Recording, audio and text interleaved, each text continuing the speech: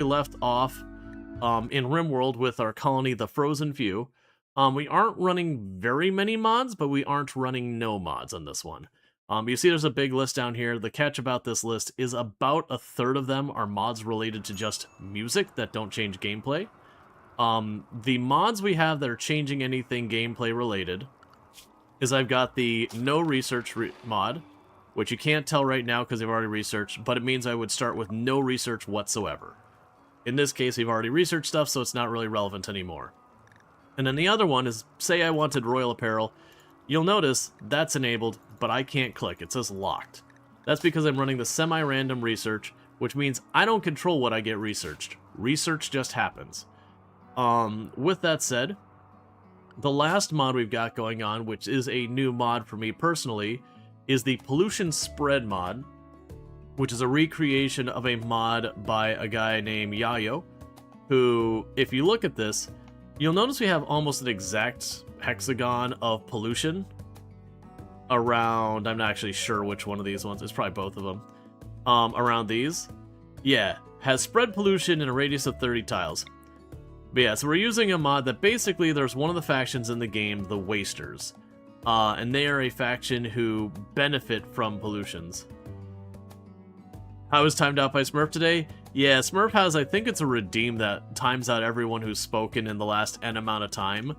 I do think that was my first time out on Twitch for over 7 years of using the platform, was just being shotgun timed out as part of a redeem, which I found to be a big chuckle. It was for like 30 seconds or 60 seconds. It was like nothing. But yeah, so you'll notice you're getting all these pollution things. So basically, with that pollution spread mod, effectively, all of these waster factions are slowly destroying the planet. So we are going to want to take them out. Now, with that said, we actually have our ship. We're just doing some last little building here, collecting some last little resources. Don't worry about the dead people in here, it's nothing to see. And the soon-to-be dead person here. I'm pretty much just collecting the last of what's in here real fast.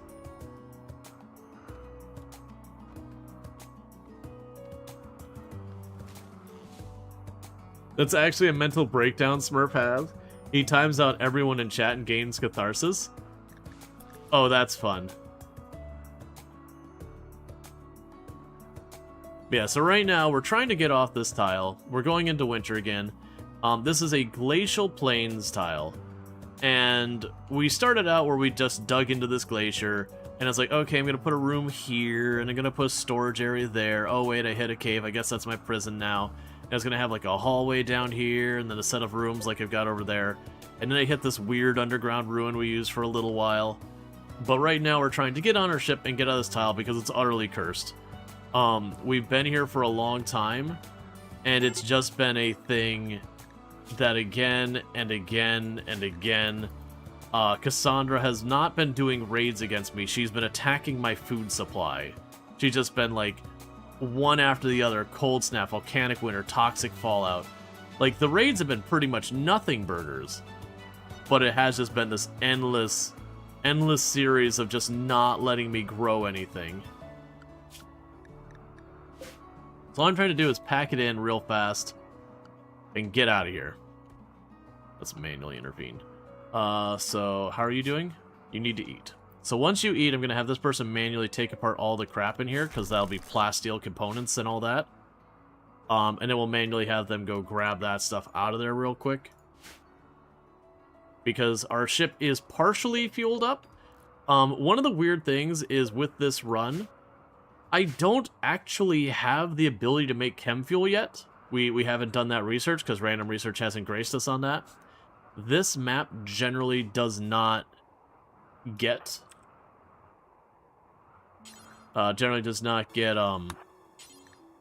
Boomalope or anything like that. So my ability to get chem fuel here has been terrible, which is what I need to fuel my ship. But we did manage to have a caravan show up, and we traded with the caravan to get all the fuel we need for at least leaving the tile. That's fine. Grab the plasteel. You can grab the components. You can grab... You won't do hauling because I gave you a title. That's fine. You can grab the advanced components. You can grab the uranium.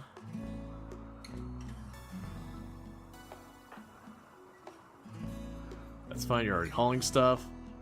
You can grab the animal thing. But so you have 5 pawns in RimWorld that's been hauling stuff from like 5 raids and hit me with another one. Best part is you didn't have to fight any of them. They just liked each other. That is one of your favorite ones, is when you have like 2 raids happen like right next to each other and they start fighting. Alright, Shaunosaurus Rex has just become a child, no longer an infant. So we're going to keep them as a colonist. We're going to put some restrictions on them. In RimWorld, if you put a child on recreation, they will spend that time learning. And properly raising a child in RimWorld is immensely powerful. It's effectively design your own pawn. So we do want said child to do what they can.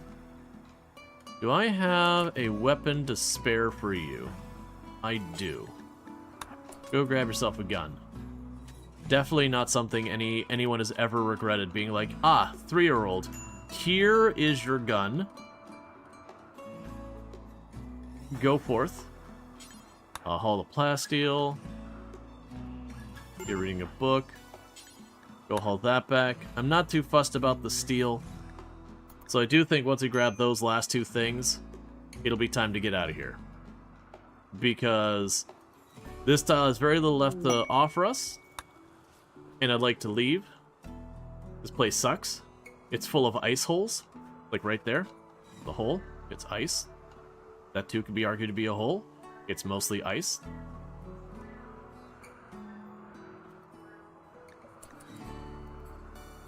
It's kind of funny how steel basically stops existing. I mean, that's the thing. In reality, when you jump from place to place in RimWorld, you will very, very rapidly... Oh, you're still hauling a stool? Alright, well, grab that last stool. That's fine.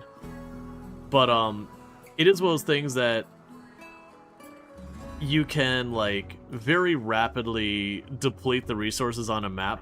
But with the grab ship, if you're traveling around frequently, you also don't care. Well, that's not what I wanted. Why did you not bring those over here? There's plenty of space on the shelves. You're set to low priority.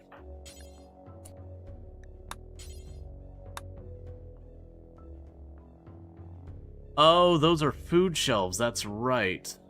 I forgot I did that. Okay. Well, I'm not leaving behind the advanced components. I could be persuaded to leave behind the uranium, but the advanced components are not getting left behind. So, critical, advanced components.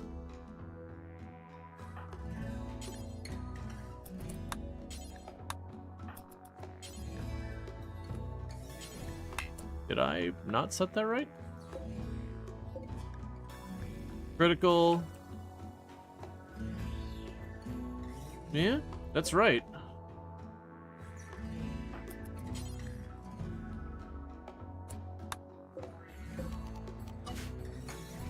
There you go.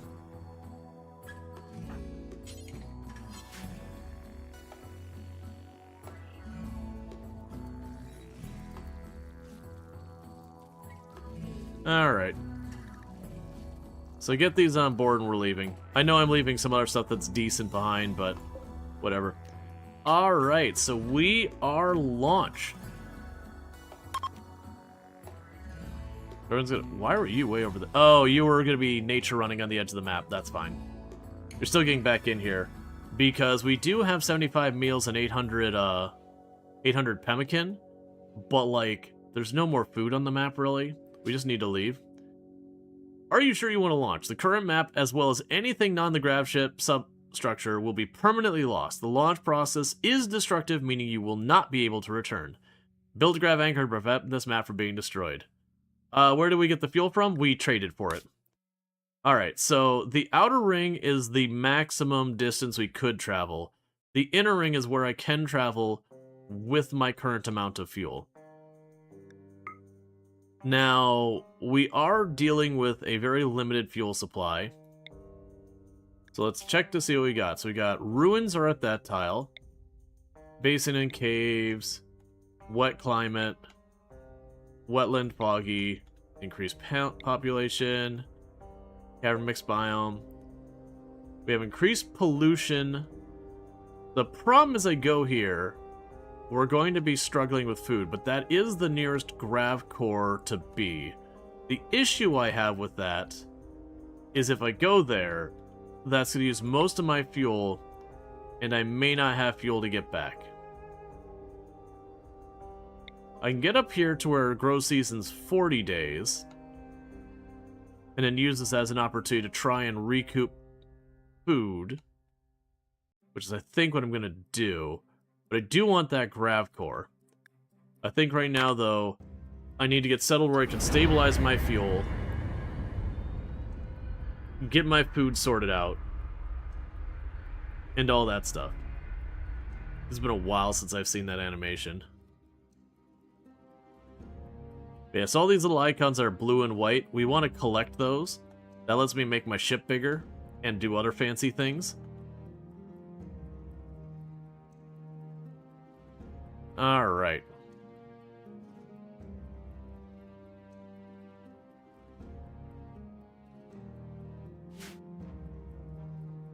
Let's maybe not put you right on the edge of the map. So I do have a geothermal right there. So we're going to land right by that geothermal. Because I do have geothermal tech.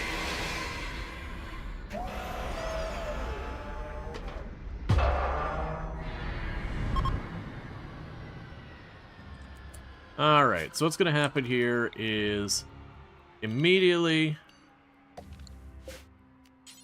we're going to have them get started chucking down a whole bunch of stuff here. So I'm going to have that.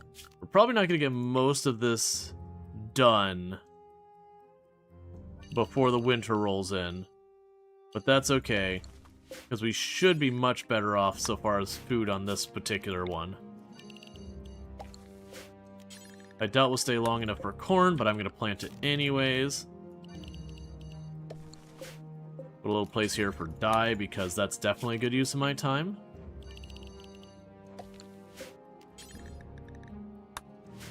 Okay, so we got all this. We can build a geothermal on top of it. Pause that for a moment. And we can slap a cable out here. We do not want you on unlimited. Let's plan for you to prioritize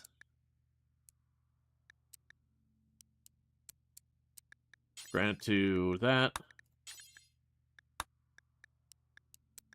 Then marble to that. Okay, and one thing we'll need to do every single time we land is create a low priority dumping stockpile. And a low priority normal stockpile. And we'll want to disable human-like corpses on that one. Alright, I do have a dangerous animal right here that will try to eat our child. So we're going to stop what we're doing immediately. And we're going to murder the living crap out of this timber wolf. It is a glacial tribe. They've just left the glacier. But that is their history, as they came from the glacial area, and now they have immediately left. And all of them will miss, despite clear weather. You're doing great, Pumpkin.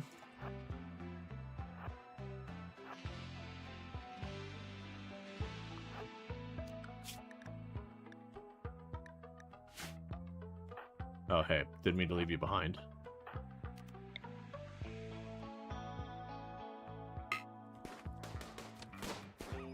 Thank you, someone finally hit it. Okay. So that's all I wanted to do, because otherwise we have to really watch our kid in the colony, because they'll walk outside and things will try to eat them.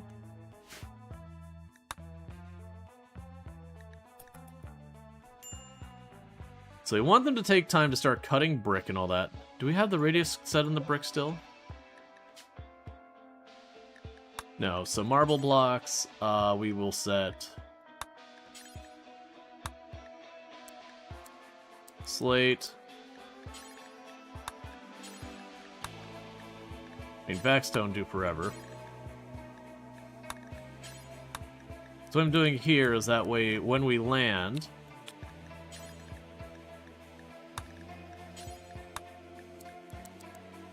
they'll prioritize the bricks I have at a higher value to me personally, and they'll start working on cutting those. So that we can slowly get stuff sorted. So we do have what on this tile? We have granite, marble, and slate. That's perfect. So then what it could do here is I'm going to tell it to not build a roof on this so we don't burn ourselves alive.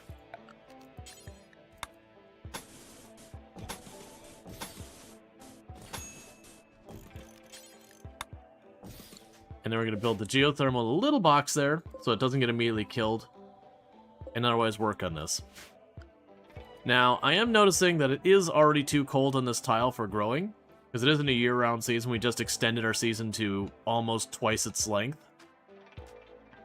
by switching tiles. But what we do have is a very large number of things we can hunt. We also have Boomalope on the tile. So if someone gets inspired taming, we do have the option of potentially getting some Boomalope, and Boomalope can basically convert food into chem fuel, which is what we need to be able to fuel our ship.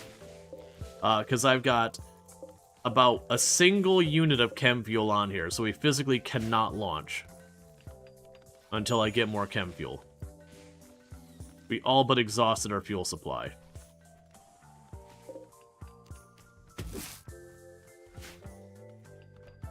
And then we also have these. Another masterwork clothing. It is a big deal when you get a production person that they're just churning out masterwork and legendary again and again, and I love it. But as soon as we get the box built, we make the geothermal. Power comes online.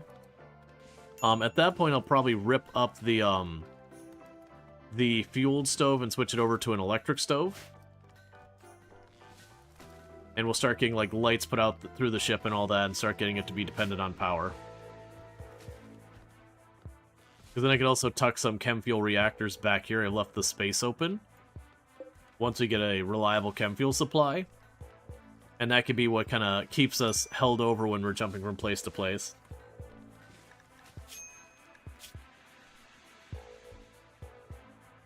Okay.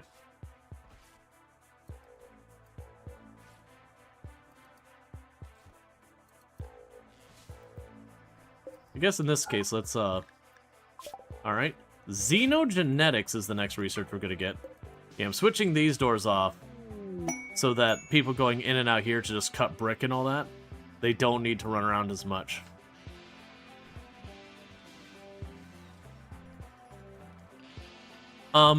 If the way I'm avoiding it is if you look here, I've told it to not put a roof over top of it. If it gets a roof over top of it, it will absolutely just utterly cook itself. But with no roof over top of it, it's just venting all the air straight up.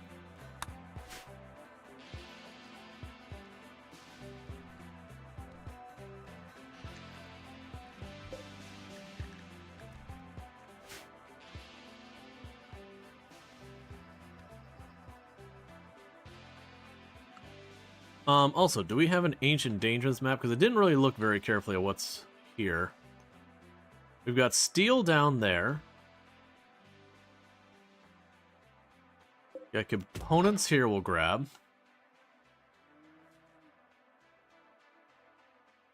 Got steel up here we might grab. Solid components on the edge there, but I don't want to deal with that. Honestly, a lot of this is all on the edge.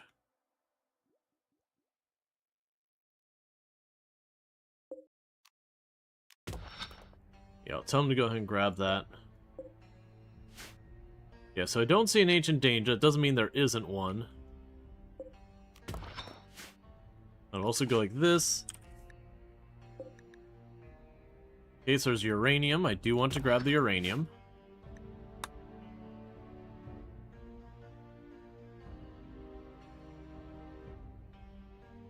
Yeah, it's possible. Usually I have an extra tile around here where I put barricades.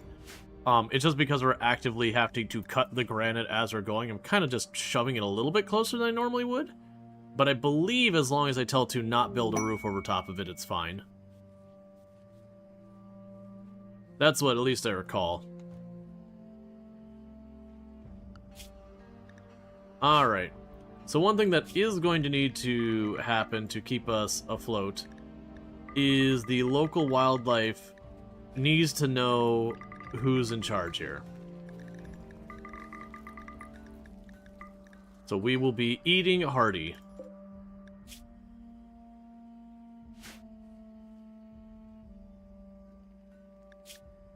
Meanwhile, let's check on our people, make sure they don't have terrible priorities in this. Okay, so hunting is just lower priorities on all of it, and there's nowhere for us to... well, nowhere I'm willing to fish here. I'm not going to the edge of the map for a couple of salmon.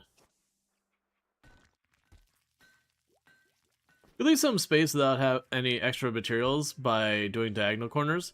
Yeah, no, I could skip the corners. I'm not too fussed by that. I also avoid skipping the corners because every once in a while, you'll get, like, weird stuff where an enemy, like, it won't be this one, but I've had, like, with this one, you know, the enemy will walk here and then grab this and steal it through the wall. They fixed a lot of those instances, but it does still happen last I looked. Like I said, not super frequently. Not like it was when Odyssey first dropped. It was like constantly having people just reach through the corner of the wall and grab things.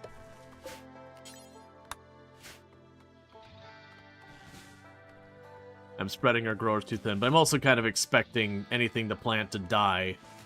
So I'm just kind of letting them do whatever.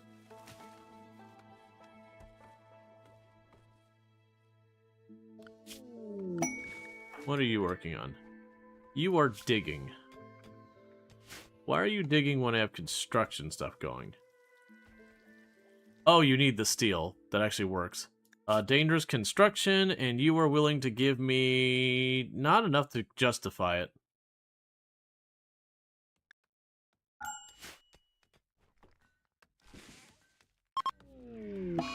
Okay, low psychic drone.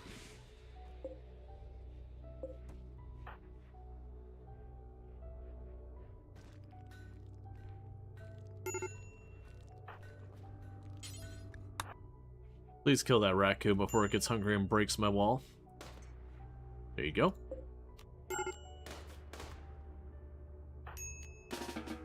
That's all I need. I just need you to chase off the raccoon.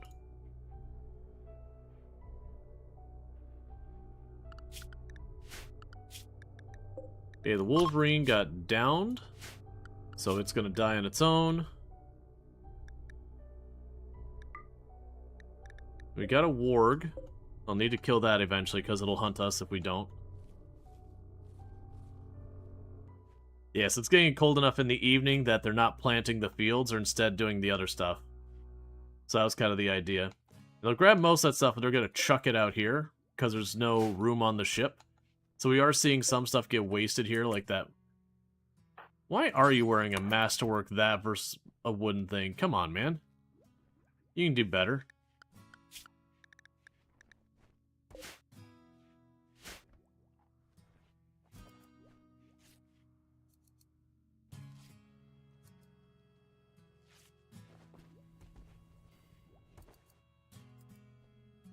Okay, and they are actively starting to build this, so that's good news. Yeah, so I definitely need more storage. Which is just what it is. So one thing I can also do is furniture. Go back here, granite shelf, put you there. Oh, that tile still needs to be removed.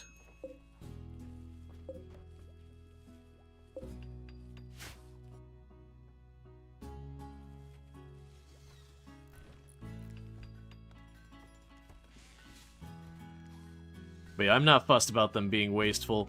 We don't have the storage for half of it, so... as long as they're not wasting high-value materials.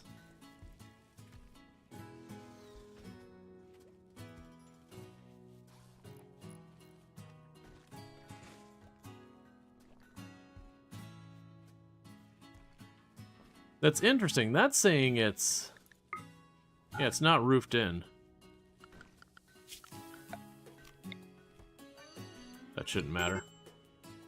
Like, it's getting bursts of heat, but it's instantly dropping the heat off too, so I think it's fine. If not, we'll poke a hole.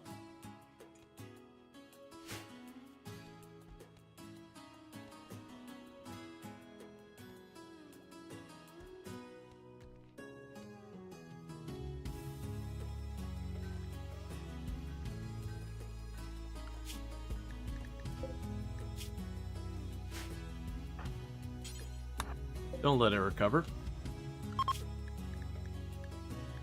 Alright, so winter has begun. Like I said, I expect we'll probably lose most... Yeah, exactly. I was gonna say we'll probably lose these crops. That reason I wasn't too fussed with the fact that they were being inefficient and going after stuff that's gonna take forever to grow. It's just the fact that that was a thing.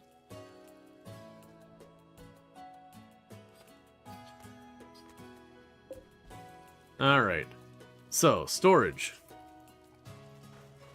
Do not keep blocks in here. I guess wood is fine. Alright, so we got a manhunter pack of rhinoceros. Rhinoceros could do a world of hurt. They're pretty tanky. They're relatively quick, and they do a lot of damage as they get on top of you. Now, we do have a lot of firepower we can throw at them, so I'm feeling pretty good that we'll just be able to hit them when they're moving and do enough damage to slow them down. And then once that happens, you know, we can just run away from them. If necessary. We might just put enough damage into them that that becomes a non-issue. Give you two ready to intercept, just in case. Please hit it.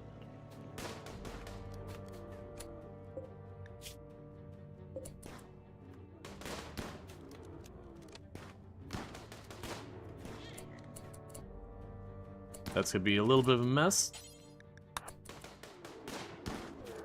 Okay, no one got hurt, fortunately. And you have a bit of brain damage, so you're probably not getting back up.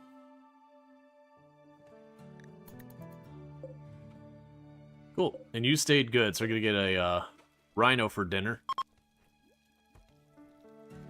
Cool, and the psychic drone that hurt our mood is going away. Grab a lot of people to haul that back in.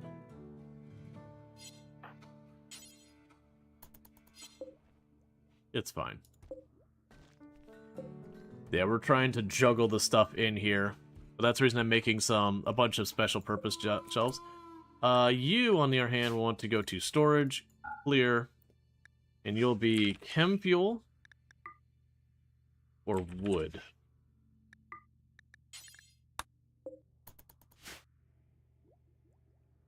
Because I am trying to make purpose-built shells for stuff.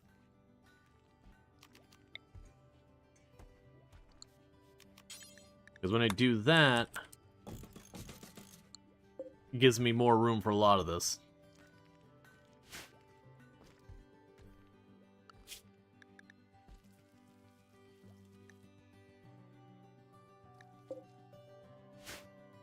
Okay.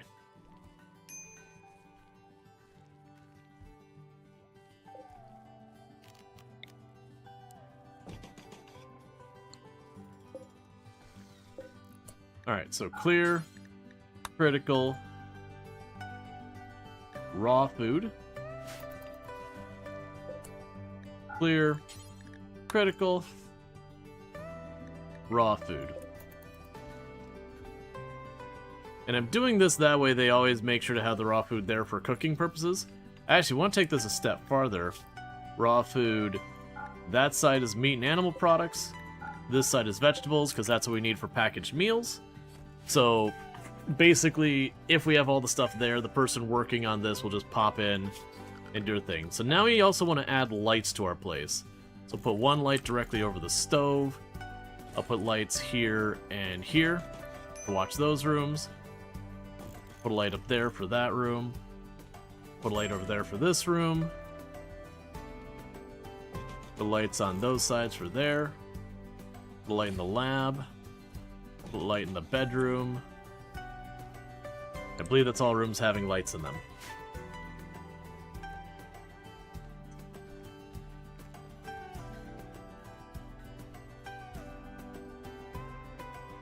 As they continue to build, we're going to be able to go to floors. Fancy totemic floors, granite. We're going to make the bedroom a little bit nicer, so we get mood bonuses from that, because we're going to be kind of stuck in this sardine can of a ship. So anything we can do to improve the overall of the rooms and all that will help keep moods up.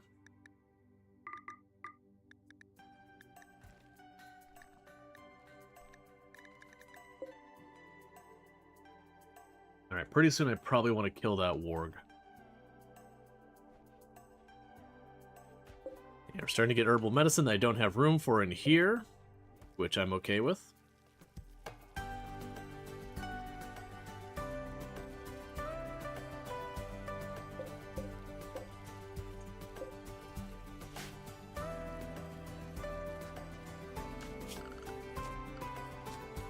Let's go furniture. Same deal, 2 granite shelves there.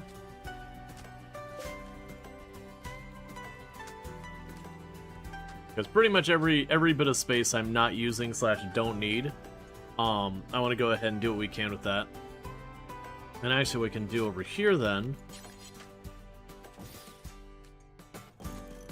is 2 more shelves in here. It'll make these shelves for like apparel. So for all their clothing stuff, we'll have that over there. Slowly start special purposing all the shelves. Alright, xenogenetics. Sterile materials, that's good for a hospital when we get there. I don't exactly have room for a hospital. But one of the good news here is every single time we finish all those researches, even if it's something I don't need, it means the possible researches we get otherwise get smaller and smaller, that we can hopefully get stuff we want. Because I want flak armor, I want biofuel. Those are probably my 2 biggest ones right now.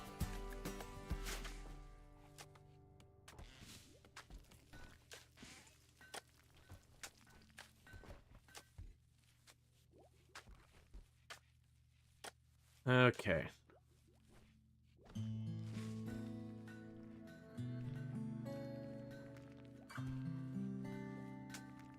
Yeah, but pretty soon we'll finish with the floor. Now, one downside of doing the floors like this is that does explode your wealth a lot, and in RimWorld, your wealth kind of dictates how dangerous the things you fight are going to be. It escalates the severity of attacks and all that. But at the same time, it's not really worth, like, min-maxing to try and do that for anything unless you're doing, like, the absolute hardest difficulties. When you're doing, like, the 500% naked brutality, wealth management is a very critical part of those runs, which is one of the reasons I tend not to do those runs anymore. It is fun to make big elaborate bases and, you know, be able to put down fancy floors and all that kind of stuff, which, you know, again, will just balloon your wealth to the moon. And it's very hard to be able to do those kinds of things on that, like, on the highest difficulty and all that. Alright, so we got a raid hitting from 2 different angles. So we got 5 people from the right, all melee. 2 from the bottom left, also melee. I think we're going to bully the one on the right first, because they are going to prepare. Which means, if we're careful, I should be able to, like, harass them and take down a good couple of them before they engage us. And if we get rid of the big group of 5 over here, the 2 should go down with very little effort. Alright, so you're going up here. I was expecting to go farther south. We do have a couple pretty long-range weapons. Unfortunately, we're a little leaning on the shorter range. So the long-range harassment isn't gonna be quite as good. But with them being all melee, they're impids, right? Yeah, I figured.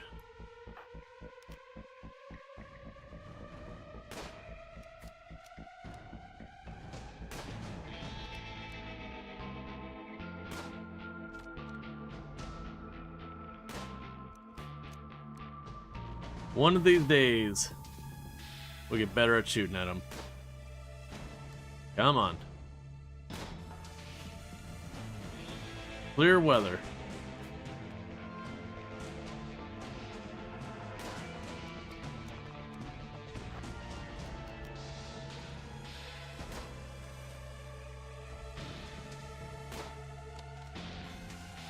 Okay.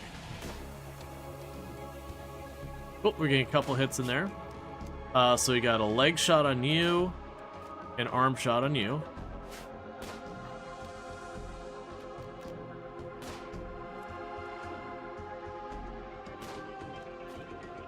Who has our bolt action? What is your shooting? Oh, you're our slow learner. Yeah, yeah. So it's just gonna take you forever to get any real skill in any of the weapons. All right, we're gonna move up a little bit. There's a chance they'll react to this because we are starting to get pretty close to their staging area. If we do enough damage, we down enough people, or get too close, they'll react. Okay, so we did take one out already. Yeah, whoever has this is really solid. Yeah, you're 17 shooting. Yeah, the person who's got our nerve spiker is just tagging stuff again and again. Hits like 2/3 of their shots. Okay, so every single one of them is injured now. I'm actually kind of surprised they haven't reacted yet. There they go.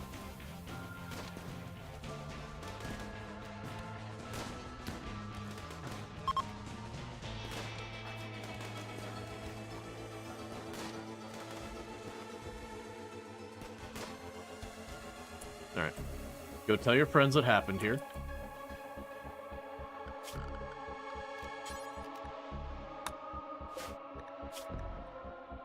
You are terrible. Your gear is terrible, and I got another fight to fight. I'm gonna not bother picking on that. Let's start moving over here. They're probably going to attack us soon.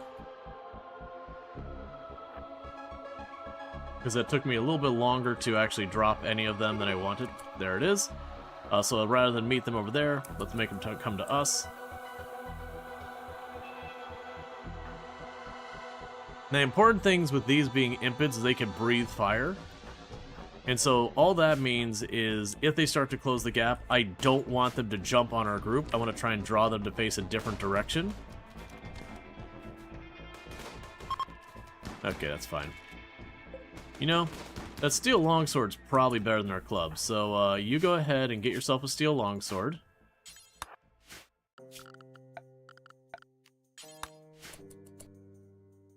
And all of you are undrafted.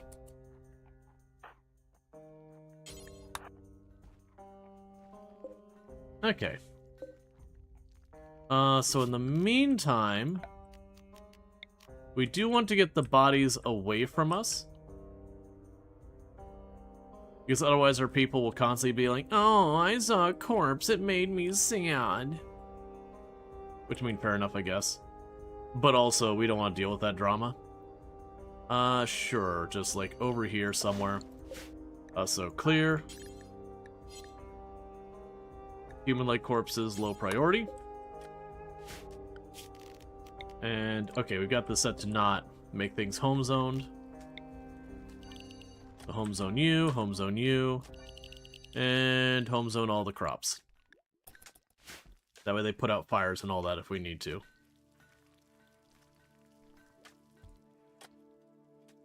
None of the rest of you had anything fancy, right? And Equa, you had a spear, it's also just a steel spear. You also have a steel spear. Nothing fancy. We're already rocking a steel spear.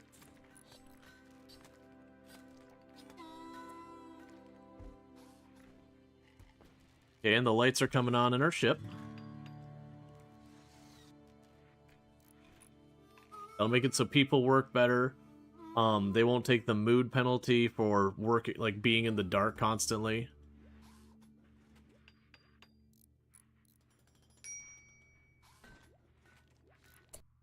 Okay, so clear, important. Apparel, do not allow tainted.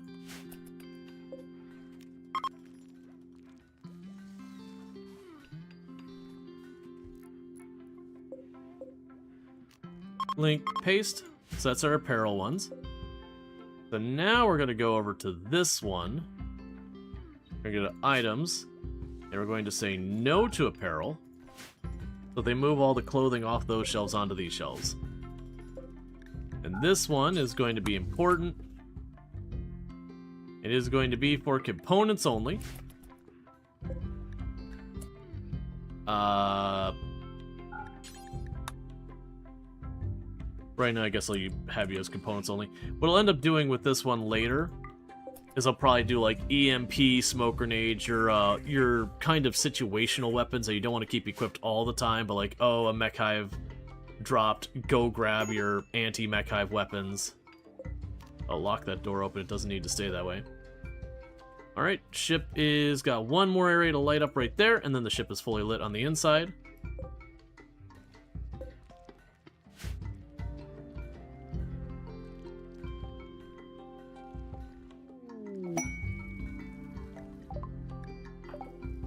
Okay.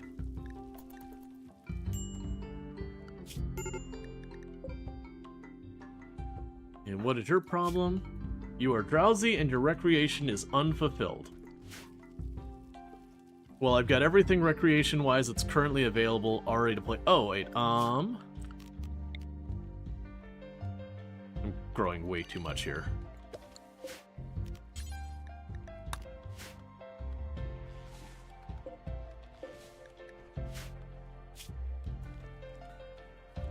And Saiti, do forever.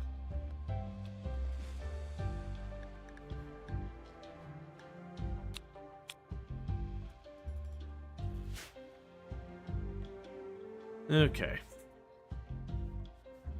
And also for now, you can stop making baby food. There's no more babies in the colony. Our one and only baby became a toddler. Yeah, so recreation's proving to be a problem for the moment.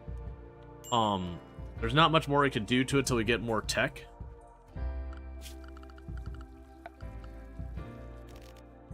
That's a lie. I have tube television.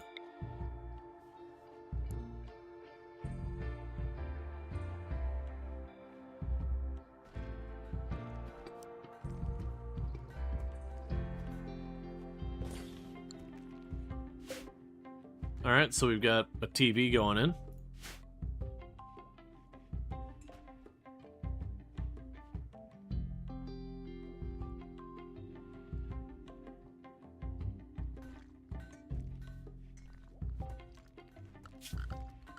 It's not a priority by any stretch, but we're gonna go to Totemic. Well, actually, wait. Let them get the TV installed. Meanwhile, we want to delete that location. They can put that over here. So it's not on the floor and people don't have to cross it. Okay, so I have a new form of recreation they could do. Because you need like 3 or 4 different kinds of recreation in your colony to keep things going. The other thing is, let's don't hold on to it if it's below 80. Then you go the other way around. Don't hold on to it if it's below 80 or if it's of poor quality. Alright, so we got batteries, so the next thing it's going to research.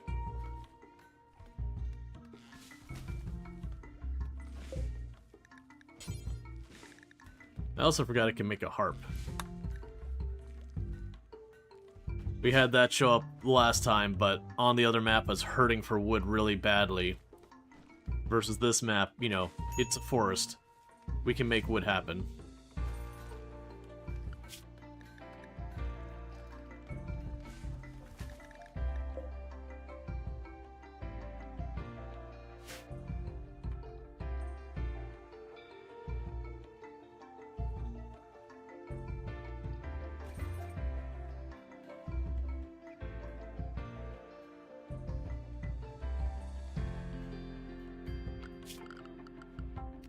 Okay, let's go ahead and we're going to continue making our ship nicer.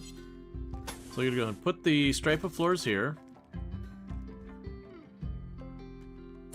Oh, that's not... Don't do that. Put a stripe here. And a stripe here. Because I've been doing that carpet in the one room, and I'm like, you know what? We can keep that pattern. It's fine. Alright, so let them work on those floors, slowly making the floors in a bunch of our front rooms fancy. Keep our builder building, getting that skill up.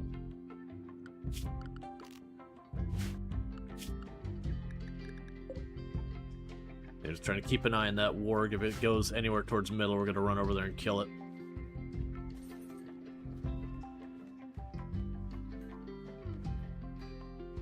Yeah, so for the moment, we're trying to get stuff planted, trying to get our ship sorted out. Alright, Masterwork Harp. Thank you kindly. That will do some good. Scourge Cluster, you're willing to give me construction, a bunch of this stuff. There will be an unstable power core and 4 guns. We don't have armor. The Militor and the Scorcher are no problem. The Lancer's no problem if we can draw it close. An unstable power core is always a nice win. My only reservation is I do not have smoke grenades or EMP, which does mean once we go to engage the actual guns, pretty much it'd be me trying to outshoot the guns, and they can one-pump us without armor. Cool, biofuel, all that. I don't want goats. We'll tell them to auto-slaughter the goats. And we'll say yes to the unknown signal. Because I will poke the anomaly stuff just to have it going on. Alright, so with that, we can actually get rid of you at this point. Alright, we'll deal with the monolith later. So, mechs, shred forever. Do I want to put the bolt actions on the list? I can actually make a smoke grenade launcher. So let's make the smoke grenade launcher. Just one of them. Okay, so you're going to, instead of being components, you're going to be smoke grenade launcher.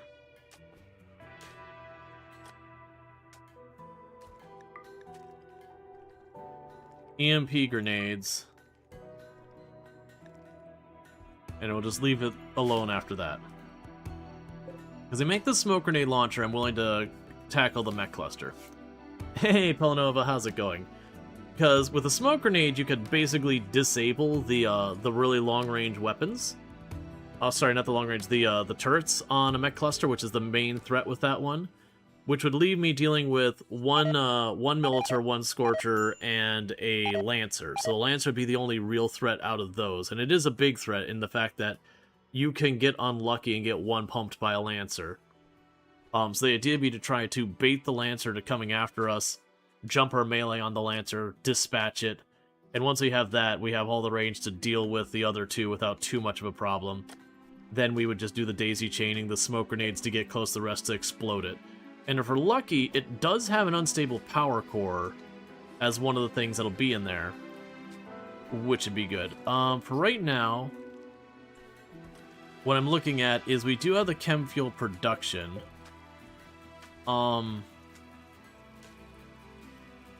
There's not, like, originally I was going to put it where that machining table is. I guess we just put it back here. Because I was going to save that for the chem fuel power. Is there a bench I really don't need? Oh, wait. That's right, you get a bonus for being in the lab. I'm actually going to go ahead and, with the research we've got going on, let's disassemble one of our benches here, because those are about to be obsoleted soon anyways.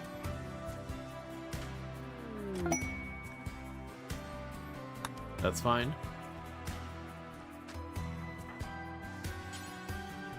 So, disassemble that research bench. You benefit from being in a lab. So we can move those things around. And we could reinstall our machining bench down there. And then with that all moved around, once we get our biofuel processing, we can put it right here.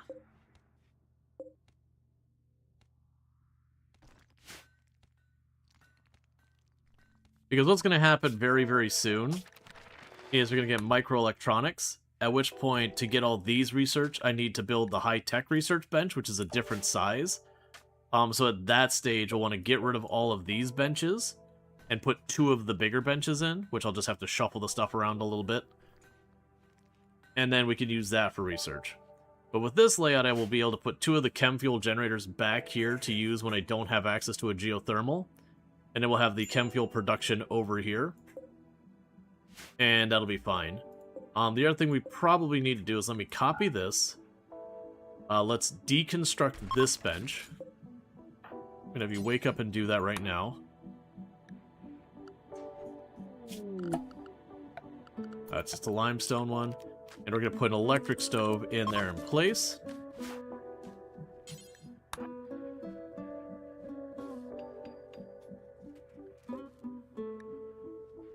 Well, that's annoying. It's fine. Chemical bills due until you have 20 of any meals. Baby food due until you have 10. Don't actually do it though right now. That's just to have it there. Package meals due forever. And Sci-T due forever.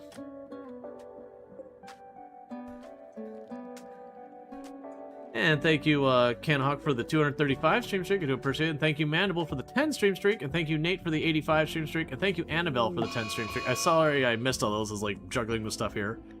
Flash Storm, we don't care. Yes, we do apologize for missing those stream streaks. It does mean a lot. Alright, so get that included in here.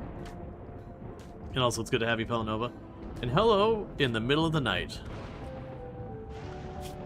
You're really lucky I cannot remember the rest of the lyrics of that song. Alright, well, before the fire gets out of control, let's grab everyone up here. I want to deal with that warg real fast. If we get rid of the warg, then I can just simply neglect having to worry about the hunters and all that until such time that something else dangerous walks into the map.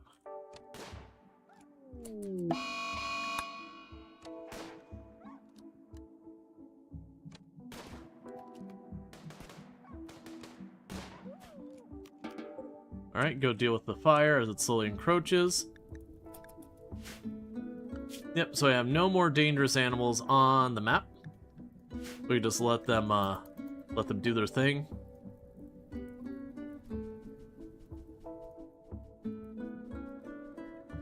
And you got enough people to fight the fire, so that should be fine.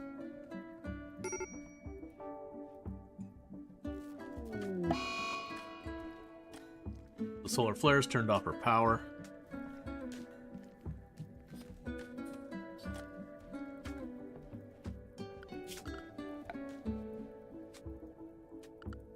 Alright, we'll go power. Chem fuel plant. I'm gonna put it there, but I'm gonna pause it right now. Actually, no, we will let it build, but I'll turn it off. Biofuel refining, and now they got AEDs. So production, biofuel refinery. We can go furniture.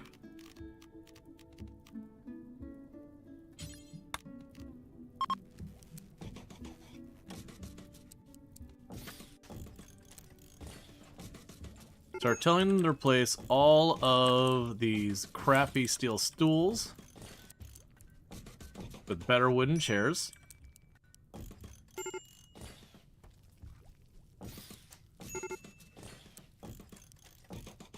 Which will just take time.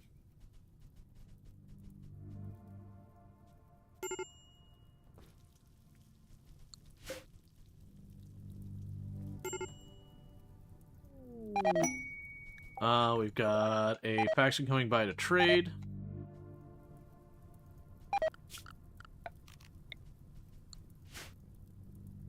That's fine. Eventually it'll start raining.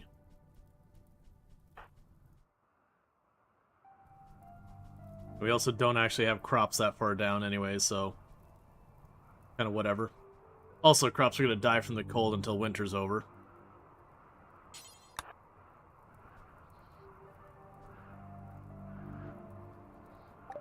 Okay, so take the goat juice. I don't need that.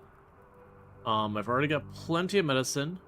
I'll take the Nutramine because that gives us the medication that we can use to make ourselves immune to some of the more dangerous diseases. Probably give you the animal pulsar. It's a pretty good piece of tech. I'm not giving you my masterwork heart. Why would I give you the masterwork heart? That's fine. Oh, it's because you haven't installed it yet. So haul that back.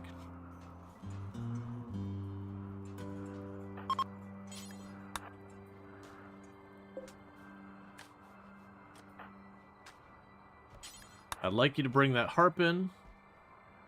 Hey, Psychotic, how's it going? A ship since we last gone? Yeah, we still have the problem of like I just now getting to the point where I can produce chem fuel, but that's okay. We're working on it.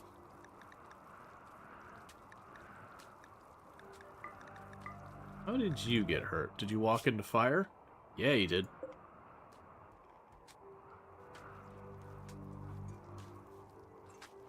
But yeah, so we're working on making our ship nicer.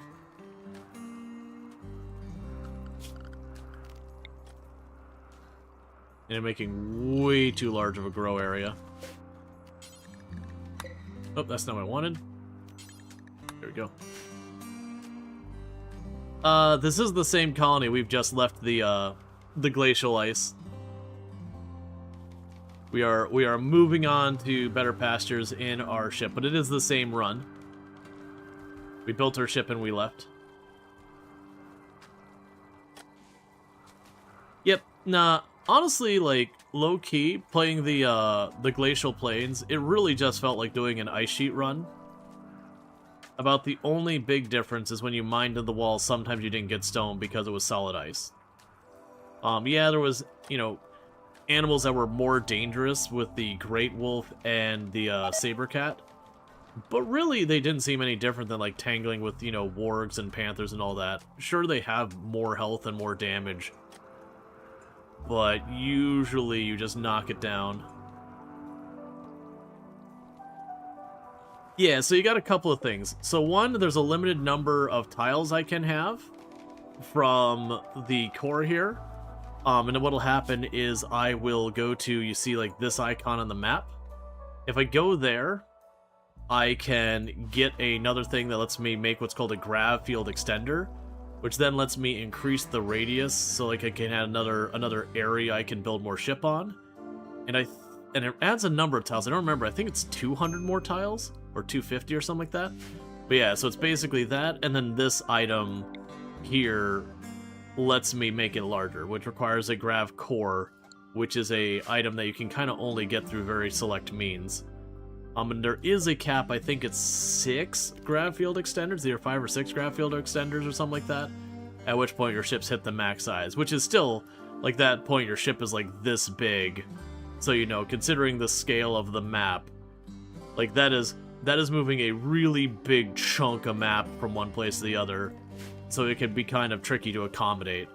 But the game does have a thing, like, say we're trying to land on that map I was playing the last one where it's, like, the river going through. It will actually cut a chunk out of the mountain to make room for your ship.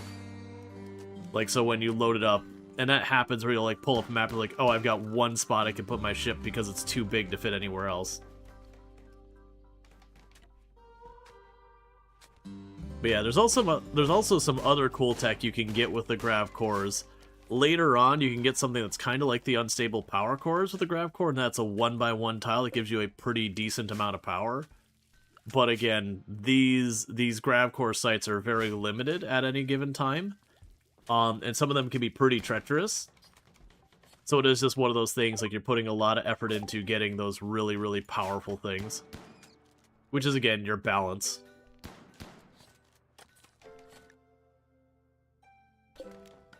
Okay, so pretty soon, we're going to want to take someone off of research if you don't have passion for it. Which will probably be psychotic, but in that event would probably make you start hunting and hauling as your priority, which is fine.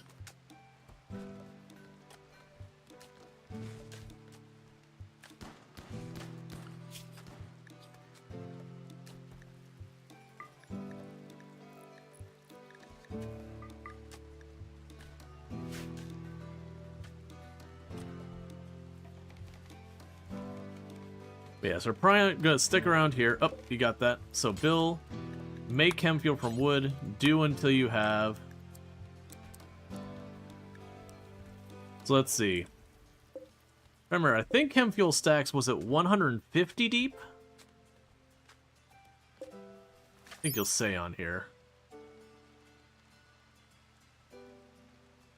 Doesn't say how much it stacked, but I think it was 100... No, it was a shelf, I think, carries 150 on a shelf, and it was 50 per stack, and you get 3 stacks in there. Because usually when I'm setting up how much I make of the chem fuel, I usually base it by, like, how many stacks. You think almost everything stacks 75? That makes sense. So 75 times 3 would be 225? But yeah, I remember setting the chem fuel thing for however many of these shelves I had for chem fuel, that I would then tell it to make that amount of chem fuel.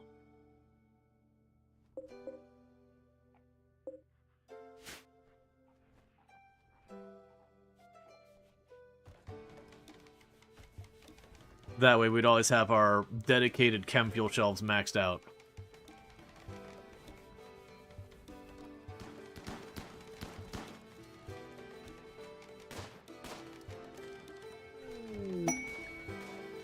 A masterwork chair. This furniture is engraved with an image of Nexio TLG chatting with a tepid mage with a friendly smile. 3 dentists are involved in the conversation. The scene takes in the outskirts of town. This depiction refers to Nexio attending Tepid Mage's party on the 4th of April, May.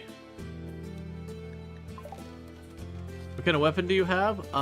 You are using a Nerve Spiker. It's one of the weapons that comes from Anomaly. Basically, it's a little bit on the weaker side, really good range, but the thing it does that's special is it stuns the enemy for a second or two. And it's got a very low cooldown on that stun. So you're great in kind of disrupting people who are using really long wind-up weapons and stuff like that. So I have turned off the chem fuel generator. We can have that on whenever we need to do stuff that I'm not going to have access.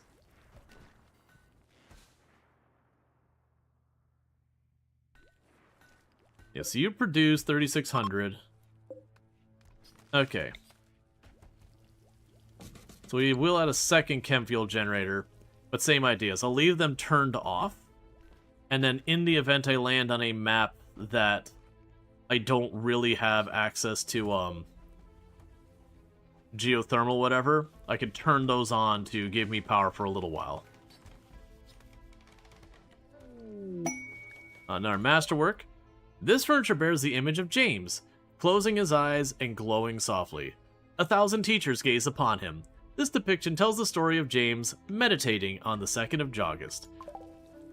To be fair, James is a fast learner with great memory and a hard worker.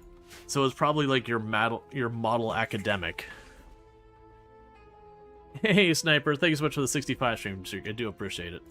Alright, so turn that generator off. We don't need it burning fuel unless we need it.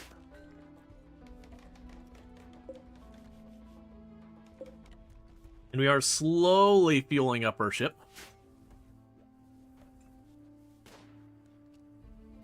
Those teachers must have taken forever. Obtaining all human knowledge is just a time-consuming process.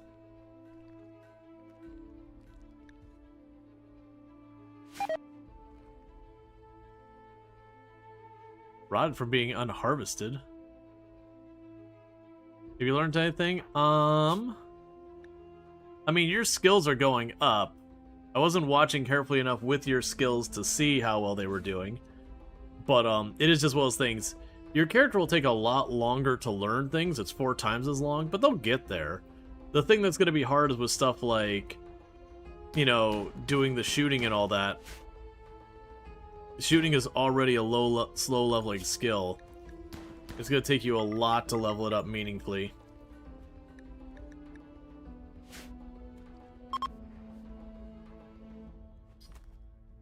They're on the fence of the crops dying.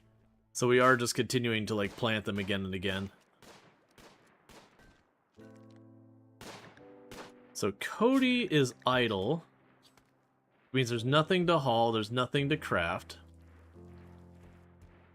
And then you're melee, so you can't hunt. There's nowhere to fish.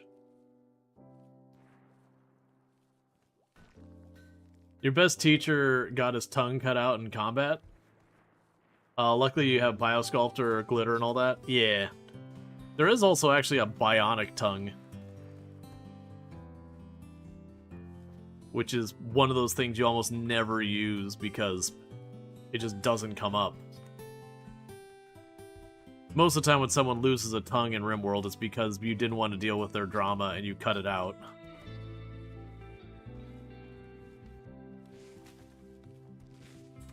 You also playing semi-rand research? Yep, that's fair. So you work with what you get. So distress signals, so we're going to put a stripe here. And here. And there. And there, and there. And there. I'm kind of giving that striped pattern a go. That sounds reassuring. Hey, we're just giving a voice back to those who lose it. Or denying a voice to those who demonstrate that they can't use it in a way that's reasonable. I.e. misogynist, meandrist, and all this. Oh, you want the ideology thing. No beds or works facilities allowed. Must be floored. And have 25 tiles. Okay, alright, so we're gonna have to pull this up and move it over here. Ideology-wise... Oh, it had to be a grand one, didn't it? Ooh. Okay, so I can't actually facilitate that right now. Because it's a 3x3 and I just don't have the space. We're just gonna eat that mood penalty for a little bit here. Luckily, it's only a -4. So it's not the end of the world.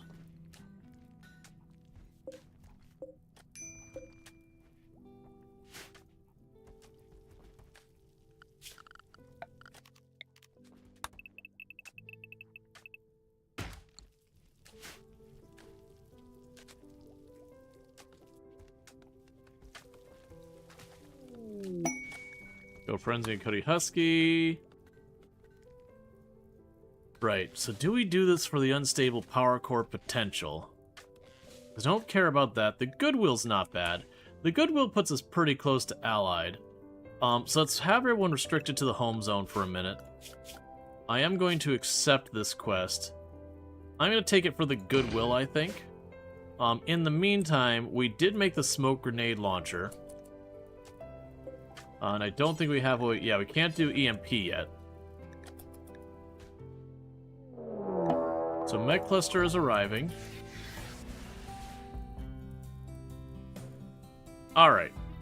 So this might work out really, really well. So what we could potentially do here is... Once this fire finishes burning up, I can use the smoke grenade launcher to smoke grenade my way to getting past that turret.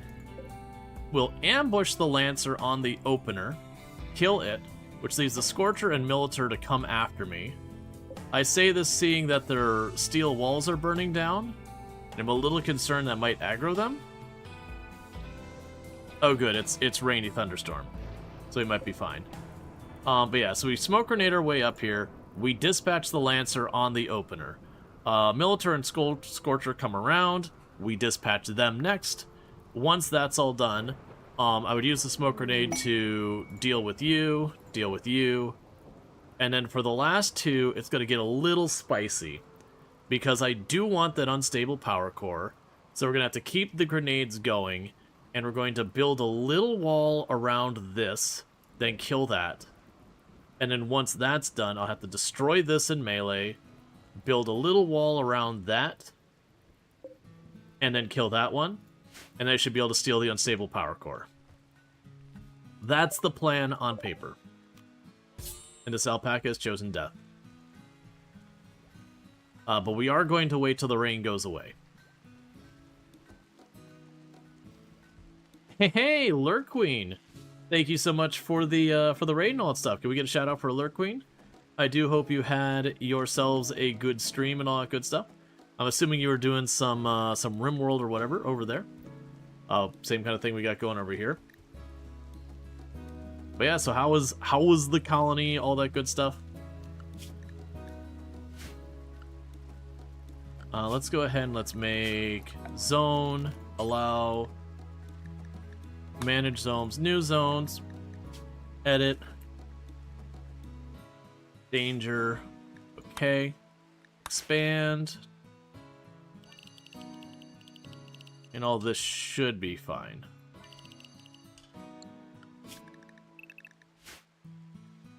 Let me go ahead and get the shout out for Lure Queen. Yeah, also doing some RimWorld. Let's see. Doing a generational run, trying to see how many generations of pawns you can get. Neat. Right now, we're just kind of doing a generic, like, Odyssey thing. We started out with Glacial Plains, and did that sweaty tryhard for a little while because Cassandra wasn't, like, attacking us with actual raids. She was just murdering our food supply again and again and again. To the point that it was like a real struggle to keep anything going. But we are doing like random research and all that, and we finally got to the point where we are able to take the ship and do stuff on the world. I want to do more Odyssey things because we did a lot of Odyssey right when it dropped. In the last couple colonies, we haven't really done much Odyssey stuff. So we're kind of exploring the world. Oh yeah, let me update the title, because when we started the stream, we weren't able to get fuel, and we did just get access to that. So that title is slightly behind. We happened to get lucky, got that sort of pretty good. You still find it how Randy Random is the nicest of the storytellers, because Random that is either better than the other storytellers. Yeah, and that's the thing. On the average, Randy is the easiest storyteller. Every once in a while, Randy gets a little bit of an attitude, a little bit of a spicy mood, and can, in the individual instance, be the worst. But on the average, Randy is almost always the easier pick.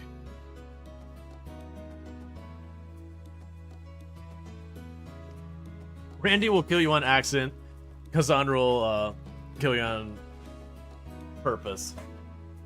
Phoebe lulls you into a sense of safety and then crushes your dreams.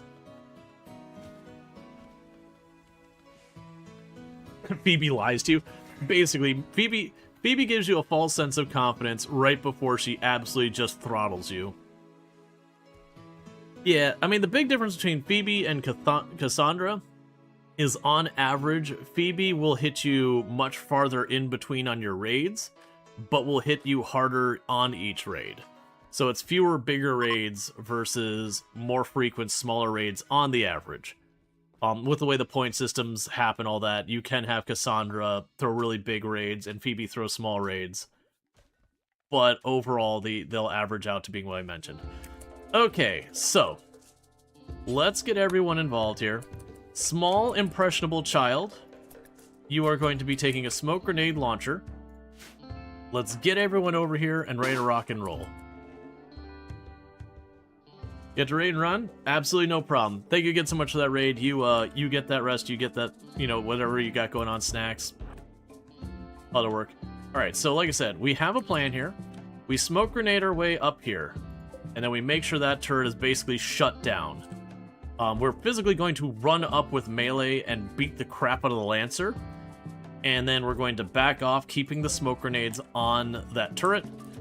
Deal with the Militar and the Scorcher. Once that's done, we can take our time. I'll smoke grenade around the corner to deal with the mini slugger. And then the spicy part happens, which is I'm going to, while these are alive, pour smoke grenades on them, build a wall around the side of this, then kill it, because we want to get the unstable power core. And that just takes a little bit of work. But the first thing and most important thing is I need to get these loose weapons on the outside sorted. So, small impressionable child, smoke it up.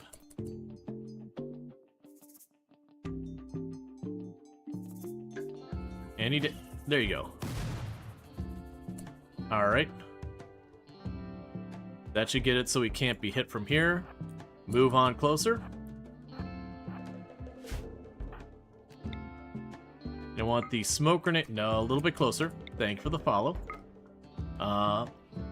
Welcome to streaming also. You love the shirt? Yeah, thank you. For those that didn't catch, it's a Ahsoka Tano, so it's a Star Wars shirt. I was not expecting that to wake you up. Get on them right away. The good news is that does disrupt the accuracy. So get in there now. You keep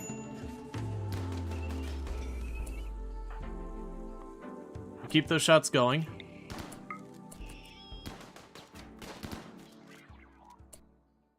Okay, back off.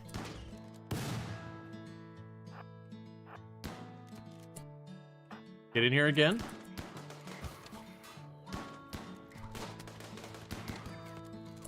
No, don't go over there, buddy. If you go too far off to that one side, you no longer have cover of the smoke, and you're gonna get lit up. Please, stop running around. Alright. Before you do that, you start putting out that fire. It's already gonna explode. Okay, so it didn't explode, so that's good news. Alright, so we're okay. So you two serve no purpose here. Go home. And you took a bad hit, so you go home. You lost your leg because that Lancer got a shot off. That's pretty bad. So you tend that. The rest of you, we're not done here. So get these smoke grenades up here. So that was definitely a sloppy opener. And that's because I got caught off guard because I didn't remember that hitting the smoke grenade so close to a gun causes it to gain aggro. And despite the smoke grenade, we did get unfortunately unlucky and had the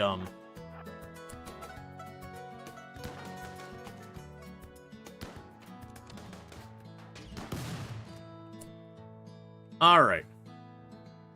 So, with this, what materials do I have a lot of? I've got marble brick. Let's actually not use the marble brick. No, that's fine. We'll use granite. How much granite do I have? I have enough. Then go here. So what we're going to be doing here is I'm going to go granite, granite, granite, granite.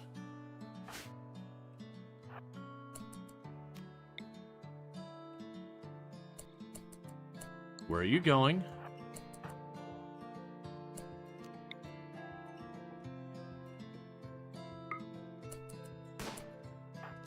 So you all get out of here.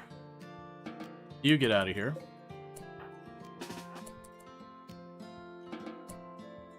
Alright, so unfortunately, you're one of the ones that got hurt real bad. Alright, so different plan. You all get out of here.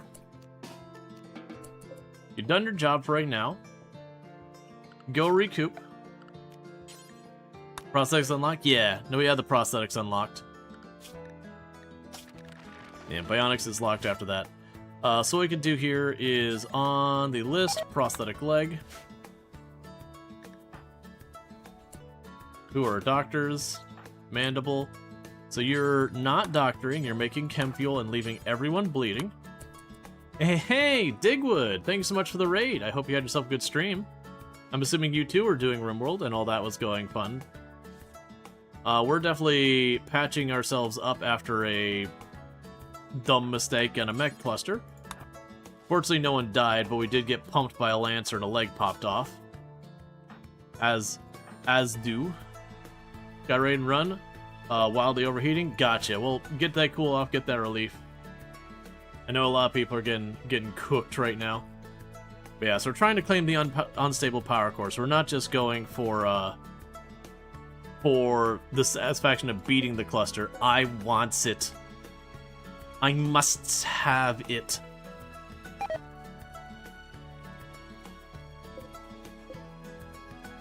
So that will actually deconstruct that chem fuel generator. But yeah, so to go check out Digwood, does a lot of RimWorld among other things, so definitely something worth checking out. So is everyone patched up? That's good. We'll give him a minute to recover. Because then the plan will be we go back over here. What's that icon I'm seeing? Oh, it's the alpaca that's self-tamed. We're gonna go back over here. Genosaurus Rex will lay down the smoke grenade while we build a wall around this side of the mini slugger. We kill the mini slugger. We repeat that process over here. I'll have to go melee the mech node down. And that should give us the access to the unstable power core. And the reason I'm building the wall here is these will sometimes explode when you kill them. By putting a wall between the unstable power core and that, it should protect the unstable power core from getting caught in the explosion. But, you know. Alright, so we're going to get that prosthetic leg built.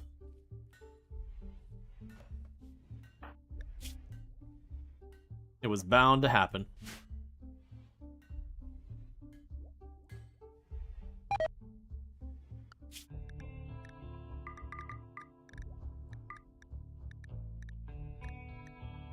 Okay. You've got a bunch of food rotting.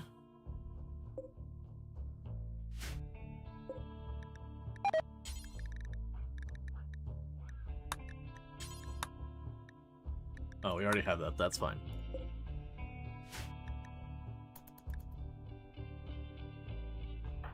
Yeah, so this is the one we want to heal the most. Bulk trade's good. Cool. You truly believe that overheating is a meme this summer? Like, everyone in the region is just lucky, which is unlucky.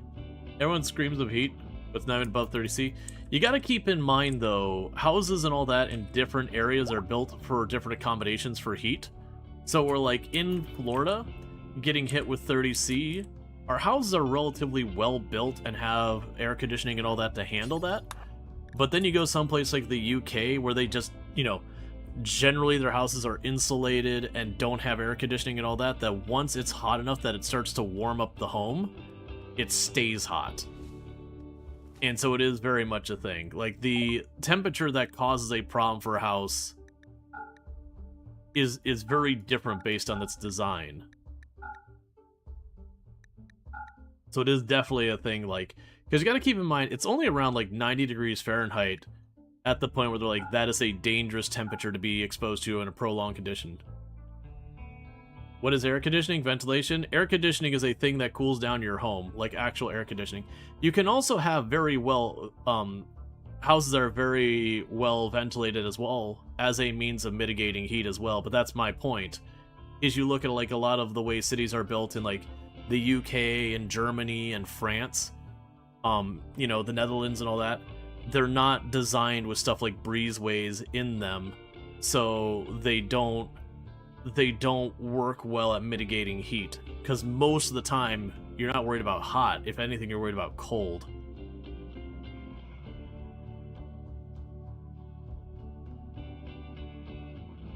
Well, that's, I mean, code is a different thing. Like, that's the thing. What those homes normally run into, I mean, you get ACs, but it's not even the hottest months. People are already crying.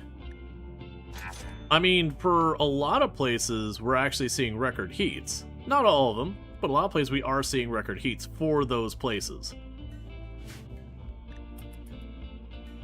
We don't need to be dismissive about it.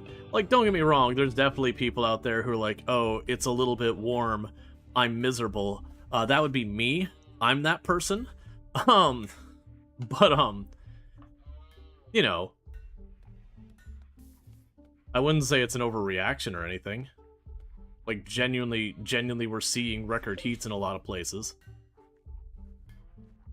I mean, it's literally to the point that they're putting out messages here in the US being like, be ready, we're expecting rolling brownouts and all that as our power grid gets overstressed from everyone trying to get air conditioning and all that. Because they're expecting widespread heat at a higher level than we're used to seeing. Like, it is a thing.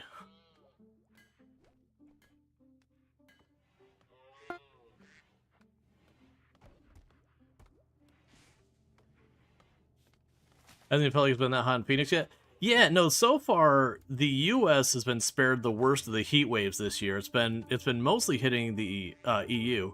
We're supposed to be getting a really bad heat wave coming through the area. But it hasn't happened yet. Okay, so it's not you. Who lost your leg?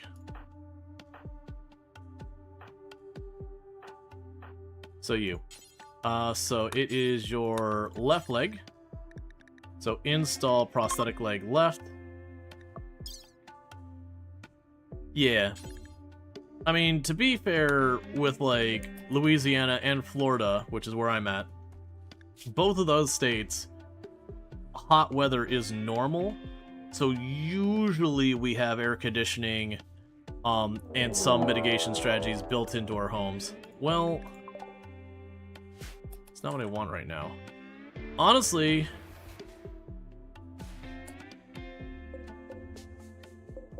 most likely, that's not happening.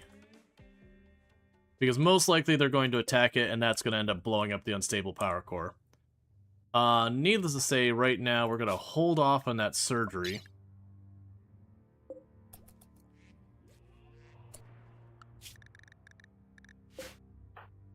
Yeah, let's go to health and just cancel surgery entirely.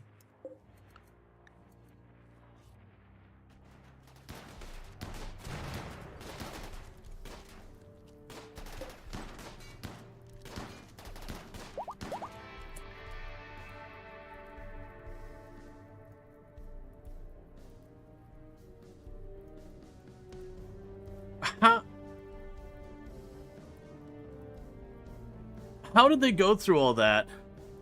No precautions, no EMP, no smoke grenading them down, no anything, just opening fire on it. Not only did they hit it and not chain react into explosions, which is impressive enough, but with all of them using relatively inaccurate weapons, didn't hit the unstable power core once. That's genuinely surprising. Okay, so you got lit the heck up.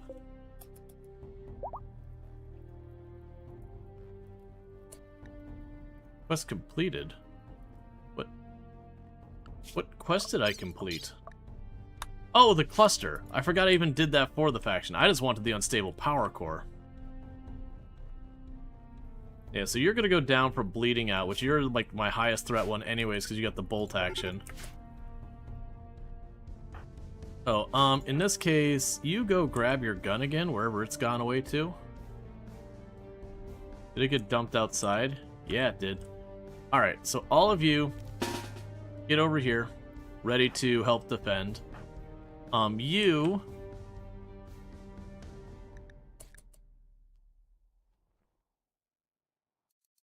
Where's Mandible? So you're inside, where are you? You're inside. We're just gonna chill inside here for a minute. Because you're gonna bleed out from the injuries you sustained already. Oh, there was a second whole group of them. Alright. Let's go ahead and have everyone run inside for just a minute. And we'll let our wonderful, wonderful neighbors deal with our problems.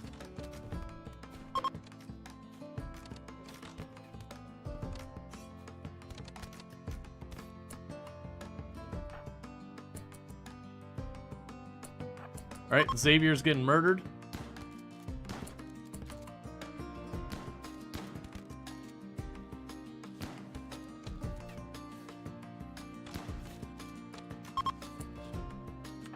That was weird the way it worked.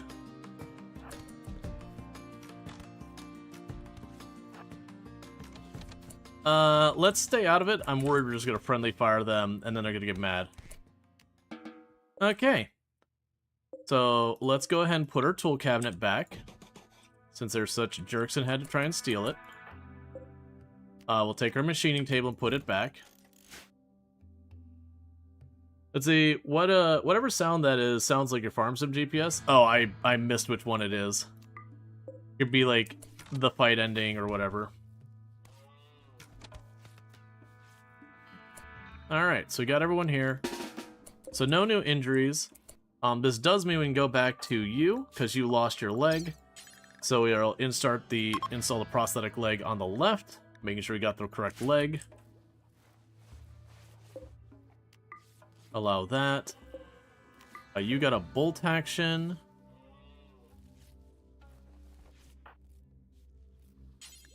If you grab the bolt action for yourself.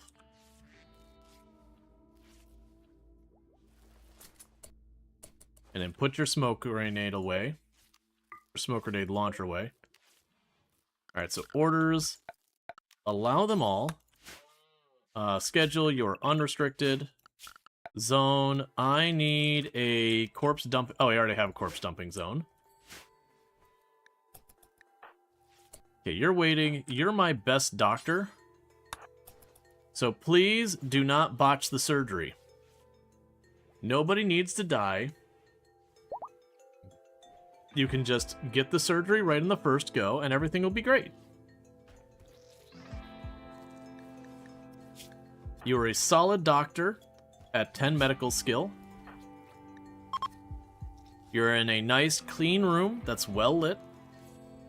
You should be fine. Thank you. RimWorld, the, like, frequency you end up botching a surgery is alarmingly high. Okay, so with that, we're going to prioritize deconstructing this. We got Masterwork shorts for our kid.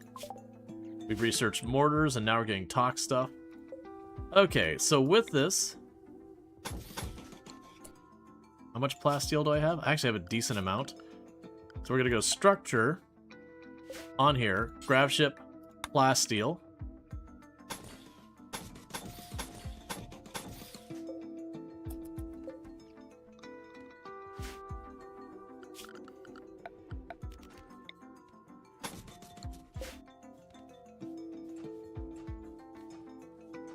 We're going to quickly replace that spot of the ship because I'm going to put the unstable power core in there, and I'm going to seal it in the wall.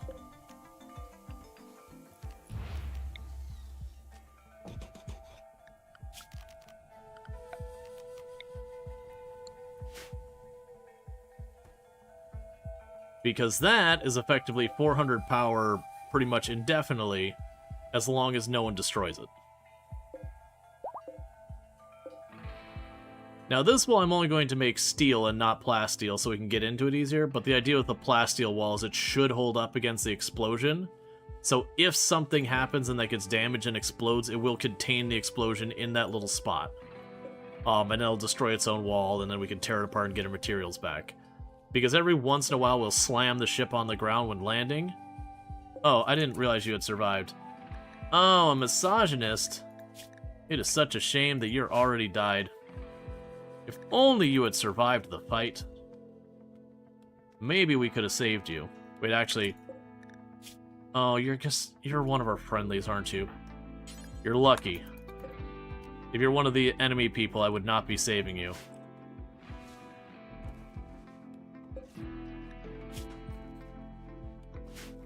But that is effectively free relation. So, fine.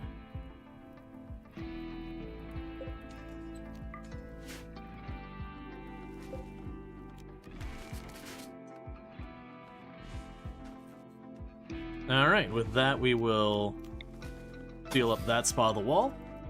And that means I got myself a nice little unstable power core shoved in my ship.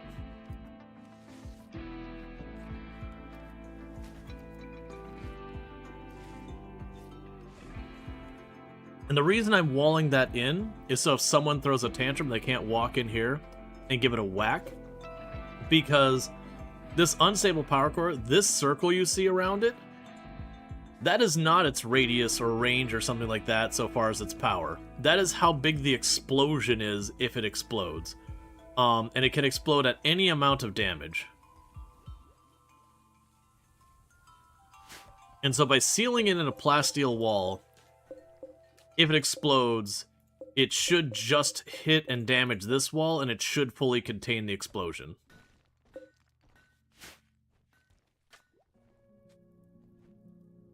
But if it does get damaged, I still want to be able to pop a wall down, go in and repair it, because the risk of it exploding gets higher and higher as the damage gets more and more significant.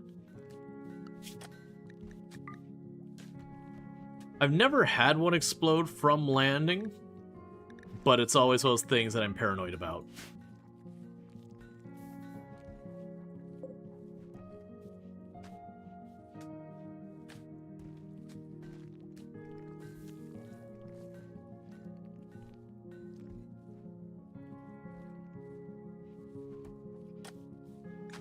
Okay, and honestly, with this room, let's make the kitchen have sterile floors so it stays clean longer. As I'm finishing this, I'm remembering I actually want sterile floors in the lab. We'll deal with that once we're on the higher tech benches. Then we can worry about expanding again.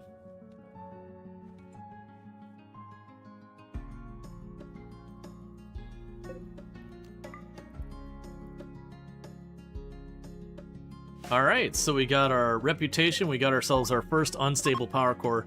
And like I said, the magic of the unstable power core is it's basically infinite energy. It's 400 watts, but there's no fuel cost, there's no ongoing expense to it.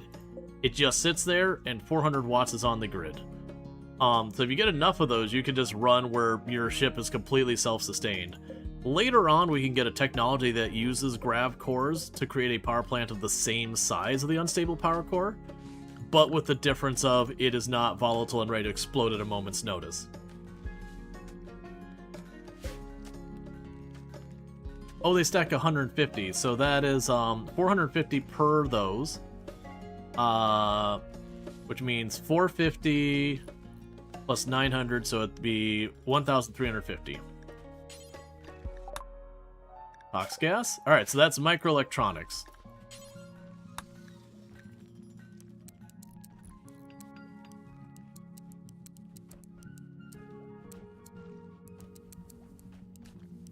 Okay.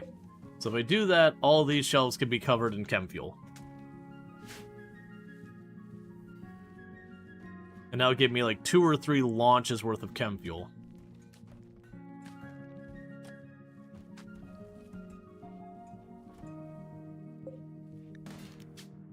Okay.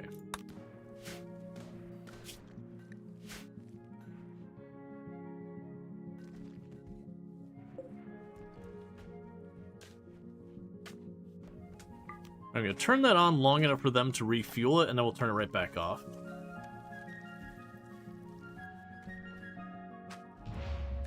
That's not the right button. Cancel. Turn it off. Nah, I did it already. Try again.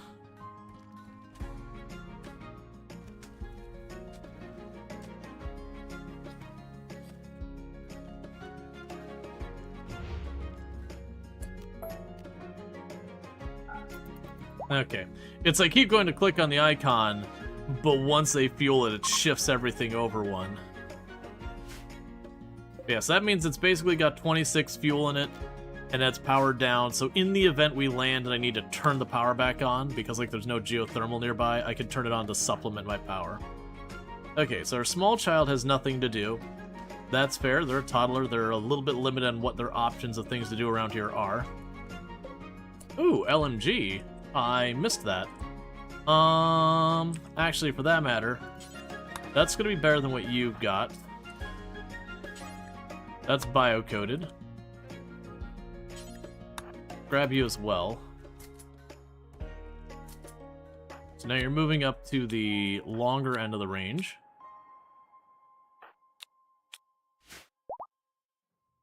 Yep, so because we tended that person and let them go, we got an extra 13 reputation with their faction for saving one of their people.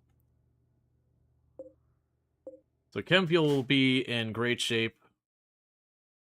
We're cutting down more trees for more wood, and we're just kind of waiting for some of these crops to come in. Because our ship should be long since ready to launch again. So then, I think the plan will be is probably go up here towards this one. So this one's built in the desert. It's a cold desert, though. Only stays warm enough for us to grow stuff for 35 days out of the year. And it doesn't tell me what the threat is on this one. It's an ancient stockpile. So most likely we'll have like a compound to work through. I want to get that grav core because one is I want to seal in that weird gap in the back. And that should give me enough room to expand out to get like another room or two on our ship. Eventually we'll want to make some type of defensive position built on the ship. Broadly speaking, I found building a short-range defensive position to be a lot easier on the grav core. So something based around using stuff like the heavy SMGs and the chain shotguns. Tends to work out pretty well. A lot of times you tend to want stuff more assault rifle range when you're like doing a normal base, but with the limitations of the grav ship, you can certainly make them. You just end up with these weird grav ships where you have like this big part of the grav ship, another big part of the grav ship over here, and like a connecting spot in the middle.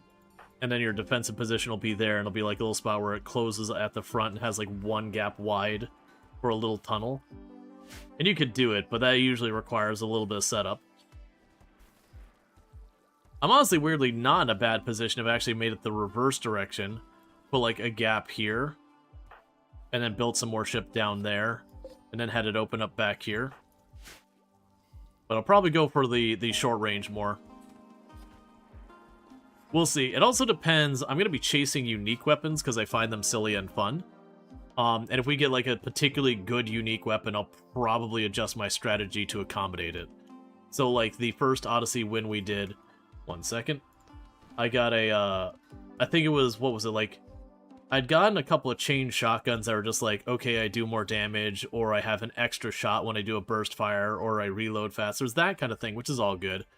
But I want to say I had 2, like, heavy SMGs, and I had one that was, like, EMP rounds, extra accuracy, you know, faster fire rate or whatever, so that I could get more rounds in the air and stun things more. And I think I had one that it was, like, armor-piercing extra damage and then, like, toxic shots. And the toxic didn't really end up doing anything because we were just killing stuff too fast for toxic to be a real concern. But between those 2 heavy SMGs, like, weirdly, I was just outranging stuff with an SMG and just causing mayhem with them. So you'd have a mecha to keep getting stunned, while the other one would just shred the armor.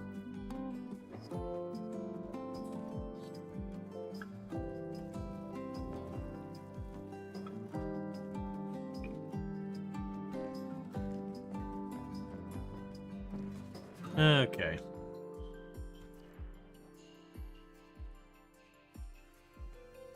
And you'll see we're depleting our food supplies here, which is not a shocker in any realm. We're just hunting aggressively to keep our food supplemented for a minute until we start pulling our crops, which is just now beginning to happen. And that'll let us start making packaged meals and all that, which don't expire, so we can just keep those going. I actually have a pretty good pile of packaged meals going on in here.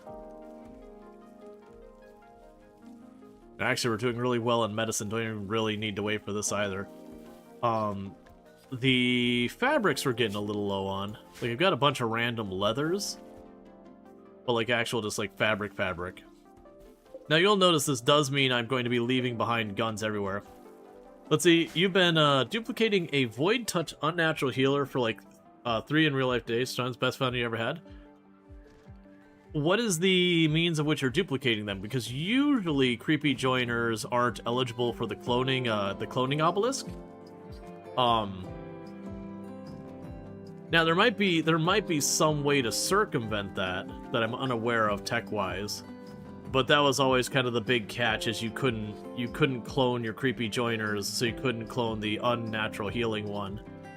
Unless you went to the very end of the game and you did like the anomaly ending, I don't think unnatural healing shows up there.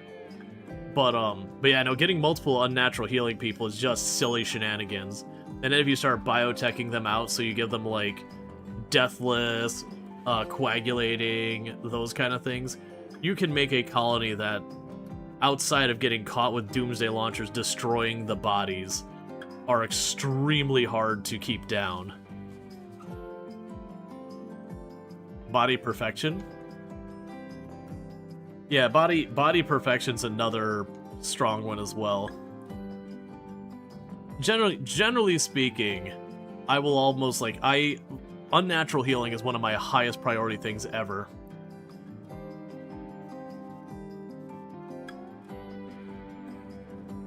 Is brutal to get added in. Yeah, or sorry, you're thinking body mastery where they don't need to eat, sleep, or comfort? It does a lot of bionic healing? Yeah. No, there's a lot of really cool stuff.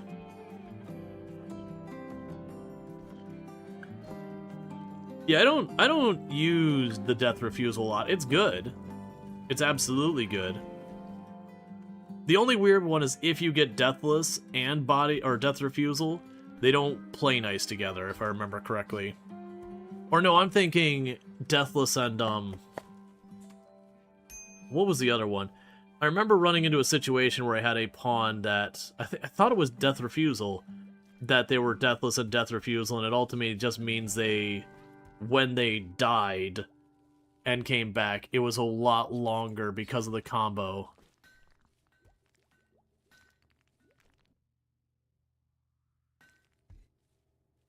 Alright. We'll deal with all that after stream. Okay, we got the all-important die so everyone can make their clothing look nice. Because everyone knows the single most important stat when you're considering any piece of equipment is how it looks. You had body mastery and kept getting headshots. You kept them in freeze for a long time to get revives. Yeah, you prefer Death Refusal. One click and they are good to go. No Death Resting? Yeah.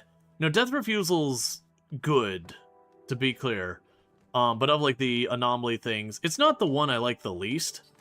I would say, actually, the one where you convert steel into other metals is the one that, while it's very useful, because then you can get gold and plasteel easier, it's one I don't tend to prefer just because I have to keep clicking on steel again and again and hoping I win the Gamba. And it just gets a little bit tedious for only sometimes getting a payout. But yeah.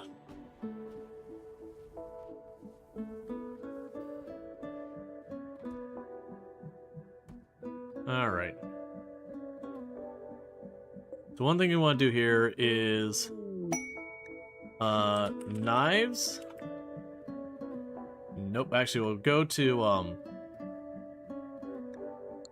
let's go to melee weapons. No axes, no breach, no club, no thing here, no gladius, no equa, no knife, no maces, no warhammer, ranged weapons. At this stage, no assault pistol, no frag grenades, no Molotov, no tox grenades. And also have the EMPs on another shelf, so get those out of here. Let's go through here. EMP launcher I'm not going to use. We're not going to use the bows. No machine pistol. No Pila, no pump shotty. No recurve, no revolvers. If we get a unique, we'll worry about that when we get there. I've got a special shelf for my smoke grenade, so it doesn't need to be there. Alright. It appears you have been double rated and you're double watching Rual. It happens. Okay, so basically I'm telling them to take all the random guns and all that I'm not going to use, and we're going to leave them behind. Because I am dealing with very limited storage. I don't want to waste it on a bunch of that stuff. Ultimately, I'm eventually going to go in here and be like, okay, here's the shelves that are going to be allowed to be steel and that kind of stuff to limit it more. Because we do have piles of random bits of leather in here that I probably don't want as well. That I just need to make room for, but... right now, this is what we're dealing with. Aerial assault. So we can have our people go and deal with a camp. And she wants me to send 8 people to take on 4. Okay, she's like, we want you to murder the ever-living hell out of these people. And that would make us allied. So you know what? I'm actually willing to say yes. I probably shouldn't, because if I get raided with that many people gone, it'll be bad. Alright, so for 8 people, that is every single adult combat-capable person in our colony. So we best not get raided while we're gone.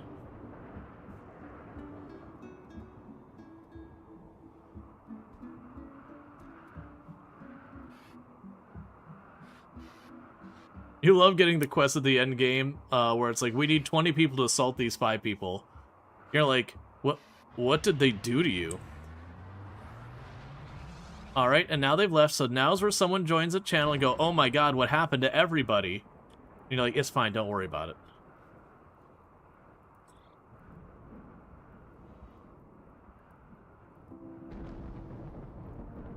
It's okay. Shanosaurus Rex will protect.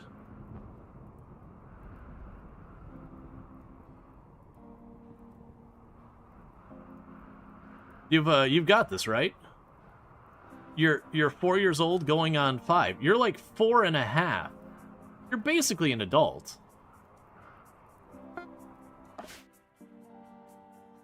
I was like, don't you land me in lava.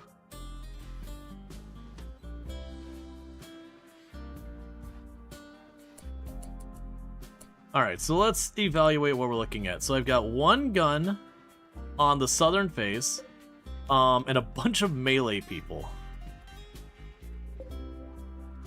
Okay. And this is a very polluted tile, because we are doing the pollution spreads mod, and it is getting out of hand. So I am going to have to go rampage soon. Okay, so how close can I get? Okay.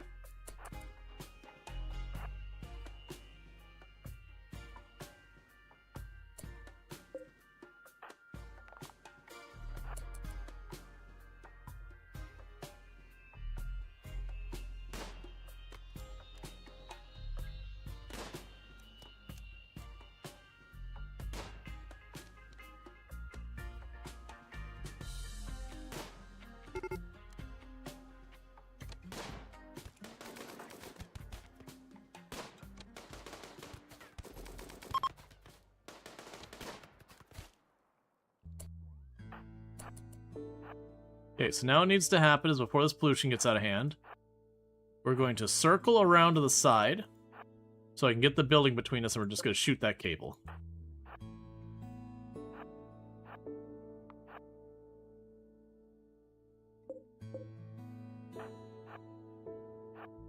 Probably don't need to go outside. I'll probably be able to be out of their range.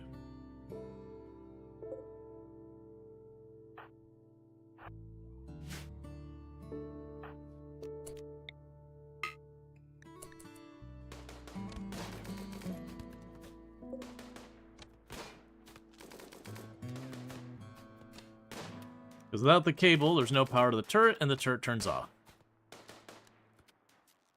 Alright.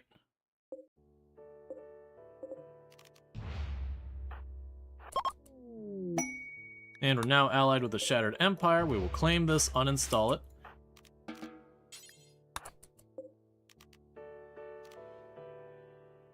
I don't think I care about the battery. I will uninstall it just in case.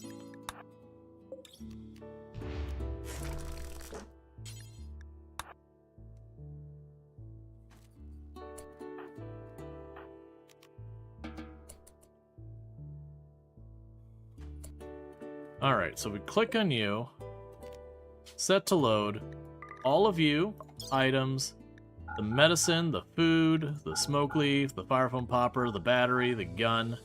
I don't care about your weapons down there, they're all crap.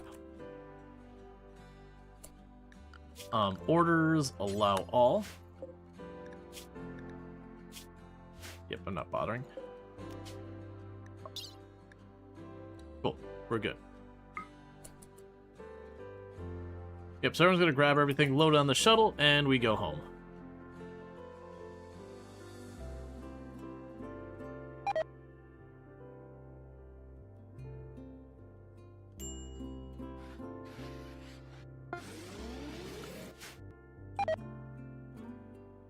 Yeah, so as you can see, if we're looking at the map, we're seeing this pollution spread more and more and more. That is a mod we're doing, that all of the Waster maps are just pumping out pollution, and has warned that the expectation is by year 5, you would have no choice but to deal with it on your property, and by year 15, it would be extremely detrimental to you, just because you'd be fighting with it on all fronts. So what we are going to need to do is start a campaign against the Wasters. We are going to be definitely enforcing basic environmental protections on them. One thing I do think I'm going to do is, this is in the mod options, destruction cleanup. I am going to set that. What that means is once I destroy a Waster base, the pollution in the area around them will slowly, you know, get better. Okay, so what I'm going to do here is I am going to have Mandible poke the monolith. We haven't done this yet because until I do that, anomaly research is locked. So we are going to poke the monolith to start unlocking that because I would like to get my hands on bioferrite, and that's very hard to do without poking the monolith, at least in some capacity. The monolith's dark metallic surface is warm to the touch, and Mandible thinks he can hear the faint hum emanating from inside. The lines on the dusty surface seem to squirm in unsettling patterns. Mandible focuses on the shapes, trying to uncover their meaning. The hum strengthens. The shapes begin to flow into Mandible's vision. But the surface isn't changing. Power begins to uncoil in the empty space all around. A black shape forming in his mind. The anomaly is stirring. And we're going to keep doing that because definitely when you have ominous threats, you should definitely double down.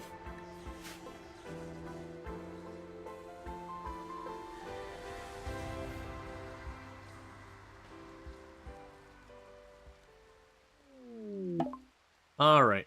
As the monolith twisted and changed, Mandible was overcome with a horrifying vision. In an instant, he understood. The monolith is a doorway, barely cracked open now. Something dark beyond imagination stirs on the other side, seeping into our reality.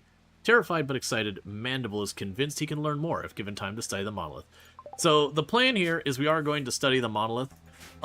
And the reason we're doing that is I want to get stuff like the, chronophagy, the flare packs, all those kind of things. We're not going to focus on anomaly in this run, but we're not going to, go out of our way to avoid it.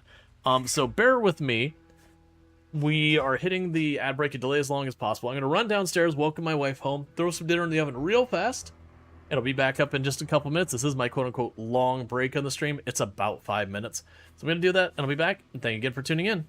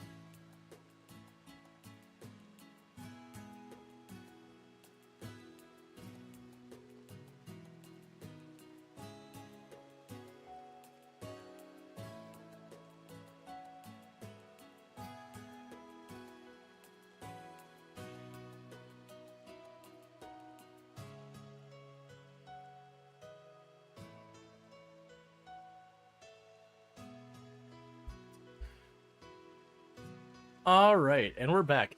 And actually, as you're mentioning the pronunciation of Louisville and all that, there's definitely a thing that we had whole conversations around that where different people in different parts of Kentucky even pronounce it differently. Where you had like Louisville, and a whole bunch of others. So it's definitely one of those ones that there's not a consistent naming. Because we've covered that topic on the channel before. Because I was like, how is the correct way to pronounce it? And we had multiple people from Kentucky argue about how the correct way to pronounce it is in the channel. And you're saying the only correct way of saying it, but like I'm saying, from people with Kentucky, we didn't have consistent answers, because I went through there. There isn't a correct, or there isn't a consistent one. Let's see, Louisville is the only one you've heard? Yeah, no, I heard a range of them. Not Kentuckians then. Yeah, it's one of those things, I can't... We had some type of, we had some like, not districts, but like some different like groups of like where they came from or something, like how it's pronounced or whatever. But yeah. No true Scotsman type of thing. Yeah, no, and that happens. There's a lot of places where you'll have people argue about how it's pronounced, but you're like, no. You'll have different groups who all have a reasonable claim of being like, no, they've been here forever, whatever. And they'll pronounce it inconsistently. It's fine. It's not a big deal.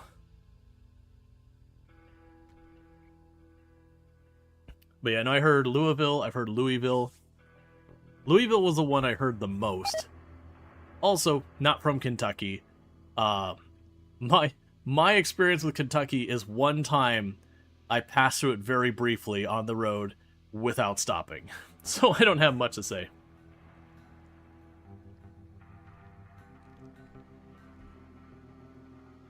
You understand your vibes. You'll absolutely metaphorically throw hands over Appalachia.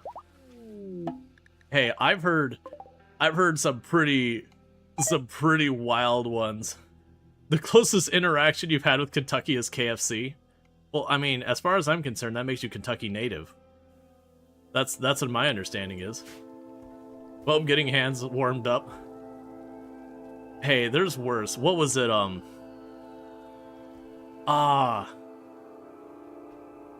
was making a comment that, like, Olive Garden is about as far as you can get from authentic Italian.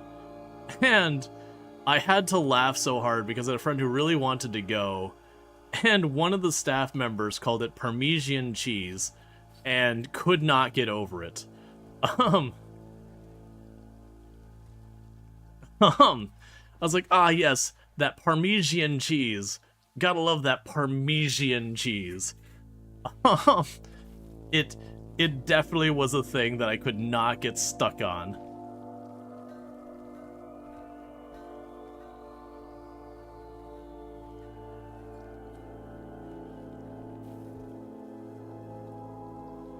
Yeah, with like a hard E. So not like Parmesan, they were Parmesan cheese. Made like, I didn't say it to their face or anything. Made fun of that for a long time on the end. Being like, oh yes, we'll have some spaghetti with some Parmesan cheese. Even Rick and Morty make the fun of that? Did Rick and Morty do a bit on that? I was unaware, because I'd only seen like the first earlier seasons of Rick and Morty. That's great. Because I mean, unless that was the whole thing the person was doing, is they were doing a reference to Rick and Morty. At which point, kudos to them on the deadpan delivery. Do you know what season that would have been? Because this would have happened around, like, season 1 or maybe 2. Well, that's annoying. Oregano. You had someone tell you that New York is the reason why Germany has pizza.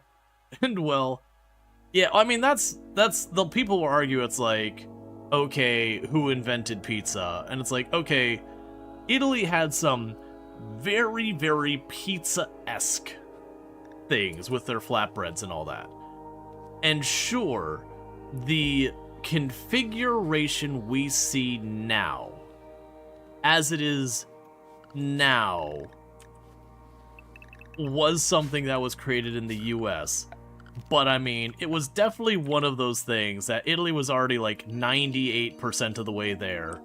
So really saying we invented, it's like, we just kind of put the bow on the end, or like the dollop of whipped cream on the end of the sundae. Like, the sundae was there. We just did that one thing and been like, it's ours now. You sure they're identical to the old world? They do say Parmesan well. How do they say Parmesan? Parmesan? Everyone retches in response. Yeah, it's just definitely a weird thing. If you had to work at the Olive Garden, you'd totally pronounce it just to troll everyone there. I mean, you're not wrong. Just Google flatbreads with toppings. Right, that's kind of the thing. Well, even the idea of putting, like... Oh, Season 6, Episode 1? Oh, so a Season 6, Episode 1. This would have been well after I ran into that, because this would have been, like, Season 1 or 2. Maybe if we pushed it to 3. Like, Rick and Morty was still fairly new. I was, like, still catching a lot of the episodes. Which I like the show, I just don't watch a lot of TV, so... I fell off. So the problem I have right now is I do want them to continue harvesting and all that, but we're going to have the site stealers roll in numbers. So I do think the reality is I am going to have to confine them to the ship. Let's make a brand new zone, which we'll call it safe. And we're going to take this zone, and it's going to be just the interior of the ship.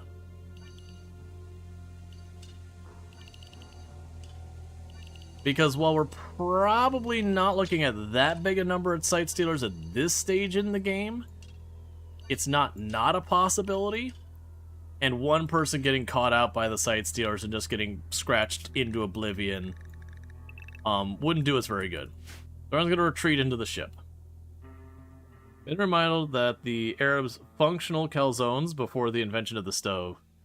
Yeah, well, I mean, that's the whole thing about a lot of stuff, like, where do you define, like, when it became, you know, thing A versus thing B? Like, when did you go from flatbread to pizza?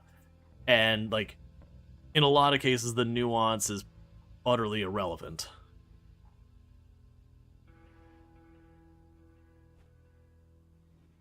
Oh, right. Where's that harbinger tree? Hot dogs and taco? Absolutely. And a sandwich. That actually has to do more with taxes, but, you know, same difference. And do not allow animal corpses. Salad is stew, as long as it's in a bowl. And especially if it's something like a pasta salad or something like that, where it's just, you know, some noodles or whatever chucked into a bowl of mayonnaise.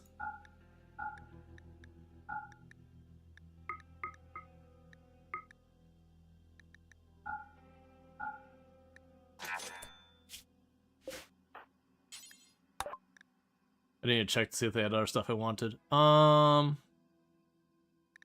gift stuff to them. Alright, so all these guns we're not going to use, I'm just going to give away. We'll keep the bolt action, we'll keep all that. All of these we're going to chuck in here. So you're going to get a bunch of my random discarded clothing and all that. Have a lovely time. Cereal soup, though? I mean, cereal's definitely soup.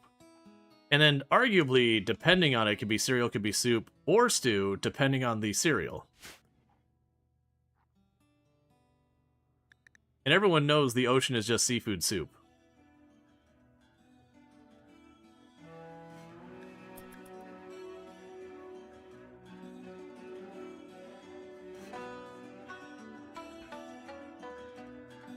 So the hope here is that the site stealers show up while we've got someone on the tile like this to reveal them.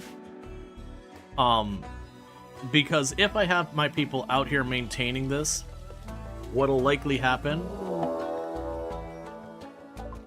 Well, that sucks a lot. So we've got the second wave of site stealers are going to show up anytime now. And we've got a siege raid, which means I cannot hold back.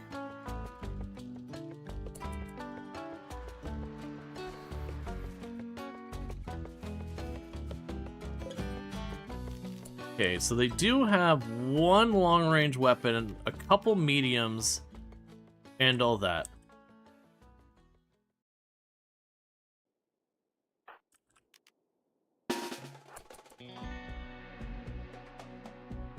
And while there's a possibility that I could ignore the siege raid and the site stealers deal with them, the question then boils down to, do they arrive in time to deal with it before we're, pummeled into oblivion by the siege?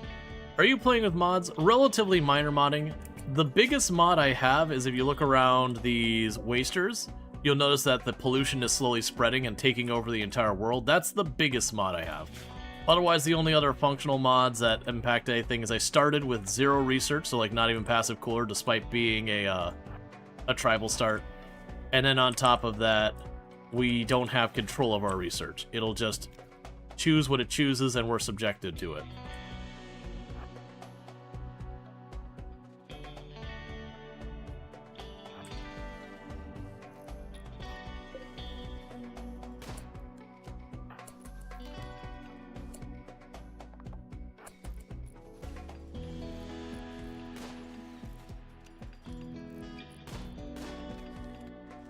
Please hit them.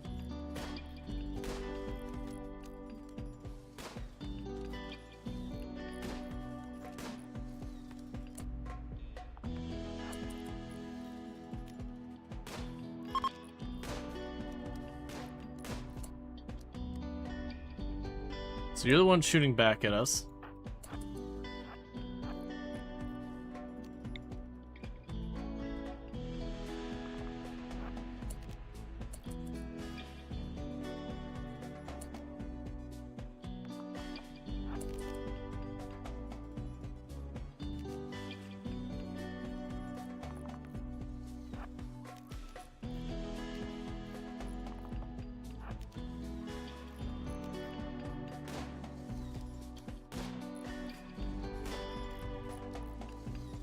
Come on.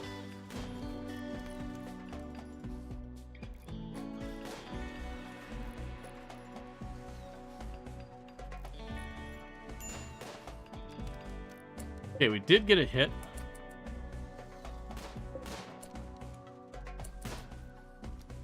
What is your shooting skill? It's 5. It's a little risky. Focus fire on that one. How much more do I need to inch you forward for you to be in range?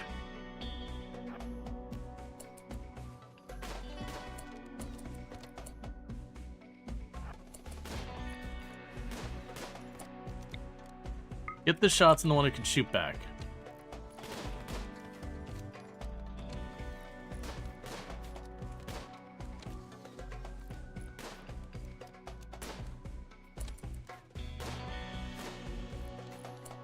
Oh my god, please.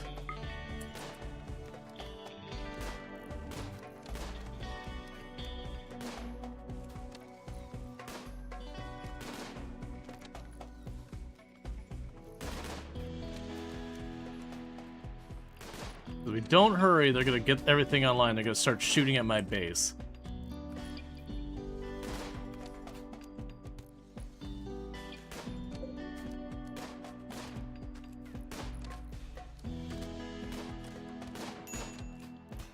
Okay, well, you took a hit. How bad? Gunshot wound to the leg.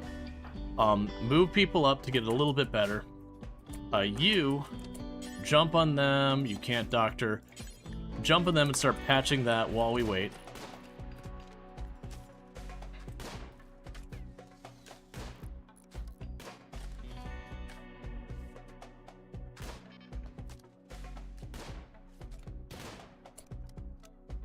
Okay, everyone who can shoot.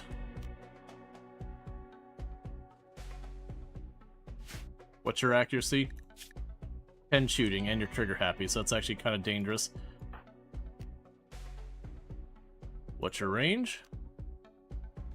You're like 1 tile in it, so scooch on over.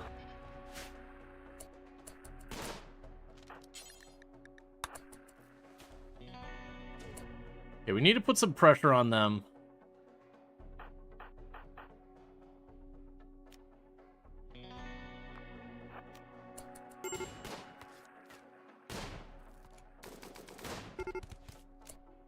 Okay, so we did force them to attack. You took a hit in the torso that'll slow you down. So I don't think we can get to the point where we can not be risking taking lots of fire. Just back off what you can. Get the melee team in range.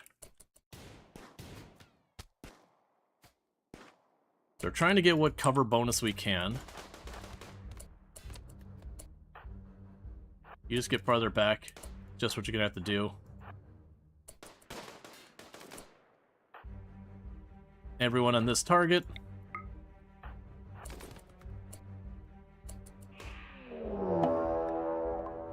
Well, at least they revealed on that side.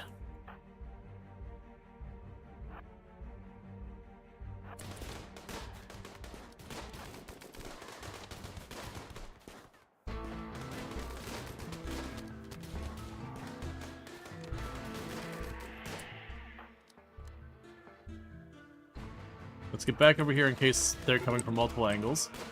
They are.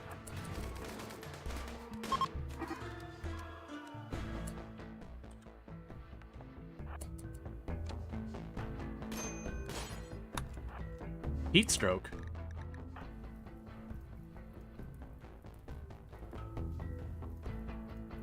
All right. You are crafting. Get out of the ship. Get out of the ship. Get out of the ship. Schedule work. You can't do construction, and you can't attack because you're a pacifist.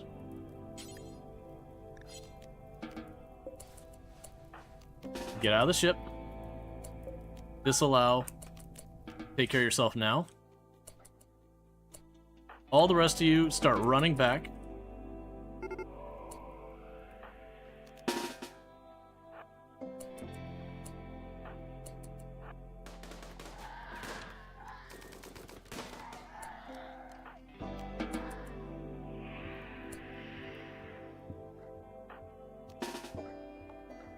Of course, they got lucky on their opening shot with their mortar and lit my ship on fire. Because what I need to do is I need to go over here and tear open that wall so we can run in there and start putting out the fire.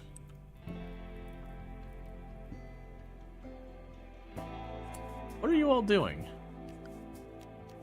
Oh, schedule, unrestrict, just do your thing, man.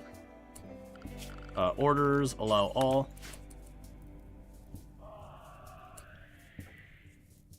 Okay, you are between our people. Jump on it.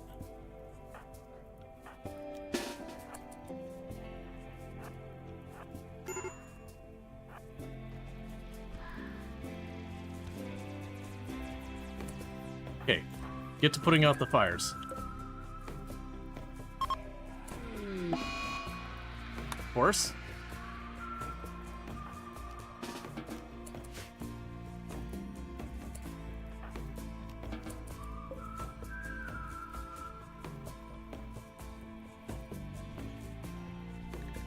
And everyone needs medical attention.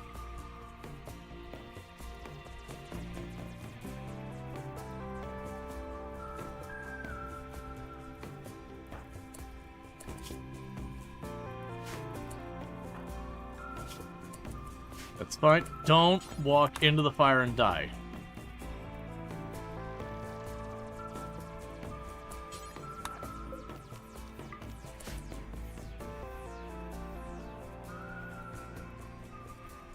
Okay, get to actually tending to them now.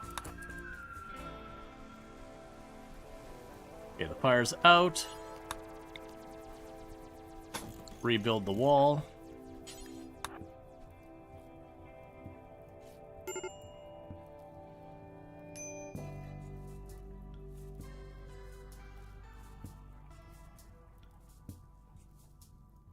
I really wish you weren't walking that far. Rebuild the wall.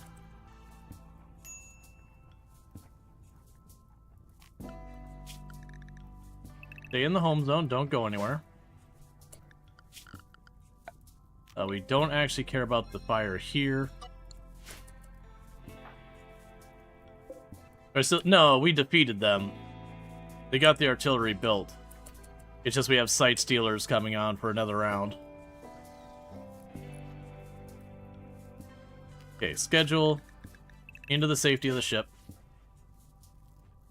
And we're really hoping we get rain here. Okay, so medical going on here. So you are bleeding.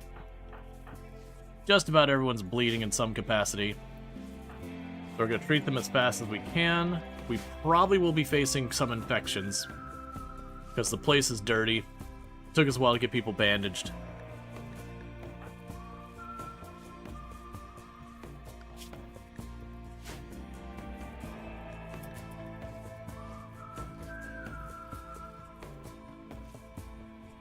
But yeah, that was just the danger of having the sight stealers and the siege going on at the same time. I think it went relatively well. The sight stealers kind of screwed them up as much as they screwed me up, because they drew a couple of them off.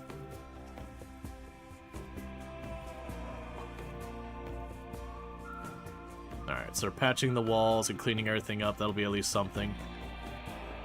Yeah, we've got all but one person injured because they did land a direct hit on. Now, the good news is while they did trash the clothes here, they didn't get into our actual main storage. They only managed to destroy the hoop ring.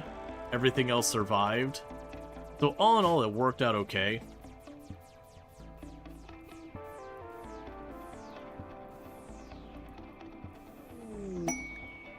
Inspired creativity.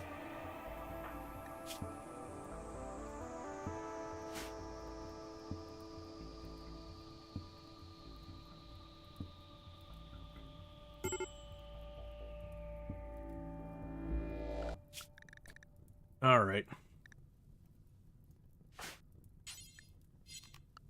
Take a little bit of a chance here.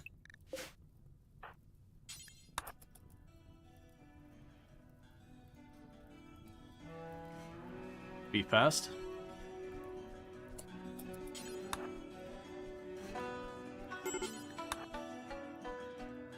And thank you for the follow. Load the stream. Okay, cool. As long as you get back to the ship before everything kicks off. Cool, so we got the fire out at least. Yeah, so regardless of where they're aiming, their artillery shell clearly hit in this room. It was an incendiary round. Legendary work of guinea pig fur pants. Okay.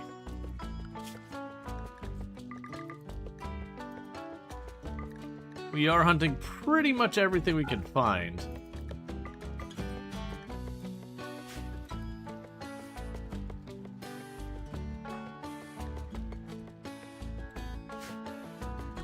I guess one thing we're going to need to add in here when we have room is we will add a desk.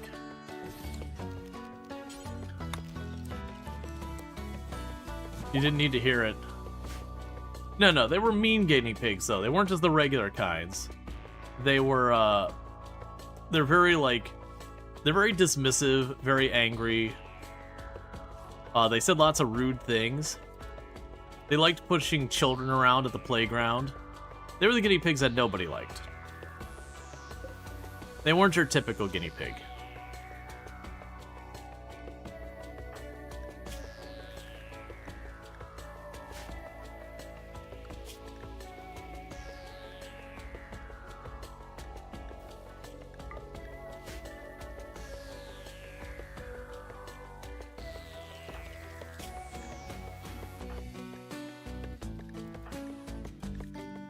They believed in trickle-down economics.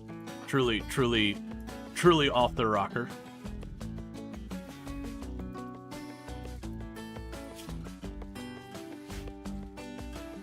Alright. I'd really like this second wave of sightseers to get here so I don't lose all my crops. Don't you mean trickle-down economists?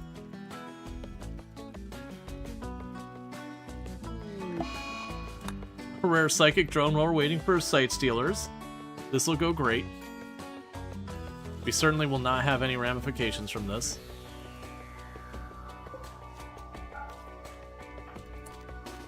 One second. Pop that door. So, fun trick with the site stealers, you can actually listen for them. So, we're going to go ahead and close up the ship, and we're going to wait till we hear like them making all their racket outside the ship, desperately desiring to get in. Then we can pop the door and start murdering them.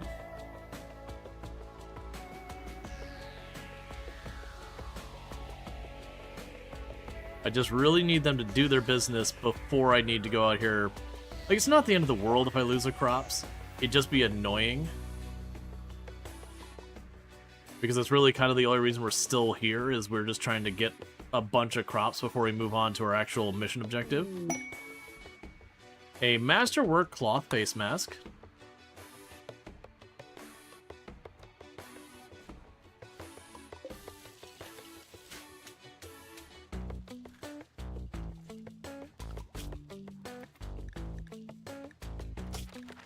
You know, have microelectronics. So I would say when we get microelectronics, we work on starting to get the fancy research benches in here. If I gotta take apart a bookshelf, whatever, that's fine. Yeah, so we're replacing all the clothes that did get destroyed because the mortar hit directly where we were storing clothes. The good news is if it hit over here, over there, or there, it would have destroyed a bunch of stuff in the back of the ship, which would have been a huge pain.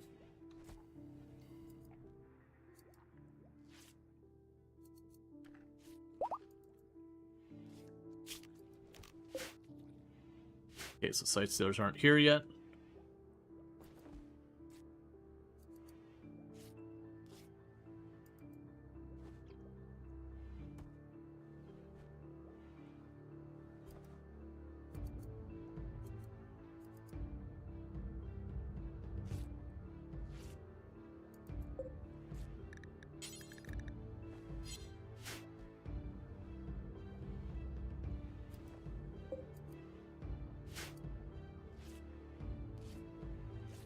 Okay. The good news is taking all that cloth and leather and all that's been building up because we've been having to hunt for food. Masterwork kid's parka made out of plain leather.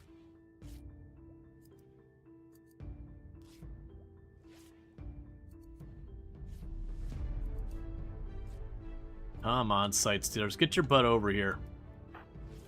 I'm honestly surprised we didn't get any infections out of that. When you have that many individual wounds, the odds of getting infection are pretty high. Legendary work of a light leather. They're here.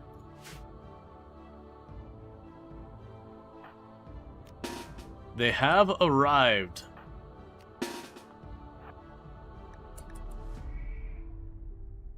As you can hear. Come on. Yeah, so you can hear them making their noise out there. What we're going to do is we're going to poke the door. We're going to do that.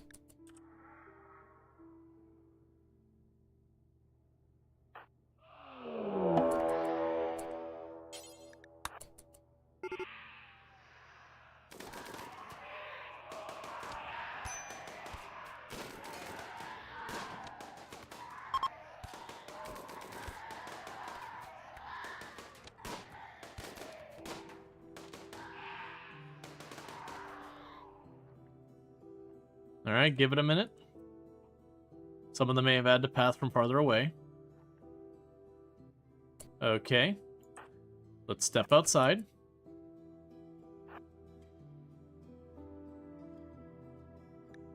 Alright, we may be in the clear. So for the second round of injuries, you got absolutely shredded. You are not watching TV right now. Think again. That's going to be a medical bed now, just so I could force you to lay down. Also, do we have you assigned? Yeah, we already have our melee pawns assigned to attempt to aggressively attack.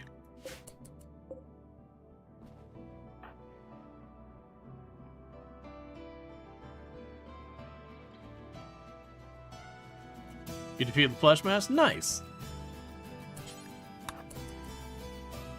Yeah, Flesh Mass is one that could get real dodgy depending on what's going on.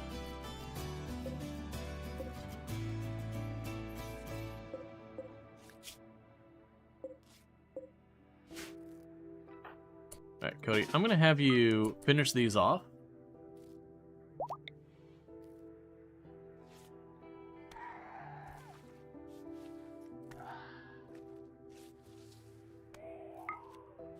Just so they don't get back up. Meanwhile, where are our trees? There they are. They go to these trees.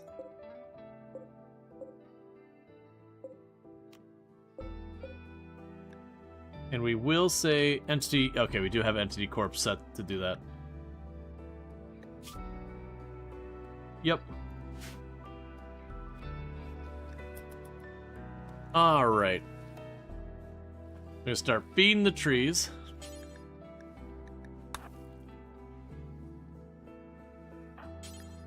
Please stop trying to clean the bodies as they're sitting in the door. Yeah, no, Flesh Mass is a fun one. It's not so bad if you get like a relatively early game one. Later game where it starts getting all the Oh. Chimera are approaching. Well, screw you, game. How many? 6 Chimera at this stage of the game? Dude. I am not that well equipped. Huh. Schedule.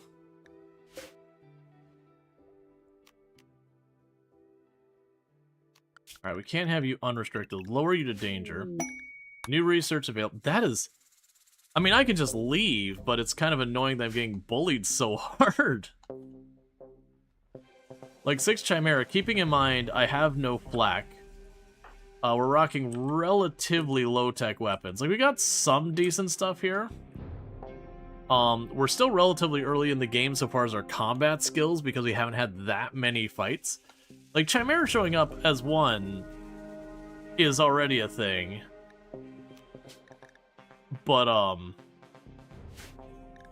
yeah, that's a nasty, nasty thing. We don't have, like, the packs or anything. I really want the food. I'm kind of low-key hoping we'll have, like, a regular raid or a trade caravan or something show up and I'll be able to take advantage.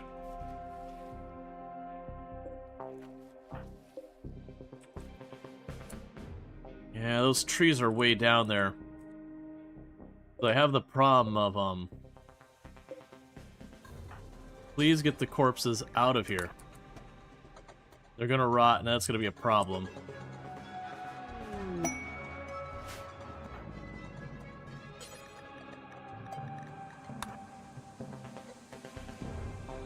We check out the new Farm Sub DLC. From what I was hearing, it's kind of a meh one. It doesn't super surprise me. But I had more than one person who've kind of gone and been like, yeah. Like out of the equipment packs, it's one of the more disappointing ones. The packs are always a little bit more limited. Just again, because they're just adding a bunch of equipment. Did you check out the emergency pack? I did not. I saw that it was based on scenarios, which to me implies it's not a thing that you just run into as you play, like, a fire starts and then you have to deal with it on your farm, which I think would be more interesting. It does seem like it's a little bit more in the, you go and you opt into a scenario that then you deal with, which is fine. But that's not really why I play Farm Sim. But yeah, I know, like, the packs can always be, like, a little, like, they can have some interesting stuff, or they can be a little bit of a nothing burger. They can be a little bit more hit and miss. It kind of depends on how interested you are in whatever the pack has. Might be contract-based, but you haven't checked it out yet. Yeah, I haven't checked it out yet either. I've been kind of not keeping on top of Farm Sim quite as well as I typically do. Because usually the expansions are the ones you really care about. That's where you get like a bunch of new tech and all that stuff. I'm deliberately, every time they go to recolor their apparel, just grabbing a sight stealer and dragging the body away. Before they start rotting this whole area. Man, are you going to do that all night?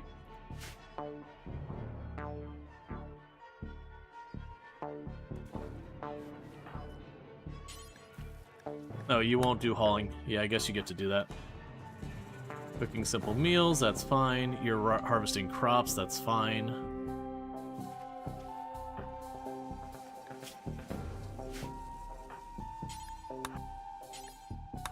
You haul 2 of those away. You haul 2 of those away. You haul 1 away, and that'll be all of them gone. So the psychic drone's ending. That's at least a little good news. I'm not feeling great about these juggernauts. But we definitely don't want to run out and aggress them. If I had the mortars down here, I could potentially see like chucking a mortar or 2 in this area and just hitting them with the mortars to just trigger them to get them to use their buff, which makes them tankier and move faster and all that. But the moment I walk up here, if they aggro then, I'm out of position, they'll intercept me on my way back, and that'll just be a wipe. I don't think we can just straight up win this by just, you know, putting a bottleneck and then, you know, dumping shots into them. I think this is a fight I'm going to need a little bit more than that. We don't really have much. And right now, with the way my ship's designed, it's one way in, one way out. Which I do quite often. But that means I can't do the thing like cycling the doors to force them to go around different directions.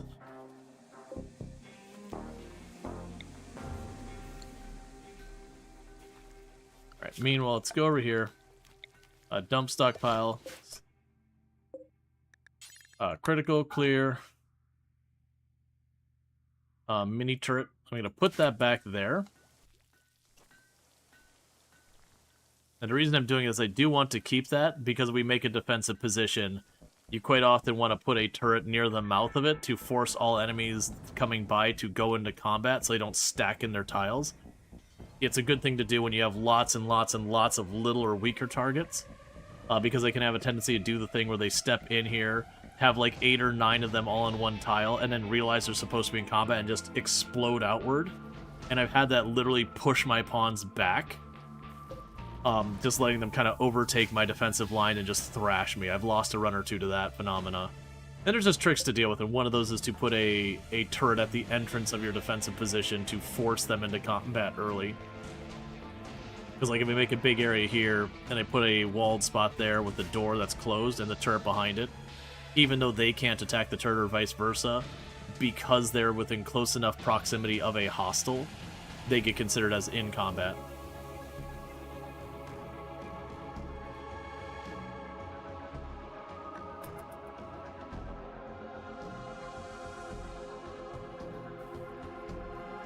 Okay. Like, honestly, the correct thing for me to do right now is to just pack it in and leave. We've got our fuel. I don't really need the food that badly. I don't really need a lot of these things that badly. But I would like to get some food and cloth and all that. You're butchering entities? Oh, right! We did add that at the last place. I don't normally keep the butchered entities on there. It was on the last tile. We were so desperate for food, we were butchering like sight stealers and all that. But yeah, I don't need that right now.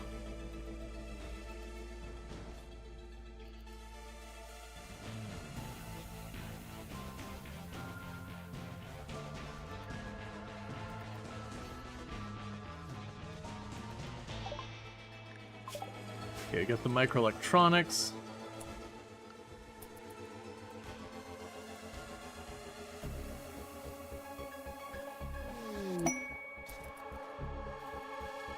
You're gonna need to send more than 3. You're gonna need to send a lot more than just the 3 you sent, man. I appreciate the assist. You all are going to get absolutely murdered even if I support you. And you're so slowed.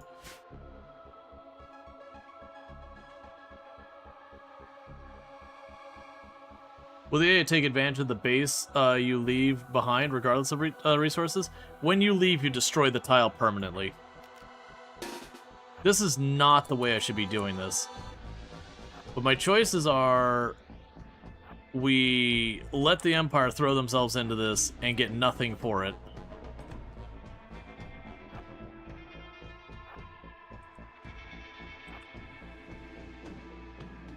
They're just gonna die. Get back. Kind of the only bonus here is we might get lucky and they might burn that buff off. And give us the chance at our ship to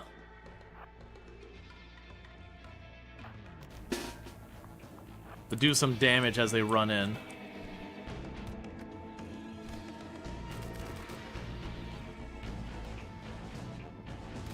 What is your stats that you're dodging? Ah, nimble. Makes sense.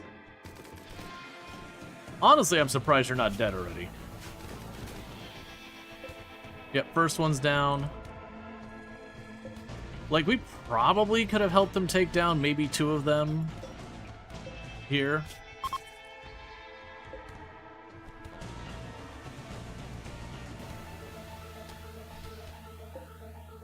Alright, so here they come. So the plan here is I want to open up, do a couple shots, run into the ship, and then we're just going to do our best to hold. Honestly...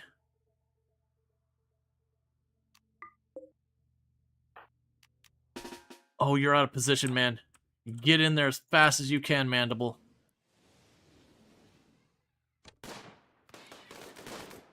Okay, you got your stun. Drop in. Go, go, go, go, go.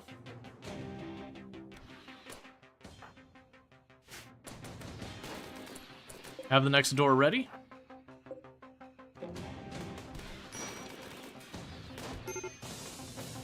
You're already down. That is not good.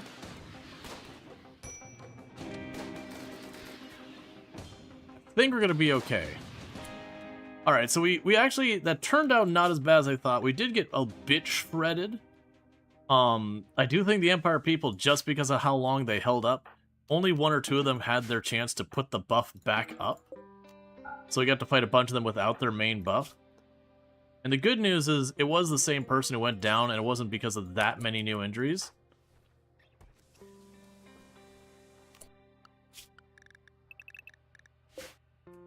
So we came in an action-packed time. Yeah, and thank you, Quantic Flux. I do apologize for, like, not responding. Yeah, I was in the middle of dealing with, we're still very early game, yet I got hit with, 6 Juggernauts. Or Chimera. They have Juggernaut as their thing.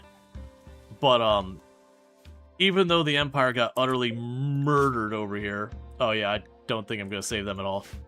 Even though they got absolutely, utterly murdered down here, trying to help me... because they just landed like, we're helping. It's like, you needed more numbers, man. You did not bring enough to the game. I will actually go ahead and take your gun, though.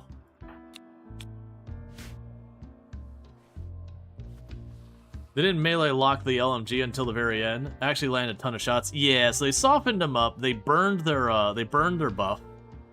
They actually killed 1 on the way in. So they definitely did help me a lot here. A lot more than I was giving them credit for. You are... okay, you are bandaging them up. Wait, what hits did you take? Oh, yeah, you were my other frontliner. Please hold the corpses out of here. Before you get caught up on all this stuff.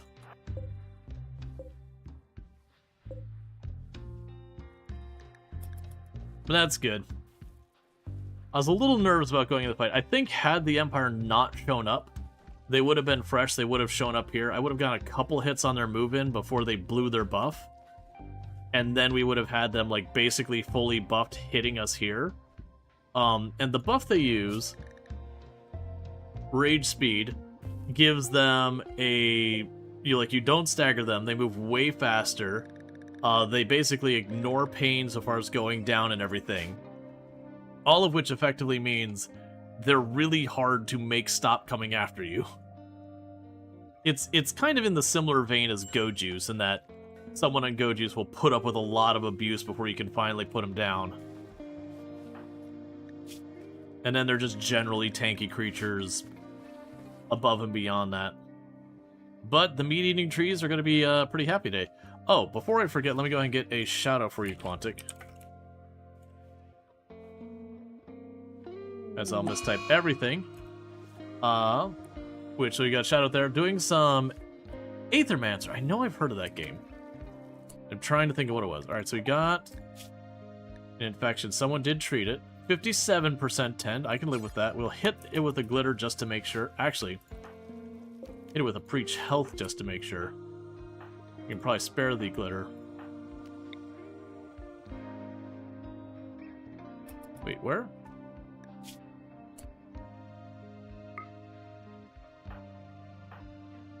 The one who only got clawed twice is the one that got the preach health. So dropped it in Cody.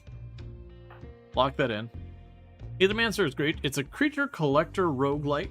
A really cool combat system. Tons of synergies to mess around with. Just got a huge update. Nice. I do enjoy a game with a lot of like cool in-depth systems. Pixel art's incredible. I also really appreciate some solid pixel art too. Alright, so you're back up. You're eating a meal.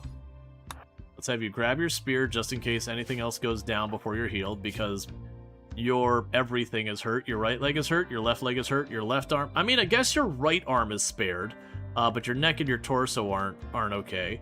So literally, basically, every part of them is shredded except their right arm. They did manage to keep their right arm in the clear.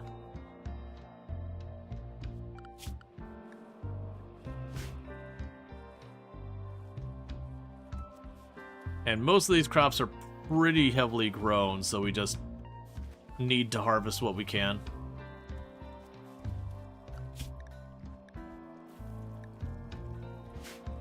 Alright.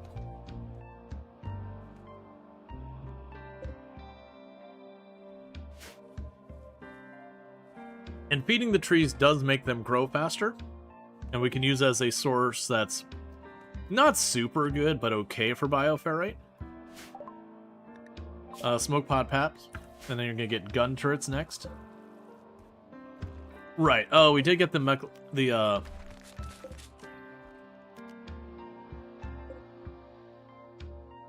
What is this chair about? I'm seeing if any of our chairs are not good or better.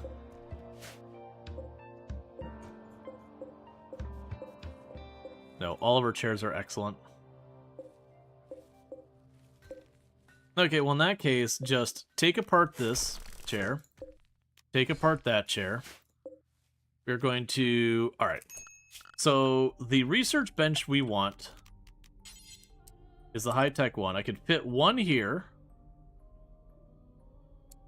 And then one there. Then put the microanalyzer down there and some bookshelves over here. We're going to go ahead and, for right now... reinstall you here for the moment. I don't know where you're actually going to end up, so I'm just going to wedge you in there. We're going to disassemble this.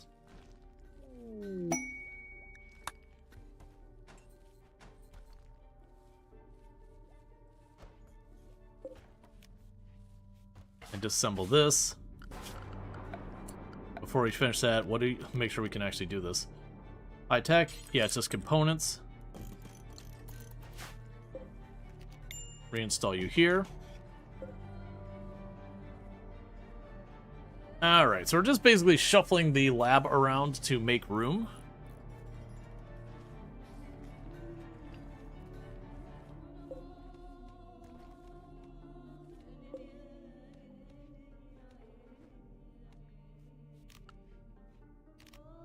What am I hearing?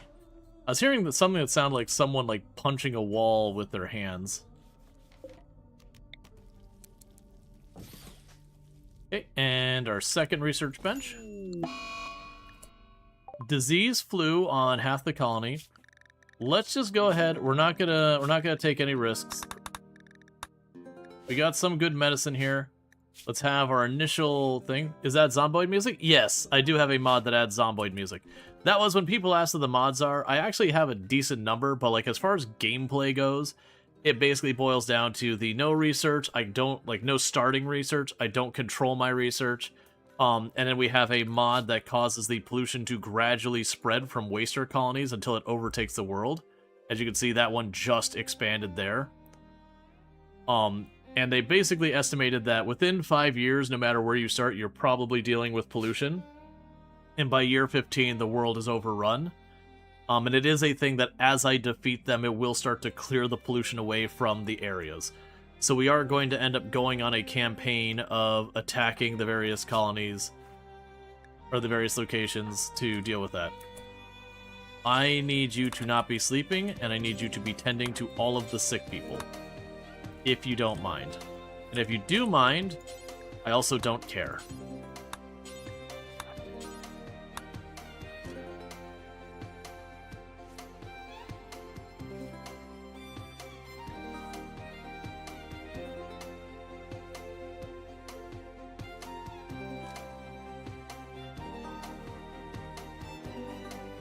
The wasters are in the world were, and you just don't know yet? Basically. It's the pollution spread mod.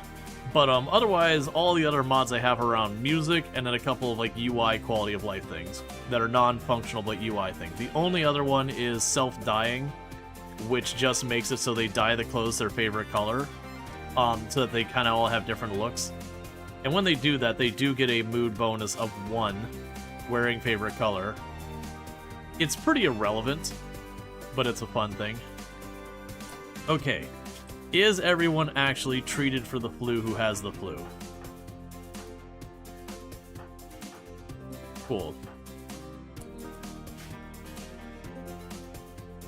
And I went ahead and just slapped it immediately with a glitter world, which is overkill, but I've got it. And I don't like losing colonists while I sit on a pile of, you know, glitter world, because you get unlucky and a 10's really bad or something else happens that throws things out of whack. Arbiter tree sprout, love to see it. So much being eaten over there.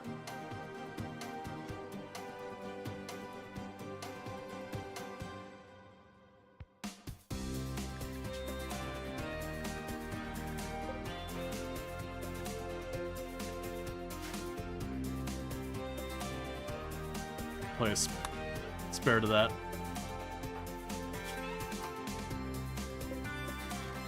Change that into medical as well. We can watch to make sure the people who go to medical and all that. Yeah, so you're probably the one in the worst shape because you were still recovering from your other injuries. Bioferrite extraction.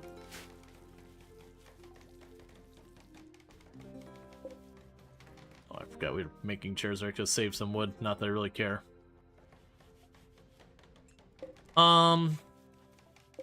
In this particular case, let's deconstruct that wood shelf. Or no, actually, we don't need to do that. We can reinstall this shelf down this way, and I can then rotate that shelf there. Because I want to save a spot here for the actual microanalysis.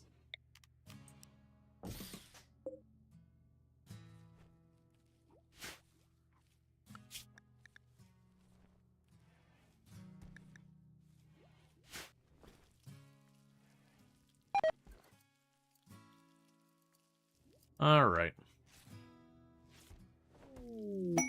Masterwork face mask, that's fine.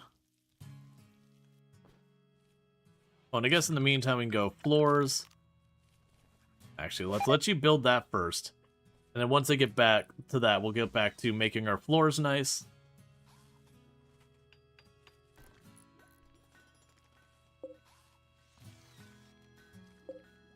Cool, so we got our 2 big research benches. So floors, granite floor.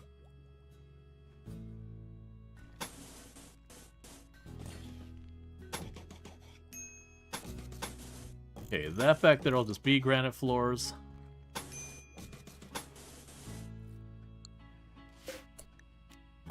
I see. This will be a little weird in its framing, but that's okay. It's going to have the fancy floor there. We have this here. Gun turrets. Oh, cool, shield. Shield belt's a really good one to get this early.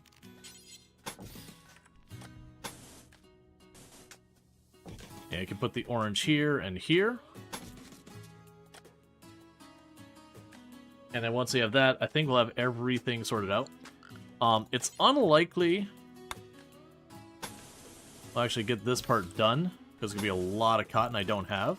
I'm going to queue it up for now.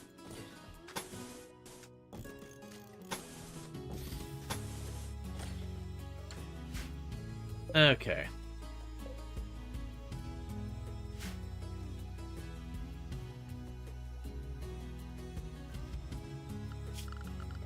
I can do silly stuff here, like we will paint our walls.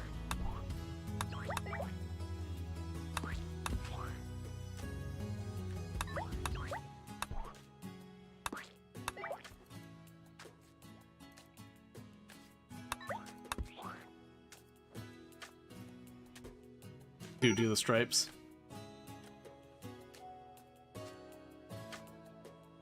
Okay. And we've got Senshi Cookie at our 805 stream streak. Catch the last 805 streams without missing a single one, so again, ridiculous. But thanks so much for that. I do appreciate it.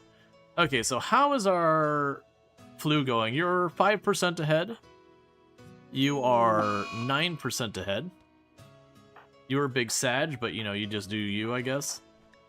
You are 13% ahead, and you are 7% ahead. I'm still going to have them burn the glitter world on it. It's wasteful, if we're being entirely honest.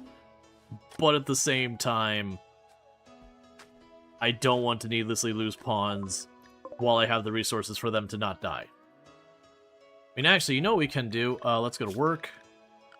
Assignment, switch you to industrial medicine. That should be more than good enough.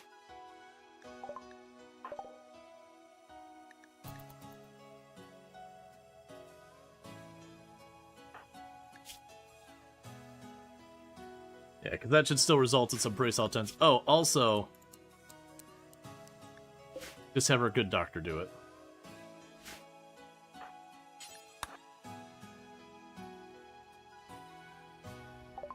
Okay, so let's see here. Couple worn out face masks. And that's all I got. Well, take the auto pistol. I'm not going to use it.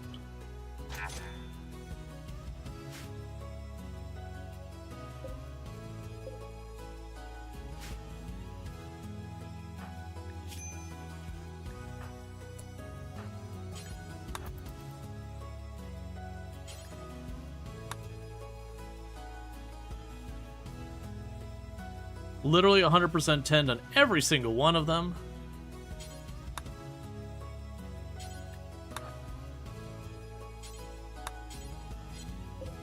And got everyone fed.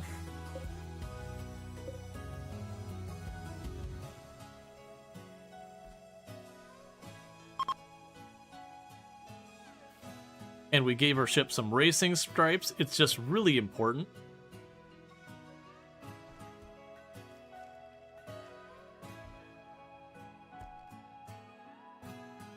Because there's no way we would get away with anything if we didn't have our racing stripes to make us go faster.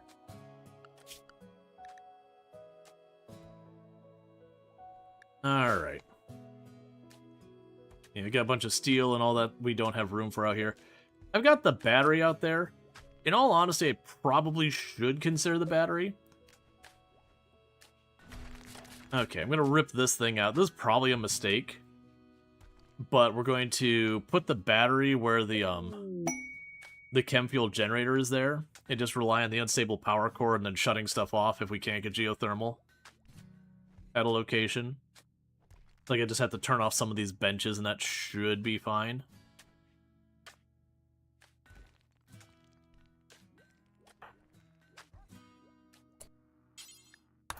Alright, what do you got for me? So I don't need the Great Wolf or anything like that. We don't need a bunch of random clubs or anything like that. Yeah, we don't have anything for them. They don't have anything for me.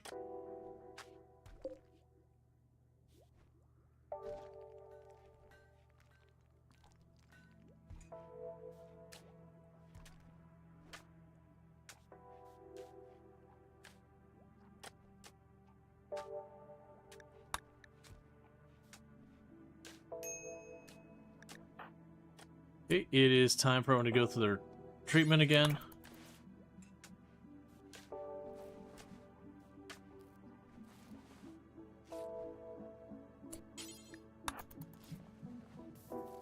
Cool. Okay, so let's take a look at our people, see how they're doing. You have a 11% lead, so not a... Actually, wait. Did I read that wrong? Yeah, so you have an 11% lead, so you're doing okay.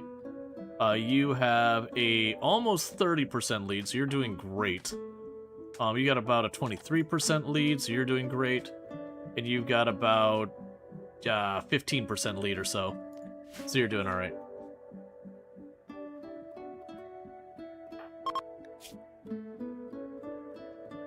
Yeah, so they all have a good lead. I'm just going to go ahead and keep them doing their thing. We can go ahead. You're the one who's got the least bit of a lead, so let's go ahead and preach health you. If you get you through this faster so you can get back to work. Because unfortunately, of our planters, that did knock down one of my best planter. So we have all of our crops getting ready to just rot out here because no one can take care of them.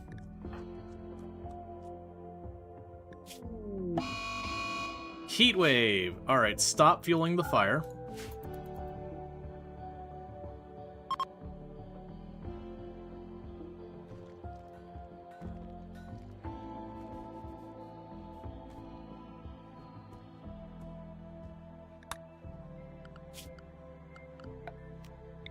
And then temperature for right now, we'll chuck a passive cooler in here, in there, and in there. I guess in here as well. I've got plenty of wood for that. I might actually not have wood for that, but that's okay. We'll pretend I have plenty of wood for that. Alright, Basset, you have a good one. You need to be treated. So go to bed.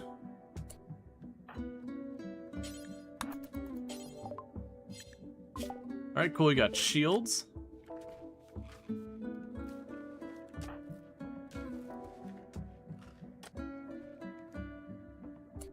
Are you all better? No? Then go the hell to bed.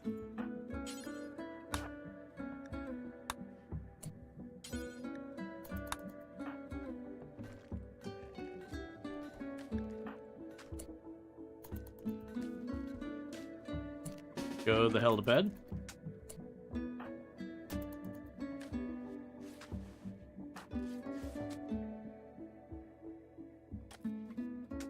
One of the reasons I like having an actual hospital, at the hospital beds you can tell them to go to bed and they will mostly stay there. But if it's a regular bed, they won't even give you the choice of forcing them to go to bed, you just kind of have to deal. So we need this online. I do not have the wood for it. So let's grab you. Oh, both my tree cut people are down, so you aren't down. Let's have you cut down some trees real fast. It's getting way too hot in here.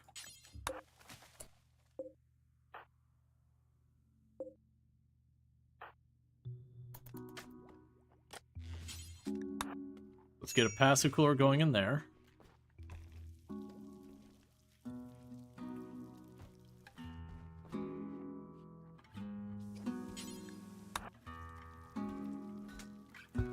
Okay, that'll help. And quest-wise... Oh, raiding a camp? We're probably not going to do that right now. With everyone having the flu and trying to get our stuff pulled up. I don't really want to run off and do something else.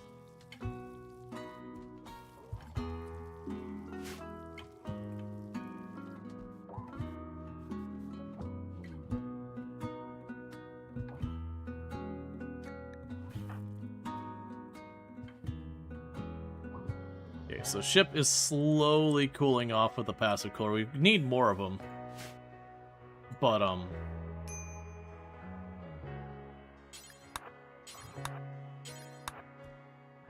that's gonna take a hot minute. Okay, so let's wake you up, get through the process of tending to everyone. So the process of tending to everyone.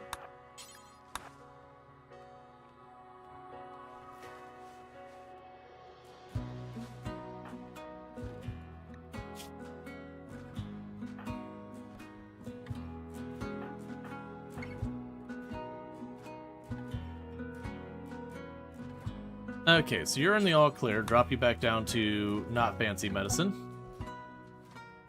As you're not getting tended. It's fine. Okay, so you're immune. Mysterious cargo. Alright. Gene processors and growth vats in a book, or 21 glitter world. I'm taking the glitter world. Alright, so we got our mysterious cargo. It is a spine, so we're just gonna have Willy walk up and smash it. If we had a containment room, I like to keep those spines really, really badly. But in this case, we could just destroy the spine and not have to deal with it at all.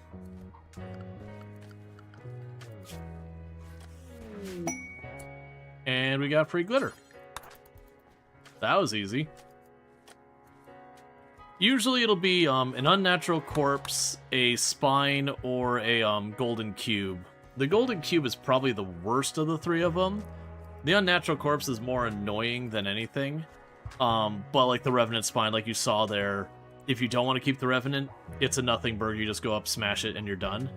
And you can choose to keep the Revenant if you want. So the Revenant's kind of a freebie.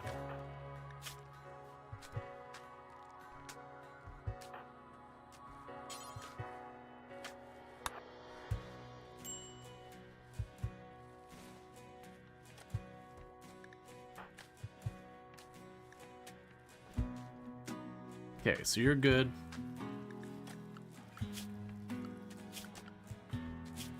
So go here, lower the medicine. Because you're locked in. You're good. So everyone's in pretty good shape.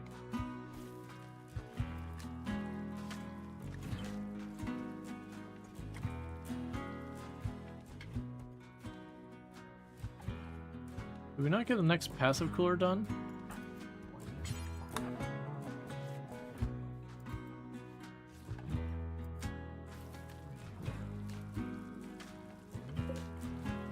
That's outside, so don't worry about it.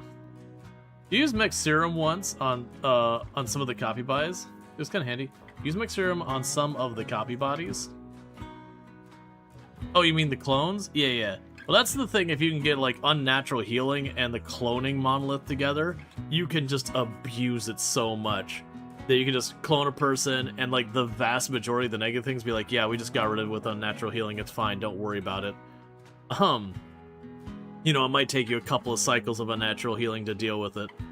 But yeah, you can just take a good pawn and just keep duplicating them again and again and again. Granted, I did see Mortal Smurf had some like really wild tech to do with the cloning monolith. That he bioengineered a person to have like dead calm, and then just a bunch of other good stuff.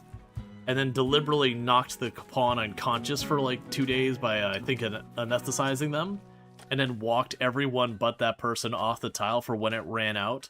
So it made, I think, didn't you say there's like 29 copies of that pawn? But they were all unconscious, so then he had 2 days to just pick them all up and throw them in a prison. And then just because they were dead calm, they would never break out or whatever. Alright, so we can go ahead and get another one of these mech clusters. So it's got a centipede burner as the only real threat there. The Militar I don't care about, we'll kill that in seconds. All the mech birther is the one you always gotta worry about. So we can't use that. The Goodwill is something worth considering. For right now, I'm going to just process this because we got 7 days to make our decision on that one. And what I might do is once the decision's made, like once we're getting like ready to go or whatever, I just might opt to like release it, take a good look at how it actually lands there, and then make the decision of do I take it, do I leave?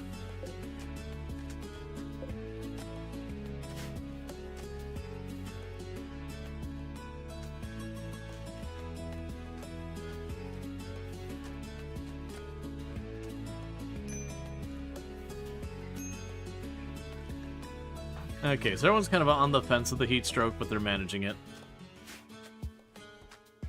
And they're harvesting everything, which I don't have the room for, but they are processing a ridiculous amount of packaged meals.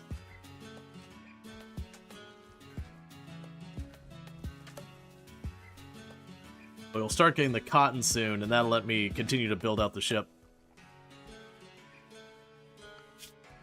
Oh, right, the shield belts. Add, make shield belt, do until you have 1. Yeah, components, plasteel, and all that. Yeah, I should have enough for 2 belts. Okay, so now we need to go into our manage our apparel assignments, deal with all these other ones that I don't want. So I keep the Spacefarer one and all this. We duplicate this. We rename it Melee. And then we're going to go to our utility. We don't want anything here. Except for shield belt is one I'm willing to consider. Where's the jump pack I'm willing to consider? The fire foam popper I'm willing to consider. And the flare pack. Those are the only 4 I want my melee going. And then meanwhile we go to this one and say no shield belts. And then you two become melee. That way, our shield belts only go onto our melee pawns. Because otherwise your range people start putting on the shield belts, and you don't want to do that.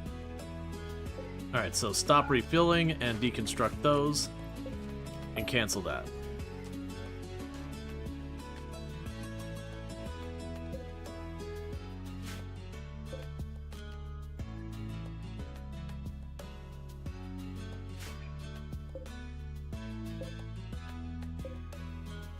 But yeah, no, so he had this like super juice pawn. Oh, and he was also, the pawn was void touched because he did the anomaly ending. Which again is just broken nonsense. So he had his like 4 death refusals on this pawn that is like Xenotype with all the bonuses of everything, had some really good starting traits and passions, and then when like cloned him a whole bunch of times. So as a colony, that's almost all this one ridiculously strong pawn.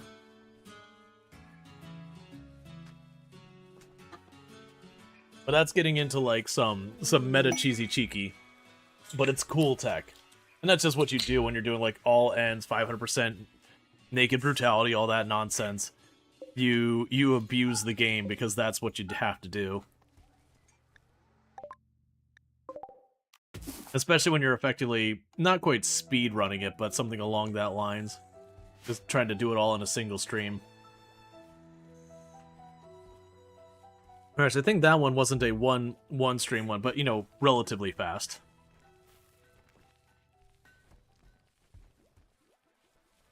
Yeah, so you have all the food. What I'm hoping for is we'll get up here and get this cotton. And we'll get our floors of our ship nice.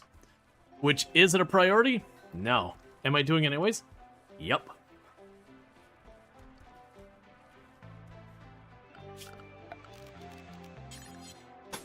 I wasn't going to, but I changed my mind.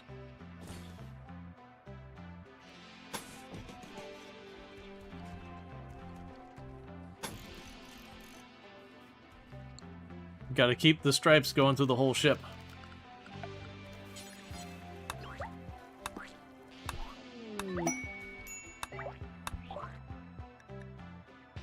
Alright, biosculpting, that's fine. You are seeking resources. Wait, what resources were you seeking again?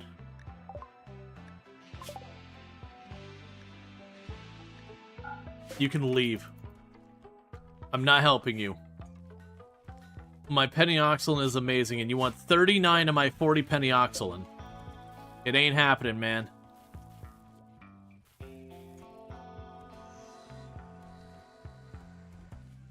Like, if you came in asking for money or food or medicine, sure.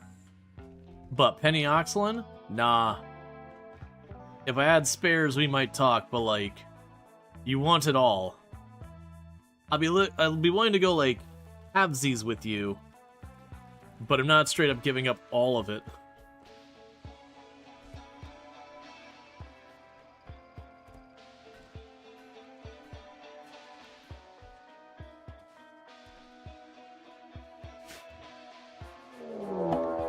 And we got a raid that's attacking him. Woo-hoo-hoo!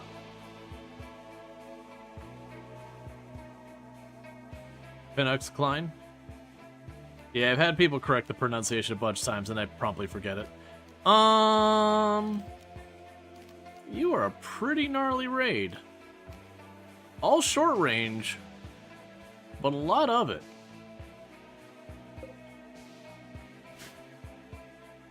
And unfortunately, these poor refugees are gonna get caught up in it. So you got go juice on you. Like, how prevalent is the go juice? Is it just like one of you? And some of you got flak armor.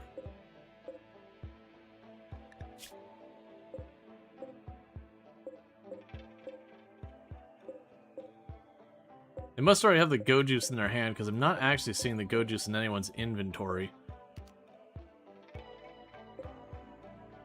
Okay, so it's just you?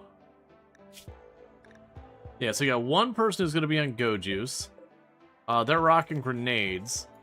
So that's 5 shotguns, a couple of pistols, some knives.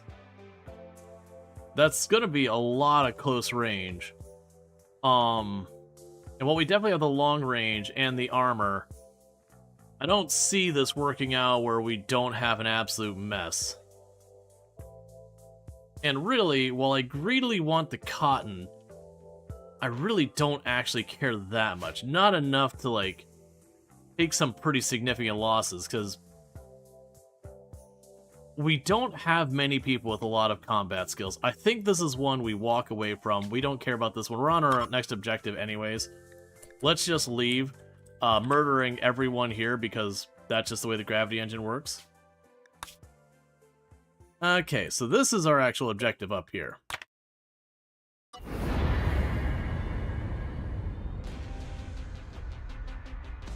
Because that's kind of the fight. Like, if we had a proper defensive position where we had, like, a nice, long, narrow area where we could bottleneck them or whatever, that wouldn't be that big of a fight. Or if we could do the thing where we can pop open a door and force them to walk around as we mess with their pathing AI, that'd also be not the worst.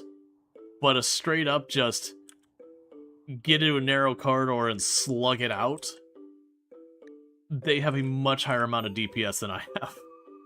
And more armor. So it's not going to make a huge difference where we build. It'd be good to have a geothermal nearby. So let's see where geothermal is on the map. Got one there. So out in the extremities and all these, pretty far out on the edge. They're all pretty terrible. That's probably my least awful one. So let's go ahead and park up here, I think.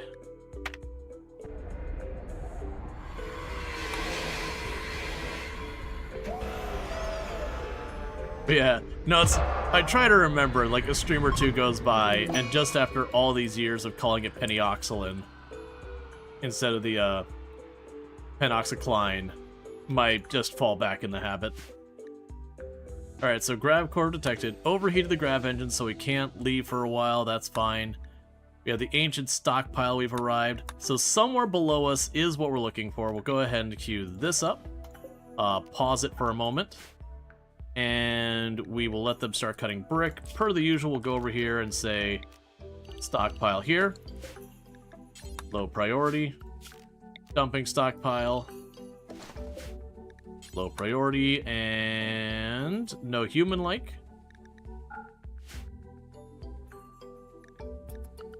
No one's restricted in any way, that's weird. We're not going to have much ability to grow stuff on this tile. We'll just chuck potatoes down in this area. And we'll chuck them along here as well.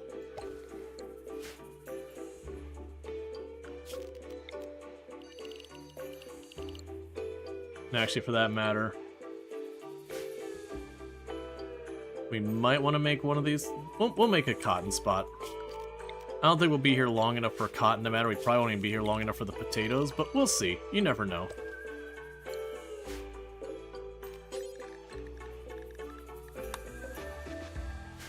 Okay, so the plan of basically what we're doing here is we've got a bunch of these spots.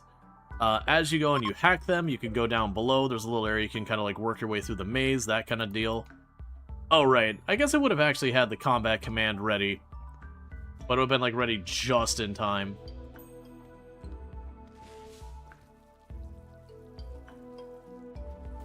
Okay, so get them all planting what we can. And I'll need them to cut some brick, and then we'll see what type of brick we get. We should also go here and ore. We got uranium ore right by the ship. Love to see it. We've got silver. Lots of silver ore. And we can go to compact. Machinery.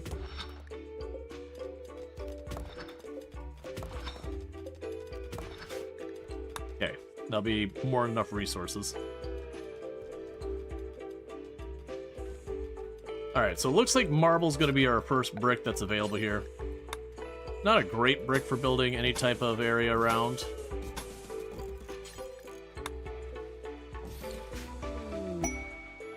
For thrombos, I'm pretty sure I don't have what I need to tame them. Nope.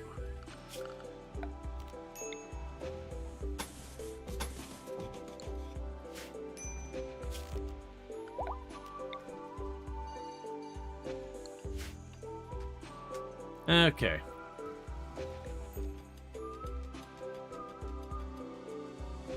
Let's have them continue to work on all this. Our power's offline.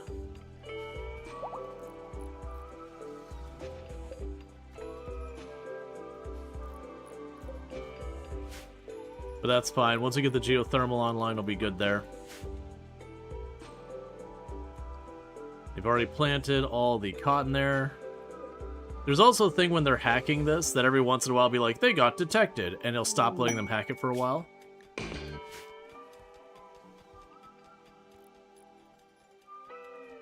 It'll allow the monolith to show up.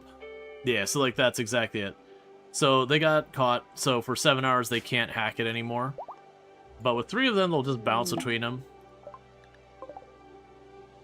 Ooh, do I actually want to let them research it that far away?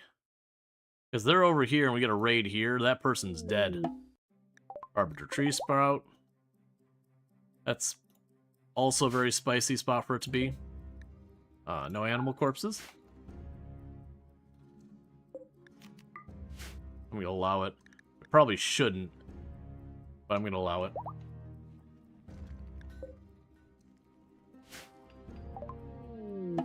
Alright, void provocation. Cool, we're not going to worry about that. We get entity containment, because we want to keep working through these. Ideally, I'd probably want to get bioferrite shaping and the bioferrite collection stuff and all that stuff. Because what I'll probably do is after we grow the ship a couple of times, is I am going to make at least one little room I can tuck away to put like a revenant in or whatever. To just have like a trickle feed of bioferrite in that as I'm able.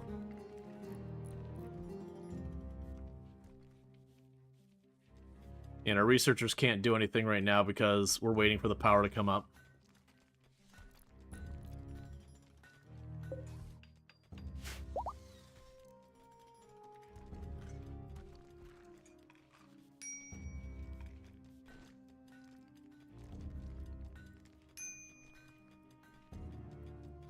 Oh, there's also no star here. The Supreme Company is approaching from multiple angles. So we've got a bunch of short range still. A mix of short, medium, and long on the right. It is an attack, so they're going to prepare.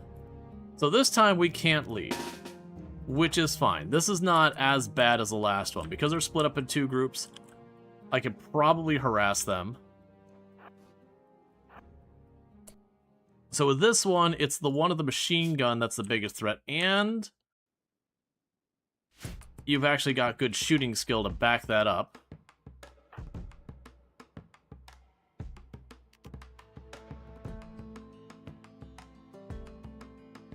So we did get a shield belt built already. So how close do I need to get for this to work? Okay, so there's not a good place for me to get cover where I probably won't just immediately aggro them. Oh, no, they're aggroing from pretty far back, actually. That works out for me.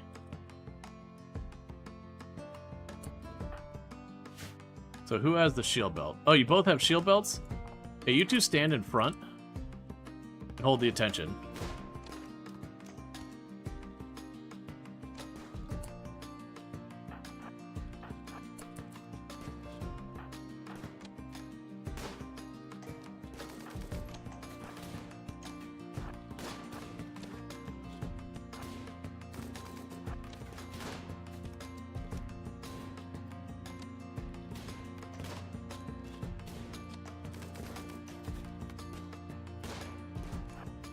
It's interesting that they're smart enough to back off.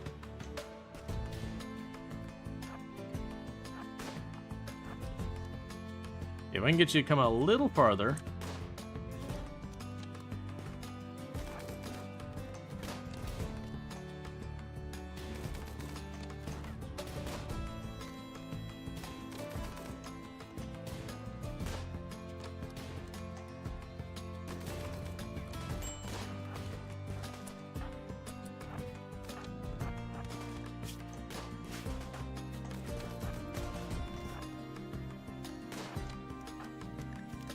You go back to the ship, get yourself patched up.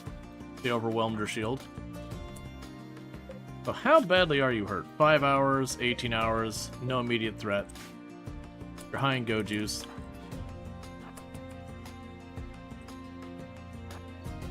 I'm actually surprised they're not getting more done.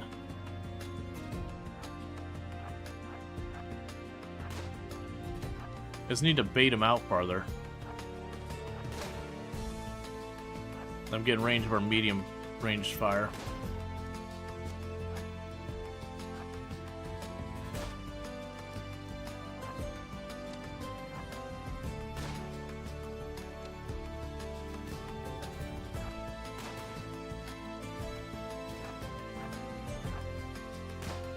Okay, and you got tended to? Nope. What are you doing? Cutting stone? Maybe tend to them instead?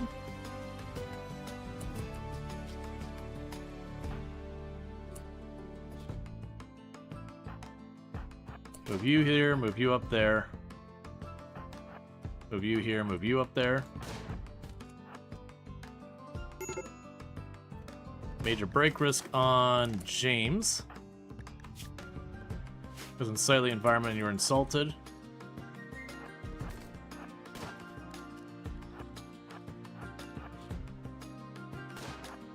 Like, they're bleeding everywhere. You got a lot of solid hits on them.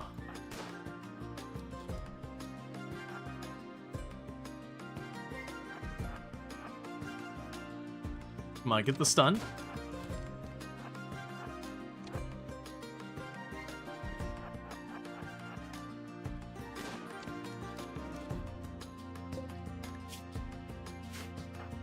Then get that machine gun down.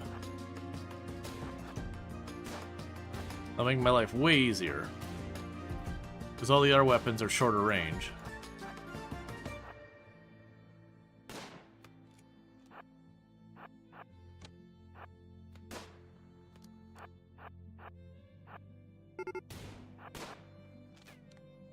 So unfortunately, they are beginning their assault.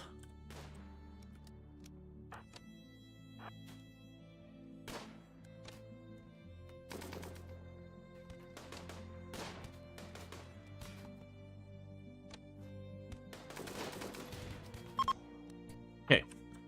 That group's down. Are you all patched up? You are? Okay, so with this assault, we've got one person with a grenade, one with Molotov, and it's all short and melee.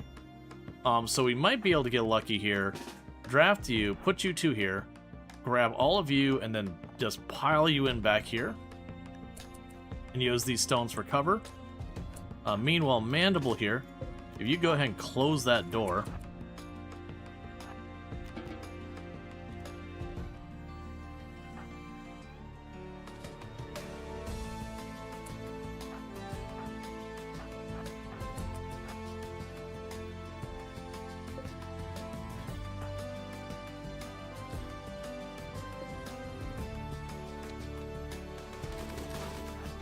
Maybe scooch a little farther back to mitigate friendly fire risks.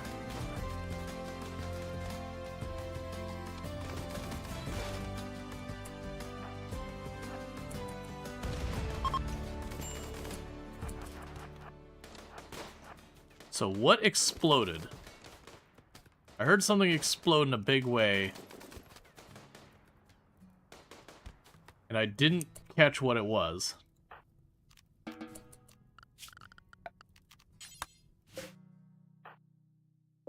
And you are terrible and don't have good equipment.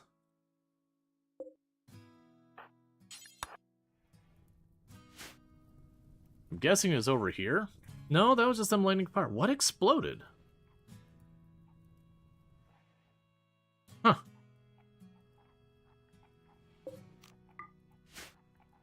Okay, so looking at our injuries, we got one shot to the leg, one shot to the torso. Cody here caught a couple of hits. Honestly, could have been way worse considering how many hits they did take. I just didn't notice their shield belt was getting kind of low.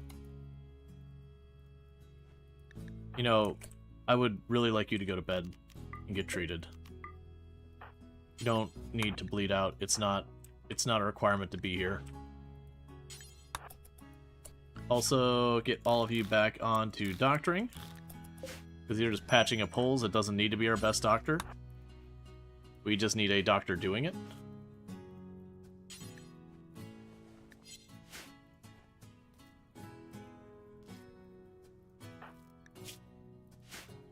Okay.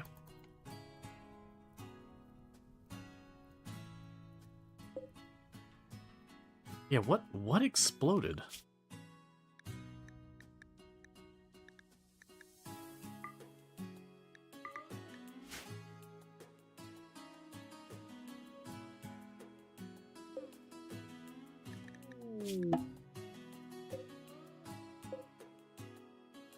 Just checking to see if anyone had like fire foam packs or anything cool. It's not looking like it though.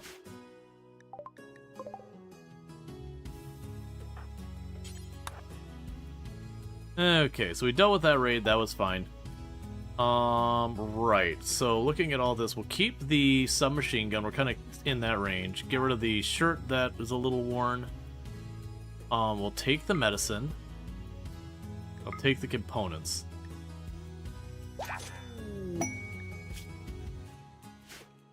That's fine.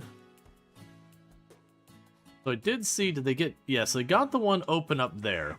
And they got this one open as well. And they're about to get this one open. So the moment we have people all bandaged up, we're going to start going through these underground areas and getting what we can. Alright, power is now online.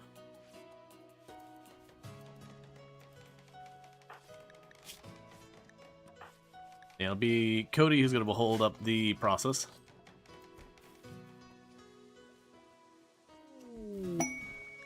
Masterwork, plain leather parka. Did we get a Harbinger tree here? Oh yeah, we did. It's down here.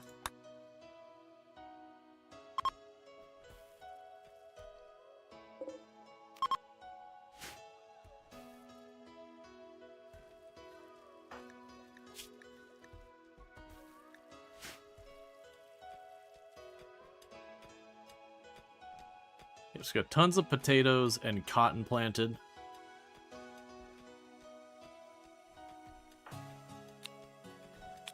We gave up a bit of range for just raw DPS, which is mixed bag. Ultimately, we'll probably want on this shelf back here, that's like my important shelf. We'll probably want to put a sniper rifle on there too. For in those cases, I do need to range something to deal with it. But in the moment, I'm kind of thinking I found with the Odyssey content, a lot of the time you're going into, you know, the underground area with the bugs, the underground, like, little lab things down here. You're doing a lot of that kind of stuff. And so you do end up with a lot more close-range, high DPS kind of encounters that you don't really get to take advantage of long-range that much. So it's kind of chain shotguns and heavy submachine guns are king in those scenarios. Especially once you start getting unique ones that have all sorts of cool things like armor penetration, extra shots, and all that garbage.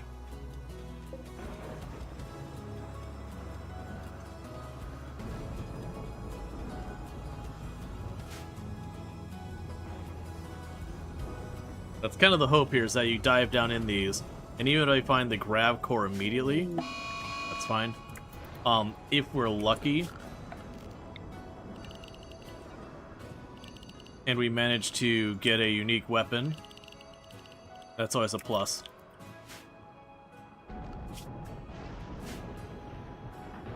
And how much longer do you have? You got pretty jacked up on the left arm. What? Didn't do anything. And the part of the reason I want both of them to go is in case we run into wasps and mines, which is very, very likely. We can have them tank that versus our ranged people, which can have a much worse time with it.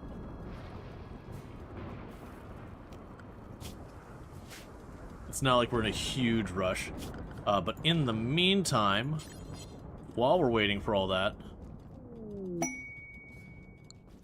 pigs join. And we'll go to animals. No pigs joined. We'll go ahead and do...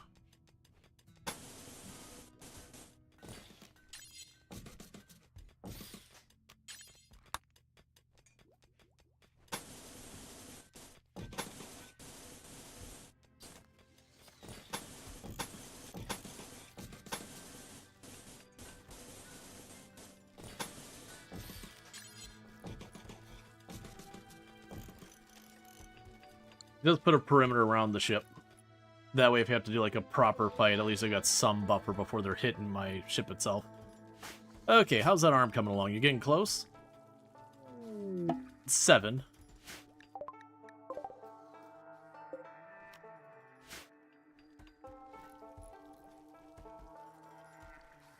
Yep, so far, I don't believe we've lost any colonists that actually got to the base. We had like one person who joined and died on the edge of the map. You know, which those... Oh, actually, was it a colonist? Yeah, no, there was one colonist. It was like a random wander where you get just the free colonists that I actually accepted, which I don't see that one very often. Have been somewhat useful? Yeah, let's see. What were the ones? Oh, yeah. You're the great memory, fast learner, hard worker one. We've got you primarily cooking, but, you know, that's a really good pawn. That we, for those who missed that, that was someone who attacked us, and we saw who it was. We're like, oh, we're putting this person down, and we're taking them.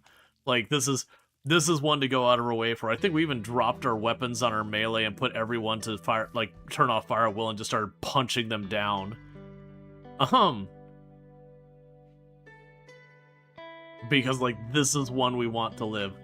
Alright, so what we're gonna do is we're gonna grab everyone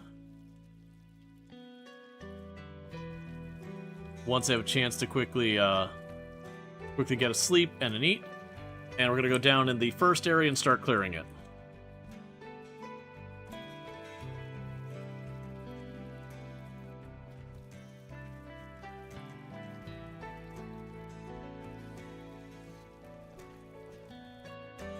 Everyone's gonna wake up, they're gonna have a snack.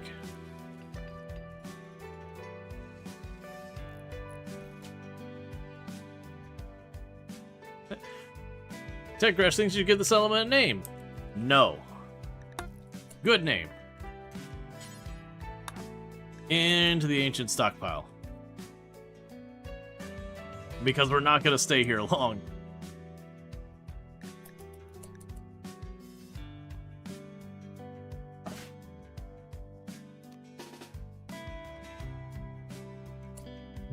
Don't go walking into random rooms, okay? Literally, there's an explosive right there. Please do not go wandering into random rooms. I don't need this.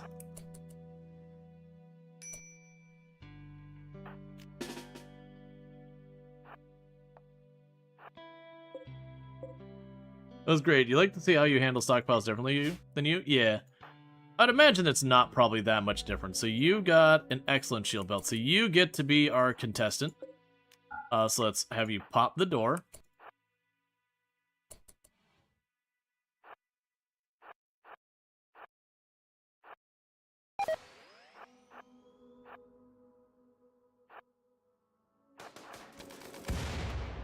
Nicely done.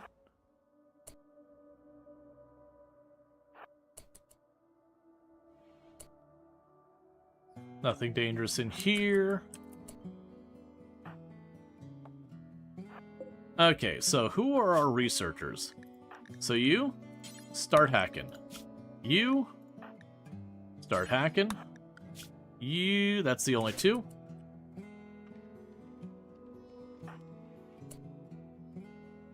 And you have nothing we care about. Not you. Go ahead and pop open that sealed container for me. Some glitter world. Go ahead and grab that. Okay, grab my whole team that's over here. Dump them there. You ready to pop this door?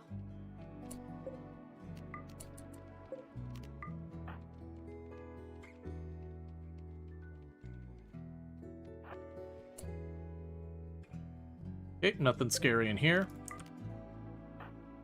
Move her team up. Pop the next door.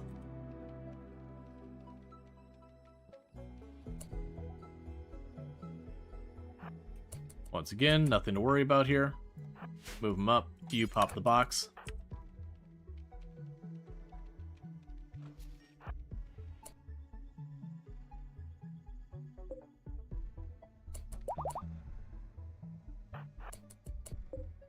You got a survey map, so go ahead and pick up that. Okay, so for you all, start hacking that door.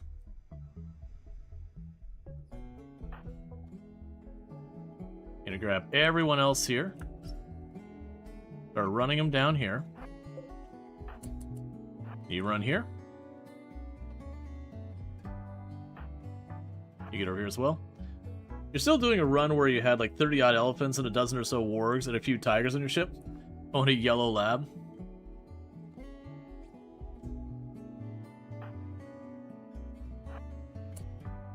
Alright. And what do you got here? Nothing we care about. So grab our 2 melee pawns, move them over there, grab our ranged pawns.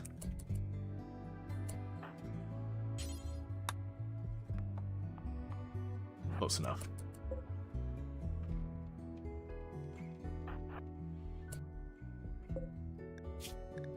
Nothing we care about. That's another door to be hacked, so that would be you. Get on it. Melee team, run up here. Range team, get into support.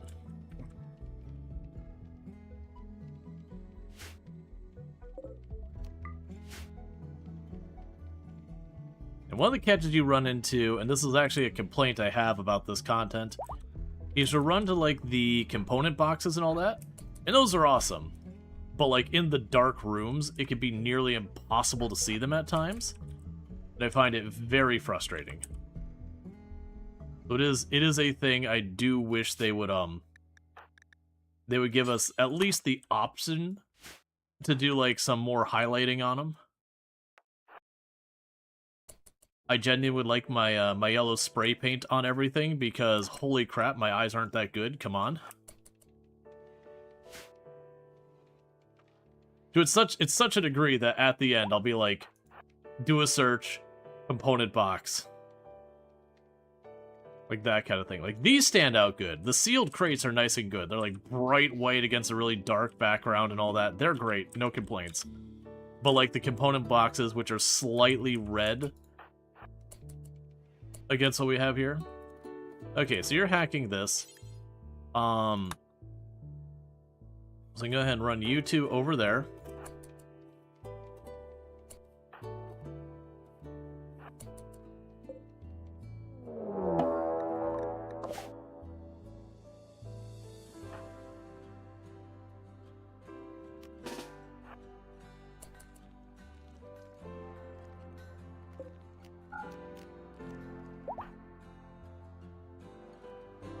Just a moment.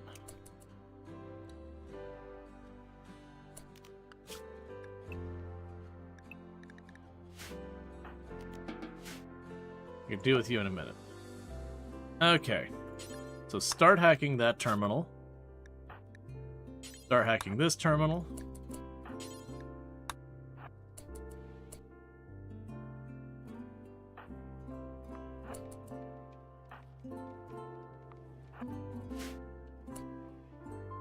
There are 2 component boxes you see so far?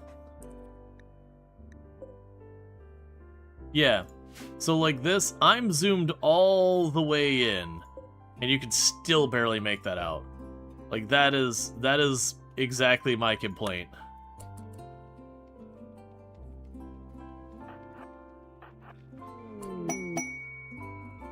Turret disabled. Love to see it. Blast door open. That's fine. Let's see. I usually stack the doors and send the pachyderms in. Clear the whole facility room by room, and then finally policing valuables since they brought the squad of elephants. Besides that, usually have a free to search all rooms. Yeah, no, I mean, I just walk up. The big thing I'm doing is I'm using my shields as a, like, buffer if anything hostile's on the other side. Pretty much everything you run into, the shields, you know, if not completely negate, highly mitigate. With the one, like, major exception of the locust. I'll go ahead and we'll have you pop those.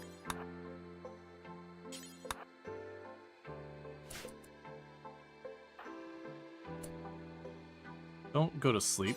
I said pop those.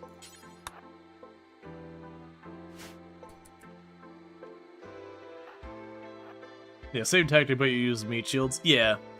Well, that's the thing. The shield belt will literally prevent the explosive from doing any damage to you. You'll still take, like, the one hit where the mine, like, taps you and then explodes. But you don't really care about that. Like, the wasps will get a bunch of little cuts and nicks in on you. But with everyone supporting, usually that's not that big a deal.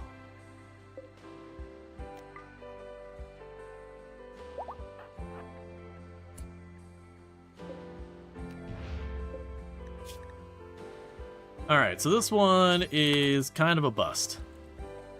We got a couple of things out of it, but nothing really worthwhile. So you've already opened everything, so we can undraft everyone. Go to orders, allow all, and choose to exit the stockpile. Everyone leaves. Items, food, components. So all in all, we got some glitter world. I got a map. I got some components. It wasn't like terrible, but it was a lot of effort to not get very much out of it. And then we did have to run inside out here because of the problem of there's nothing for the monitor lizards to hunt. So it started to try and hunt the children, or the child.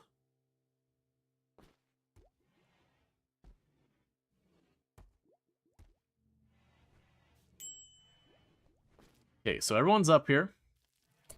Let's grab all our combat people. Step outside, let the monitor lizard do its thing.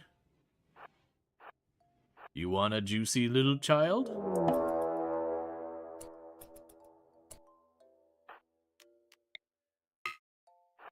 Nope, nope, don't do that.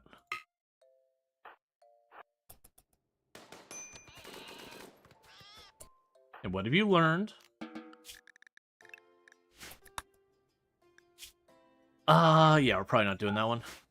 Okay, so this, we're gonna seal the entrance. And the reason I'm sealing the entrance is, one, it uses system resources on the computer.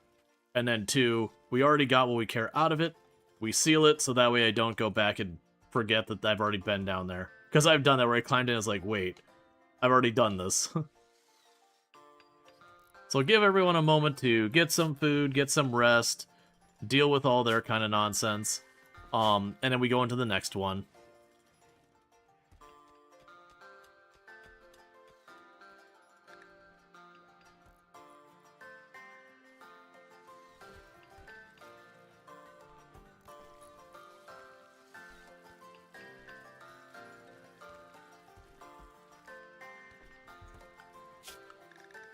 Let's see, your schedule looks like some nations' flags.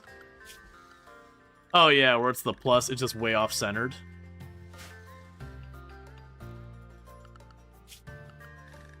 Yep, that's not unusual, because I have my recreation column, and then, you know, kids will be there.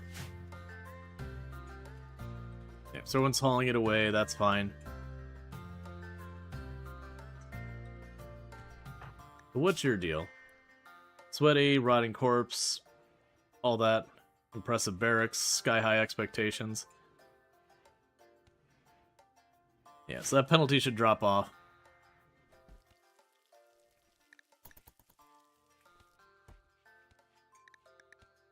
You love parking your ship next to geothermal. You also love parking your ship on top of a few apex predators when you hit a new map. Yeah, no, I mean, it's kind of a straightforward thing. Is because you can choose where to drop your ship most of the time, you can get it next to a geothermal. And for the effort involved and the fact that usually you're not for wanton components doing Odyssey stuff, you can just smash down a geothermal in seconds, and that's just 3,600 watts. So yeah, I usually don't even bother with the perimeter fence, but right now we don't have a good defensive position on our ship, so I'm choosing to just chuck up a wall. Not a great defense. Normally you'd want some type of, like, firing lanes or whatever, but considering it's just going to be plop it down, move on to the next place, we're not going to worry about that quite yet. Because it's probably going to take me more than one jump to reach the next area.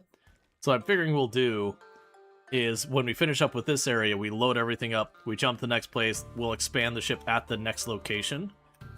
Alright, so everyone is basically up. Have you eaten? You're not hungry, so you're good enough. So let's grab everyone.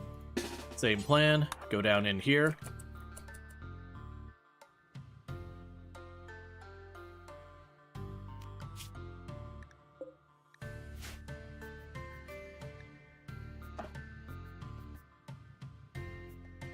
Alright, so we got a couple of doors. So you'll go hold by this door.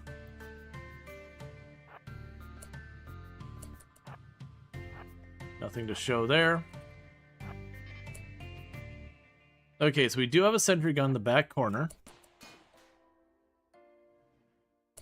So you two, get in there and get to work.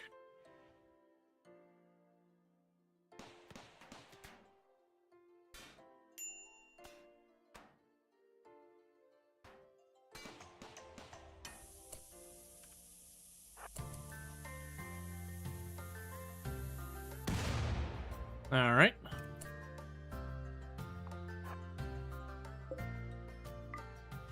So then we'll have, let's see what it was. We'll have you start forcing this door open. And you start forcing that door open.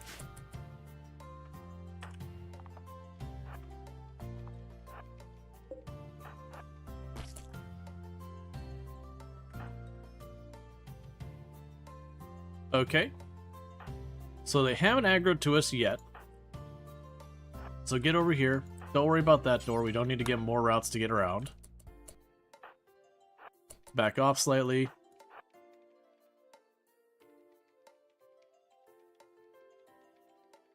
Alright.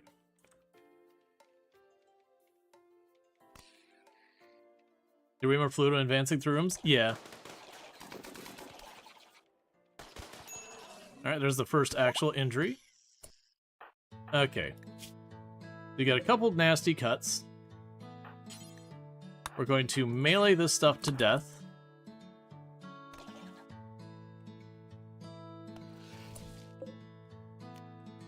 Alright, I'm thinking you go ahead and get out here, get packaged, bandaged up.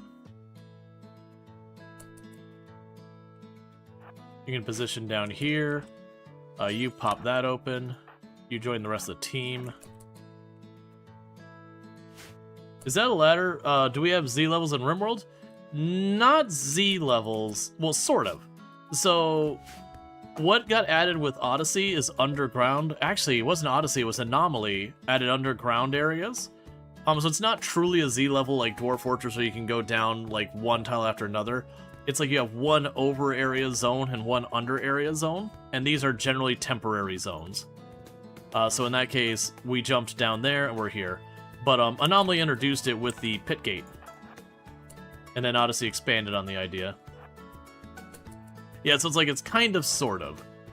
It's in the general realm of Z levels, but isn't actually Z levels.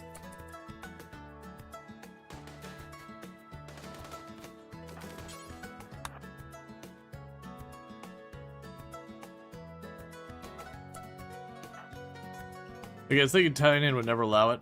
Yeah, to be fair, I don't think RimWorld is super well sorted, super well situated for Z levels. It wouldn't be the end of the world or something. But I think in a lot of ways, Z levels would be more of a negative than a thing. Yeah, it's more like Legend of Zelda Basement 1, Basement 2. Exactly. Okay, so we got this one. So that'll be you needing to hack that door.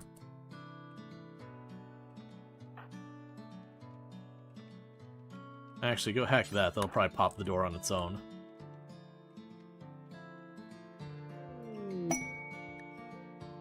Okay, so it opened a useless door for us. So you start hacking that door. We'll get over here to prepare, just in case. Because that'll open a door or disable a turret. And you can be strategic and deliberately open all the doors first. That way it's more likely to disable like a turret or whatever. It's like a spiritual Z level. Oh, you need to be hacking this door. You get in a position over here, ready to help when that gets opened.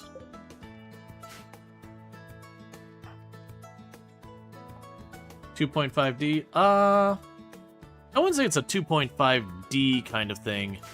I would say more it's like you are dealing with separate maps just entirely that you happen to be able to access by one point on one map. Like one point on one of the maps. Alright, so go ahead, and that's a component box. You can actually see that one because it's actually in some lighting. And with that, before you get that open... Okay, it's the only one we've got.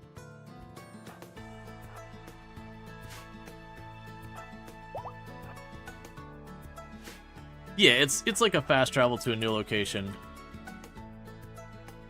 Alright. This feels like the kind of room we'd see a wasp in, which is the reason I was like really looking around. Okay, so you pop through there, you open these boxes, you go and start hacking that door.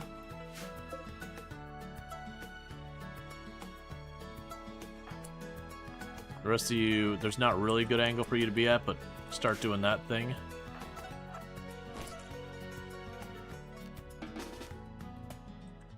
Well, that's about to kick off. You don't worry about that, and you don't worry about those. Get over here to assist.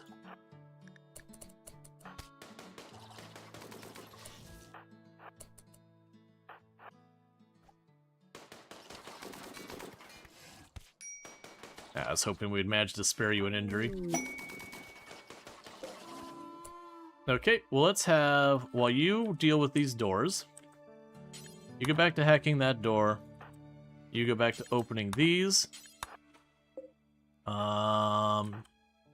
You start to tend them. You three deal with the nest. Actually, by that I mean you open that. And then deal with the nest. Make sure we pick up the Luciferum and not slam it. Pick up the catalyst.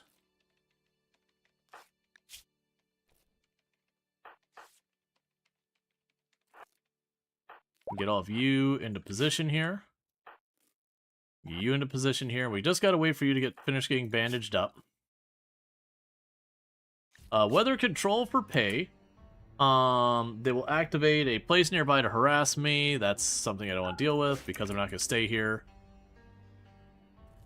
In the meantime, you go ahead and pick up all the medicine while you wait. We have a much better doctor down here. Not really. You're a terrible doctor, but so are all the others. And you got treated, right? Okay.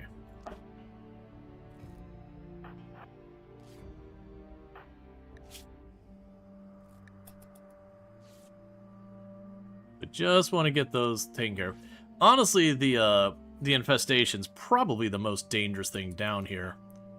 Most of the other stuff I can get without, like, maybe taking one minor injury, and that's about it.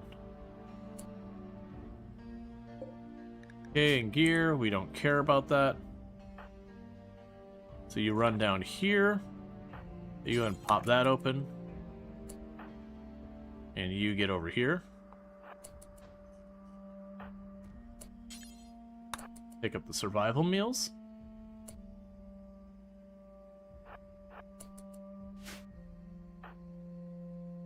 Okay. So you can position here, you pop that open. You pick those up, you pick these up.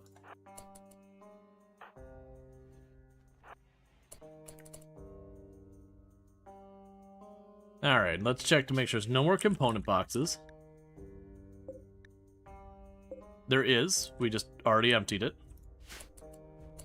Okay, so with that, go here, exit, everyone, this, leave the insect jelly, grab the components, accept, and undraft, and get the heck out. So that'll be the second one done.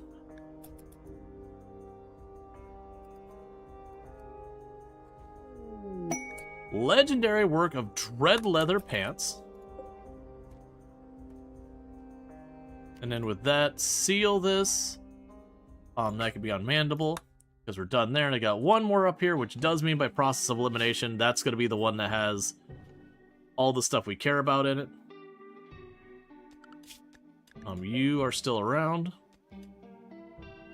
Okay, so unsurprisingly, our melee did get a little scraped up down there by the bugs, which is fine.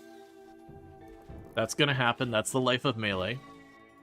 We can do what we can to avoid injuries, but we will never, ever truly eliminate all injury potential for the melee team. Ranged team, you can get pretty close between high shields and all sorts of stuff. It may not be cost effective, but you can get really darn close to it. Oh, I forgot. The name that it randomly gave us was Extreme Falcon, and I didn't, like wasn't coming up with a name in the moment. It's like, you know what? Extreme Falcon? Sure. That's an interesting ship name. Yeah, so give them a moment to get themselves basically recovered. Then we can hop into the last one. And luckily, it looks like most of these injuries are only like 2 or 3 health. Like that one's a 4. So you should, well, a 4 and a 5. So you should heal in not super long.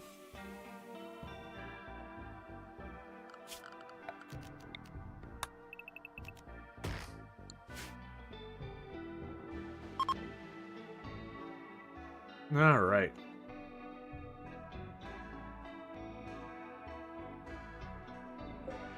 And as you can see, these plants are not growing very fast. It's not how well suited for growing stuff. All the dirt, if we look at the fertility of it, that's okay, and all of this is terrible.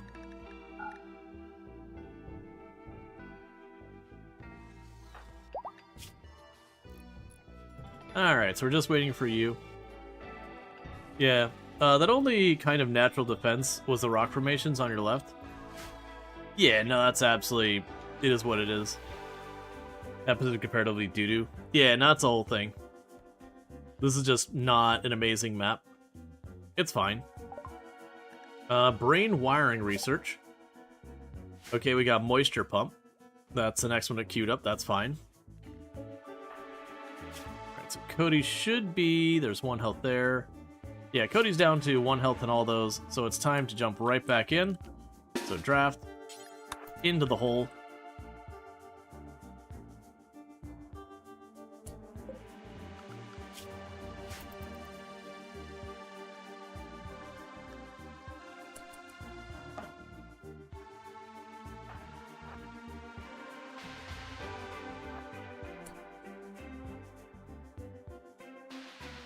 There is a gun up in that corner there.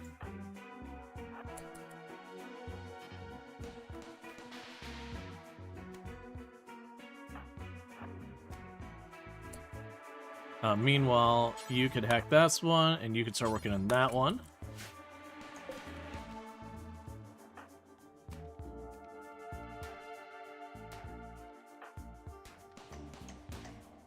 It didn't explode that time.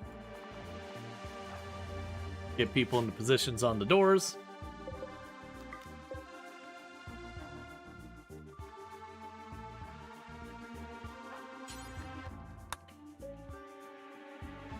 Okay.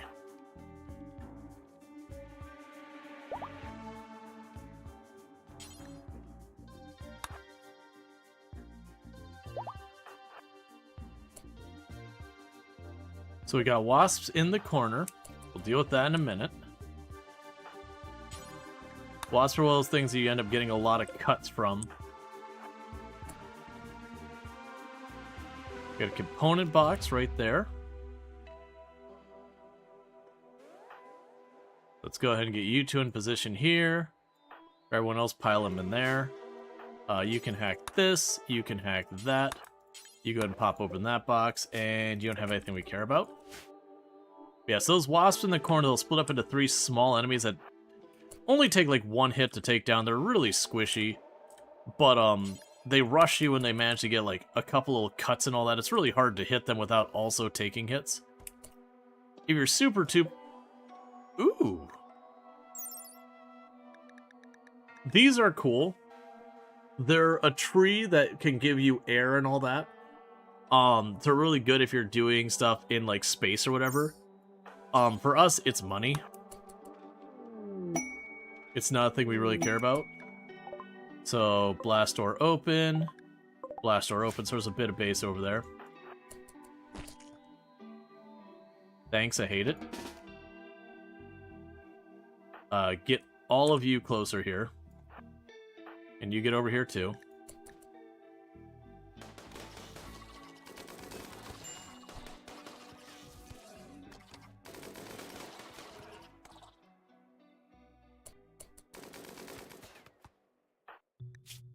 Okay, so you got a couple of cuts.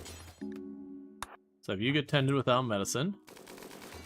The rest of you pop over here.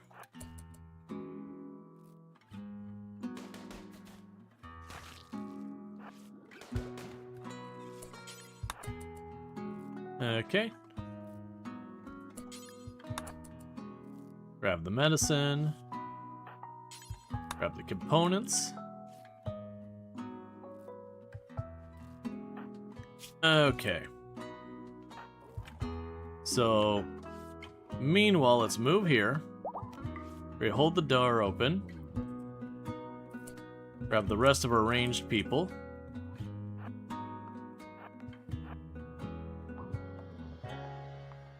Want to position them over here because we're going to try to open the door and have the wasps aggro. Because they should be able to see me from here. And if all goes well, I might be able to hit them a bunch before they get on top of Cody. They're really, really fast though, so I'm expecting it to not go super well. That door is locked. I will not be doing what I just said I was going to do. Oh, hey, James, I didn't realize you're just standing there.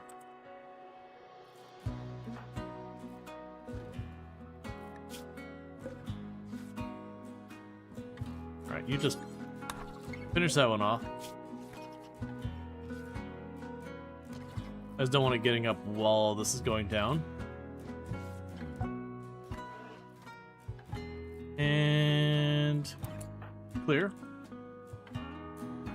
So move you back, move you back. Move you here. Get you into position. Alright, so they're not going to aggro until we step into the room usually.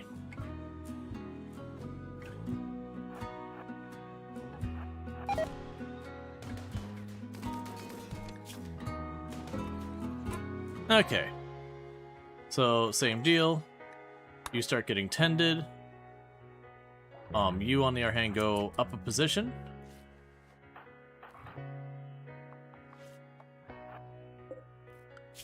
In order to allow all these, because these are the grab panels. I don't see the grab core in here, but that's okay. We've got more wasps in this room.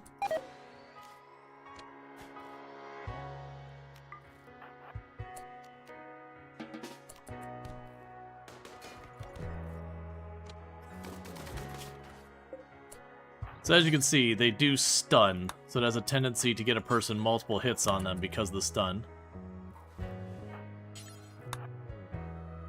Okay, so you're going to open this. Harbinger seat.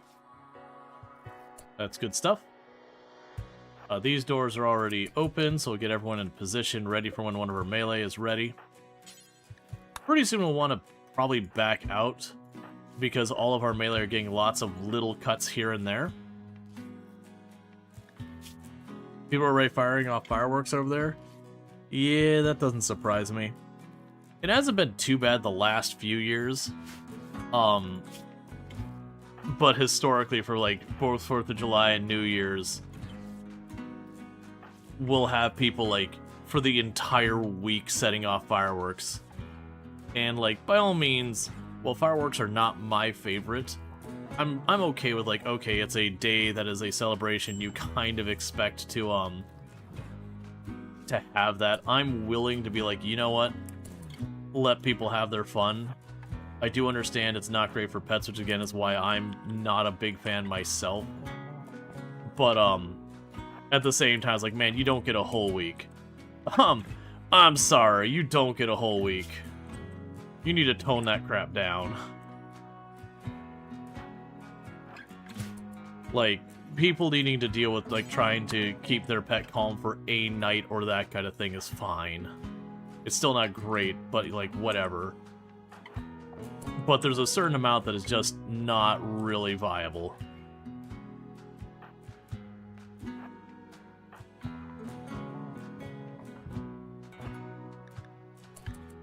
There's big fireworks a few miles away last weekend. You thought it was thunder, but you're able to see it over the ridgeline on the opposite side of the valley. Nobody can do fireworks here because fire restrictions. Nearby city is doing drone show instead. Yeah, so I'm actually surprised. I haven't looked to see if technically we're no longer under a drought, but I'm in central Florida, and we've been under a drought for a while because Florida's weird where it can pour rain, but also it's still a drought because just the nature of how our water is here. But, and I mean, like, it's legitimately a drought.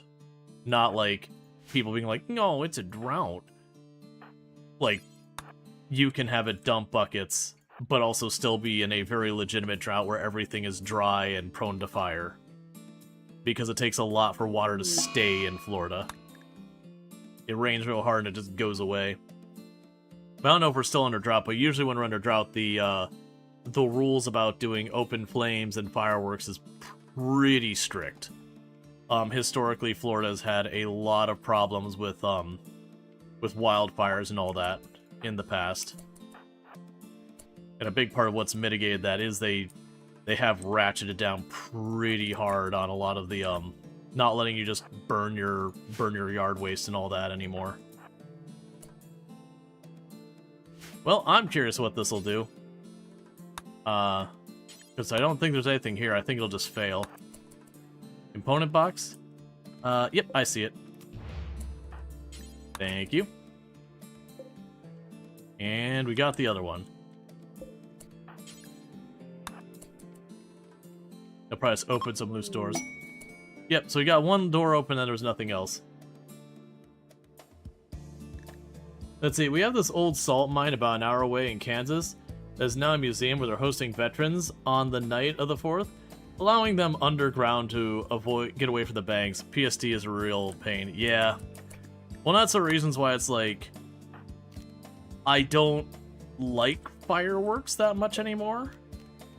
Like, even before I was, like, thinking about the awareness of, like, PTSD and all that kind of stuff, it's like, kind of seeing the same thing. It was loud, it made everything smell like smoke and everything like that. But I'm willing to, like, reluctantly be, hey, you know what? Sure. One day. Because I feel like one day out of the year, you can be like, hey, there are precautions, whether it's blasting music to drown it out or whatever. There might be, like, even if it's, like, leaving the area, whatever, there might be options to deal with. And that's, again, that's not great because not everyone has those opportunities and all that. Did I actually...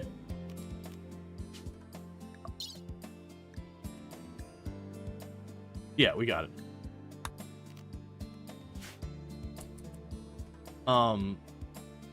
But yeah, so it's like one of those things like, okay, with one day, like I feel like there is stuff people can do to kind of work around it, you know, for those who struggle.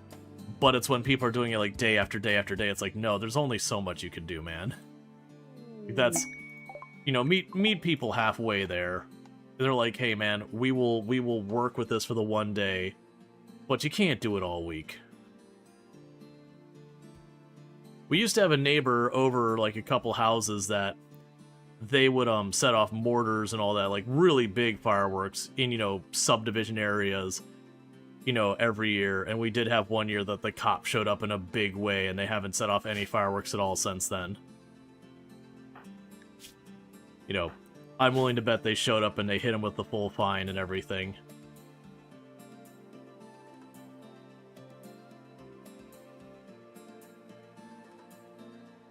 Good thing those weren't RimWorld mortars. Who knows what that hit? Well, I mean, part of the problem is we've got, by where I'm at, we've got a green belt around us. So you get one mortar that goes off the wrong way and it goes into the woods. And, you know, there's underbrush and all that gets dried out a lot. That's just begging for a wildfire.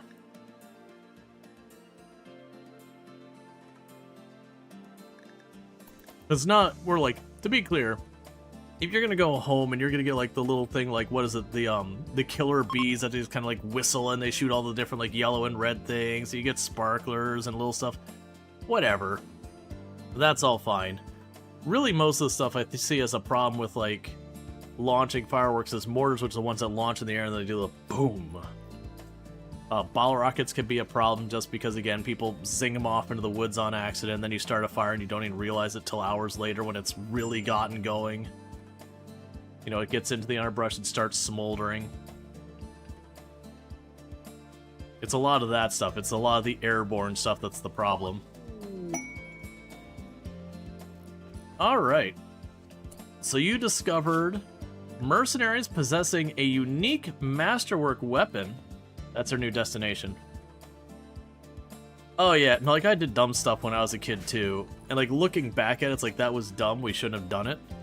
Like I had a shirt that had a bunch of holes burned down the length of it from getting stuff caught up in my shirt. I never got seriously hurt, but there was definitely times where like, you know, the difference between me and not having in my eye wasn't that big of a margin. Or like, you know, potentially having serious burns. Again, wasn't a huge margin. In this case, I'll go ahead and add the Lynching Catalyst on that. Where do I going to put the Luciferum? Because Luciferum is worth keeping. I'll put it here as well. Because most things nowadays you can solve without having to turn to Lucy. It's just not needed like it used to be. So take the textiles off, except cloth, that, and that. All the wools and leather, will rip them out of here. Wanderer Joiner shows up. Nope. Kids are not very risk averse. Well, right, that's exactly, I mean, but the same thing, you know, my parents were aware, well, not my parents, but like, my uncles were aware of a lot of what we were doing. To at least some degree. They're like, oh, those kids being kids. Yeah, they let us do some stuff they really shouldn't have let us do. And for small ground fireworks, cool for the days leading up. Leave the larger stuff for the day of. In your opinion, it's better to have them all going off at the same time anyway. Yeah, no, absolutely. Like, that's being mindful of people with PTSD, that's being mindful of people with pets, all that kind of stuff. Uncles are not very risk averse. No, a lot of uncles are being like, hey, gotta be the cool uncle. Let's do the dodgy thing that the parents won't allow because, you know, the kid's gonna like it. There's a lot of medicine out there and they need to find a place to shove it. Let's go into here and say, what's that called when it's on that form? Dye. Let's go in here and take the dye off that shelf.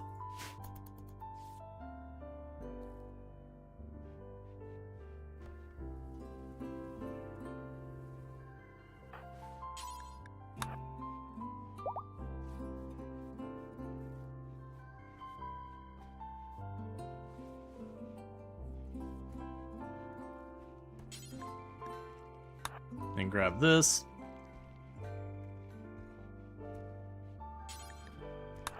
We also don't have mortars, so let's go under the mortar shells and take those off the shelf. One of your nieces hates fireworks, so you can't get close to being cool Uncle during 4th with her.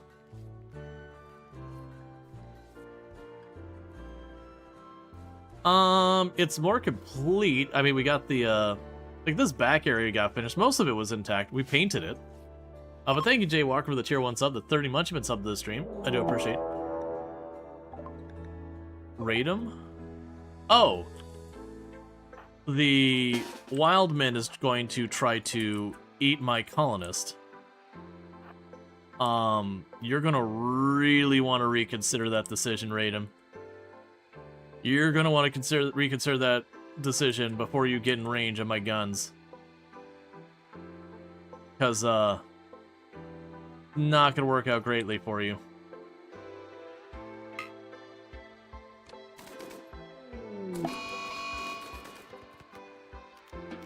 And what have we learned?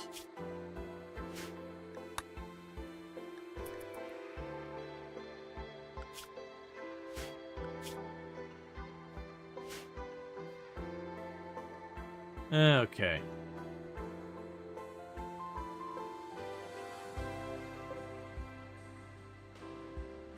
Yeah, so we got Panzer getting all... Oh, hey, sorry about that. Panzer getting all worn out. Chucking a bunch of this garbage out here.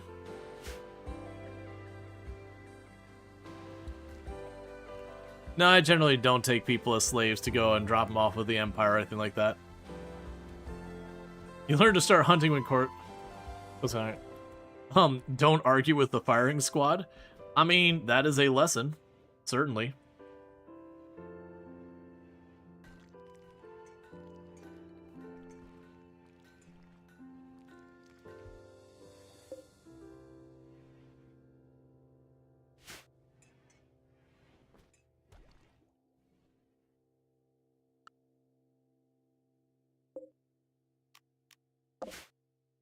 Making sure there's nothing we care about down here still. Cool.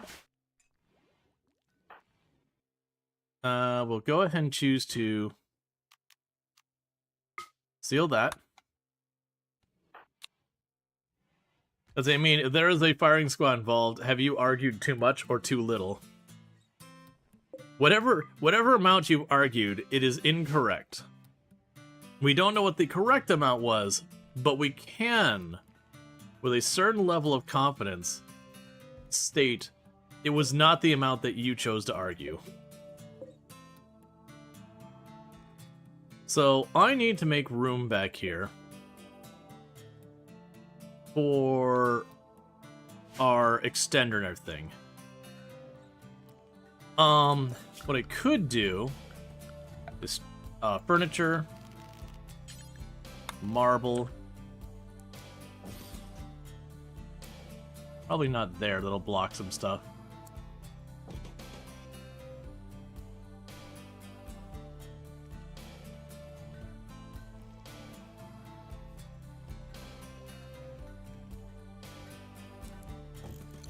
Alright. I mean, worked for years in engine and grew up in the USSR. If you want to hear a dark sense of humor, within reason. Yeah, it's gonna be a shelf for dye.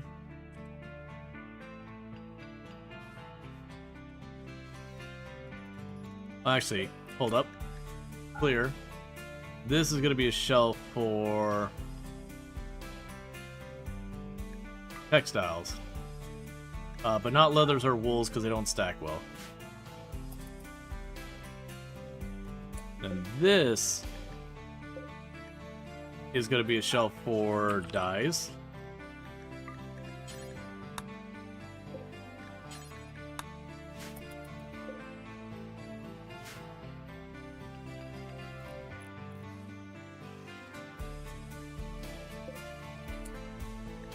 Clear, we can do the Gravlite core and panel.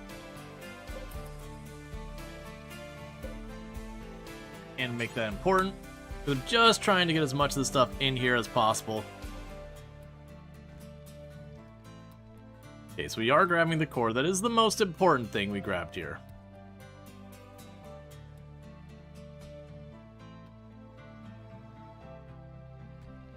They conscript you and sent you to Cherbourg. We gave everything.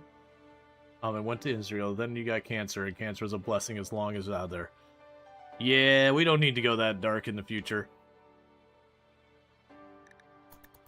I usually generally try to shy away from, like, real-world events things, whether it's, like, war, disasters, and that kind of thing when it comes to, you know, big tragedy kind of things. Just doesn't, you know, match the vibe. Plus, like, that's obviously you didn't bring up a war one. Plus, when it comes to, like, the war ones, it almost always, people get, like, hyper-nationalist about how, like, their place's tank was better than the other place's tank, is better than the other place's jet, or their guns are better than the other place's guns, and it's just one of those things where, like, man, this is not what I'm looking for. Royal apparel.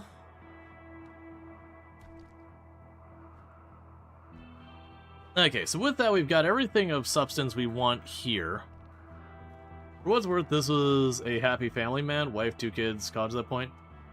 He was probably about to retire. I'm not sure that makes it better.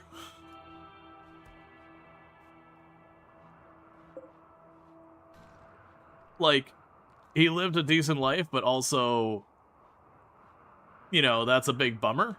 Yeah, so let's just move on. Yeah, generally, it's not like we have a problem with necessarily dark humor, but there's definitely like big sag dark humor.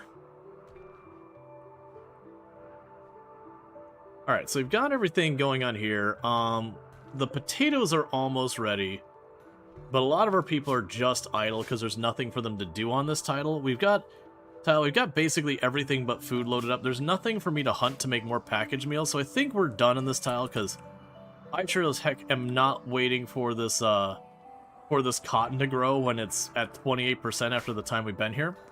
So we do have the quest over here that we got from our book that's around the mercenaries here. I'm not sure we can reach that in one jump. It might be 2, but they do have a unique weapon. And I wants it. I needs it. I will have it. Potatoes. So the thing is, if we look in here, I've got that much space for potato storage, so it's not really worth me bothering to pick up. They can pick up like 150 or 200 potatoes, and then we'll be full. So I think we're just gonna leave them because they're also only like 70-80%, so it'll be a lot of pulling them up. We're gonna go ahead and launch, and so that's where I want to go, is over there. Can you condense potatoes into meals? Right. If I do that, though, they go from lasting about 30 days, or 30 or 60 days, to about 4. So I could turn them into meals, but then objectively I'd be shortening their shelf life tremendously. Alright, so we're just going to jump over to this tile, unless we have anything cool on one of these tiles. Just an island. There's a chem fuel stockpile there, but I'm worried if I jump there I won't be able to reach here. Yeah, so we'll go ahead and just jump as far as we can this way. It's fine.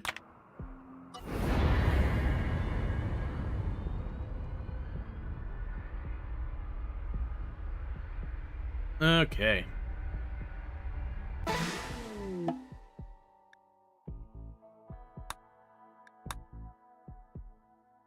Yeah, because then we can go for the unique weapon over here. So this is just a, kind of a layover place. We're just going to be here for as long as it takes to reset the engines and to like remake our fuel. So we're going to mostly just rip up trees, do a quick harvest on whatever, you know, whatever herbal medicine and berries and crap like that. Maybe murder a bunch of animals nearby.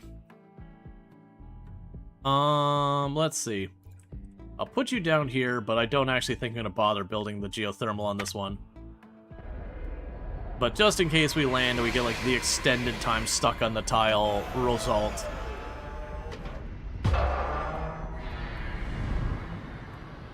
Okay, nothing special going on there.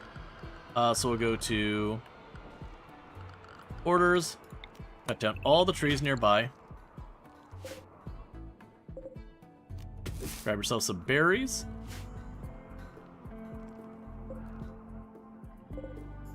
Grab some medicine. Go zone. Stockpile. Low priority. Dumping stockpile. Low priority. Okay, so let's see. We have 3 days for that to stay before we have problems. So to preserve power, let's turn off that.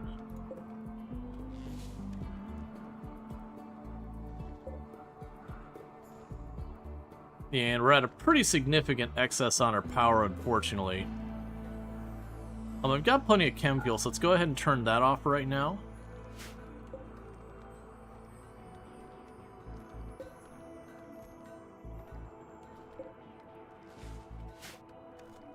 Trying to think what else is using power here. We got the research benches. Last time you looked at your run, you had no options for fuel on the first tile. Yeah, no, we left the first tile because we traded to get some fuel.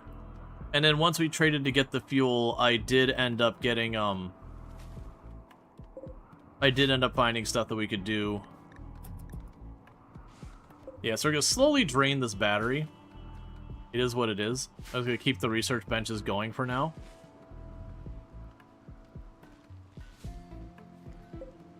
Because our chem fuel is full. Oh, wildlife. So there's a grizzly bear up here. Let's go murder the living crap out of the grizzly bear.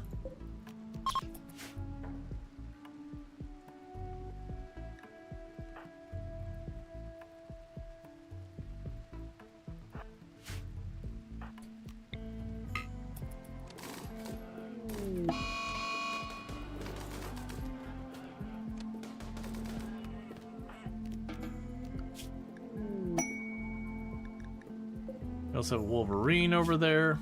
And a lynx over here. So wildlife. Go ahead and kill the ibex and all that. Basically, hunt what you can.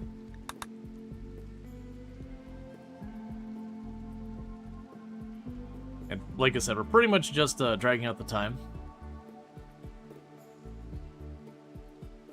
Yeah, to be fair, I've got 3 heavy submachine guns, and then 3 machine guns. So Royal Apparel, so we got auto doors next. I probably won't bother with either of those.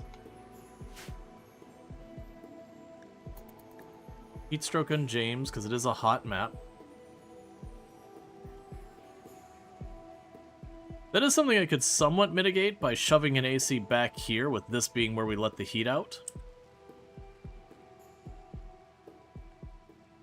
But it would only mildly mitigate it with how I've got it set up.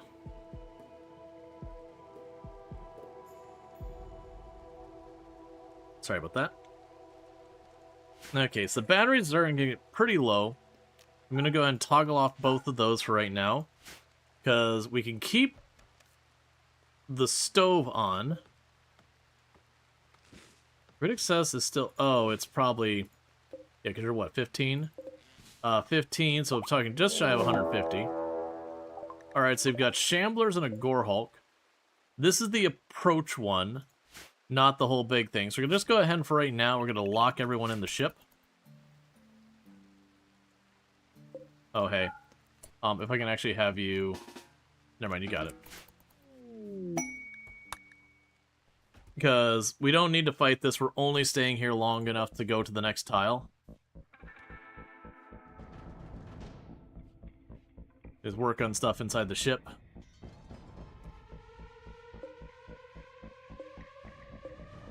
So turn that off. So we will slowly recharge the power. Everyone has nothing to do.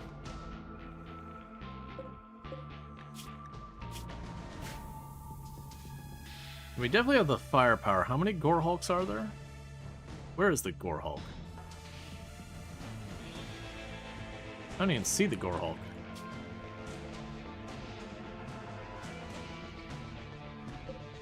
Ah, it's way up there. Because the Gore Hulk's a ranged one. All the other ones with as much firepower as we have, we'd probably take down in no time. But the Gore Hulk can throw some shots out there. If we can bait into the melee, it's not too bad, though. It might be worth it for us to just fight and be done with it. The downside is I don't have a good choke point bottleneck, so it will be just kind of open fight, which can get wildly out of hand pretty fast.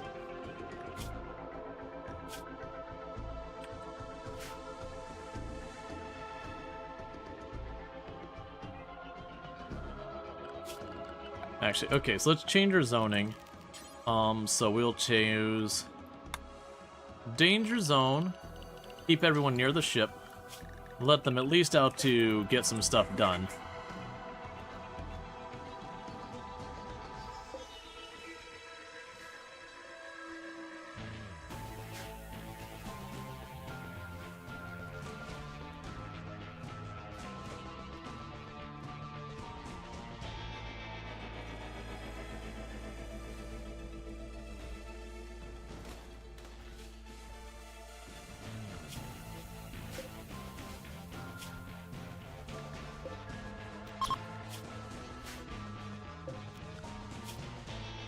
Okay.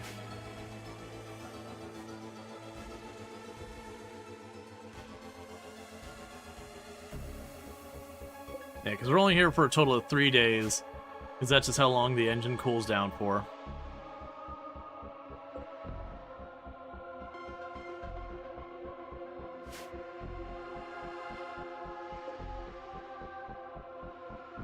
I definitely feel like, oh, it's the tube television. That's what's taking all of our power. Because I'm sort of like, what is using our power on here? Right, and the tube television takes 200 watts.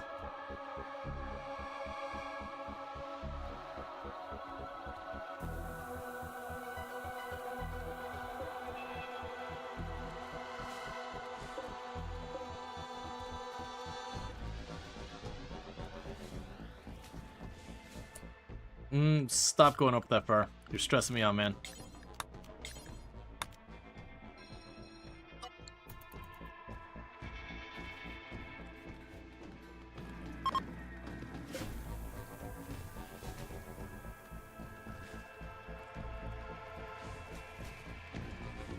Okay. And we're still very slowly draining our battery. That's fine.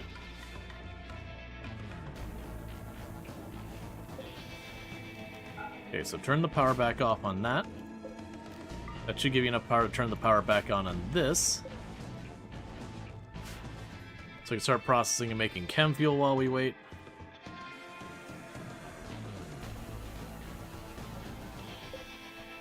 We got 1.5 days till we can leave.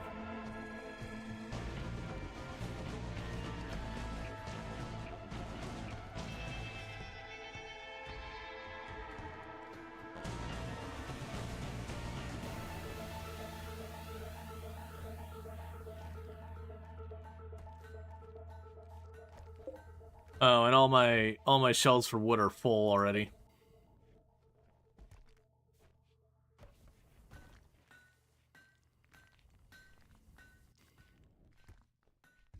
Okay. And no one has anything to do, really. Oh, that's one thing we can do. Fishing.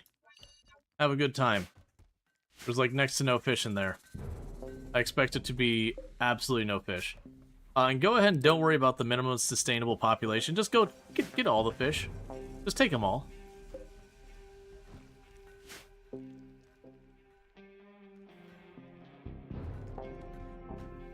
Alright, because when we get to the next location where we're going for the unique weapon, I do think we're gonna chill there long enough to toss down some crops, build off, like, we got about 200 more tiles worth of ship to build. We'll want to do that. I'll go ahead and put one tile there to close that off because it bothers me.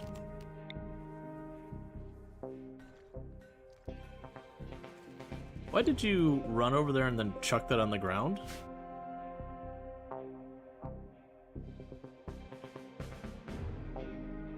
Also, how long till you age up? Oh, you're getting pretty close to aging up.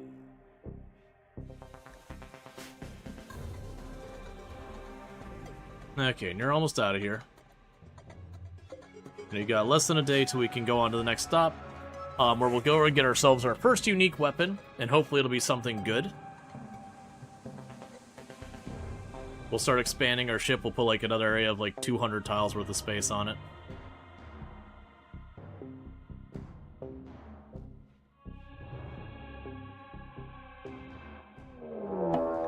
Okay, we've got a raid. Well, this should be interesting.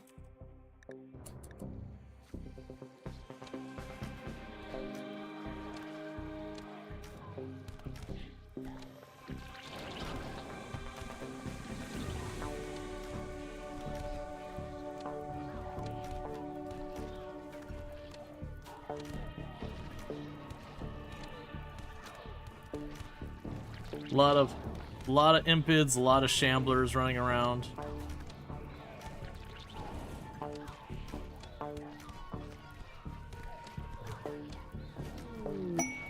Combat supplier also here.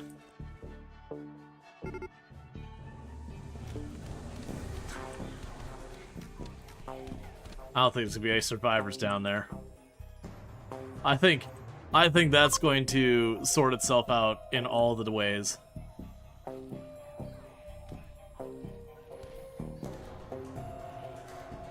Most of the shamblers are also going to go because they're also on fire.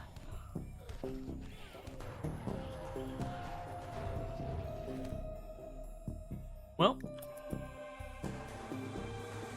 that's a big old mess.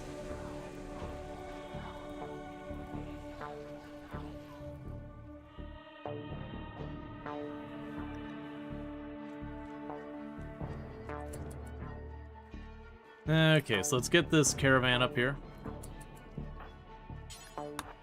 Worst thing is, like, nothing of real value dropped over there.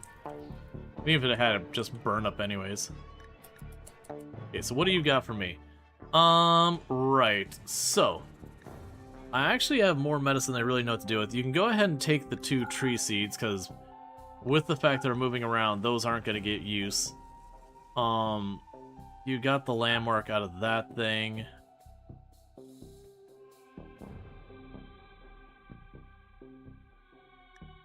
You don't have Nutrimine or anything for me? I'll take the medicine just to even up the trade a little bit.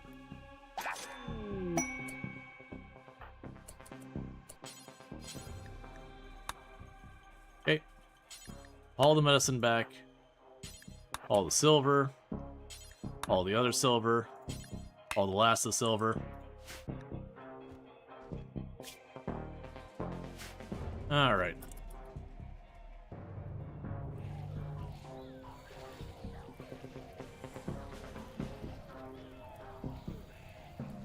There's a lot of jade there if I want it.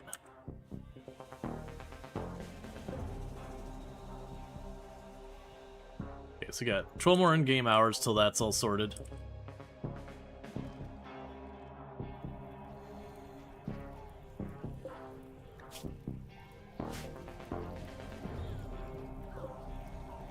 It is a lot of jade.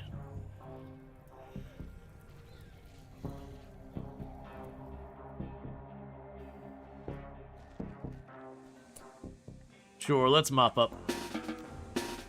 Let's get her jade.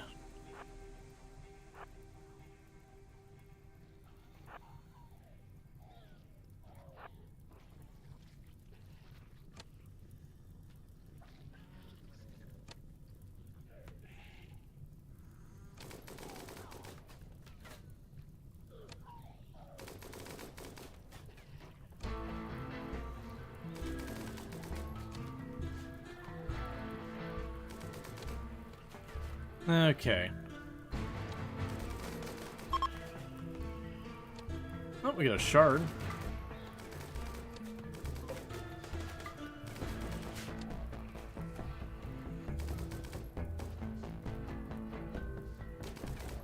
Oh, okay, I see what's going on there.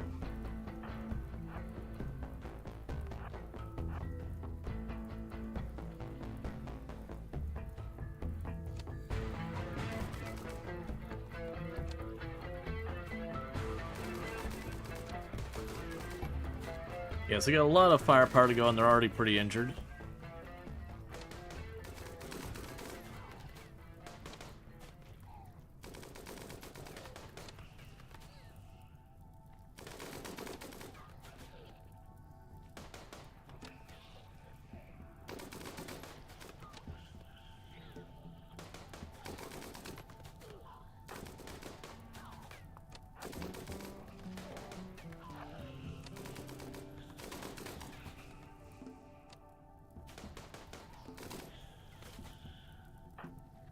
Okay.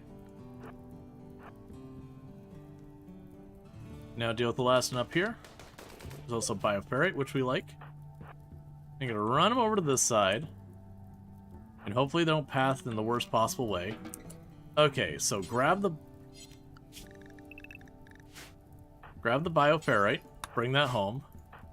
Grab the jade, grab the jade, grab the jade, grab the shard. Okay, there's the rain, so just don't walk through physical fire, and you'll be fine. Can you explain the shard that dropped by chance? You haven't played the Anomaly DLC? It's just a material. So you've got the two new materials you run into with the Anomaly is the shards and the bioferrite. Bioferrite's effectively a kind of a metal similar to steel and all that. Very flammable, but very hard.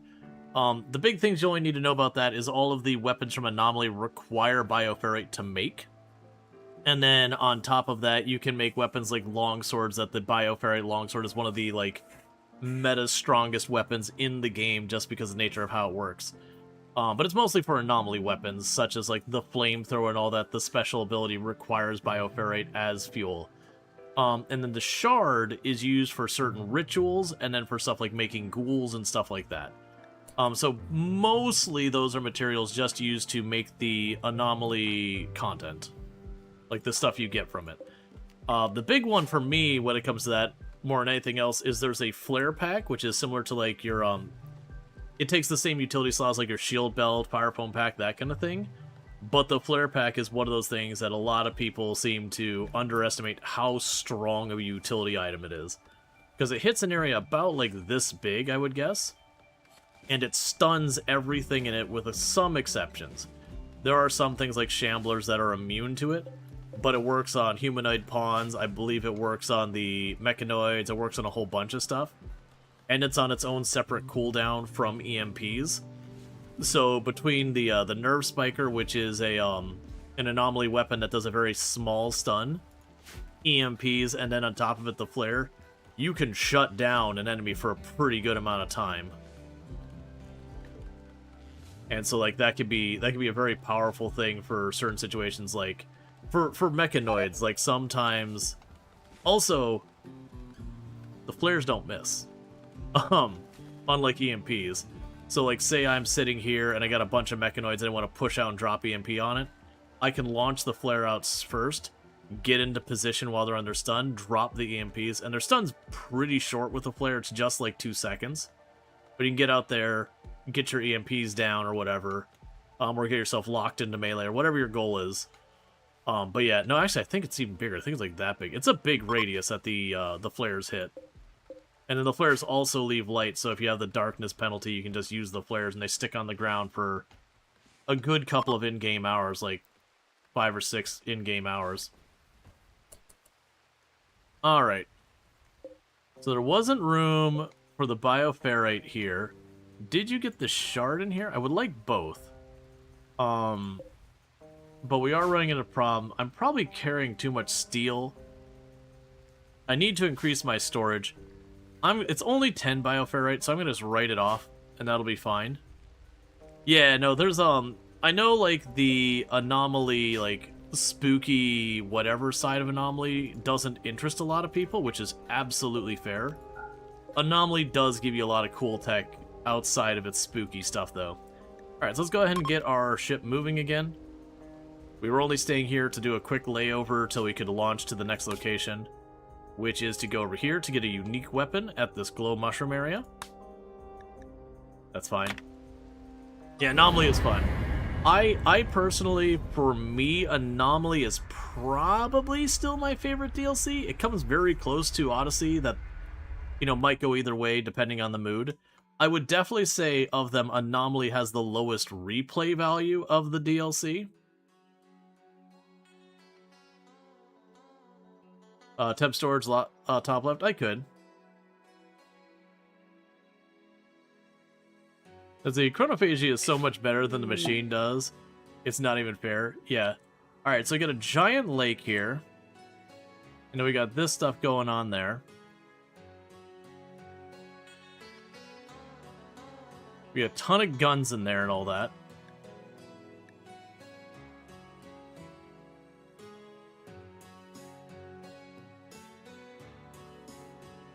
Okay, where do we have geothermal here? Got you, got you. They're all pretty bad on this map, but I do want to use the geothermal on this one if at all possible. Oh man, these are all bad geothermal.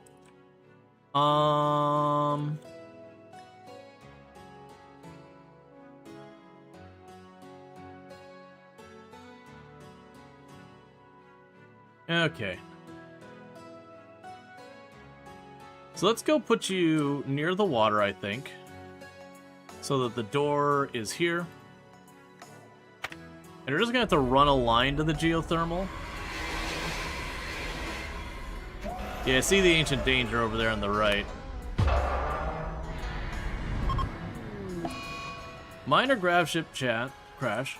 Okay.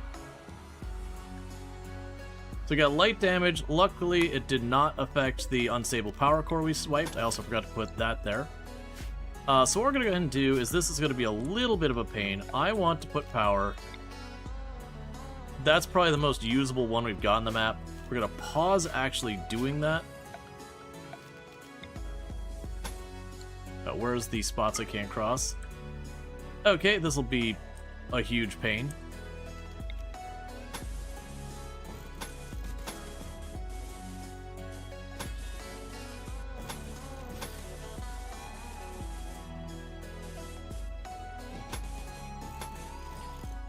Okay. That'll be a whole process to get that. The other thing we're going to do is, like I said, this is one we plan on growing our ship at. Oh, right, we can't grow much here. And grow fungus here. There was something... Oh, you can also... So, low-key, you can actually grow the dye here, too. I don't think we're going to want the fungus, but that's fine.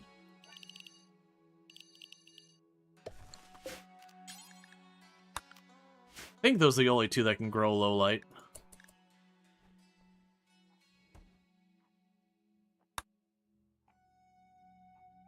Let's give everyone a chance to recoup.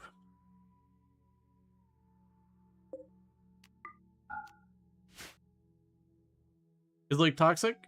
It is a toxic shallow lake. Good eye. I didn't notice that.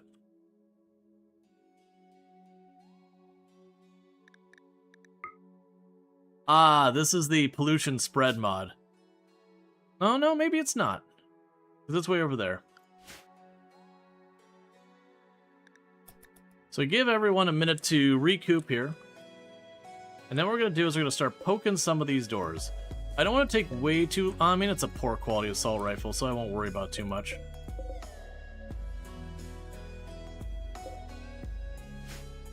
Yeah, what we're going to do is poke a couple of these doors. Get eyes on what they're going on there. Did you abandon your Tundra base? Yeah, this is the same tribe. We just went ahead and left. Because, you know... Honestly, the Tundra base felt like doing... Or, sorry... Wait, is this a unique weapon? Yes, we're going to be going for a unique weapon. Alright, bear with me, chat. First of all, check out Allison Adventures, absolutely fantastic content creator. I've been playing some Zeverlands, which is sort of a crafter survivor, that kind of thing. But does play a lot of things like RimWorld and a bunch of other games, Project Zomboid, that whole mess. So if you like your survivor crafters, all that's there. I'm going to step away real fast to use the restroom and eat my food real quick that I've got sitting here. And I'll be right back, because I need to do that. And thank you again for tuning in.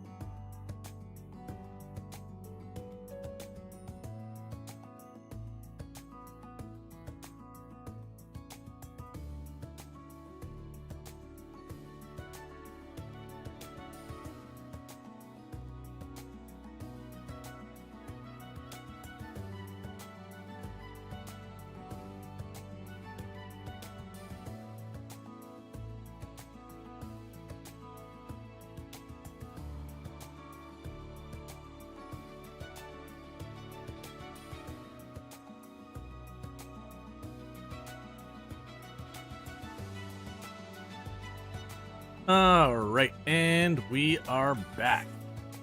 Okay, got my soup all eaten. Got myself some new drinks. Got to eat restroom used. All right. So as soon as everyone gets up, we're going to attack. I was hoping we'd see them peek the doors because we don't know what we're getting into. Luckily, with the way that RimWorld works, this is. Oh wait. Okay, there's our unique weapon. It's a custom battle rifle. And the custom... Oh, they're marine armor. The custom battle rifle is ugly, so it has a -4 beauty for a weapon. And it has aim assist, which gives it 120% accuracy at all ranges. So that is actually a pretty solid assault rifle. The ugly's not great, but honestly, I don't give a crap if the gun looks good. So we did see that they have an assault rifle. I don't think it told us how many there were here, though. Oh, it does. There's 4 of them. So we saw the leader. But we'll give everyone a chance to get their stuff. So most likely that probably... No, it's actually probably this door and this door lead to the main hallways that reveal the whole place. Well, at least the main thoroughfares. What we're probably going to want to do here is we got just a couple more people who need to wake up and eat breakfast. And we're going to roll up there. Okay, we got everyone who's going to be able to do this. So we're going to roll up and deal with this. But what we would like to do, probably get over to this pocket here. It'll have our melee with our shields. We're going to poke this door and this door to give us an eye inside. And then hopefully we can kind of figure out what we're in for. Because if it's just like the one assault rifle and then melee pawns, it's no big deal. If it's a couple of like regular shotguns or whatever, we can kind of abuse it. If there's sniper rifles that have a high aim time, we can definitely abuse it. But until we get a feel for what we're in for, it can be a little risky. Because like if I roll in and I get close and then there's like... Where?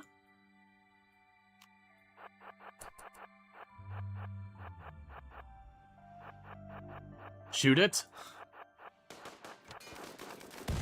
Nicely done. Okay. That was interesting that triggered even before the door finished loading. Okay. So we'll take a little bit of a risk here. We're gonna have you poke this door and then this door. And immediately turn around. Alright, so we got 2 sentry guns there. Alright, so we got shotgun, machine gun, the assault rifle, and a machine gun. So we got 2 machine guns, an assault rifle, and a shotgun. So they actually have some decent power here. And it does look like they're all blacked and marine armored up. We've got our 2 sentry guns there. So probably the angle to be able to most take advantage of this is getting over here. So we definitely have the advantage in a short-range fight. So what we're going to want to do here is draw them into us, tie them up into melee, and then just smash them with overwhelming number of bullets. So, hey, Joseph? How's the Technicolor Dream Cloak? Treating you well? Hey, I'm right here, man. Alright. New plan? There, we got their attention.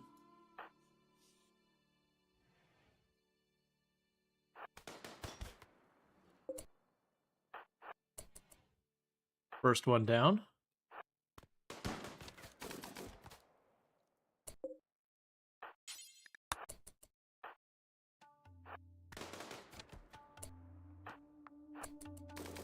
And this is how you abuse AI.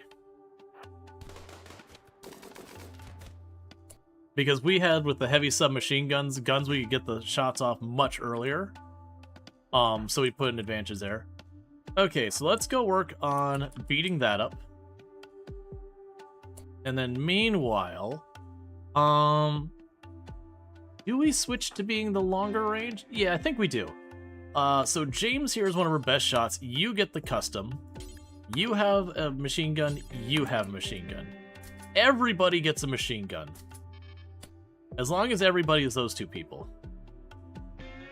Alright, so orders, allow. We'll strip them. But not you. Because... Oh, never mind. You have a smoke pack, so we'll strip you.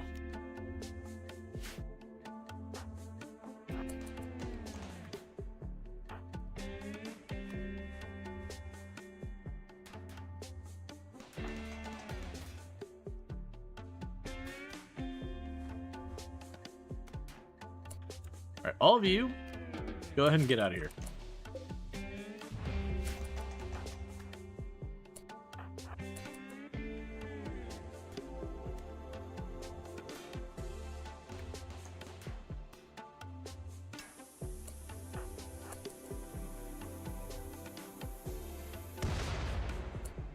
Okay.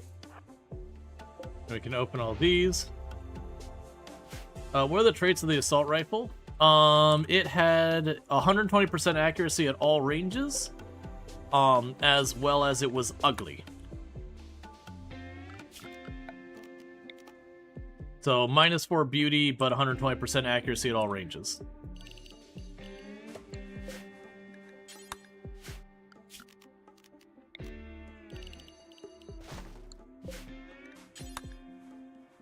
And do not allow human corpses.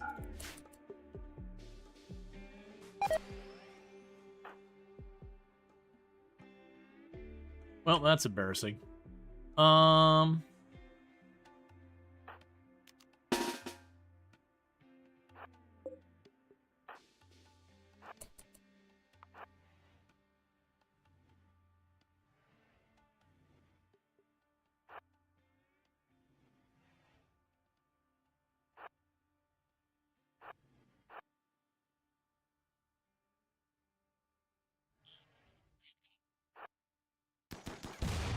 There we go. Poke the other doors. I guess I'll bring you back into support. We'll just finish exploring this place and be done with it.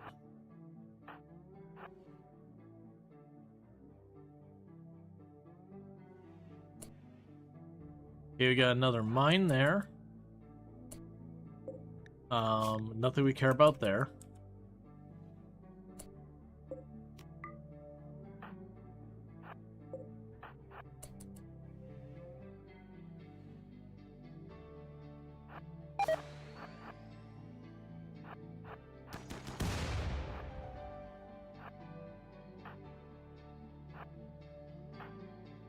This place had oddly high number. Okay.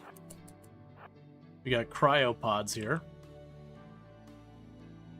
It is a oh, it's auto saving while we're opening the door. Another mine. In this case, let's lock this door open. Have you all up here.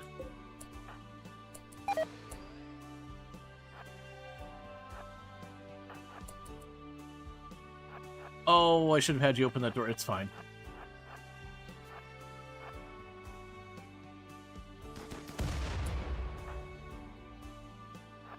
There's a weirdly high number of the explosive mines in here.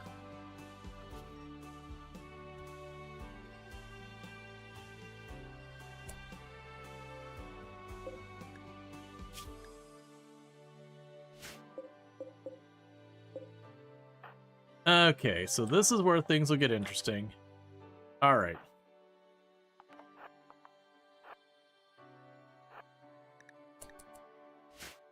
So we got cryopods in here, and they can have all sorts of stuff in here. We can get 2 of them tied up in melee, but one of them is going to be loose. So let's have... you give that a little tappy tap. So all of you shoot the one on the loose. You jump on that one. You jump on this one. Okay, you got that one before they could do anything, which is good because they had a Hellcat rifle. Ow. Move up so you don't friendly fire them.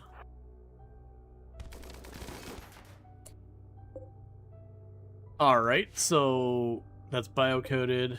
We get a Hellcat rifle, which is certainly worth considering. Orders allow all.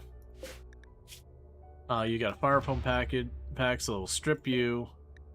Strip you.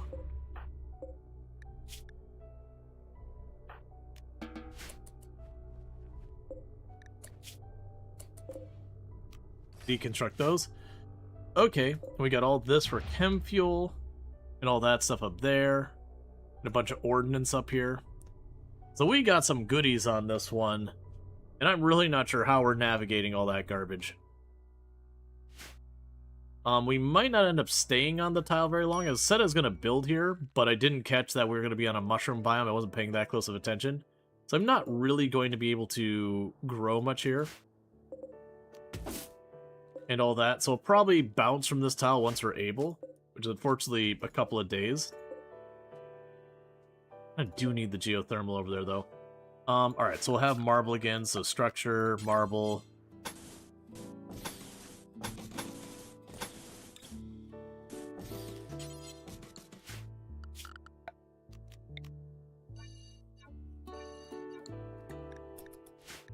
Medical treatment on you, which is... Oh, you actually... Did I miss a turret?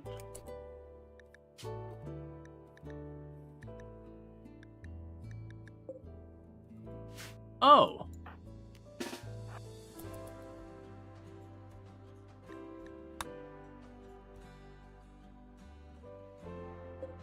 I was like, where did you get hurt from?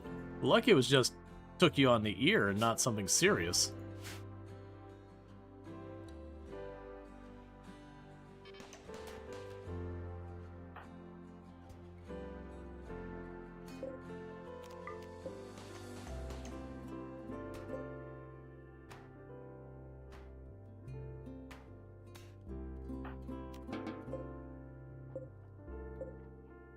Okay.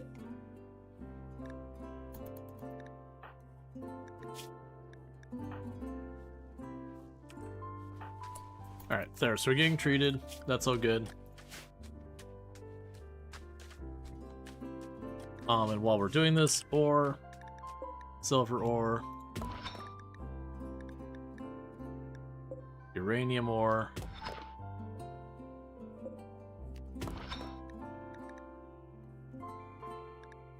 oh, we have the grab core. We can go to... Oh, it's a social point, that's fine. Compacted. Oh. There's just no compacted here at all. But really, there's no steel or... No, that's not true. Why didn't you detect?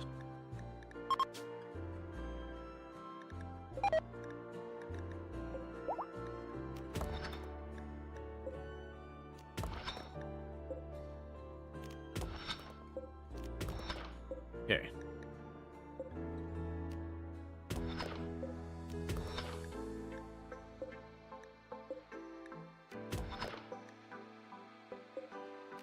There's a lot of compacted stone. A lot of components on this map. This is a ridiculous... Ooh, plasteel too. Not a lot of it, but some. For the steel, let's just check nearby us and not... Yeah, we can just grab that one. Okay. So, like I said, we're going to have some issues here in that we won't be able to collect much food and all that. We are getting a bunch of weapons and all that. The Hellcat would be good to put into storage. I just really don't have a place to put it. We can expand our ship on the map. I've got 200 tiles worth of expansion we can do. So, there's definitely room for that. We could put a room back here, maybe, make an armory. So the thing we need to determine, so we can put this somewhere. Generally speaking, I found it best to put it as far out in the edge as you can, because then that extends the range you can build the most. But then you have to actually build out there. So I can build forward, giving me more room for like the production area and all that. So I think maybe around here, give ourselves more storage in this area. I think that's what we're gonna do. We start by telling them to build out this way, and just let them put down the platform. We'll put the extender, get the extender sealed in the wall, so that no one can tantrum and destroy it.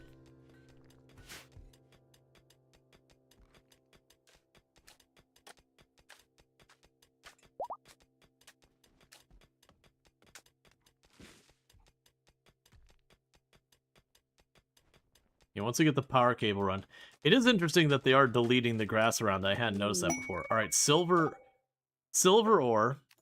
So Cassie is being like, no, stay a while.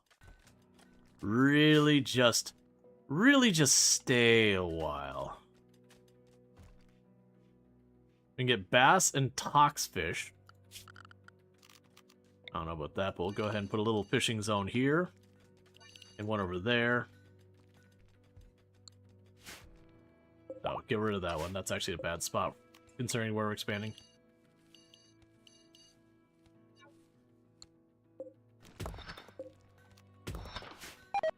Yeah, stay a while and listen.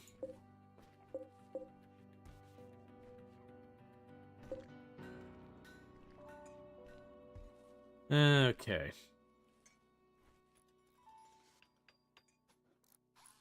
Alright, so we're getting that done, so we can go ahead and open this up. Now, luckily everyone here is wearing face masks, so even though if we look at this, there is a lot of just spotted pollution everywhere, and then this is toxic as well, likely we won't be dealing with any problems because we're wearing the face mask, which gives us 50% slower buildup of the toxin, and then on top of it from the other side of it, because it builds up slower, it's going to be easier for us to get rid of it.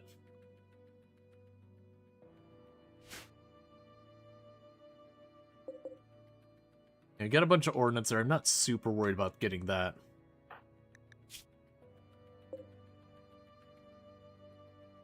Yeah, so step one, get that hooked up. We're going to go ahead and turn these things back on.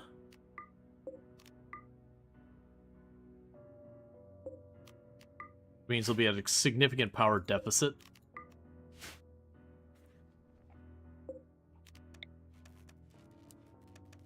Let's also put down another battery in here. Give us a little bit more mitigation.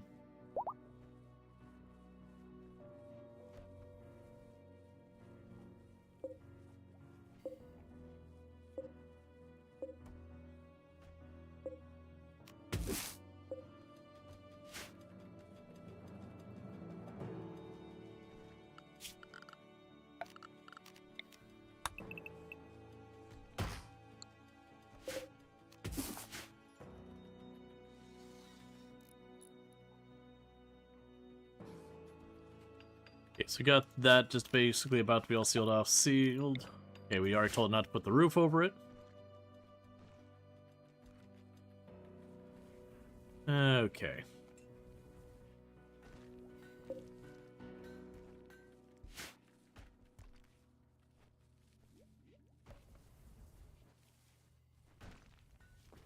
Yeah, so we're starting to burn through our food.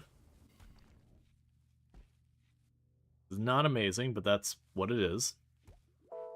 Our power's getting ready to fail, but we are down to the point of actually building the geothermal itself, which will resolve that. Cache of Fortune. So, I mean, the book's okay. I wouldn't complain about the book, but I don't think that's a priority.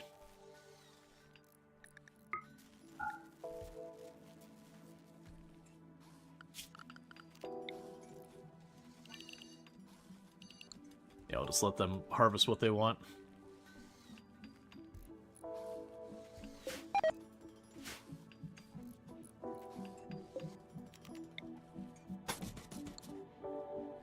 Okay, so with that, we can build the extender, and that's as far forward as I can go with it. It's along this line. I think we put it here. Actually, to make it line up better, we'll put it there.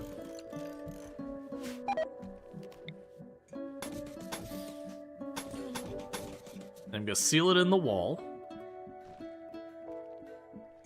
If the extender gets destroyed, then that whole part of the ship doesn't, you know, can't launch.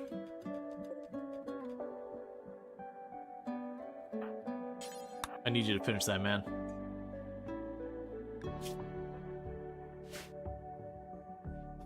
Everything else is kind of on standstill until the power's online.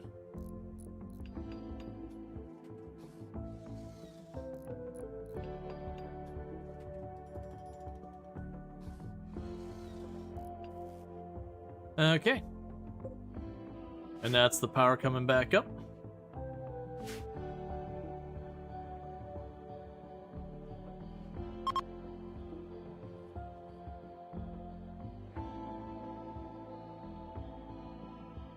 And we don't care about tearing the stuff apart in here. Those corpses we don't care about either. They could just rot. We're just gonna grab one or two things, like the guns out of there, and that's probably all that we're gonna grab. Oh, right, they still want their symbol thing. Crap. It's fine.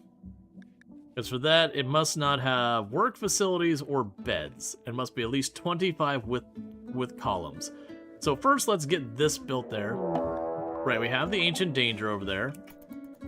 We'll want to deal with that before we leave. And I think, let's see, we got one over there. We got deep drilling next. We probably won't do almost any deep drilling ever. Because to really take advantage of deep drilling, you kind of have to stop moving, so you have time to scan. Okay, so let's go ahead and we can go here.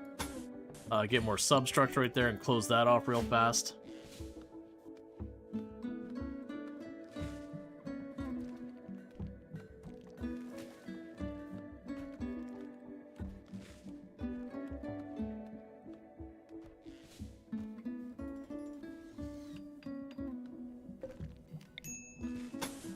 And then that means that'll be sealed in the wall, so we don't have to worry as much about it being destroyed.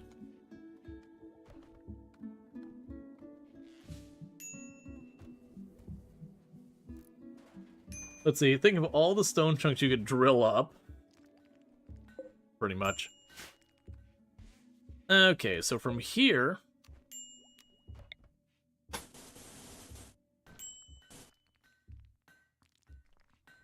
that'd be 55 tiles there. We can round that off.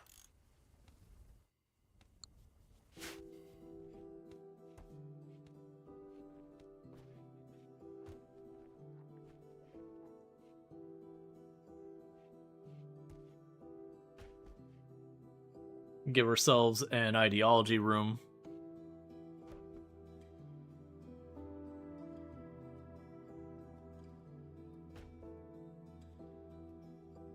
That burns up a bunch of materials we'd be using in here, which is what we're kind of aiming for, is getting a bunch of the steel out of here, getting our Gravlite panels put to use, getting our extender in there.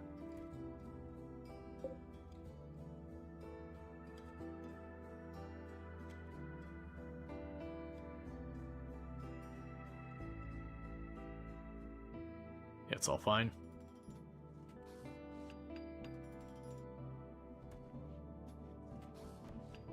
Because what should happen is as we get the steel pulled out of here, we'll be able to, like, bring some of the things like the assault rifles in and all that.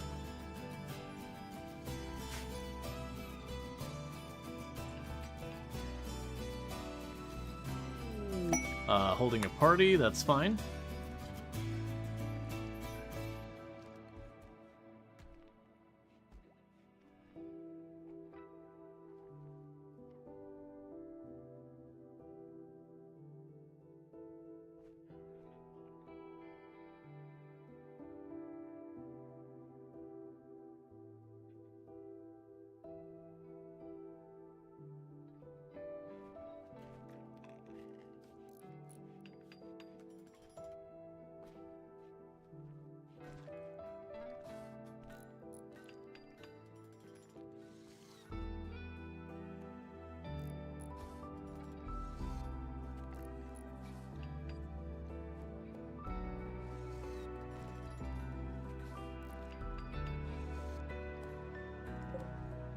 I think I plan to put a door, like, on the front and the back of this.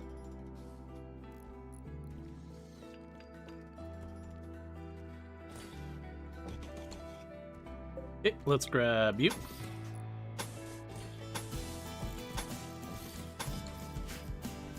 Okay.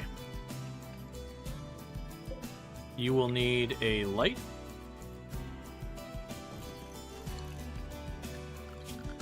And we're going to go ahead and run cables forward and back.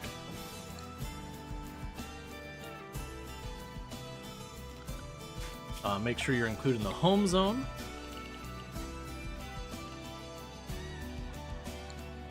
And the safe zone.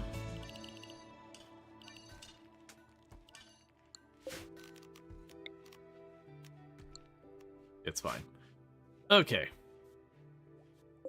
So those are clear, so we can open that door, as we now have the outermost door is locked. Alright, so for this to count, we need to go here, ideology, get this thing. We can make it out of steel. Is there another material? We can actually marble. We can make you out of marble. Grab you. Deconstruct you. Ideology. Ideology spot there. Grab you. We can make you out of marble. We got caravan from one of the allies. So what? Hughes. So we have Hughes. We go ideology here. Hughes.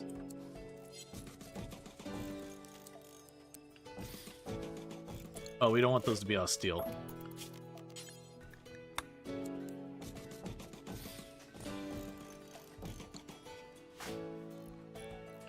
Okay, and we can run over to you and trade.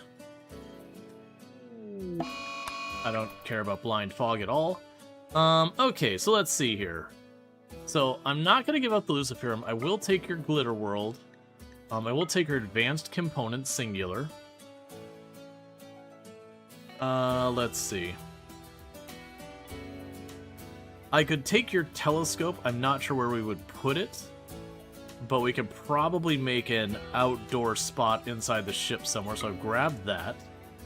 Because I've got money. Don't need the dromedaries or whatever. We can take the jump pack to delete a bunch of money if we want. I'll probably grab that and just plug it in. Or not. Maybe I won't do that. In that case, we don't care about any of these. The Archotech leg would be nice if we could make it happen, because we do have a prosthetic leg on one person. Okay, what would it take us to make the Archotech leg happen? We give up the Lucy.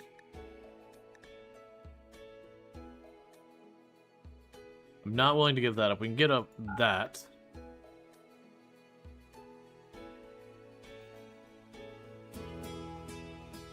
This book would be good. We can give up the telescope. Give up the glitter. Give up the shards. The shards will go a long way. I didn't realize how many shards we got. No, we're not selling our Glitter World. Yeah, we're gonna give up the shards, I think. If we give up the shards, then suddenly this becomes a lot easier to do.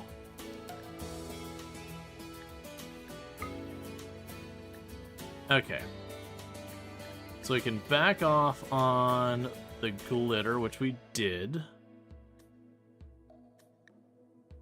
I will give up the Luciferum. And in that case, we can go ahead and social and crafting book we'll grab. That's our medical book. I'm gonna grab a bunch of these because they'll boost our research.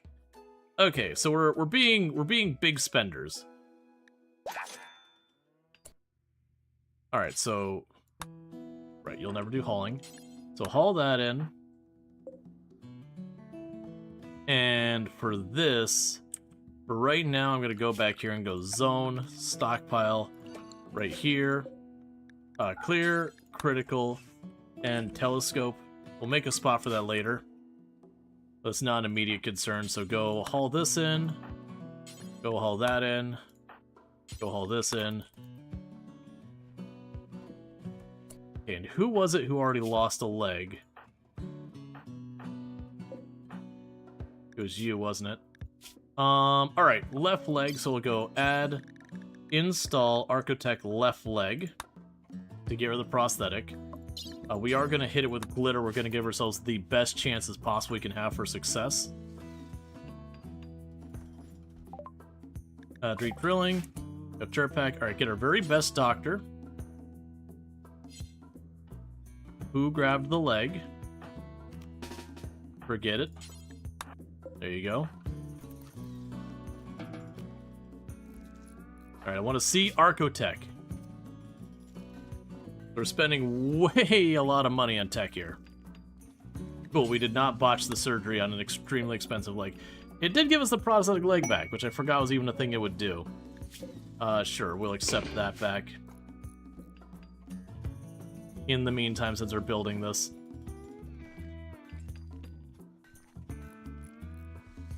Meanwhile, we need to go into here, and we'll go orders, paint. Gotta make sure we got our racing stripes. Shelter for friends. You're offering me another architect leg. So you want me to keep them here for 15 days, 7 additional pawns, and I have to keep their mood above 40%. Like, keeping them here and keeping them fed, that part's easy. Keeping their mood over 40%, though, is not going to be an easy feat on this tile, because they're going to end up eating mushrooms, which is a mood penalty. I'm going to delay that, and we might get lucky and hit a different tile.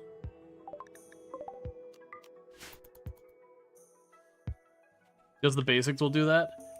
Yeah, I mean, well, the problem is they're going to be eating mushrooms, and they're going to take a mood penalty. And then they'll be also taking the darkness penalty in a lot of cases here. And then there's pollution, so if they get into pollution at all, they'll get the sick penalty.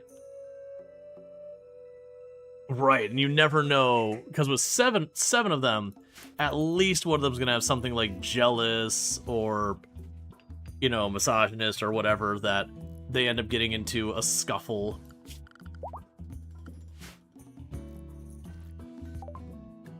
Entity containment, I don't care. Floors, we will grab the marble floors. And one's a kid. Yep. Oh yeah, if the kid ever has any negative mood, it's going to be a thing. Yeah, so you have anesthetic you're on. I think we hold out for granite tiles.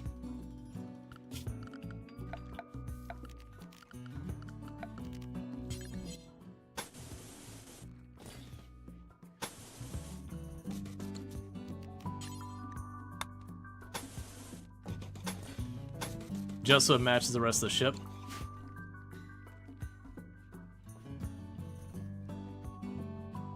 If you never bought the leg, you'd give it a shot.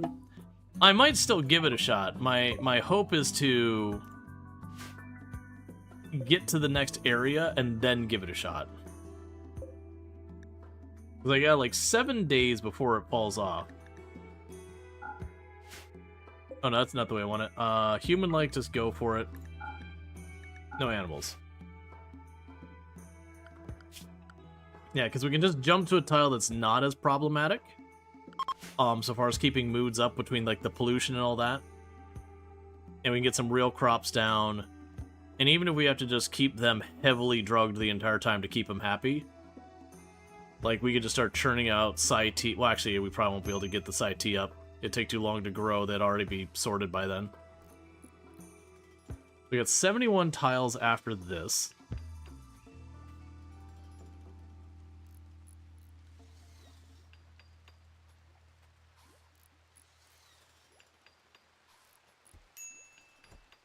So where do we want to put the next set of tiles?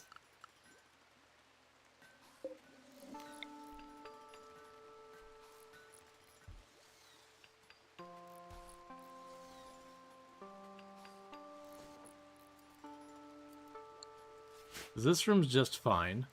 I'd like to increase our storage, which I guess I have plenty of space to and just increase the storage. But maybe we increase in a way of giving ourselves, like, an armory of sorts. So let's go over here.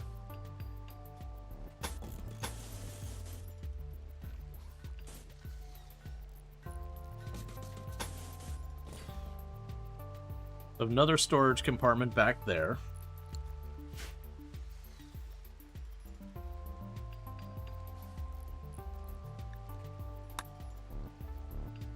But then in this space, we could start telling him to store, you know, guns, all that kind of stuff.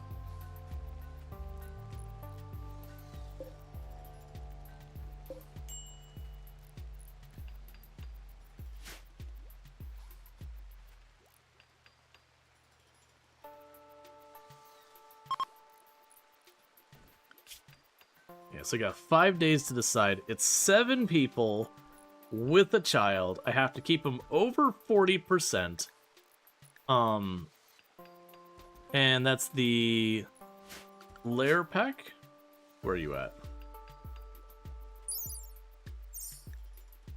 It was a shameful way. So they're guilty prolicizer ranchers. Oh, there is zero way. If they only will eat meat, otherwise they'll be mad. There is no way I'm keeping those people happy.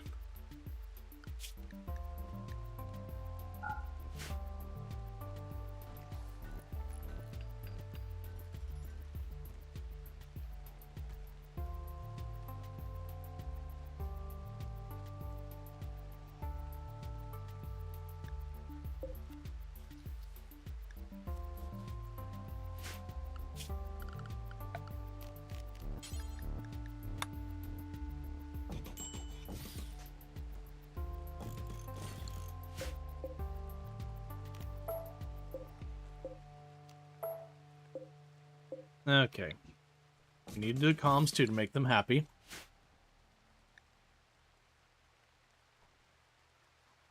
And that gives us a better ideology room. You guys forget to check their ideology? Yeah, my concern was like to check to be like, oh, if they accidentally take a penioxylin, will they like lose their crap and all that? But yeah, rancher means they will only eat meat or they'll get really mad. And yeah, that's a whole big effort to try and manage that.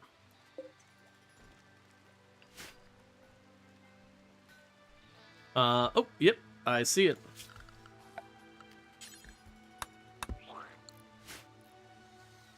We got our many stripes going across this thing.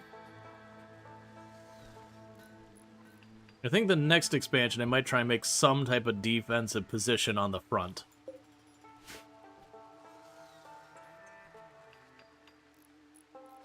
Or interestingly enough, we actually have start of what could be an okay defensive position here. Bring this out just a little bit farther. Give myself a little pocket over here and over here for my people to be. Where the enemy can come in and we can just chain shotgun them or whatever. Masterwork marble pew.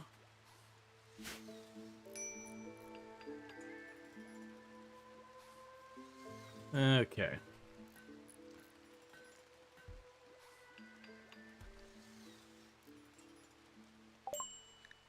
Turret pack. Next up is security door. And at some point I'm gonna want to make a I'm gonna want to make a room for keeping at least an anomaly or two in for a trickle feed of bioferrite. Because I like the Hellcat rifle and all that kind of stuff. Even the flamethrower has its place. The flare packs are really nice, but to use those I need at least some bioferrite coming in. It doesn't need to be a good amount. It just needs to be a non-zero amount.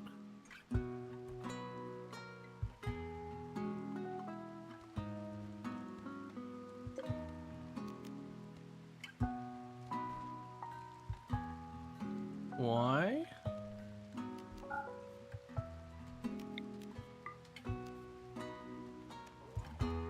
That was weird. It was stuck in like a not turned on state.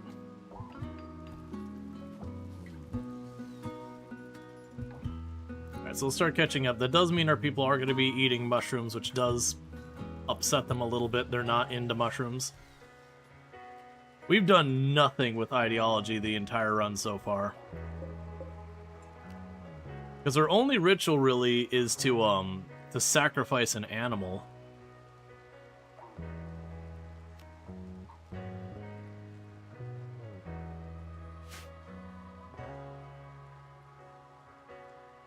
Because we're human primacy.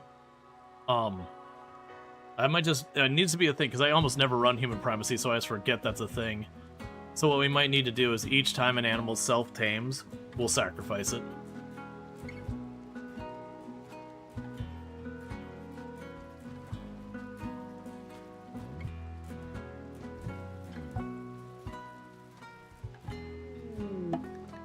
Transport pod crash from the merchants.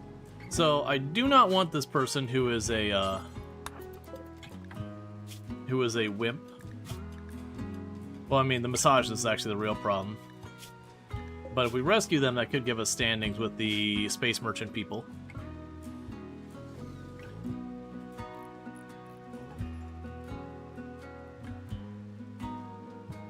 Oh, you're mining and you're hauling all the material back. That's fine.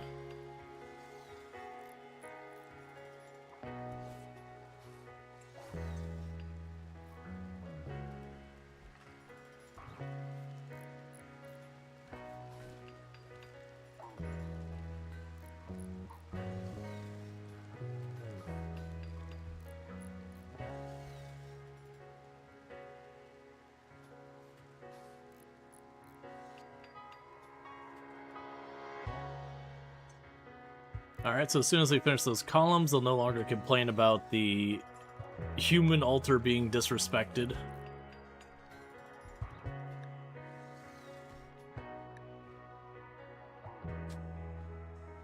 Did you build the last column versus, like, keeping the negative mood debuff when you're 90% done? Oh, a good machine gun. Go ahead and grab that. No one has anything. Alright, that's a poor quality one. Grab the normal quality. Nice.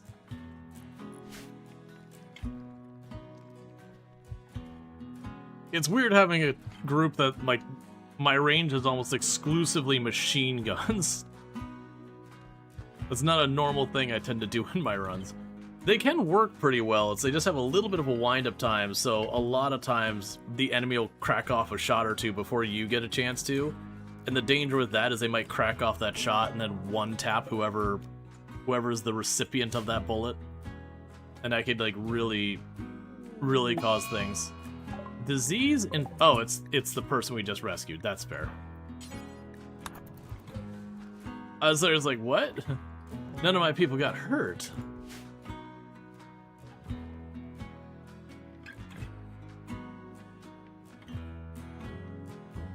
Yes, there's some chem fuel in there, which I don't have storage room, and there's some ordnance in there we don't have storage room for. There are a bunch of random guns in here.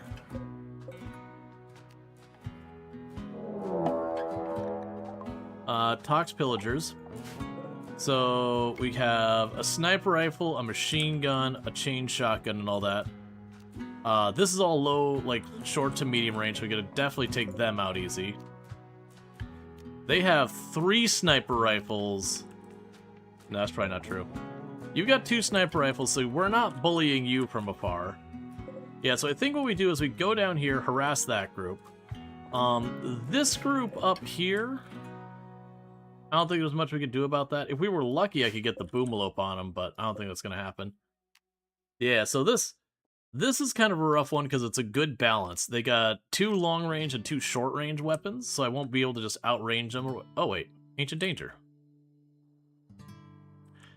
Alright, so what we're going to try and do is kill this group, pop the Ancient Danger, and run. That is the plan on paper. Now we're going to hope that the Ancient Danger softens them up.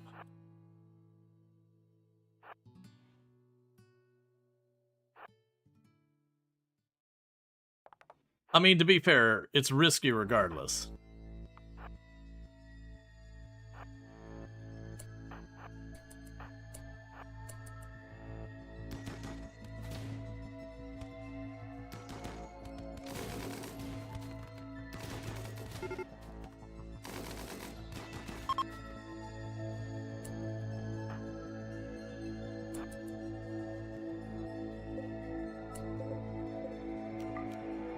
So you grab that door.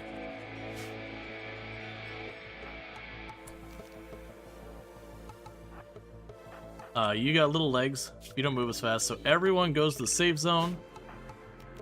You undraft. You get ready to intercept in case anything goes wrong.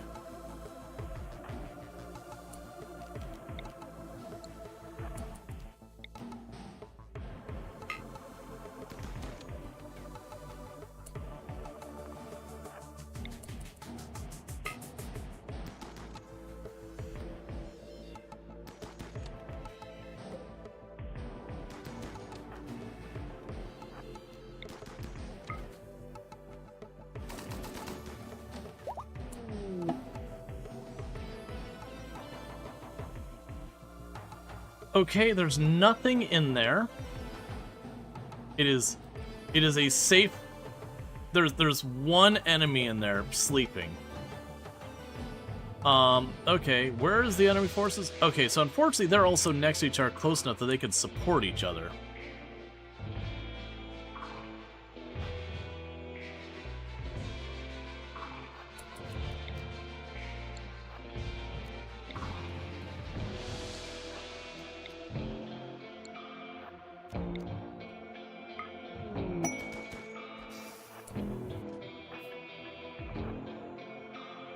Everyone inside. They're gonna take their drugs, they're gonna do all that stuff. So they're ancient soldiers, so they are not friends with each other.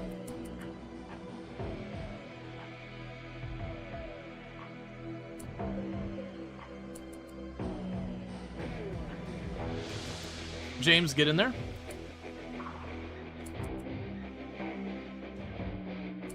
Okay, so zones. Cool, we got that schedule.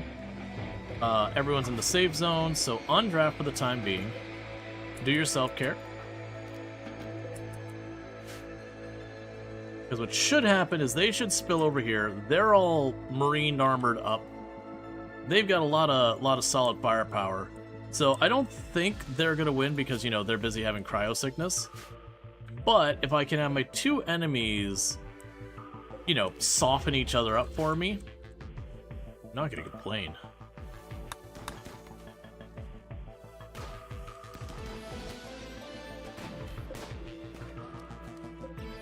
What is your accuracy, man? That's a pretty high shooting. Security door, ground penetrating scanner. Also.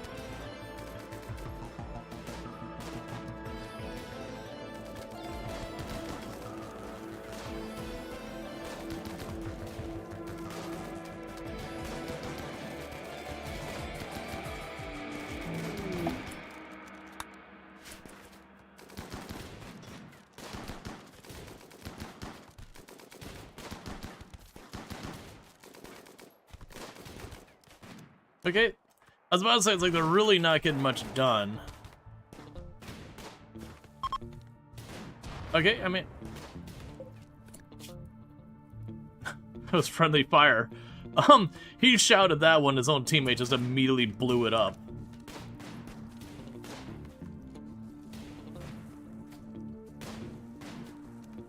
Alright, so it's 3 on 4 now. They got 2 sniper rifles and a revolver versus a machine gun, a bolt action, and a bolt action.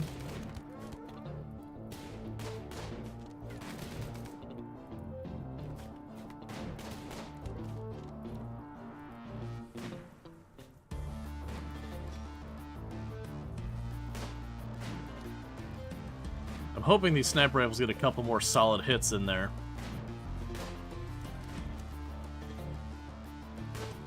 Okay, you just dropped from blood, so it's now 2 on 3. And they've got... their people are all injured here, and they're fresh.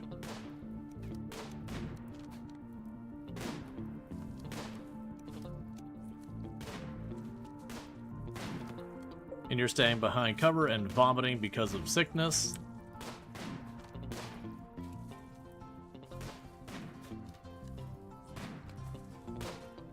The good news is with just a sniper rifle, we can just run our melee in and just overrun it with our shield belts. Okay, you just dropped, so it's now 2-on-2.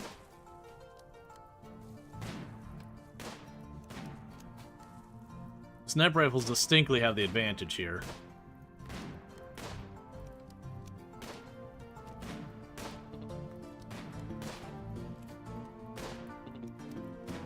Just let that play out for a little while.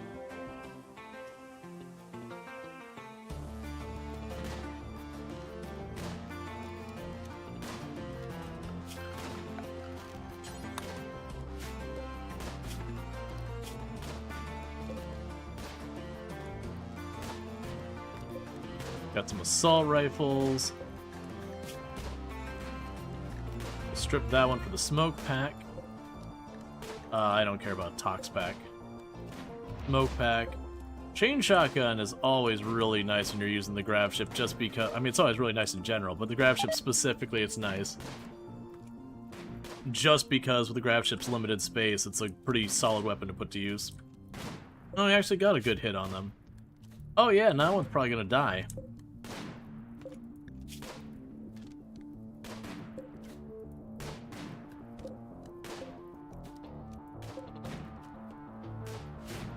If they manage to drop him, then the other guys will retreat. Now, the bolt actions is the same thing, as I could probably just run up my melee on the bolt actions without a problem.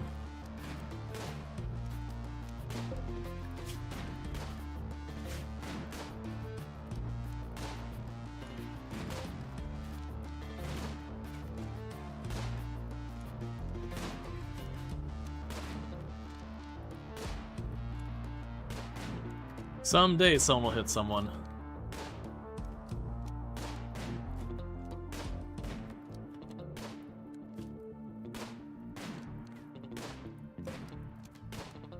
Literally is actually destroying their cover with the misses. Oh, there you go. Is missing so much the cover is being destroyed. I hadn't really noticed that the stone chunks have a meaningful health to them that you can knock them down. Oh, that one just went down. So it's 1-on-2.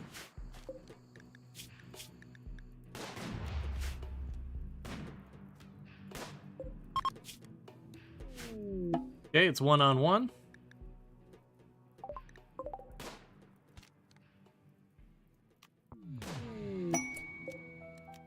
So we definitely want one of those sniper rifles.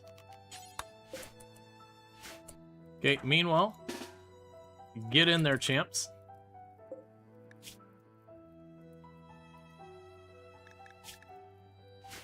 Person has poor melee. We got shield belts. They can take a hit or two from a bolt action without even having to worry about it. We can follow up with our ranged team. But the goal is to get them on top of him before he gets a chance to do anything. And he's pinched. And he is doomed. I'm hoping he goes down without dying. Because I want that armor. Nah, that's too bad. Alright, so orders, allow.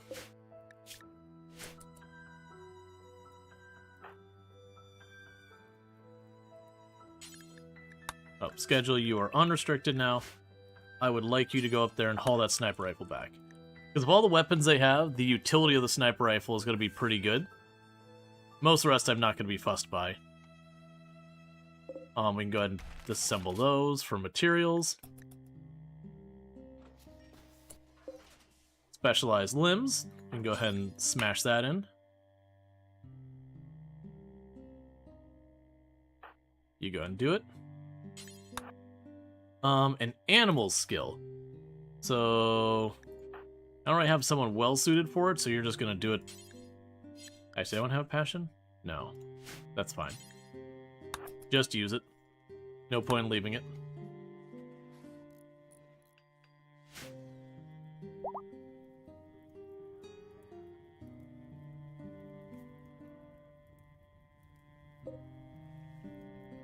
More machine guns. That's a bio-coated sniper rifle. There's assault rifle and components. There's advanced components there. We should probably go out of our way to grab the advanced components. We can't make those yet, so having any of those put into storage. Alright, so that wasn't too bad. Basically, it worked out how I had hoped. I'd actually expected to pop that open and have, like, you know, a bunch of anomaly enemies or something pop out. So when, like, there was one tiny little flesh beast, I'm like, oh, that's not what I need. But genuinely having the backup of having, like, proper troops pop out is pretty okay.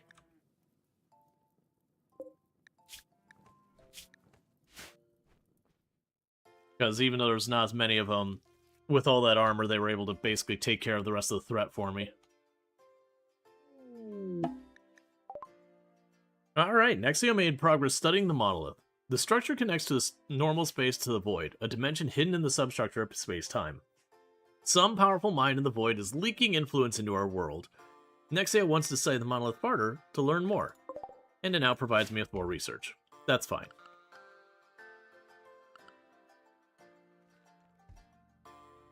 Okay.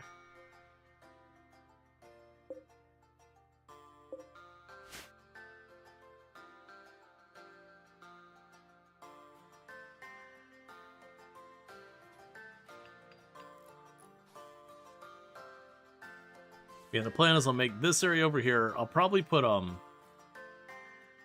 like all the weapons and armor and all that stuff in here, maybe. It'll need to be stored for other things too.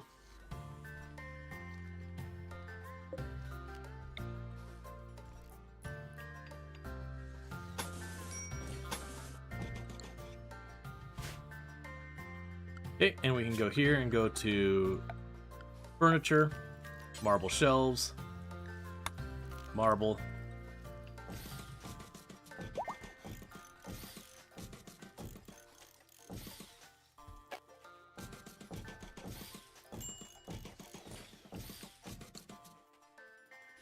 Okay.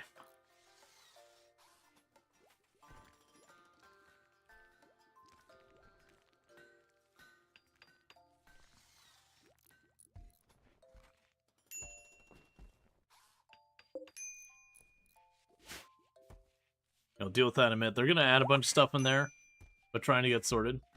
Okay, so we managed to rescue that merchant's person and get ourselves another 17 faction with them, so that's good news. But yeah, I'll tell it to hold, like, plasteel, weapons, that kind of nonsense. The Harbinger trees are feasting in a big way right now. How are you still alive? Oh, because you just got beat up.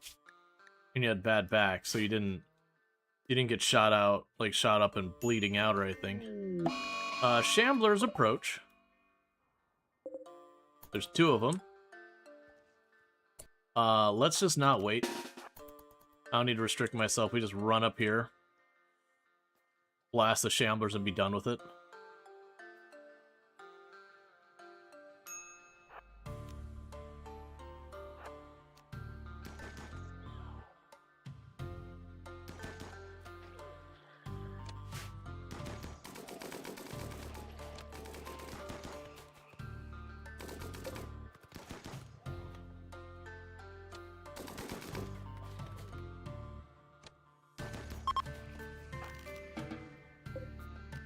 And a shard. Okay.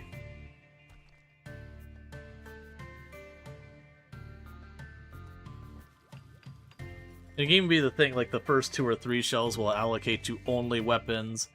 We'll allocate a couple shelves to just like steel and plasteel and all that. Try and do what we can to make it easy to find what we're looking for, also not have our entire inventory fill up with steel or something else that we don't need that quantity of.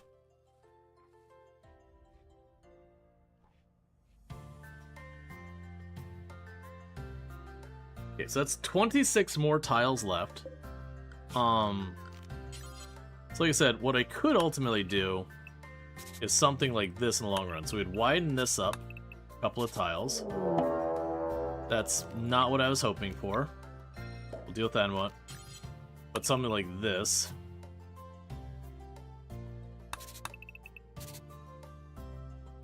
And then we'd be able to put people here and over here for chain shotguns. It's a little deep for that one. Alright, so Shambler Assault. We can hit from all sides by Shamblers. So Shamblers on the right will arrive way before the Shamblers on the top or the left. Those ones might be similar time. I think it might be right, left, top that'll hit. The good news with all the water on this north side, it is going to force them down to like one area in the back here. Did it say how many? Oh, it's only 30. Looks like so much more. Alright, but nevertheless, we need to get ourselves to a defensive position. So we're going to run everyone out here. Have you two pop this door and have it ready. Because we need to dispatch them as fast as we can so we can swing around to the other side and dispatch the other groups. This is probably a case to blow that.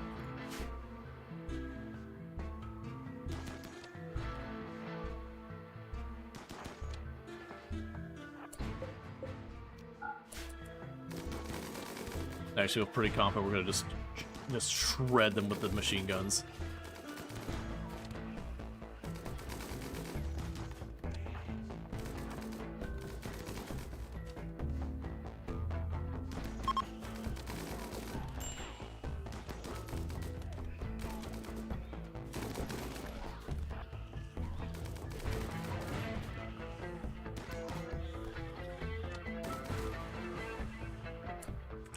Okay, let's pivot around here.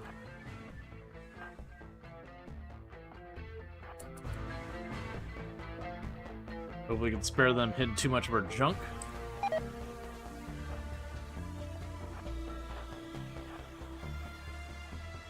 Okay, so they're going around right.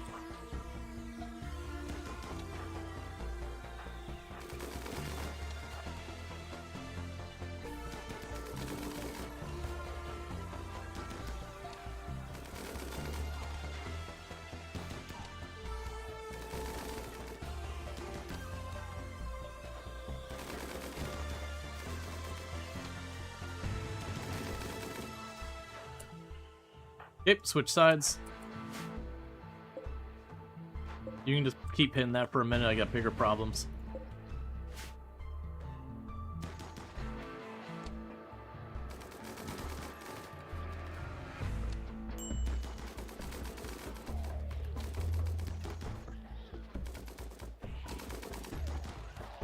Something like this, if we had the flare packs, would be easy because we just chuck the flare down the whole group.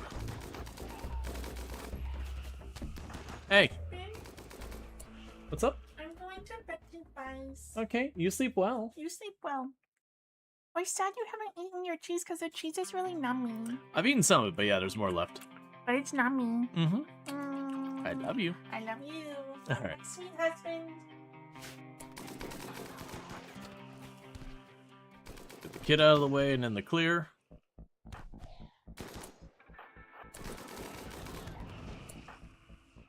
The classic of the Shamblers just bypassing your people. Alright, so you no longer need to be cowering. Alright, so that's done. Schedule runs. We're all good. So you took a pretty good number of cuts. You got one cut. You got a couple of cuts. Overall, all things considered, without like a strong defensive position, that went pretty well considering we've mostly just stood out in the open and relied on number of bullets in the air as our strategy for dealing with that. Alright.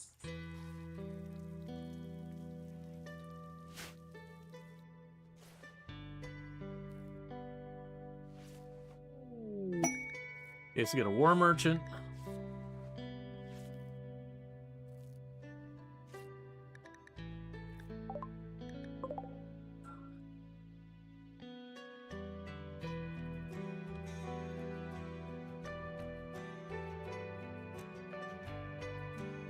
So we just want to remember Psychotic, Cody, and Nex. And the reason for that is metal horror nonsense. Probably not a concern, but just in case, those are the ones who got injured.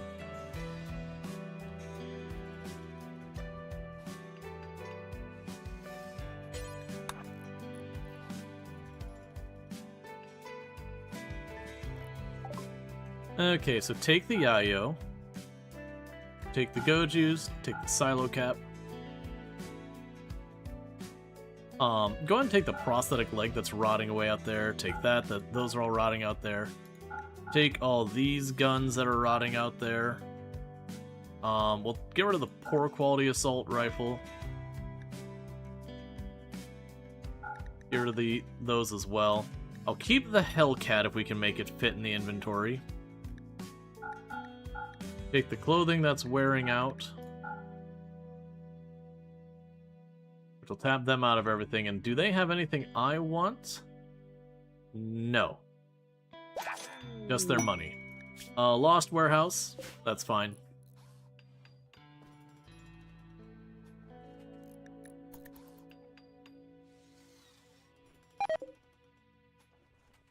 Okay.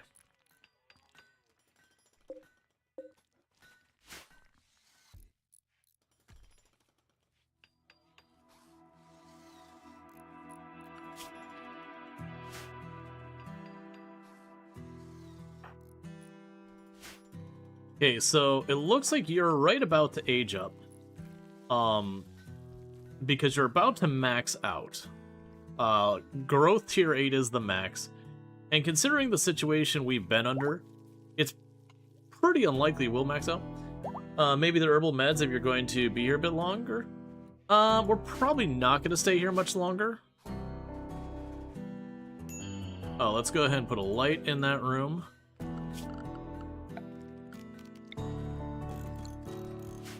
Because we've only got 26 more floor tiles to drop down.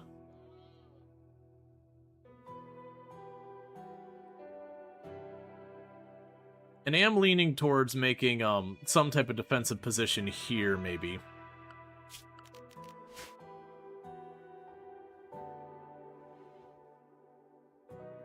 I guess right now, so I've got 26 tiles to go.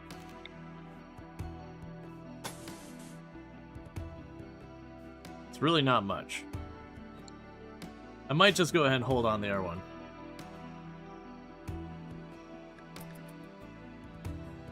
Let's give them a minute to haul stuff in. So we're going to go here and boom, boom, boom, boom. Link those. Storage, clear, critical, and this is going to be, well, actually, important. We're going to be weapons. So, no bio-coded weapons.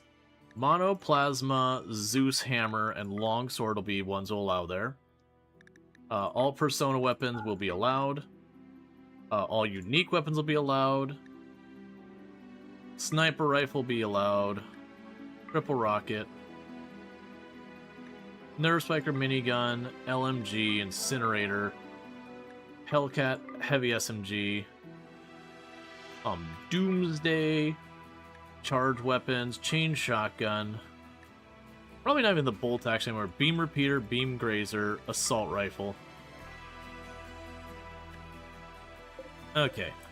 And then for these ones back here for right now, I'm going to link all those. Storage, clear, important. And we're just going to go to raw materials. They would say, yes, raw materials, no plant or stone. And that'll do.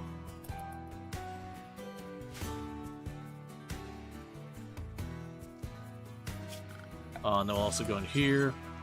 Granite flooring. Granite flooring. Nice carpet flooring.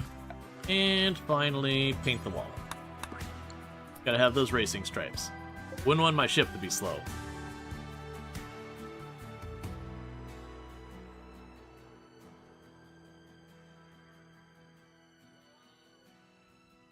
Yeah, so we're just hauling stuff back and forth for the moment.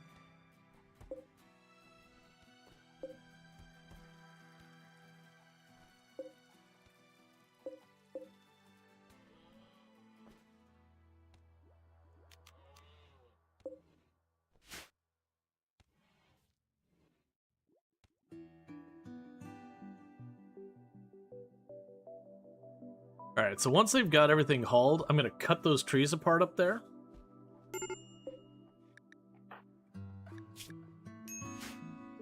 To get the bioferrite and... I mean, I don't care about the twist meat, but get the bioferrite out of them.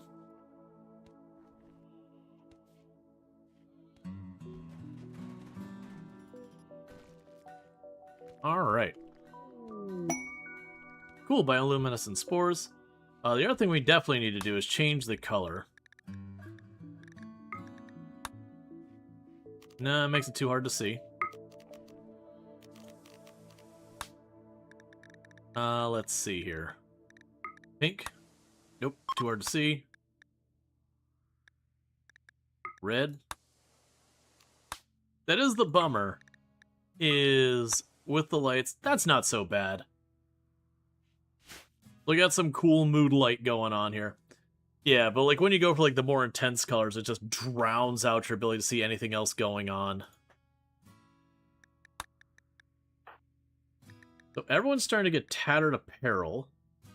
That's because I'm not getting cloth, so our clothing is starting to wear out. Don't bother hunting. We're just going to go ahead and bring the stuff over. They're getting pretty close to done hauling. And then we'll leave. Just these trees are feasting. Straight up feasting.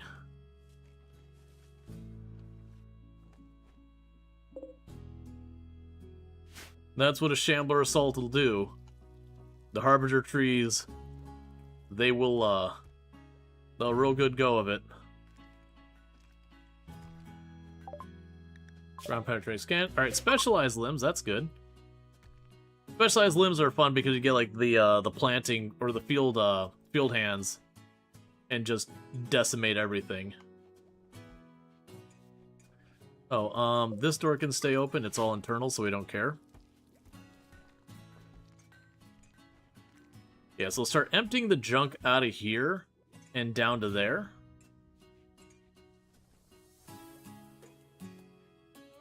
So all of our like loose metal and all that and our weapons will go in here, which all should help.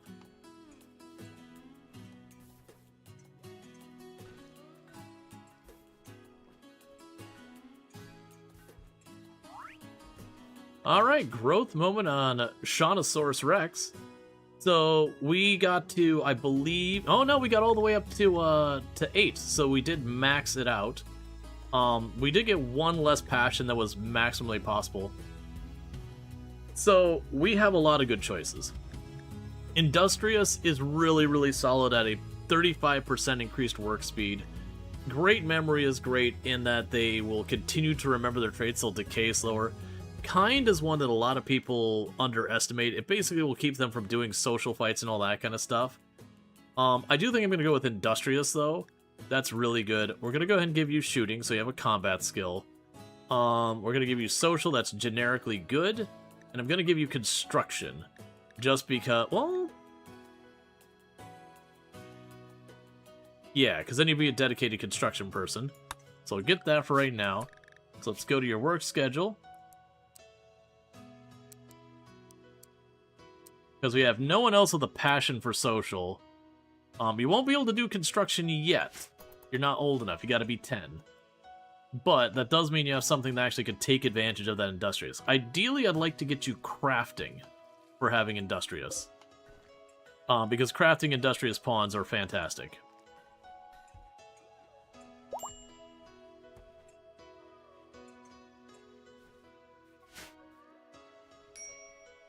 Yeah, so we're just scooping up absolutely everything not bolted down. Just chucking it all in there. Because everyone's in hauler. Cobra is hunting Shawnosaurus Rex. I don't think you want to do that. I'm gonna go on a limb here and say that is a bad plan.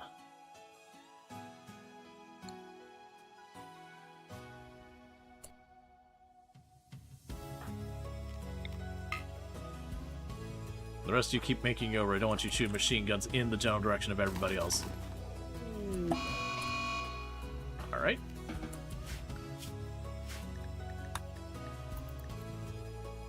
Yeah, because they're just grabbing, like, all the steel, all the uranium, all that goodies.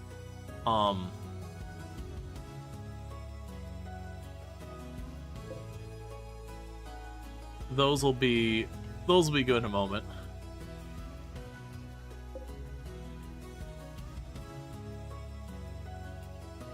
Yep, so you got an assault rifle, a machine gun, a Hellcat in there.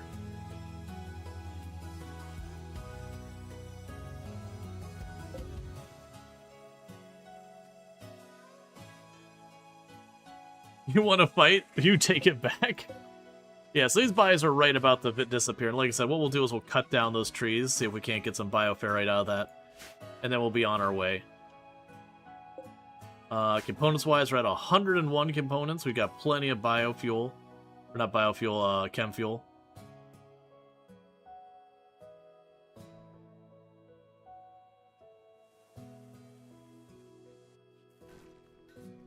We got a bunch of raw mushrooms in storage. They're not really what we want, but...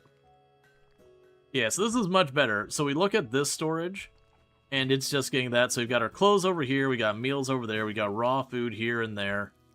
We've got all of our, like, our metal and our weapons down there. Random, like, utility stuff and components have their own dedicated spots. So we're trying to, like, spread that out. One, so they can't all be destroyed at once, but also, two, just to have guaranteed, if I need some of those things, a little bit of storage of each.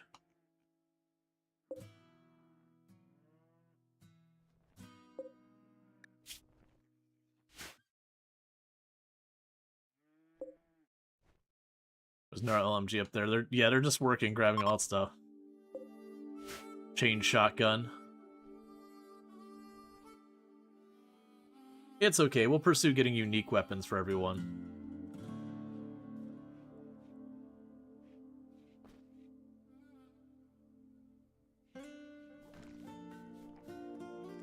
Alright.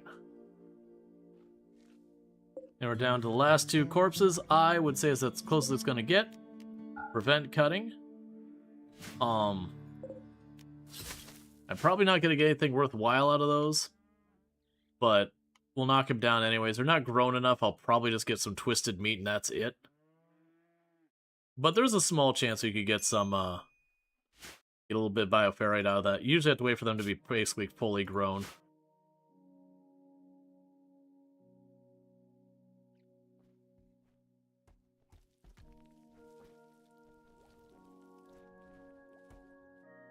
I'll just manually send you up there. Hey. Who are we looking at? You. Cut it, cut it, cut it. And then we leave. Yep. All of them were underground, so just twisted meat. Alright, let's get out of here. So, our next destination, because we've already got our goodies from here, we can start heading back down towards this glacial plain. So we'll just land somewhere in here. If we got one here that's got something cool that we can reach, we'll check it out. We're gonna start moving towards that glacial plain, because that's where our next grav core is gonna come from.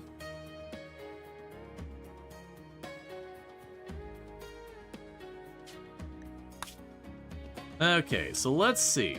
So we want to end up down here or down there. Both of those are going to be very cold tiles. We don't have anything up there. There is one of these in space. We don't have vac suits, so it kind of takes that out for consideration. So we got Lakequith Island, Ancient Quarry that is ore rich, an Ancient Garrison, Ancient Smoke Vent, caves and lakes, psychoid plants, wet and foggy. We don't want to do it in our glow forest. Ruins and a creek. They'll vaguely take us in that direction. Yeah, so we could it'll probably be 2 jumps to get to the next spot. We'll go down here. We are going to need to start taking a campaign against the Wasters, though, because they are destroying the world.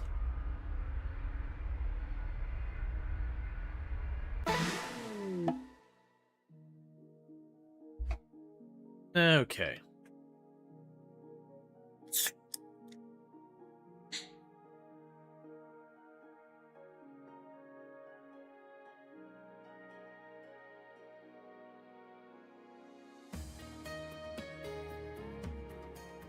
Okay, come on.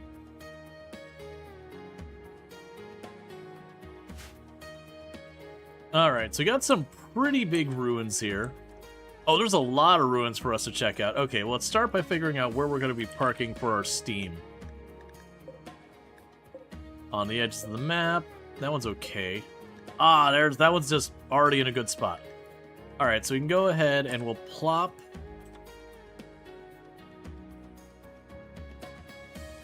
like that should be good.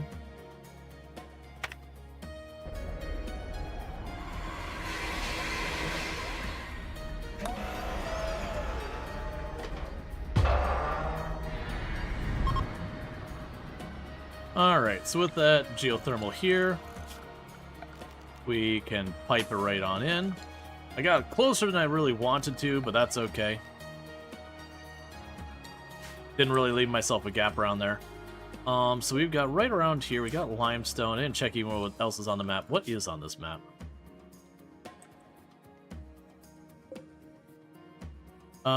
Let's see.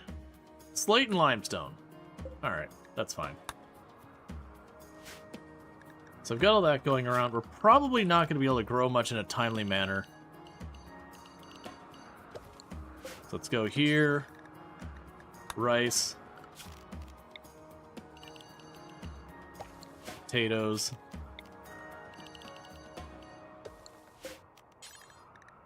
Strawberry.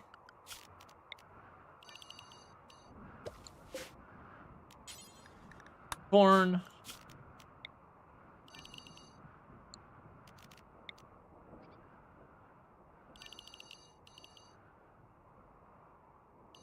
That's too much.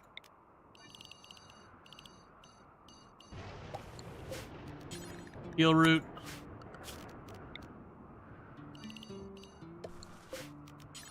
Cotton.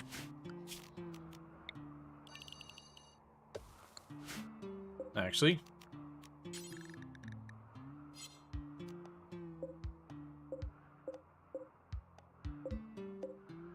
You can be Devil Strand. You can be the Psychoid. And because this is fertile soil along the edge down here.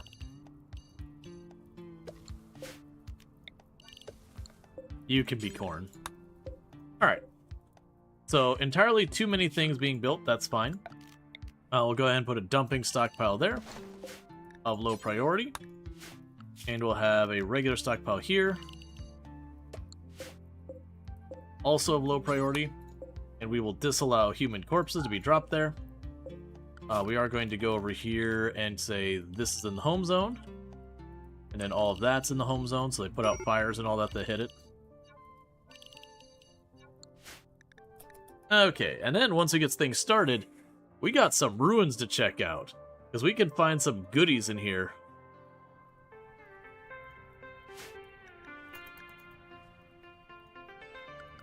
Also, local wildlife is forfeit.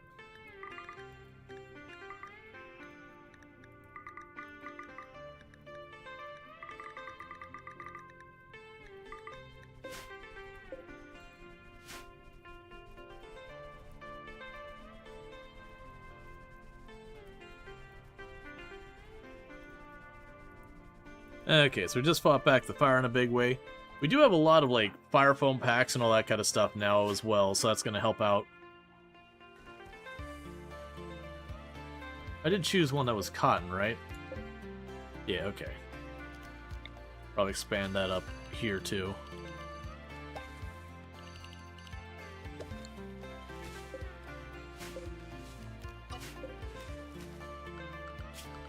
And thank you, Wisophates, for the 55 stream streak. And also thank you, Dragon Rose, for the 115 stream streak. If I missed that, I apologize. Sometimes you get zoned in the game and you don't catch those things. Meanwhile, we can go over here as well. I don't think we'll do much fishing, but there is a fishing zone if anyone is so inclined.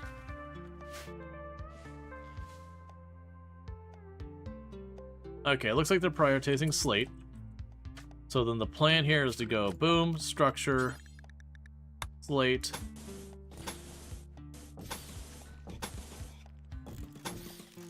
We're gonna get real mad because we're gonna cut down that tree, but like I said, not much I can do about it. I might be able to avoid cutting the tree by removing that. EMI, and you're willing to give me a Masterwork Harp, which I already have, or Incinerator, which I'm not too fussed about, Jade, which I don't particularly need, or trace amounts of plasteel. In other words, they did not come to the negotiating table with what we needed.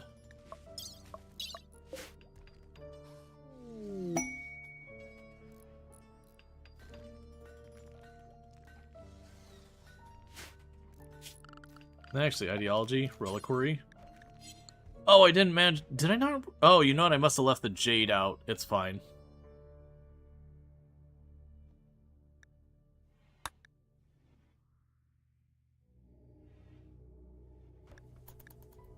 Alright, so I just want to get that sealed in, because you'll notice we're just draining our batteries. Oh, never mind. We're not draining our batteries. We already got the geothermal. Make sure we hold it no roof. Yep. I was going to get that sealed off so some random raid doesn't just destroy it. Once we get that, we're going to start, like, with this ruin, we're just going to kind of poke ruin to ruin. Now, inside these ruins, we can find a whole lot of things. We can find people in cryopods that can be hostile. We can find mechs. We will almost certainly find bugs. We'll find, like, the wasp traps and the explosive traps. But they are worth checking. You can find unique weapons. You can find all sorts of, like, components and all other goodies. Lots of materials.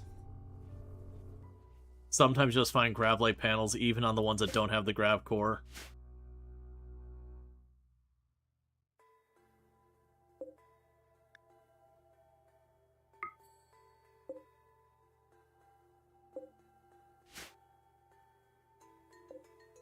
Well, I guess we should probably...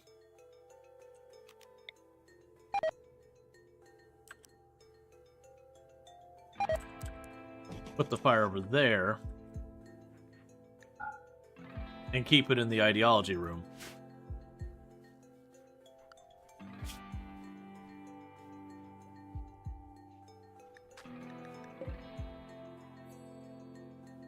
What do you have? Shoot frenzy. There's quite a few dangerous animals here between the cougar, the grizzly bear, and actually I guess it's just the two, so there's not actually quite a few, there's just those two. The cougar's over in that corner, the grizzly bear's over here. We'll leave them alone for right now. Oh, I see gold. So I can go ore. We have just a gold ore. We have compacted stuff. Honestly, where that is, we'll probably leave that alone. Be down to grab that one. There's jade here. Not worried about the compacted ore there.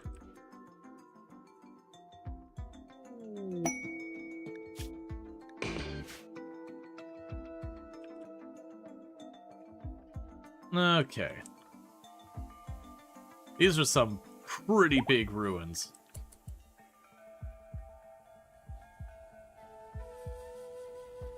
Okay, so with what we've got going on now, let's grab all of our combat-capable pawns.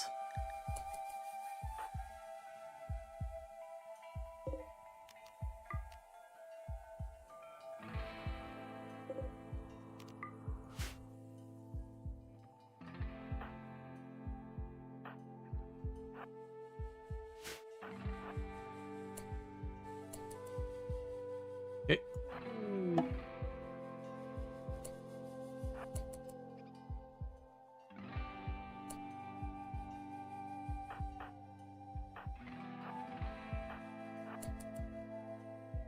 You got the monolith here. I'm not going to study it that time. That's too close to the edge of the map. With a bunch of stuff in the way. Alright, with that, move them to the intersection. And start checking all these doors.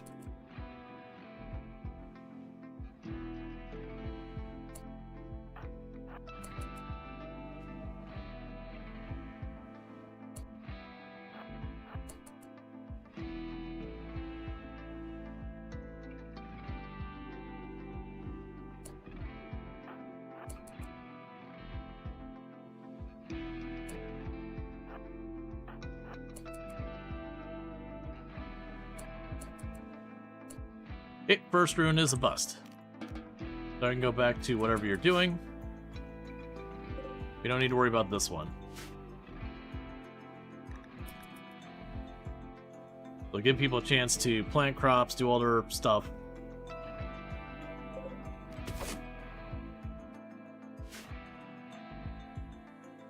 Now we can move on to clearing the next space.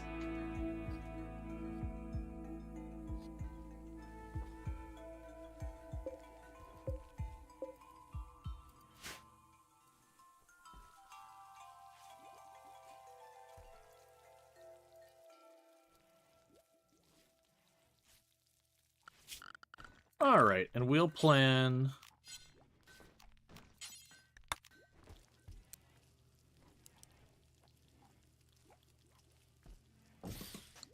Put a reliquary there. If at any such time we do manage to get the jade for it. And if we want a second reliquary, then we gotta figure out what we're doing with this door. I'll probably, like, switch the doors out to have, like, a door through the bedroom, maybe, or something. I don't know. I think the next room we need to make is going to be our hospital.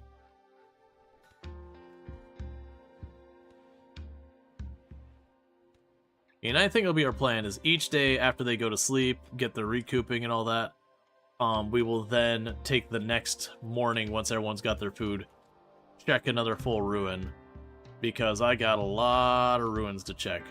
This will be our next one since it's the closest, then we'll do this one and work our way around. And a lot of them will be busts, some of them will just have hostile things in it, some of them will have really good loot.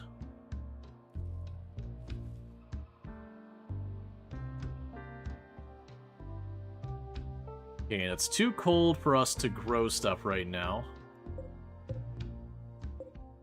Copy the blueprints, paste them, and delete you.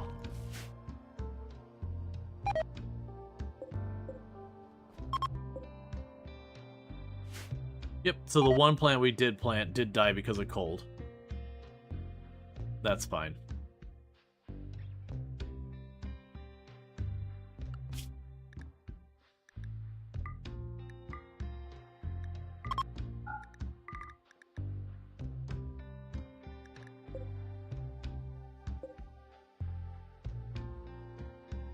We do have multiple grizzly bears in the map, as well as a cougar.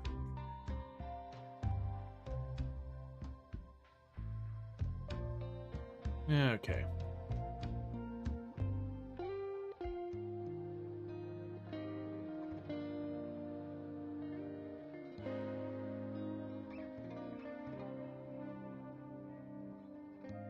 So hopefully we can actually get a cotton harvest this time, so we can continue to make our ship neat. No cougars for you. You're married, good sir. I mean, I'm trying to keep them away. They're just not respecting my boundaries. Hey, Gromroll, how's it going? Thank you. I get lots of compliments where I wear this shirt. For those who didn't catch, this is actually a Star Wars shirt. Ahsoka Tano. It's just a cool pattern, but it is a subtle Star Wars shirt. I do like with, like, fandom stuff, doing the stuff where, like, it's kind of the if you know, you know. Gotcha, yeah, I know how that goes. I have ADHD, so, you know, insomnia just comes with the whole thing. Alright, so we got another one of these, drop kind of in the opening in the middle. Be a nice central point for all this. It hung there for just a second. It's like, ah? The like lag when you open a door isn't a meaningful tell for anything, but it always is one of those things where you're like lag for just like, it's like you load a bunch of stuff. You got secrets. Honestly, as fast as this one's going, we might just hit the one above here in this in-game day too. Alright, so we got another one of these that's bust. Is it hot there too? It's Florida, where I'm at. It's always hot. The only exception is like right at like December, January. Our winter is actually quite lovely. Oh, we got a random pod here. No guns up there.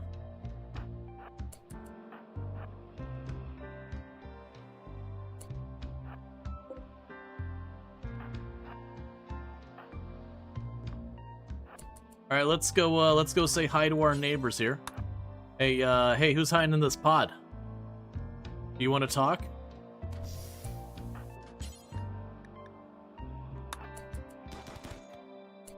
They didn't want to talk.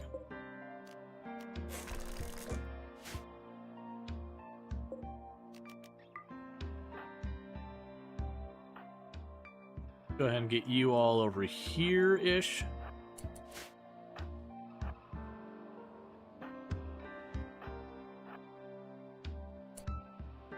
Actually, instead of you going that one, get that room. Alright, Serverlord, you take it easy. It's good to have you as always. Start working our way up here. Okay, it's the same plan as before.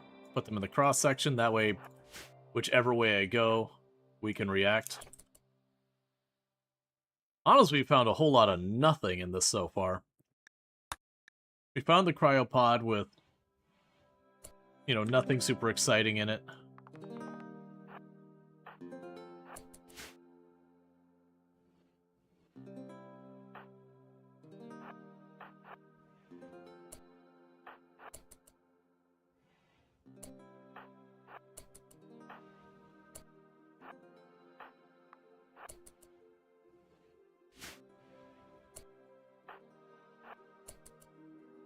One more room down there, and I got a couple up here.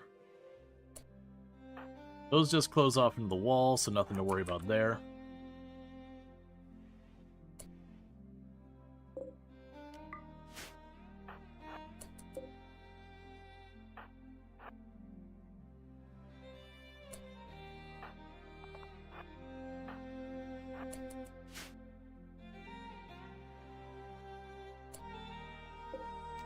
We got scrap metal. That's not particularly exciting.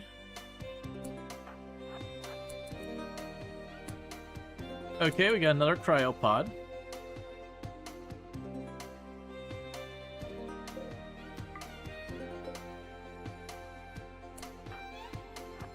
Same plan as last time. Put our melee up nearby it. Realize there's like nowhere I could fit my people in here.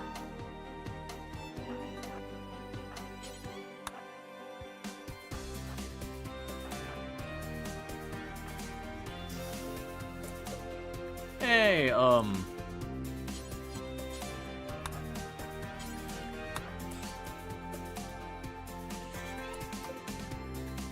so, not sure what your deal is, but like, I hope you slept well. You seem pretty chill about this. Also, please go kill that one. Please go kill this one.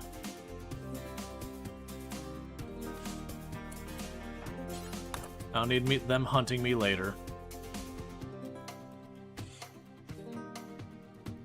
I'm also not entirely sure why you were sleeping with Mega Scarabs in the bed with you, but like, that's certainly a life choice that maybe you should have reconsidered. But also, I really don't know what your deal is, man.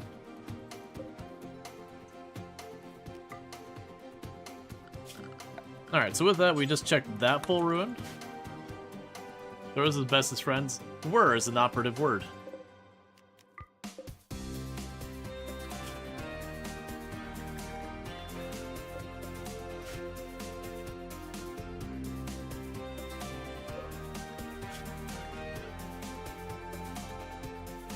You know what you typed. Yep. Good on you. You patched one injury.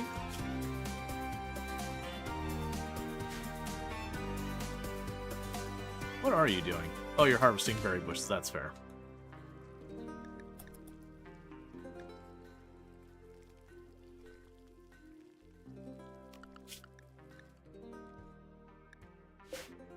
They can run around and do their thing for a minute.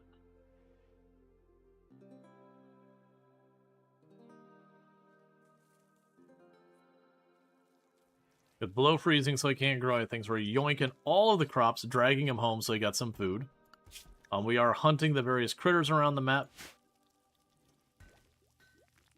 Did you give me some lead and all that stuff? Don't care about that.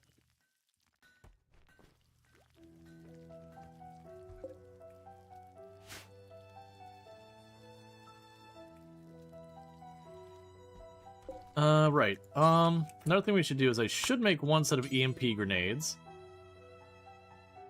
I forgot we actually do have a few things we did unlock. Nothing I super need, because we already have the shield belts queued up, and I don't want everyone running around with the, what's the foam things? The turret, like, little mini turret, is actually pretty solid. Alright, let's deal with the dangerous critters real fast.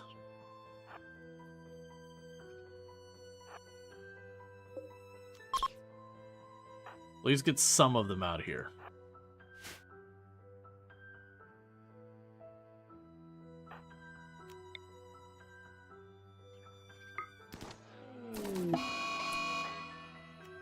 Okay, where's the next one? Alright, so we'll do the one up there. I just don't want to have to run them, because, like, that grizzly bear's down there, and then the cougar's over here. That takes care of the one up here in this corner. That'll make one less threat I gotta worry about.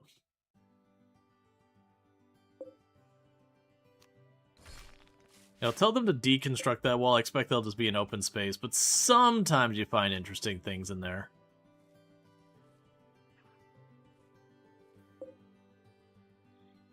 Alright, so you're starting to group up over here. So let's go ahead and deal with this.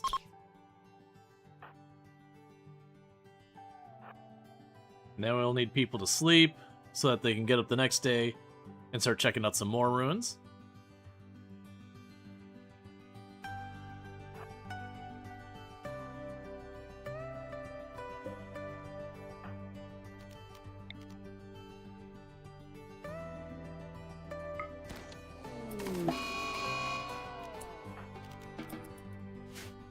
Okay. That leaves one grizzly bear on the bottom of the map. And then nothing else you have to worry about hunting us. Not till we start opening these and then finding, you know, insect nests and all that. That's actually one of the fun things, is you'll have raids on these maps, so they'll cut through, and you'll just see, like, you know, mine triggered or whatever, and then you just hear an explosion, and they'll be like, this group is fleeing. It does amuse me greatly when that kind of thing happens.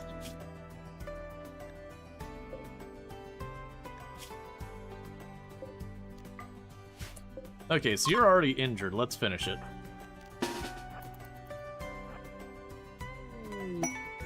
Goats join. Pretty sure I'd have them to be gotten rid of. Yep.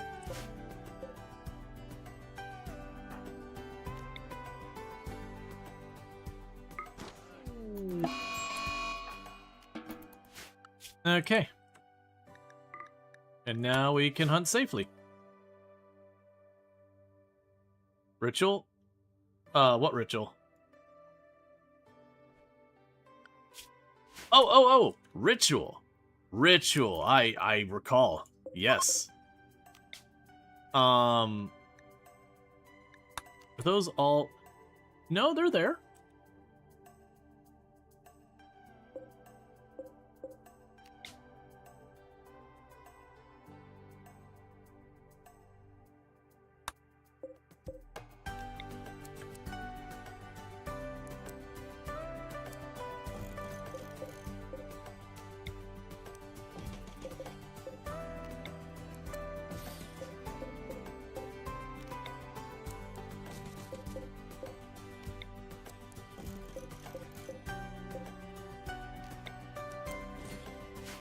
Okay, and let's go to our animals, manage.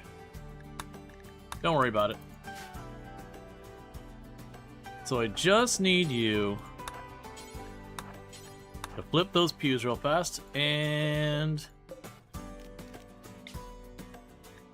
I don't know. It's fine. I'm not too fussed.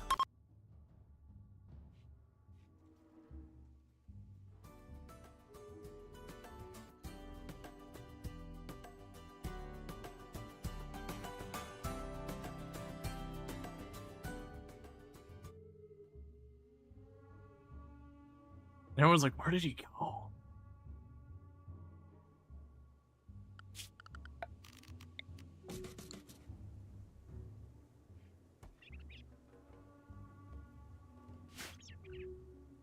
Because we can't get ideology points hardly at all without doing this. And this is the only ritual we had, because we just had it randomized.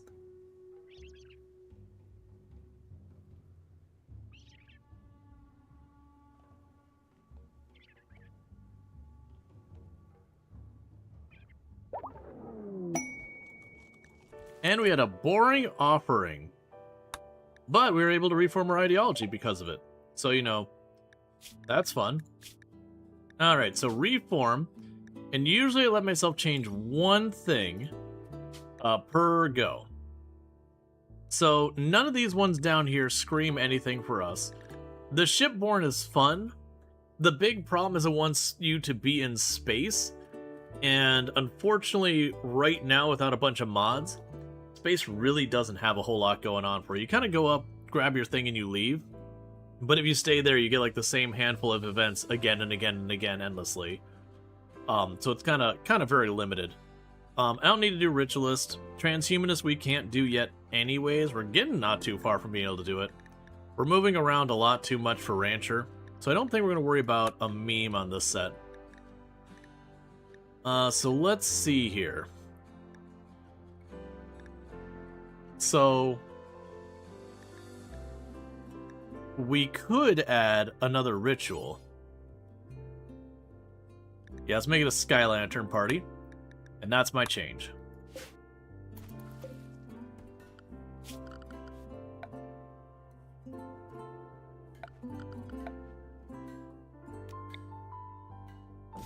We'll go outside, put up a fire, and we can Sky Lantern party. Also, orders.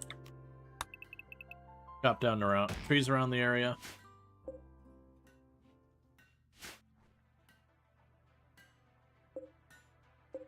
Right, you're making an EMP grenade for me.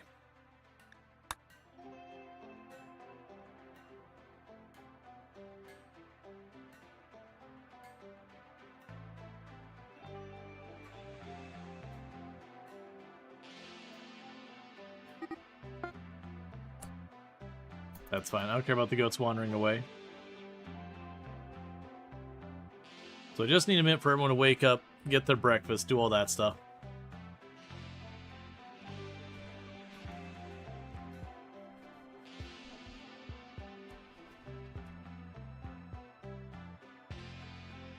You regret not buying any ice cream at the grocery store earlier today? You have a sudden sweet tooth craving? That is unfortunate. That also reminds me that I've been having problems with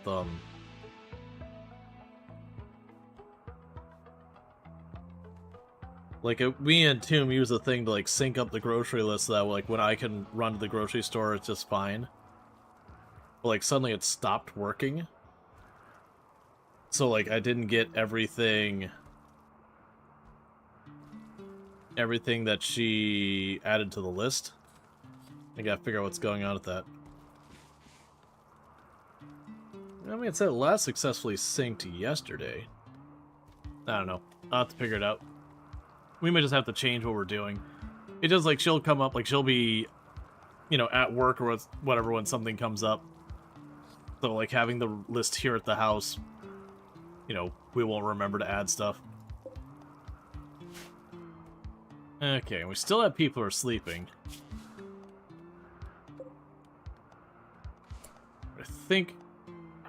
I think we're in good shape for this. Let's run over here. That's interesting. So something came through that door and left it open.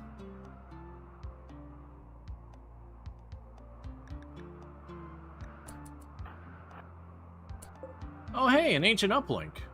All right.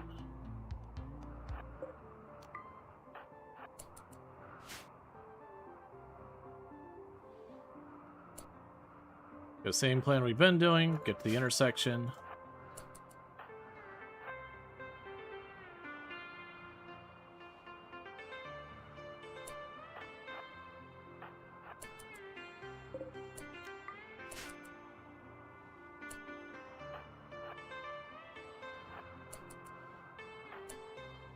Oh, component box.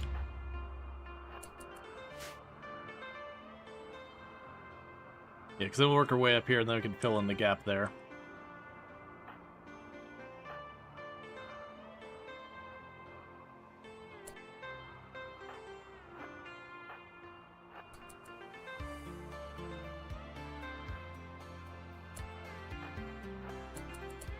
And we can move all of you up.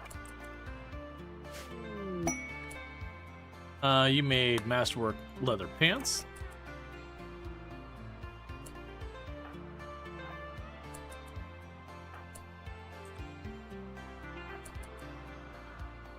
Have you lost more limbs? Nope. Okay, so we do have a Militar in there. That'll need to be dealt with.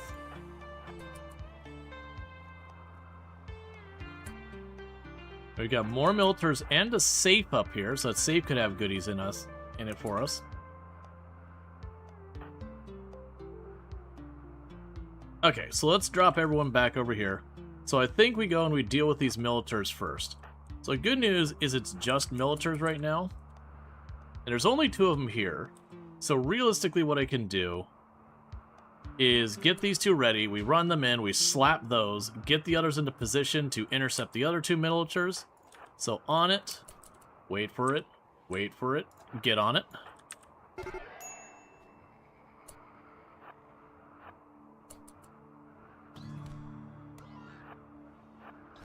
Oh, it didn't wake up the others.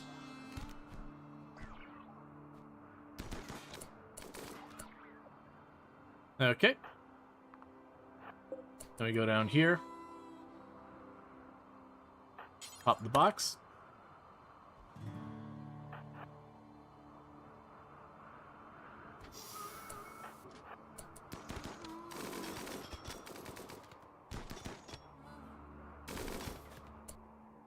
Okay.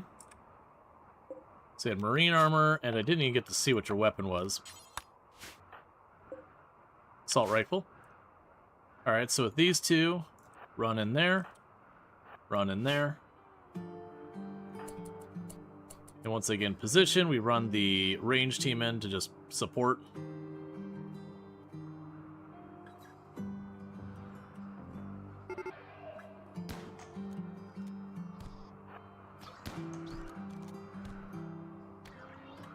Never mind, they're already done. So we got a safe here to pop open. Worry about that in a minute. So get you over here, pop this door. So finish checking the ruin, because then we can have the people run around to like open boxes, deconstruct the things here, loot, break out mechs, all that kind of garbage, as able.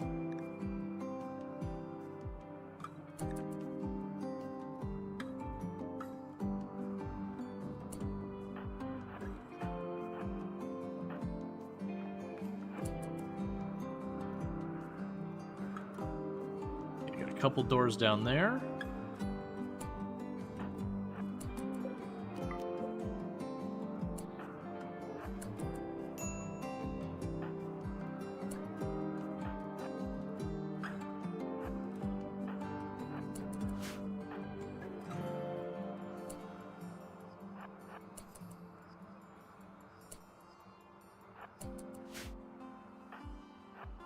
And that should be the last of this ruin.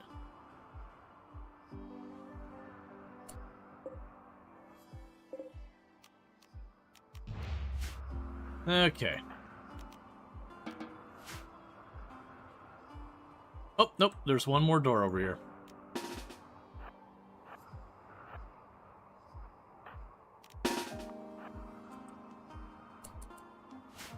Do I see the one up? Oh, I see.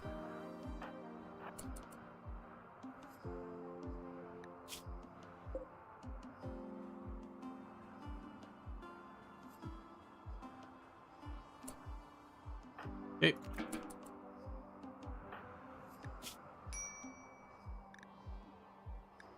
You almost lost your leg. You're actually bleeding quite a bit. I didn't realize how much those militaries managed to knock in with the melee. Usually they're pretty weak, comparatively speaking. Alright, so that's good news. Okay, we didn't have any more safes, so what are we getting out of our safe? Got a map. That's fine. Orders. Allow all. So we did lose a Tozy there. It happens.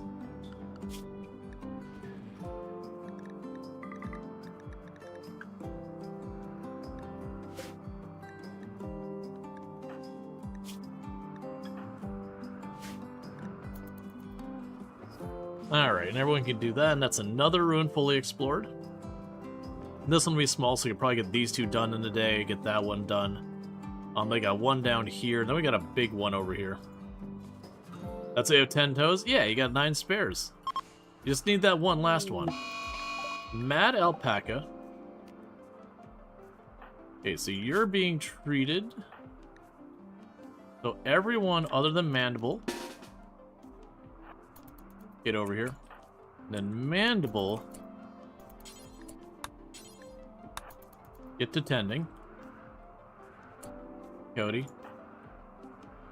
Now is a time for having your bleeding foot dealt with. It is not a time for recoloring your clothing.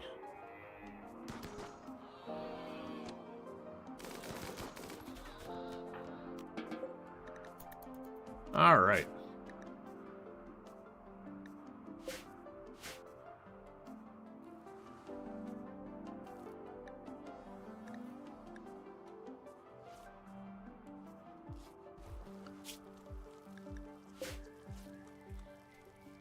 Cool. Everyone's all bandaged up.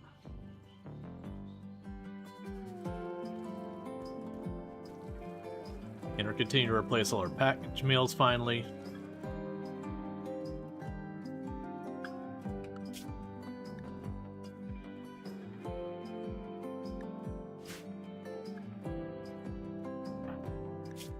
Yeah, so we're gonna have to wait till they heal up. That's gonna take a minute because Cody's leg got hit way more than I realized it did. So once Cody's all healed up, we hit the next set of ruins. Because we're trying to chill here long enough to get some cotton and a couple other things pulled up, or for something to pop up like another unique weapon opportunity or whatever.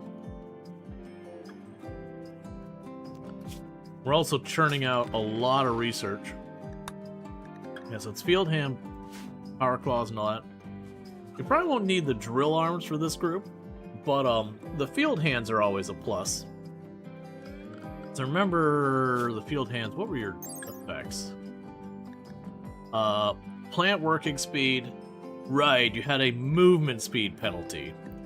But you had a significant increase in plant working speed, and then you had a minus to beauty.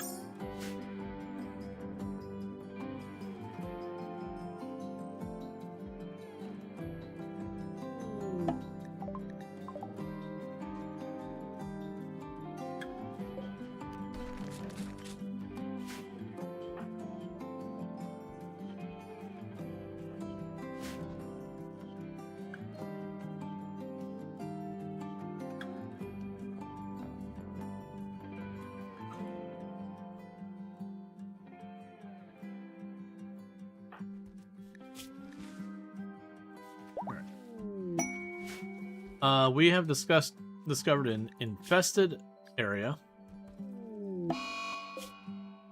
Yeah, and those ones luckily never run out. Into that animal disease plague. I hate to break it to you, goat. I actually really don't care. Like very genuinely, I really don't care. Wasn't planning on keeping you around anyways, so you know. That's unfortunate for you is all I gotta say.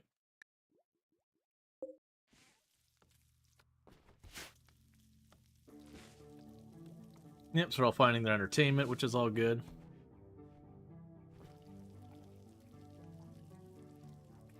You do the Sky Festival? I did not. Let's go ahead and knock that out. That is fair. Alright.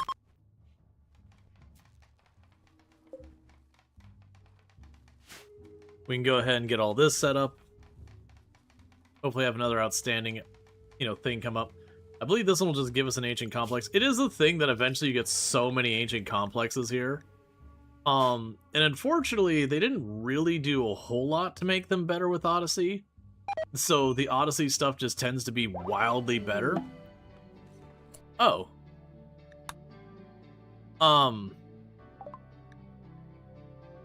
Okay, a rancher named Pugog has arrived and wants to join the colony.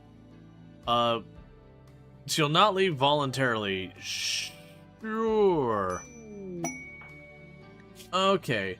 Very neurotic, nimble pessimist. That is not a great combination. You do have very high animals, and you actually do have the ability to do social. I'm not against another melee pawn, so I think we will let them stay. Are they a good pawn? No. No, they are not. Are they an okay pawn? But you know what? For right now, that's good enough for me. Alright, so let me go ahead and get the queue up. So if you would like to be Pugog here, who is probably going to be our animals person, and by that I mean you're probably going to be a dedicated, like, hunting, fishing person, mostly, I would guess. You know, there you go. The only downside with hunting is without hauling, you're just going to dump the bodies of whatever, wherever. It's fine, I guess. And also check out Treacle, another fantastic content creator who also plays a lot of RimWorld. So definitely something I recommend. Yeah, so this is, it's a little bit of a mixed bag pawn, but you know what? It's fine. We are going to want to find you a melee weapon, though. But I'll let that queue run for a little bit here. And then we'll get that going. So, that might be how we grow our colony, is through that ritual. Which is definitely a dicey way of doing it. But you never know.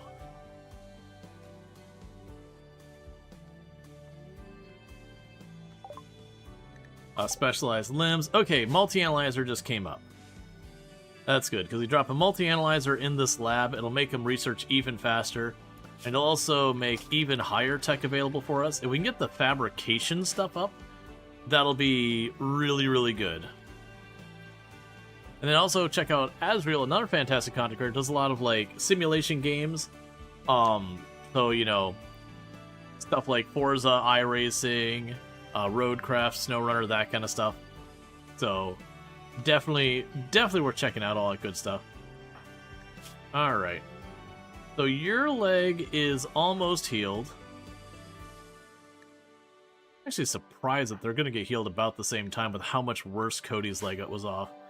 It's like Cody just mostly had just their leg was injured, but it was really, really bad.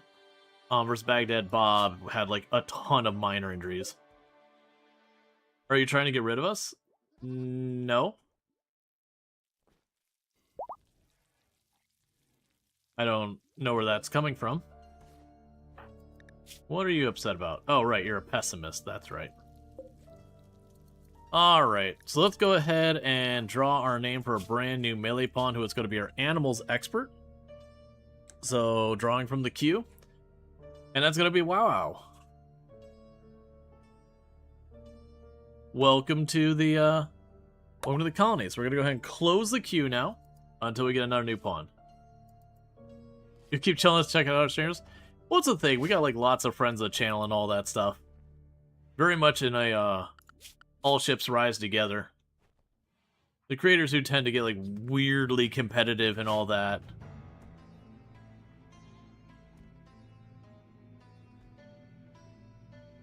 You know, it's just like a lot of the people I've known got like weirdly competitive, like how dare you use other people's emotes, how dare you shout out others and all that kind of stuff.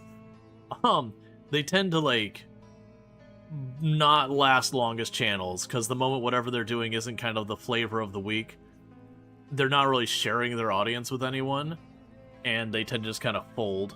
Thank you for the follow. Welcome to stream. Because there are people out there on the platform who you use someone else's emotes in there, and they're like, you know, don't self-promote. And you're like, do you not want people to use your emotes anywhere else? Because that's what you're aiming for with that kind of mentality.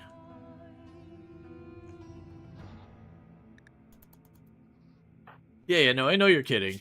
It just kind of brings up the topic of, like, there are genuinely creators out there who have that kind of mentality. Like I said, it's not that none of them find success. They definitely have some that do. But it tends to be the kind of success where they have, like, their flash pan success of whatever thing they're doing. And, like, that moment, the moment it's not, like, the flavor of the week, they crash and burn. Also, the fact that Twitch literally monitors how often your emote gets used. Yep. And quite often, your emotes will be used far, far more in your channel or externally than other people's emotes get used in your channel.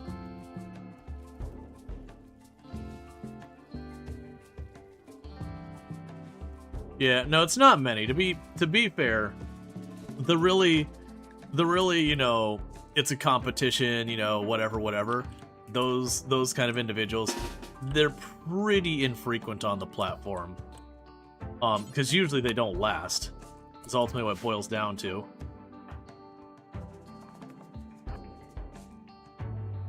Like, a lot of growth comes through stuff like collaboration and networking and all that kind of stuff. Fostering mutual audiences between your channel and others. Ooh, okay, wait a second. I didn't see that door on this side. Let's make sure you're not all cutting through there instead of going around this way.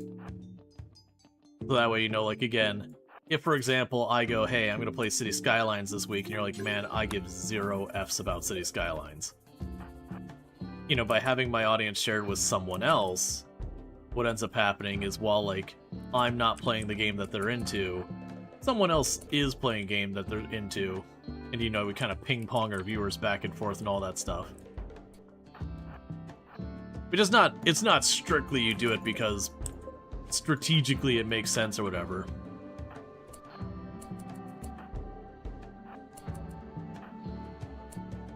But it's more like any potential loss you might have because, you know, someone tunes into someone else's channel, you're going to gain tenfold from the benefit of, you know, sharing audiences and whatnot.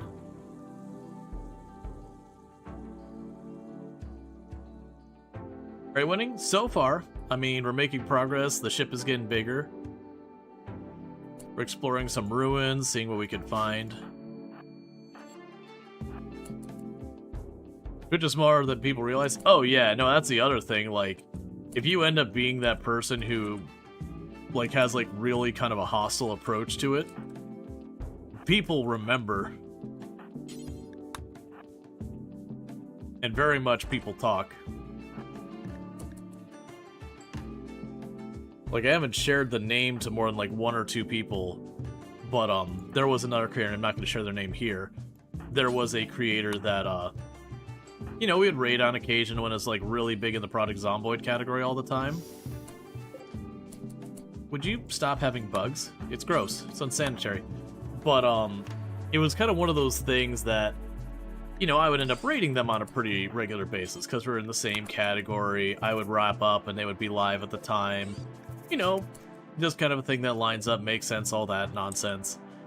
And I was lurking their stream one time, and they were getting ready to wrap up. And, you know, one of the people's like, oh, you know, are you looking for a raid target? And he goes, no, why would I give my audience to someone else? And ended his stream. And I was like, well, like, hell am I ever raiding this person again? Because that means not only are they, like, taking advantage and all that, they genuinely feel like I am surrendering my audience to them, and they're okay with that. If we're going by that logic. It's not logic I agree with at all. Alright, so a lot of cryopods here. So let's get you into position there. But yeah, it's just one of those things that, like, on the, because at the time they would pop into the channel, and it was one of the things at the time I went to the mod channel, it's like, we don't shout this person out anymore.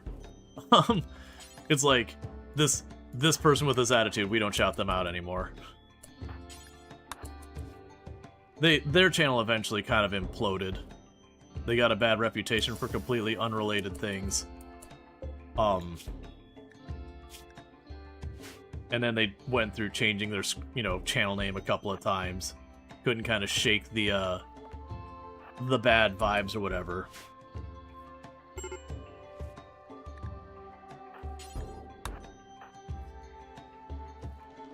Alright, trying to get this last room here in these cryopods.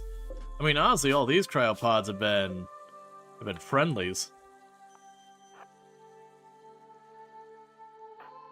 We'll let Wow get out of here because you're getting mad because... Oh no, if I remember correctly, pigskins actually get hungry slower, if I'm remembering correctly. No, they get hungry faster. Which one is the slower one? Oh, it's Neanderthals are the slower one.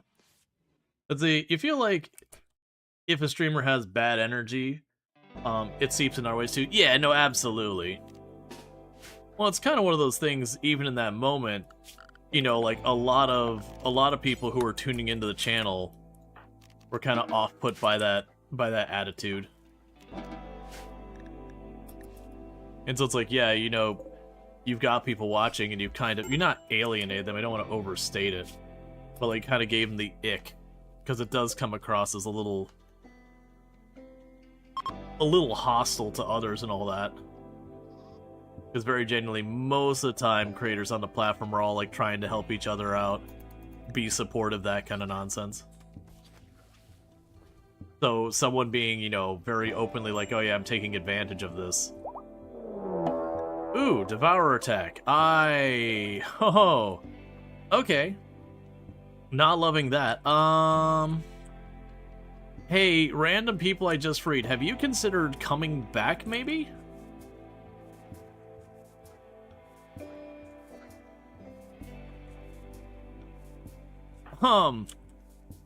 Alright, so... I think the best way to approach this... Because I can't split them up and we don't have flares to stun them. Nor do I have a very long defensive position.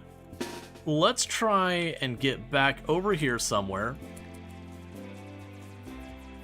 And we're just gonna have to take the fact that we have lots of machine guns. And do what machine gun do. And hope for the best.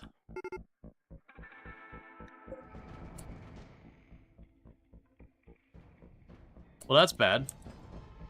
Keep running. We have other problems right now.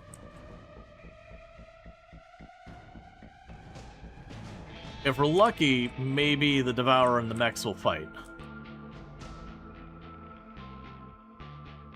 Because I did need a pikeman tossed into this mix. Alright, so the plan here is our pacifist, you're taking point. And it might sound like a weird thing to do, but we are doing that with a good reason. You've got the next worst gun, so you're taking next position. You are the easiest to die, so you're taking the farthest back position. We do not have our commanding shout ready. Oh, I am not feeling great about this.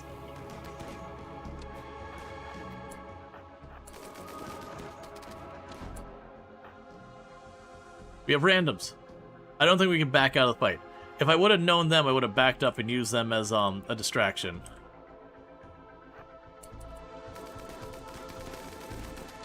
More machine guns.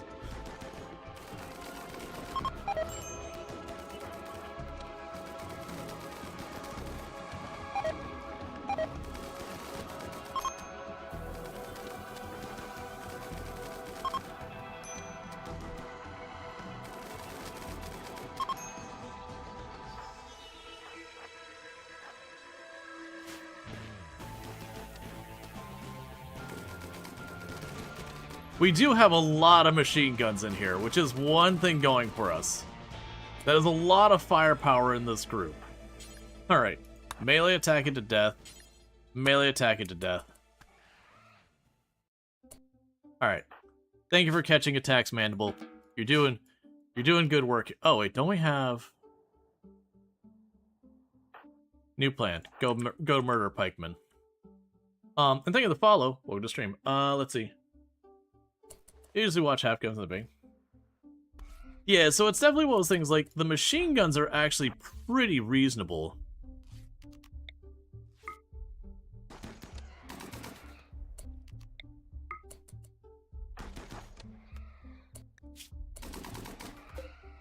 The big problem is with, like, fighting against other humanoids, they'll often have stuff like chain shotguns and SMGs and stuff that get the fire off way faster. And you just run that risk then with it kicking off way fast. Okay, if that's what's going on, we can back off. And they just get the shot off way before you do, and what ends up happening with that is you run into the problem there. Where they just, you know, they get the shot off and you get the shot off never. Because they drop you. Did you see the headshots of Rotterdam already? Were those done Saturday? You're waiting for your mine to be done Sunday. The emails went through. Yeah, no, I did see them. Like, mine are pretty decent.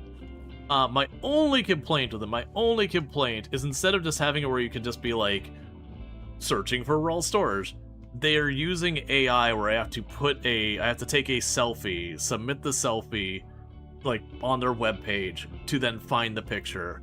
I'm like, why on earth would you do this? Why would you not just put a text box?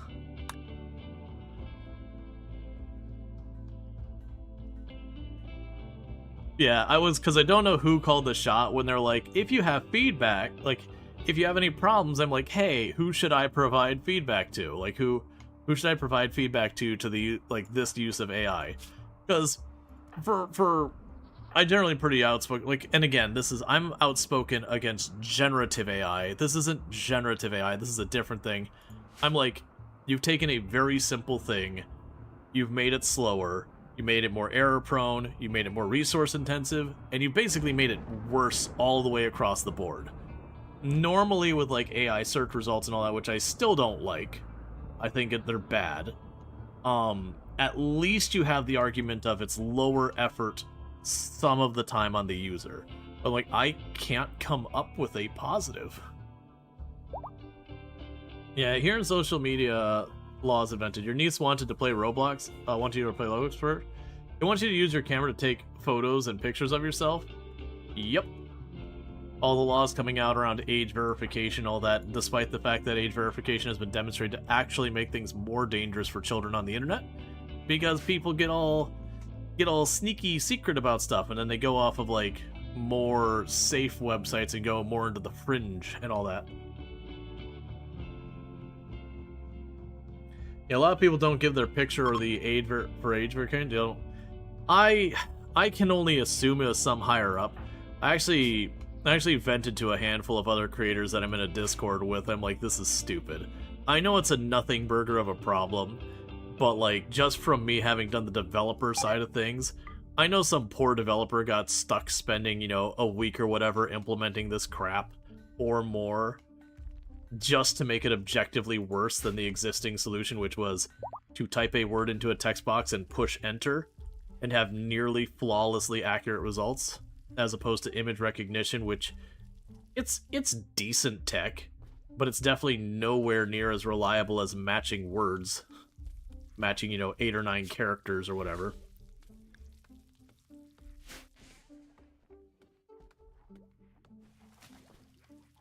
I mean, for right now, I guess I should just go ahead. Let's give you the chain shotgun. What is exploding right now? Ah, you're burning the fuel depots. That's fine.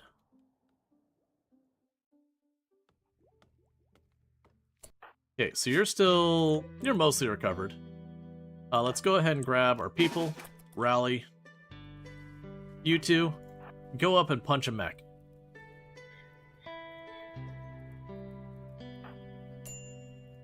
I guess the idea is to keep it so when you only look at your own headshots, although you could use a picture of someone else. Well, that's what it's like. The vast majority of us, you know what we do? We stream, we're on camera, our picture's there perpetually. They do have a password protecting the whole thing. It's a terrible password, but it is a password, to their credit. It is better than literally nothing. Not by a lot, but it is better.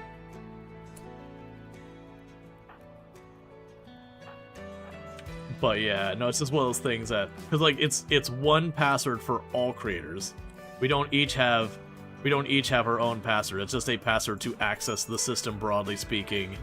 And then you put a selfie in, and it's supposed to find the pictures that match that person. Which, like, it worked. Like, I'm not gonna say it didn't work for me. But at the same time, it's just like, it doesn't make sense to do this.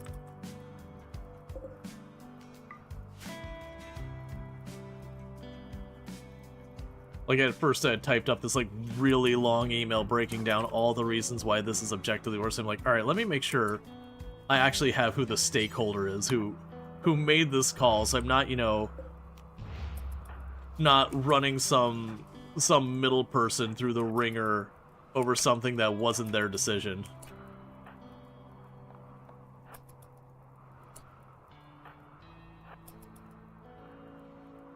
Not running through the ringer, I don't want to... Oh, we're just murdering the crap out of you.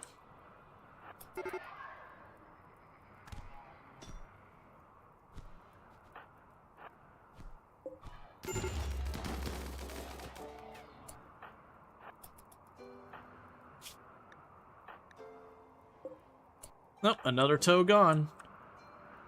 Another day, another toesy. Alright. But yeah. No, it's just one of those things. I'm thinking it's some, you know, some higher up who hasn't caught on to the fact that, like, broadly speaking, as far as the market, the term AI is starting to become more and more of a negative in consumer sentiments. And again, there are places where these systems make sense, that you are offering some value to your users or whatever. But the reality is, that one wasn't. It was just, like, objectively worse in every possible way than the existing solution. It offered no benefit. Like, it wasn't like, oh, well, it's less effort but less accurate, like, so there's a balancing or something like that. It's like, no, it's just, it's worse in every way. It's slower, it's less accurate, it requires more effort, requires more computation on the server side. It's just bad.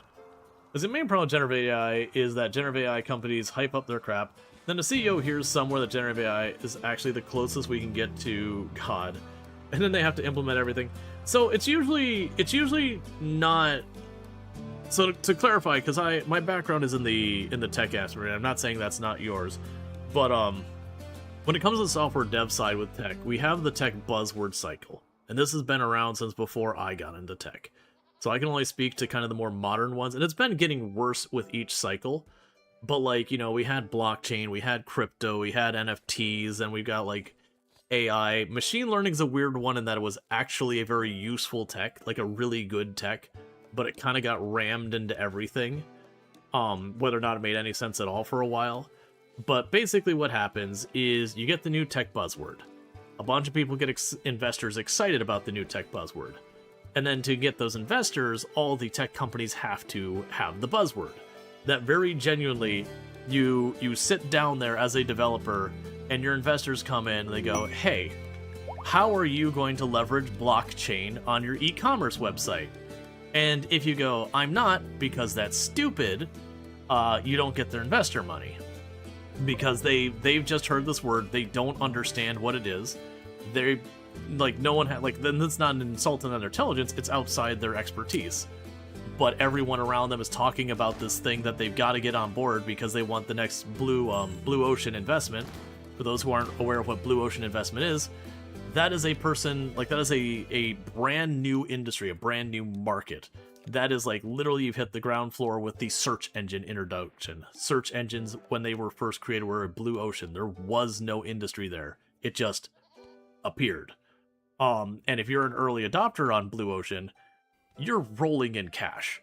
Like, that's where you hear about the people who invested a couple $1,000 and walked away with millions of dollars. You know, the person who got Google before Google was a known name. And everyone wants to be that investor, or at least make some money. But it's definitely one of those things who just, they jump on the tech buzzword. And so usually the way this plays out is it becomes this thing, a bunch of investors get involved, you have a bunch of the people who are the earlier people get out.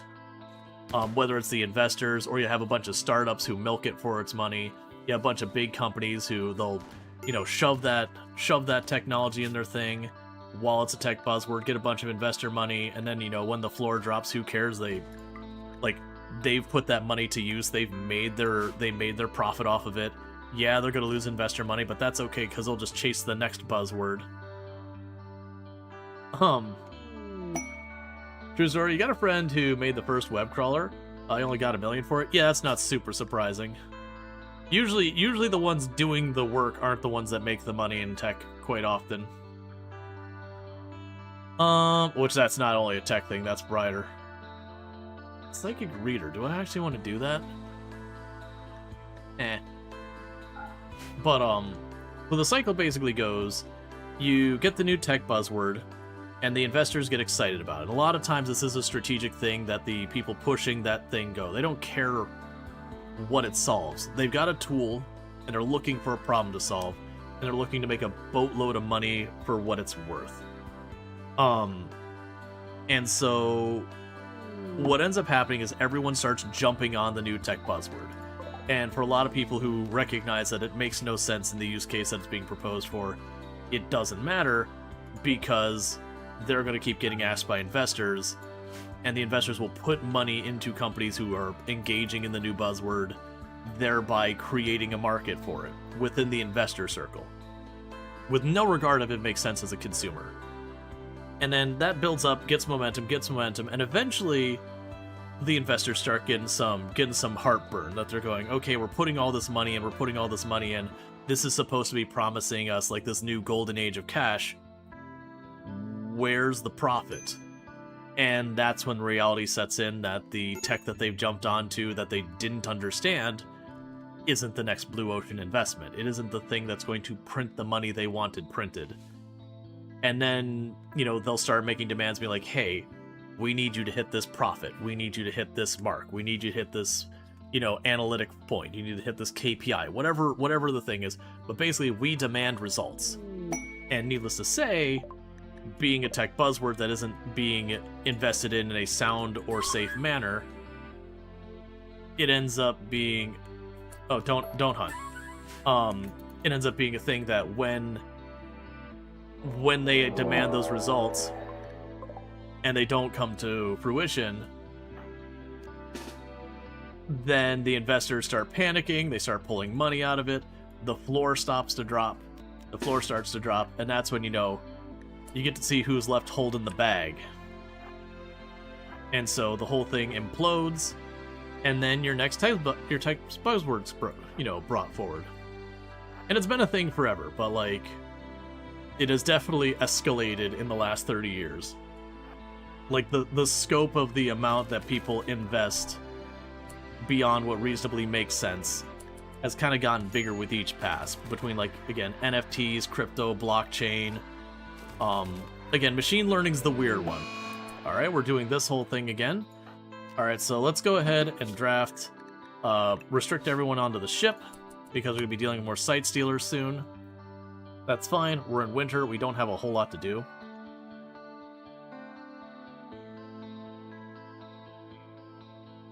But yeah, it's just one of those things. It's not a new or unique process. The only thing that's different about the AI tech buzzword boom is just the scope. The scale of it is much larger. And to be clear, all these technologies do have purpose, do have use. It's just, most of the time, the use is very niche, very small, and the investment is way beyond what will ever be profitable. But yeah, so AI has wildly exceeded even what, the most extreme plausible output as far as cash is. There's gonna be a whole lot of people who are gonna lose a whole lot of money on it. And then we'll come up with something else. It could be VR again. Because that's the tech buzzword that keeps coming back with a vengeance again and again. It's the year of VR. At least the last time it actually produced some games that sold and everything. And some of them were pretty good. But you know, people are saying it's gonna practically replace gaming as we know it, and it's still niche. It's a fun niche, but it's still niche. You think that another difference between the AI buzzword is a lot of people are actively losing jobs? Yeah, no, I'd agree to that. I'd agree that that is a different thing with the AI buzzword is certainly people lose jobs with most of the buzzwords, like machine learning people did lose jobs, but it just wasn't at this scale. It's just not even remotely similar in scale. Your prediction would be stuff like augmented reality type stuff, like things like meta glasses. Well, the problem there is someone yelling nerd and then punching you in the face. And also privacy laws and all these other things coming in. I'm joking about the nerd punching in the face thing. But genuinely, privacy laws are going to be a thing that they have to deal with, and a whole lot about other stuff. You're also going to find that a lot of people, when it comes to like having a camera on your glasses, are not going to respond well to you because they don't know if you're just recording them randomly and all that kind of stuff. And generally people do not respond well to that. Now, like augmented reality kind of stuff, I do see merit there. There's interest there, but like the technology isn't super good even now. Like the UI and like that side of it's good. The problem is not having to carry like a backpack or something. I had a coworker at Google Glass when that was a new thing, and it was a weird and fun gimmick with no, like, it wasn't practical to use. The battery life wasn't there. Like, you had to kind of like look up at the angled piece of glass there just to see the UI and that kind of thing. I need to get these beds not medical beds so that you can actually sleep in there. Not to be clear, I do think augmented reality we're going to see more of in the long run. But as far as like the Ray-Bans, meta glasses, and all that, I do think you're going to have enough negative response that just going out wearing those, it'll be one of those things that kind of ostracizes the person wearing them. Because again, you don't know if someone's creeping on you and just recording you. And also, like, the whole thing where you walk up to someone and it's like it shows their face and it like brings up their profile on your glasses. That is some creepy surveillance state kind of thing. That is real uncomfortable when you think about the implications around that, where you just walk around a room and it's just popping up people's name and be like, this person, they are whatever role in this company, age, gender, like all that kind of stuff that they always... Okay, so the sightseers are here. I can hear them making their noise. Like, it gets very, very invasive very quickly. Yeah, your one leg's a little hurt. The rest of it's basically in full health, so hopefully you don't take a whack to the leg. You've seen a few companies roll out subtle glasses. They're pretty exciting, especially from translation. Yeah, I do think there is, to be clear, again, I do think there is a place for augmented reality and we will see more. I do think like the meta Google Glass kind of thing where just the average person is walking around with, you know, some AI glasses or whatever. That's the one I don't think we're gonna see much.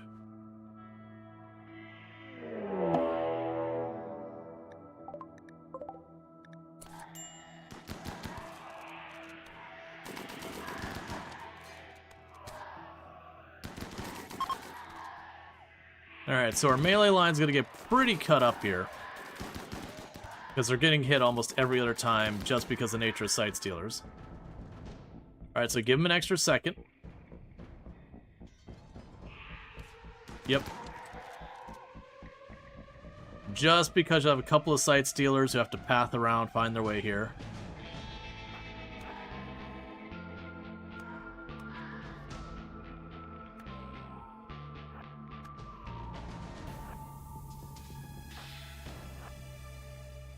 Alright, looks like we might be in the clear.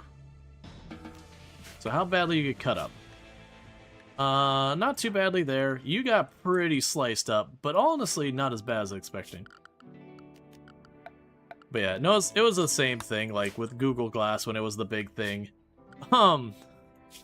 It's even one of those things you get on television and all. You'd see like on television all that, and you'd see the person wearing Google Glass, and people are like, that seems very uncomfortable to like be worried about people just recording you unexpectedly, pulling up personal information about you, like someone you've never met who just knows where you work, who you are, age, gender, that kind of thing, all because the glass is just feeding you information. Now, that kind of thing, like I said, I don't think, like, it'll be existent, I don't think they think. The ones I expect to see more of is, like, augmented reality, not as a wearable, necessarily, in a lot of cases, but, like, where you go into an area where you've got your different suite set up, and it's kind of looking over an area and be like, okay, I recognize that this here is too hot, put, like, the kind of cue thing, so it's a camera going by, like, adding cues, being like, oh, that's temperature's too hot, oh, hey, this is not in the right place, kind of stuff. That kind of thing. But yeah.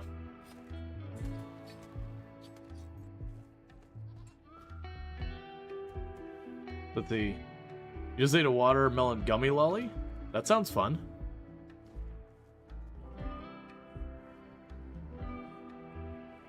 But like, augmented reality tech, I think we're gonna see a lot of that. Like in the future. I also expect we'll see it in cars. That you'll have in cars where you'll be able to do the thing where, like, in video games where, like, paints the stripe on the road.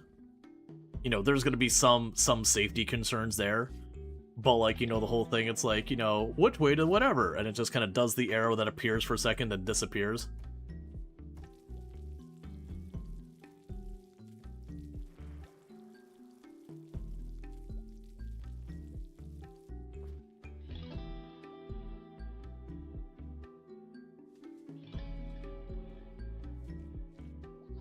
Your white cars has a heads-up display.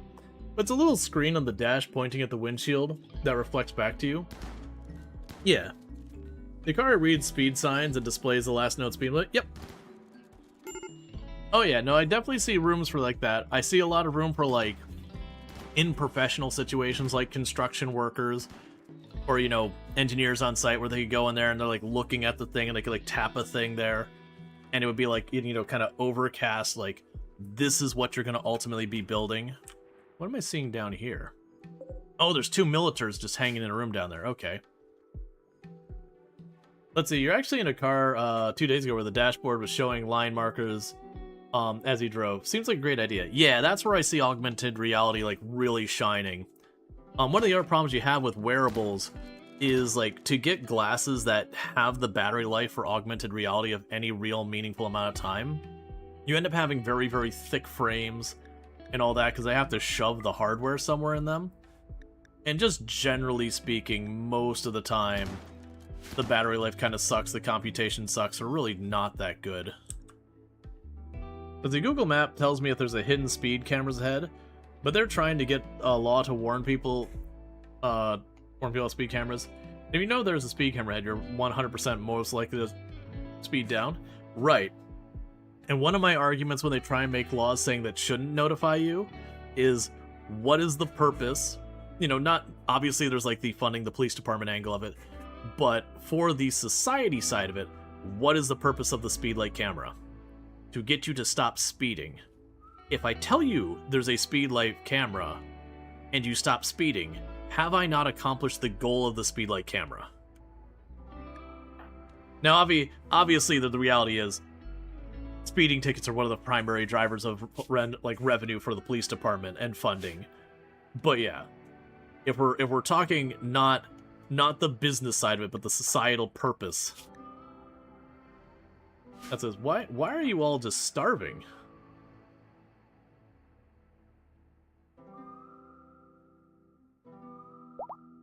The bill funds the police department with fines? A lot of places do. That's not particularly unusual thing. That's kind of the joke of like a lot of small town USA. You go into the town that's like 2-3 blocks long and you'll have a speed trap in the middle block. And that's entirely what it is. That speed trap is just to fund the police department because the town is too small to have enough tax revenue to fund that. That'd be against the law in the EU. That's okay, that's fine. That doesn't mean it's not a thing, but yeah. There's stuff of like police departments in the US where there's certain things that like seized property cannot be given to the police department, that kind of thing, to avoid kind of the whole conflict of interest of seizing things to then, you know, pocket it kind of stuff. But yeah, no, the police department, the speeding tickets and that generally goes to the police department as part of the funding strategy.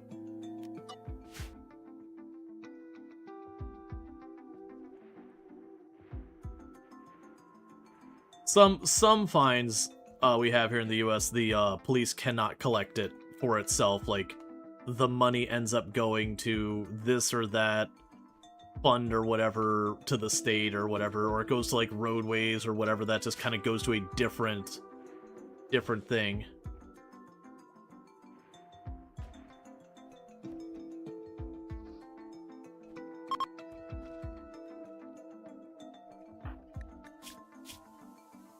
Okay, so apparently James here is hitting on everyone. Struck out with Tech Crash, struck out with Psychotic. Just like, look, man, got insulted. Just having a rough week.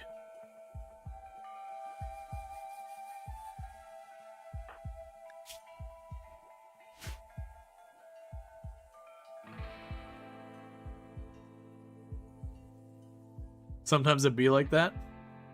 Hey, man. There's always the jokes about, like, you know, you've got that one friend who goes to the bar and almost always leaves with someone who's like, what's your secret? It's like, I don't have pride, I ask everyone. You're like, okay. I mean, yeah, you can just keep striking out. You only need one person to say yes, I guess. Someone in there is like, you know what? Whatever. But the how many people pay $500 for glasses to pull up a map or satellite data? Any personal data won't be included unless you know them. I mean, but that's the thing. You're gonna have a lot of the companies are gonna be pushing that kind of thing. Yeah, quantity over quality. Quantity is its own quality. I generally prefer the quality and all that stuff. Thankfully, ticketing quotas are illegal in California, but they are legal in about half the states. Yeah, to be fair, there are places where ticketing quotas are illegal, but it's one of those things that you have kind of informal ticketing quotas, so it's not like your boss walks up to you and be like, hey man, you need to get your 20 tickets this month. Probably that wouldn't be enough. It'd be like 20 tickets this day or week. Instead, it's like, you know, you're not really doing that many tickets. We need you to bring in more tickets. So it's a lot, you know, a lot more informal, less on paper kind of thing. Not saying that all police departments or whatever or anything like that actually push back in the ABCAC or ACAB kind of stuff. But, yeah. Arguably the KPI should be less tickets, as it shows no speeding. But yeah. So it's just kind of one of those things that there is that stuff that happens. That's accessible nowhere from the outside. Alright, so let's get over here. And when you get in position, smack those two. We'll have a safe to pop open.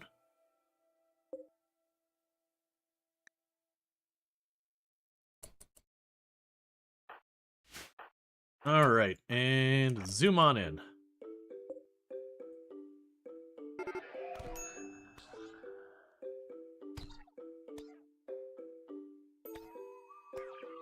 Oh, we have blades like that here. Kind of famously, there's, along the East Coast, Central Florida, you've got... Most people know about Cocoa Beach, but there's also Cocoa City. These are two places that are next to each other, but are not the same place. Cocoa City is pretty notorious for being one of those places that, you know, you go 2 miles over the speed limit and the cop nabs you. It's absolutely one of those cities that's not particularly large, and yet you constantly run into the people writing up tickets because the city's not really big enough to support the size of police department it has, but no one is willing to reduce the size of the police department or get rid of it altogether. And so they have to like make up the gap in the funding and that's just how they do it. Because like I've personally been pulled over in one trip. It was for like I was new to owning a car and all that, so I didn't realize my tags expired based on my birthday, because that's how it works here in Florida. That your tag, the date that expires is the birthday or whatever, regardless of when you got it. But so my tags were like right on the fence of expiring, and I got pulled over being like, "Hey man, your tags just expired, whatever. Like, we're gonna do this." And so it's on my way out, and I got pulled over. It's like, crap. Stop it. That would have been dumb. It's like, okay, you know, I goofed. That's on me. Like, get this sorted. And all they do is they write a ticket and you pay a fine and whatever. Like, it's just... The tag is just a tax. And so, on the way out, I got pulled over once in Cocoa by one cop. I got pulled over by a second cop, still in Cocoa. Cocoa's only, like, 3 blocks long. And then, you know, I had been on my way to class on the weekend, on a Saturday. Because, you know, they do have classes on Saturdays. And it was kind of one of those things that on the way back, I got pulled over by the first cop a second time. And I was like, what the absolute hell? When do you expect me to have fixed this? This is the same trip. Like, I understand. My tag's out of date. I need to fix it. I'm in the same trip. I couldn't, like, I couldn't do anything between there. Wrote me another ticket. And then gaslit me being like, don't worry, it's like $20 and ended up being like 80 per ticket or whatever it was. And I was pretty pissy about it. And then I got back to the town I was in, which is in a different town, and a cop got up behind me, and I'm like, this dude's gonna turn on his lights, he's gonna walk up to the front window, and I'm gonna be foaming at the mouth, chewing on the steering wheel. I'm gonna be so mentally broken. Luckily didn't turn on his lights. Do you have to pay all the... Well, one of them... So the first one gave me a ticket. The second one, which was the other cop, gave me a warning. And then the third one, which was the first cop again, gave me a ticket. So the same cop gave me a ticket twice. And then the other cop was like, hey man, you know, you need to get this taken care of. But yeah, I had to pay both of them.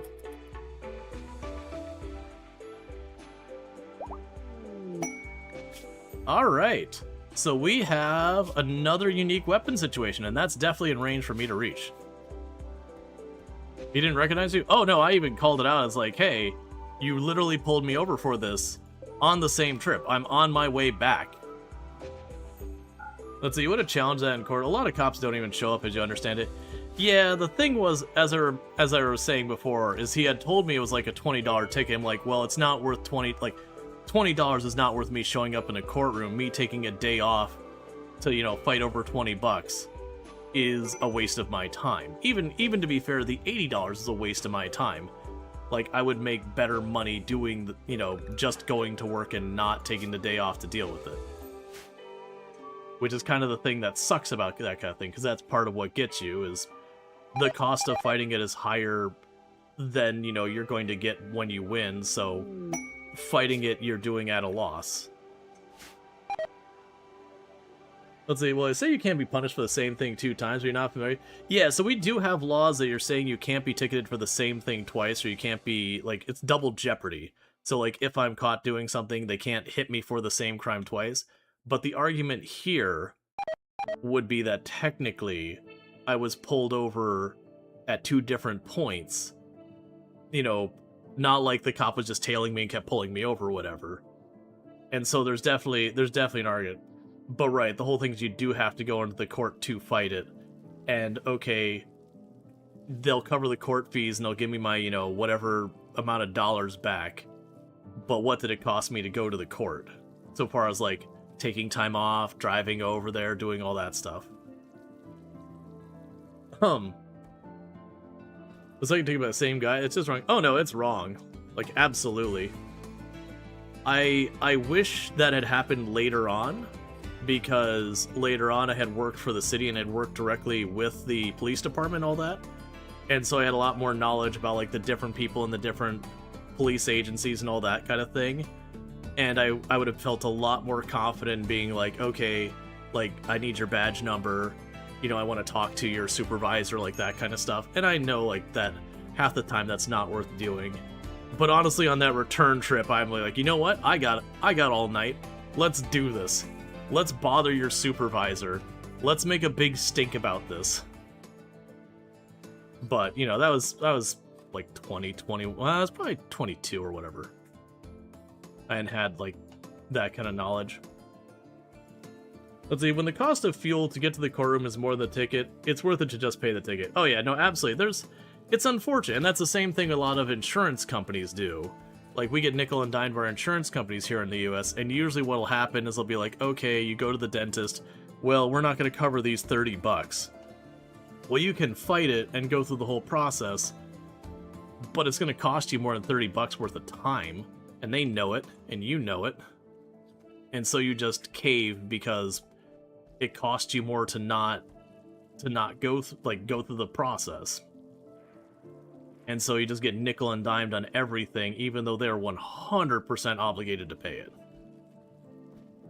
And like when it's more, like that's like, you know, they're like, oh, we're not gonna pay $200. Like, all right, let's go through this process, let's do this. And then the moment you get like to the point of potentially having a lawyer involved, they're like, oh, okay, yeah, we'll just do the right thing, and we're gonna cover you. We don't think we need to cover you, but we'll take care of it. And you know, at that point, they've kind of settled with you. If you tried to push for the court at that point, the judge would throw you out, being like, what the hell's wrong with you? They're literally making this right.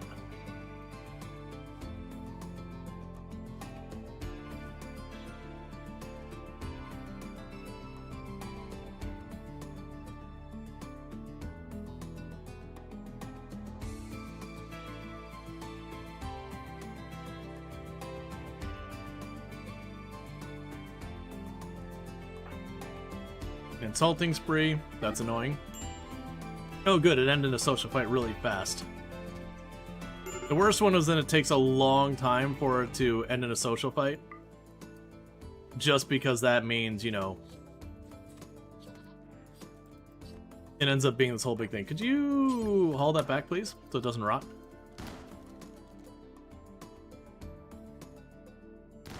Your dental insurance still required you to send a physical letter to the mail to apply for appeal. You think they did it just so people embarrassed? You know, that's exactly. Did you get in a fight? Yes. Someone insulted you and you did not take kindly to it. And then they punched you a bunch in the mouth and then you fell down. So they insulted you and then they beat the crap out of you. In other words, you got bullied.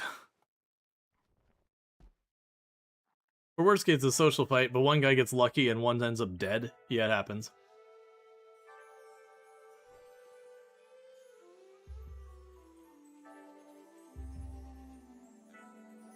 Yeah, we must be speaking about different Coco. The Coco I'm talking about ends with an A.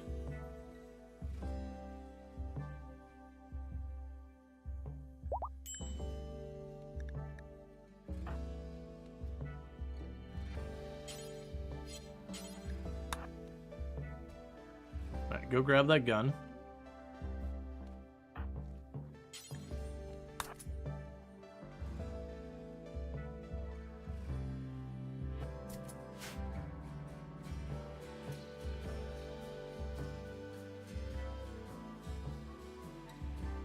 Oh, you have to always forget the A? Yeah. Alright, so we got one more ruin down here to explore. And we're still waiting for... I mean, because we're not like at full fast forward a lot of the time, because I'm running through checking these ruins, I keep sitting there, it's like, man, we've been here forever. And it's like, oh, objectively, we've not even been here a whole season.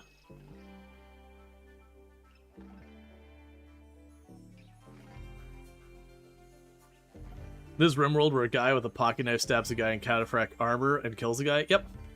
For those who don't know, there is a mechanic in RimWorld where it can roll the dice to instantly kill your pawn regardless of armor, with the exception of if you get your armor high enough above the damage of whatever the weapon is capable of, it will be able to protect you. But unfortunately that means some things like bows that actually do a pretty good amount of damage per shot, you can never get to the point where you're actually safe from potentially rolling the insta-death. And I don't remember the exact details on how that exactly works so far as all the numbers. but it is a thing that generally the higher your population, the higher risk. It never gets to the point where you're guaranteed or anything like wild like that. It's still a very low percentage, but it is always there.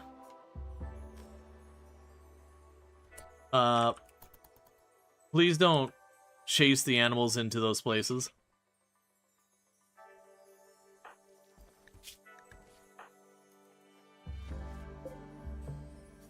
I didn't even see what we got out of safe here. Where's the safe? Yeah, the safe was around. Oh yeah, it was there. I didn't even pay attention to what we got out of that safe. What are you? Please don't walk into those places to hunt animals. You don't need to take cover when you're hunting a rabbit with a machine gun. I promise you, the rabbit is not going to shoot back.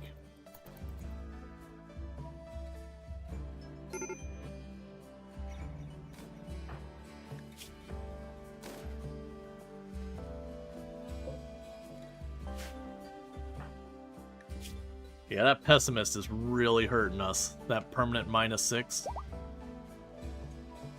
It might have a hair trigger. Boo. Boo. Shame.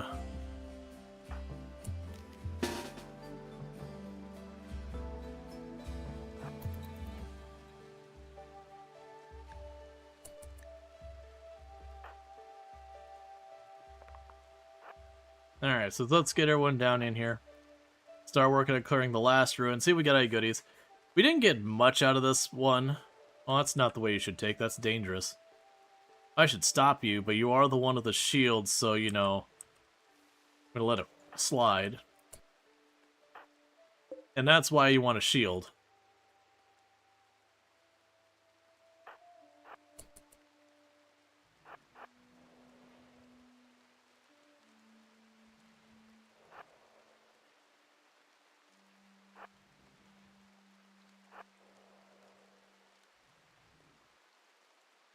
Okay, so plan here is grab all our range, toss them way down here on the end of the hall. And then you are gonna run over here.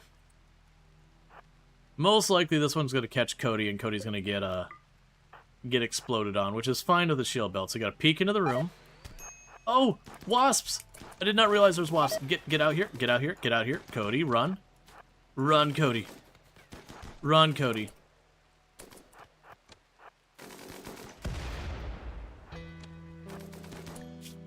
Okay, so you didn't actually get hurt that bad. Alright, so you return. That's fine. I saw the mines, I didn't see the wasps, so when he poked the door and they swarmed him real fast, I was like, wait! No, the whole plan is to run away, and the wasps won't let me do that. They do a bajillion little hits. You stopped driving at Coco around 2018? You'd always heard the story of the Coco cops. Coco Beach. Yeah, no, Coco Beach cops. Mostly the stuff they deal with is people getting a little too drunk. Or someone getting upset that, like, the cost of their drink was too high. The Coco cops just have nothing better to do because there's no one there.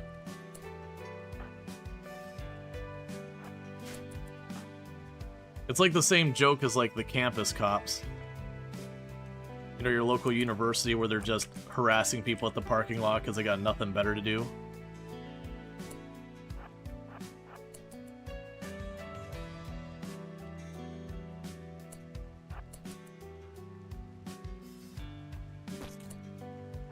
Oh, don't catch him. Don't catch him. Run, run, run, run, run, run, run, run, run, run. Go faster. Okay. That would have been a lot of needless injuries. Let's go ahead and pop up here. We can come in from the other side.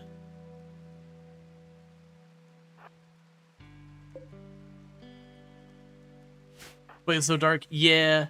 I know there's mods to get things brighter, so like so far as the, like, game mechanically would work the same. It'd be considered darkness, it'd have the same penalties, all that. But for, like, my poor eyeballs.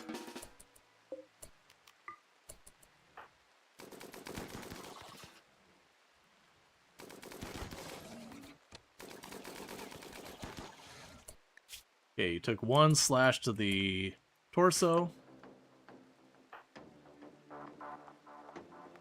There's a whole mess here is what this is. Alright. How badly you get hit in the torso? Pretty solidly, actually.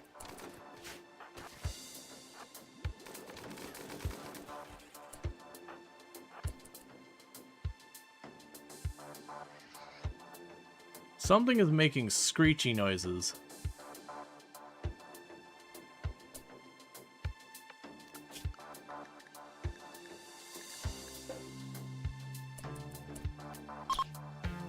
I see.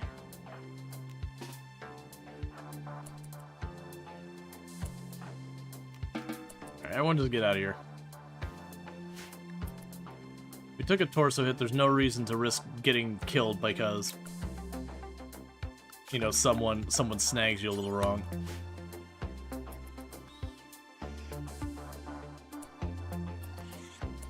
Alright, and you took care of that.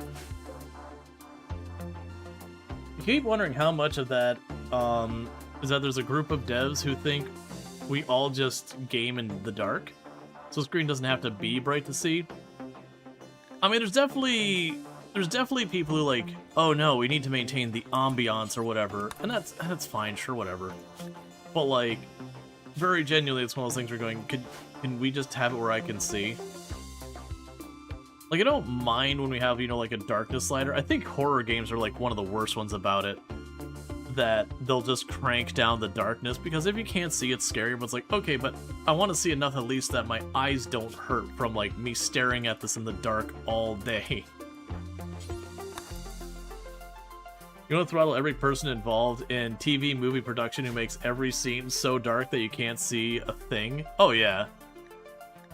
You're like, cool, I'm just hearing screaming and screeching and absolutely all of that, and I cannot make out at all what's happening. And so I was like, did you see that person get stabbed? I'm like, no, I actually didn't. Build 42 of Product Zomboid is seriously dark. It's bad. So that's kind of the catch. I agree, broadly speaking. I like that in Project Zomboid Build 42 when you're like going into the base and you're like, I can't, like, it's not that you can't see, like, it's too dark. It's physically black. Like, it's designed, your character is unable to see, and therefore you can't see. And I'm okay with that. But, like, when you're walking out in the woods, you're like, oh my god, it is just so dark. Like, not even from a safety thing, it's like, I cannot see the trees. This is not fun to interact with. And granted, with that, when you can go to sleep or whatever, you know, there's ways to mitigate it. Versus, like, I like SnowRunner. It's a fun game. Holy crap, that game's like nighttime 95% of the when you're playing. Can I please see? That's not supposed to be the challenge of the game, is just seeing the world. It's supposed to be like slogging through the mud and figuring out how to navigate this ridge or whatever. Not being like, okay, I've been playing your game for 5 minutes. I've got, you know, a splitting headache because I'm trying to like see the tiniest little bit. So, you know, you can turn up the gamma, but then the game looks all washed out.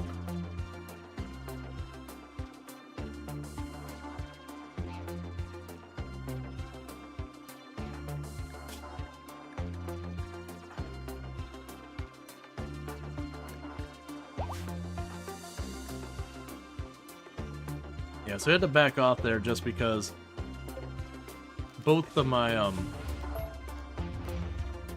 melee pawns got really messed up.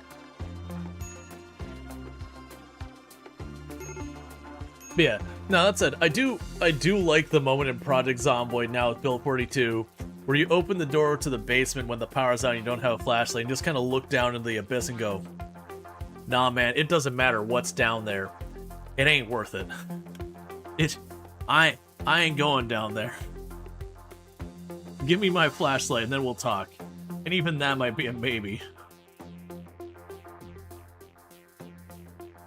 Or you'll go to a building that you're like, okay, there's good loot in here, but again, you don't have a flashlight. You open the door, you can see just a couple feet into the building, you're like, nope, we're coming back when I find a flashlight. This is not happening right now. Yeah, that was so while I was like really heavy into the Project Zomboid category, there's a challenge that's not come up in honestly quite a while, longer than it's been since the last time. That's called the One Painful Year Challenge. And it's just one of these challenges. It's only like a moderately difficult challenge, but you know, people kind of overhype it.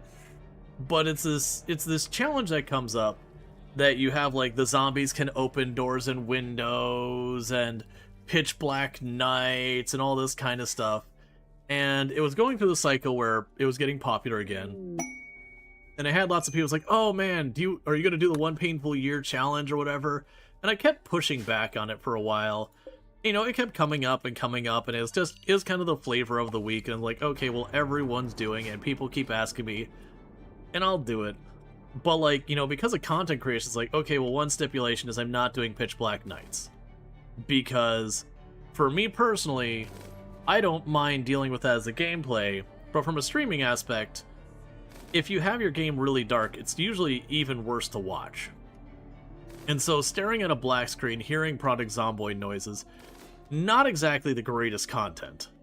So I got rid of the pitch black nights, and the reality is with pitch black nights, the only difference is you start to get to 5 or 6 p.m. and you make sure your butt is indoors, because being outside, you're just not going to be able to see anything, you're going to die. Which isn't, again, the most compelling thing to be like, so what's the counterplay to this? Oh, I go inside and I sit. And do jumping jacks and wait. Which I still did. Because I always had Product Zomboid relatively dark. But I used to have a filter I had on the stream which would turn up the gamma. I think it was like 20%. So when I was playing a game like Product Zomboid, that was a dark game. I could keep it dark and turn up the gamma just a little bit. And that was usually a reasonable compromise. But yeah, and then, you know, I was used to playing Product Zomboid at like 16 times pop. I think One Painful Year was 8 times pop. One of the other rules is you had to move cities every 3 months, I believe it was. Is there 3 or 4 months? And so that was supposed to be the whole challenge, is like the zombies could open doors and windows. It was a fairly high population.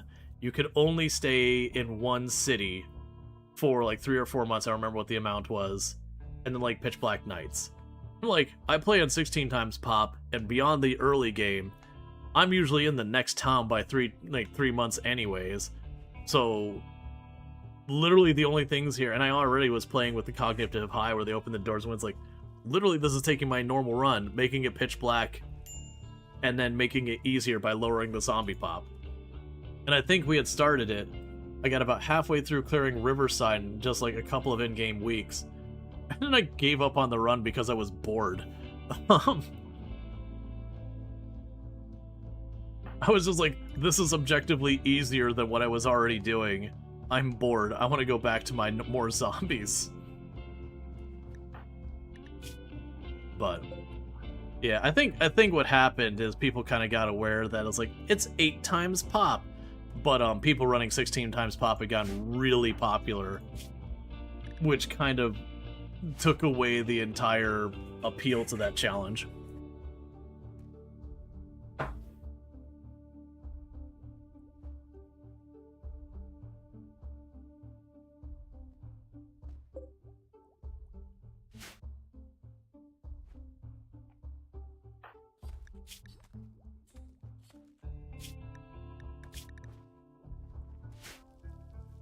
We have to do something to figure out wow. Because, that pessimist plus very neurotic is making you pretty difficult to manage moods with. I would hate to joy wire you, but I'm actually being tempted to do it. And joy wire's not really a good choice, almost ever. Alright, let's go ahead and get our people. You take one if you could. Real life joy wire be like massively reduced consciousness, but just be happy. There is a whole conversation to be had of what the value of happiness is. Crap. Back off before they see you. Back off before they see you.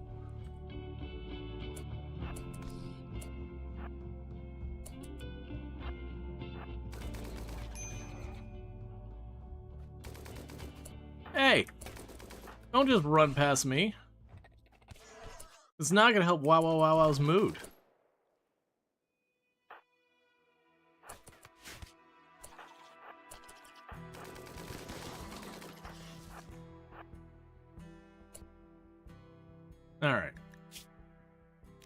I'll have you step out. Oh, you actually got really properly thrashed. Yeah, so you can go in here. You need to, like, you're not even leaving. You're just getting bandaged. Who's my best doctor is going to be down here? Probably James. Just start tending to them immediately.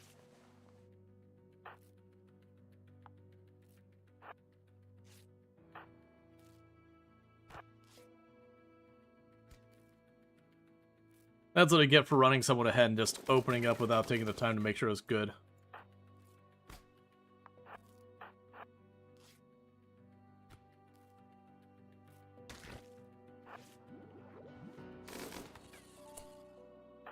Okay.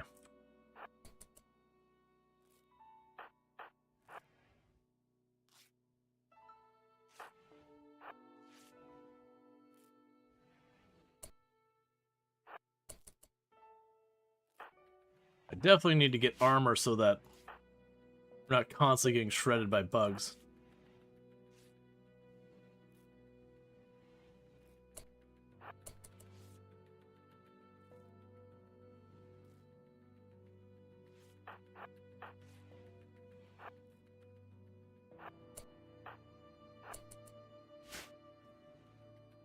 And how are you doing? Still getting bandaged up. Probably risking an infection.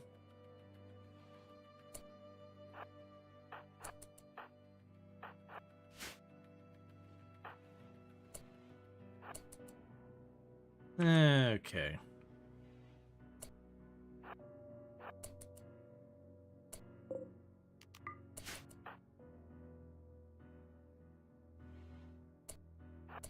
That's probably the bottom edge of this one. Yeah, it's very much looking like the bottom edge of this one. Oh, hey. A whole extra section of the map. Alright, so let's go ahead and cut you all over here. Looks like we got a couple of rooms over there. We got one room up here. We got a room there and there. That might be... That's 2 rooms, actually. So you're almost patched up to the point you're not bleeding out of everything.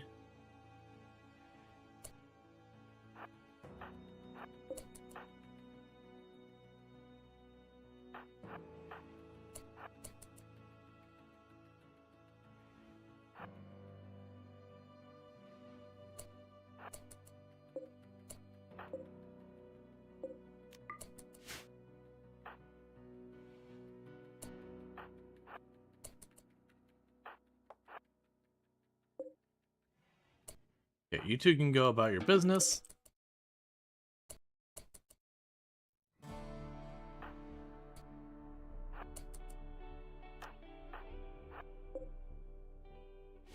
Okay, we're almost done fully exploring these ruins. Oh, we got a pod here. It'll be a little hard to mash people in here in a way that makes sense.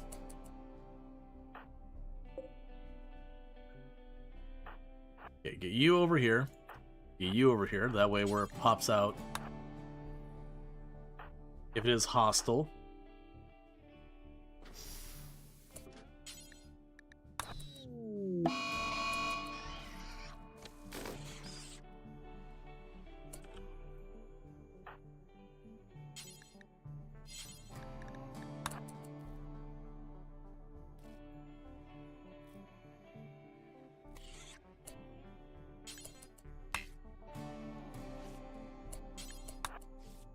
That's fine. Let's deal with that one later.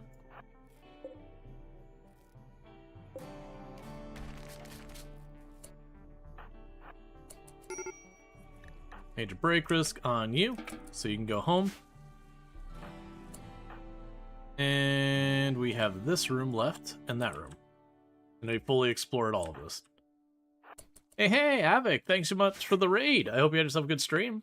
Can we get a shout out for Avic, by the way? Another fantastic content creator on the platform, does like a lot of factory automation among a bunch of other things. We've come here for your poop to cure. What? Oh, doing Project Hospital. Fun. I do hope you had yourself a good stream. I thought I remember playing Project Hospital, but man, do I not remember it.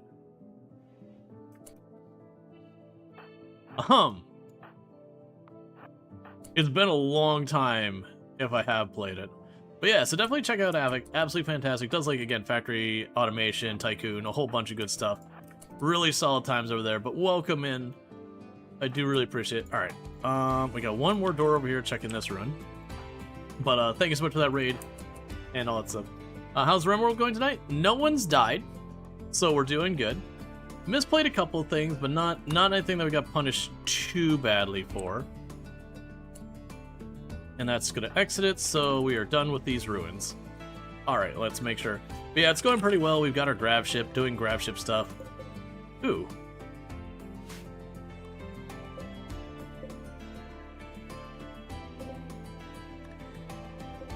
Okay, so we got all the safes.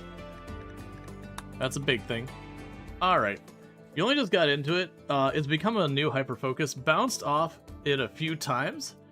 It first showed up on the scenes. So very glad you got some time to give it another go. Gotcha. Well, that sounds good. Man, it's been going pretty good. We started with a... Well, again, check out Avic. Absolutely fantastic. And then once that timeout's done... Or not timeout. Once that shout-out, like the timeout is done with the shout-out command, let's go ahead and get a shout-out for Ultrasaurus. Did we already have one for Treacle? And then we can get one for Treacle as well, because I don't see the shout-out. I mean, we may have already done... It's okay if we do it. We did one for Treacle, but we'll just do another one anyways. His reasoning was always that it was just going to exit the building. Yeah, we did Treacle earlier, yeah. But then we can get a shout-out for Ultrasaurus as well. All fantastic content creators and all that kind of good stuff. Definitely those things. And people saying praise Huntsman. Don't let Mortal Smurf hear you, he'll get upset. But definitely check out Ultrasaurus, who's also been playing RimWorld, doing the, it's not Savannah, what do they call it? Not the plains? Grasslands, that's the one. Doing the Grasslands map where everything burns constantly. It is a thing. But definitely someone we're checking out, really good times. Been doing like 500% naked brutality, that kind of stuff.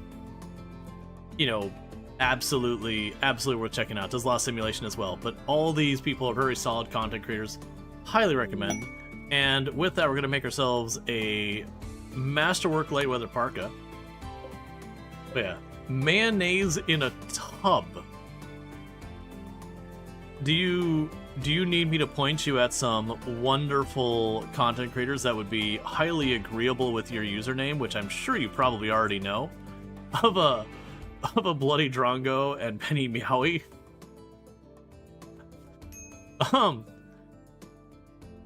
Let's see, yell at Rual, I do, I'm told. You put back in the box. But yeah, so things, this guy, that'd be the one. I figured you must have been a community member for Drongo with the mayonnaise in a tub screen name. But to catch up to what we've got going on in RimWorld, I should actually probably introduce myself. So I'm Storge, play a variety of games, including a lot of simulation games, settlement builders, city builders, tycoons, and all that kind of stuff. So like a lot of these creators you're all hearing, we have a lot of overlap in the different games we're playing. Today we're doing some RimWorld. This started out as a tribe on a glacial plain, which is where you have like solid ice and igloo kind of situation. We did that for a while, and now we're doing space things. We're just kind of doing a little layover on this ruin. We're just exploring until I can actually grow some stuff and, you know, resupply my things. And otherwise, it's been going good. Wolverine, it's off on the edge. We can worry about that later. But yeah, it's been a lot of fun. We've only had one colonist death, technically. And that's because we had a random joiner, and they appeared like right here. Not on this map, it's on a different map, but they appeared like right there relative to our base. And then there was like a cougar or a great wolf or whatever, like right there. And then our base is down here. And they stepped on here and instantly got manhunted and killed. Before I had any chance to do anything. So we are not deathless, because sometimes RimWorld's like, hey, did you want an extra pawn? F you. That's going pretty good. We're doing some Odyssey things, getting unique weapons. So we got our fancy unique weapon on James, who was an S tier pawn that we downed, and I was like, oh, we're keeping this one. And then they got Plague, and I was using Glitter World on a prisoner because it was that good of a pawn, which you just don't do. but they've got their unique weapon, which has an increased accuracy and is a very ugly gun, so it's just okay. I really like the unique weapons that came with Odyssey. They can let you do some fun memey things.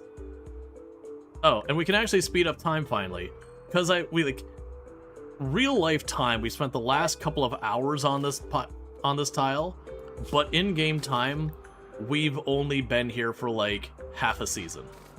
And it's just because it just takes a while to go through all these ruins, because you have to like manually move around and be like, okay, is there anything to be dangerous there?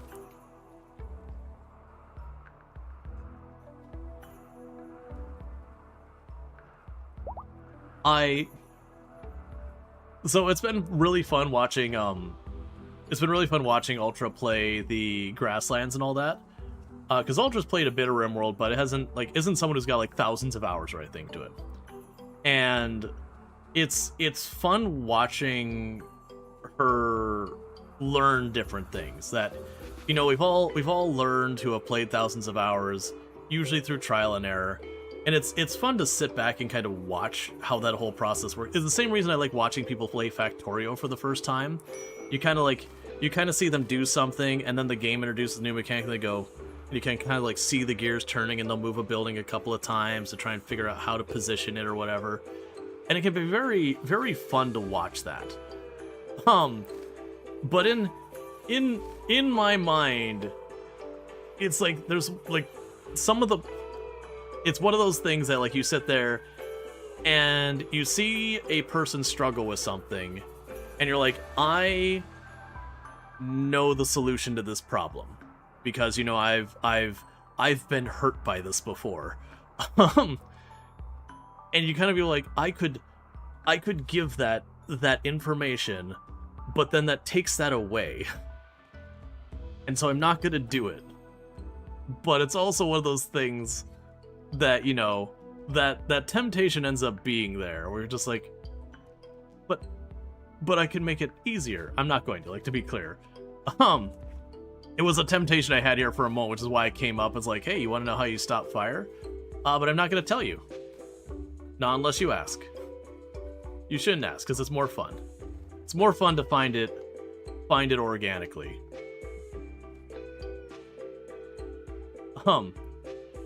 Oh man, makes me think of the hot potato.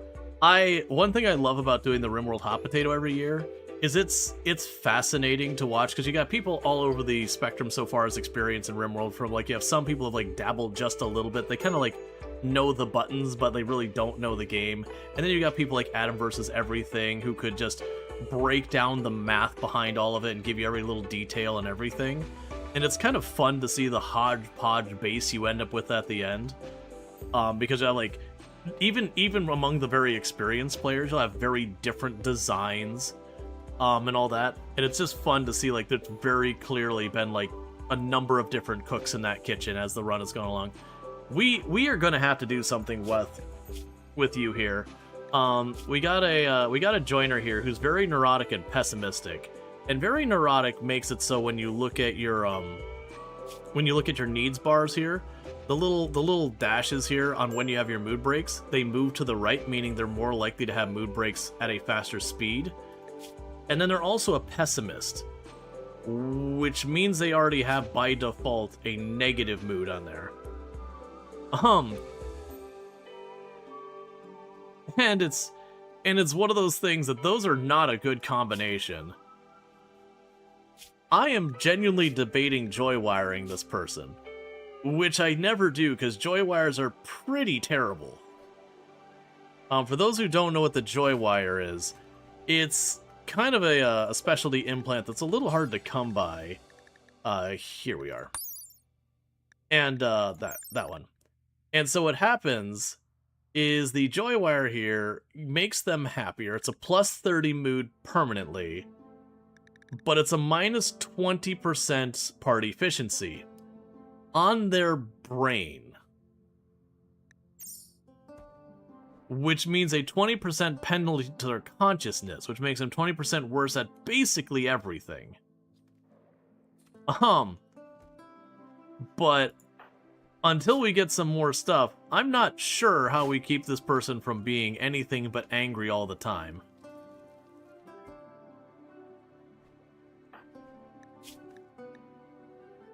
Which it's a sad thing because very neurotic, I really actually like this trait.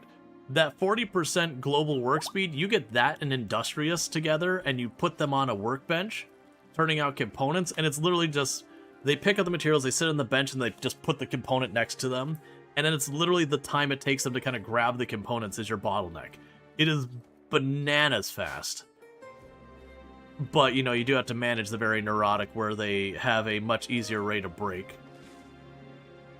So hopefully we're past the end of our grow season, so we can start planting stuff. I've got plenty of food still in the lockers. That's fine.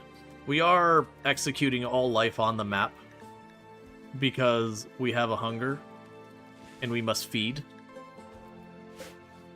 And I'm just gonna overplant the crap out of the tile.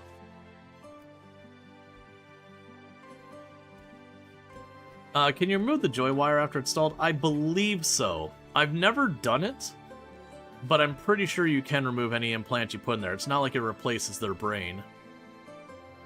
Yeah, I'm like 99% sure you can remove it, because I'm pretty sure you can remove a pain screw, which is the same kind of thing, except it causes them immense amounts of pain. There's no second part. The pain screw, like, the only time you'd use that, arguably, is it can be a mood bonus if you have the, like, the pain is a virtue kind of thing. But pain, like, your pawns can die from zeroing out consciousness, maxing out pain, or running out of blood, or having any important organ that requires... Oh, that's a lot of Timberwolves. Okay. So the question is, do we fight it anyway, or do we close the doors and sing a little, like, hum a little song to ourselves and then wait for them to just leave us alone? I wish I'd taken the time to wall it off. We do have a lot of machine guns, but that is a lot of Timberwolves. And the downside is, because we're in the middle of changing our ship, this is the only exit door, which means no range fire, so whoever's meleeing is just going to get slapped the crap out of. But the problem we have is is most likely going to break while this is going on. Which is not good. Yeah, no, that's the thing. It is brain surgery, so botching it is, it's bad. So, actually... Okay. Okay, we can work with this spot. This spot will do. Yeah. So I can go ahead and have, like, the whole line up here, where we have the Timberwolves coming in. And just have them pour all the shots down the hallway. That'll work. So let's get people into position, get to the choke, grab all of our ranged people back here. Mandible. Actually, Mandible, you just stay inside. So what we're going to try to do is we're going to draw all the Timberwolves into this area. They're going to work their way down here, giving me plenty of time to just spray bullets at them. We're going to hold this door open in the back. That door's not going to work. That door, we're gonna have to just do it. We were committing to it. But basically we're gonna spray bullets because they have to come down this main corridor. No, they don't. What am I talking about? They can go right along the sides. This chat is when we didn't observe our surroundings. All right, we're gonna try and play a little spicy game here. We call stand in the middle of the open with guns. And pray to God it works. Because we have lots and lots of DACA. And then the plan is going to be, when they start to close the gap, we run our people back here. This is going to be one where we blow the... Oh, you are way out of position. I missed that. New plan. We run over here as fast as we can. You run to just try and not get mauled in a matter of seconds. And everything is wrong and everything is terrible. And someone's probably going to die. Specifically you. Keep running, keep running, keep running, keep running. You two, intercept.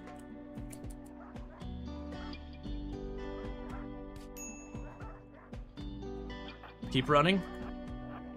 This is all bad. I have misplayed this all the way start to finish.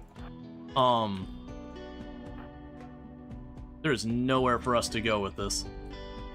Small child, go this way, go that way, go this way, go this way, go this way. You're already on the wolf. The problem is they're all going to get caught up in melee, and they are ranged fighters, and that's a problem. Me deciding to try and save this person, I have put myself way out of position. Honestly, do I just spread them out and hope for the best? Because I also have my melee out of the way, so I can't even use them to intercept either. And we don't have flak armor. I have properly goofed this. We don't have any CC or anything.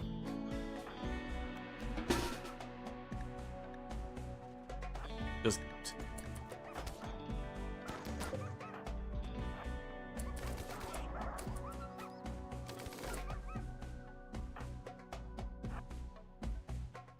Okay, you got yours down. Just do what you can. Just get into position and do what you can.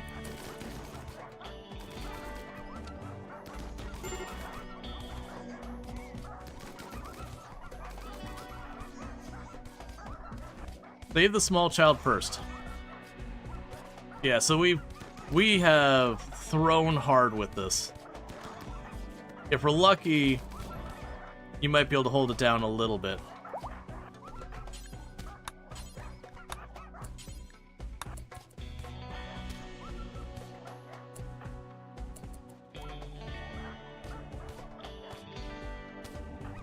That's too many Timberwolves.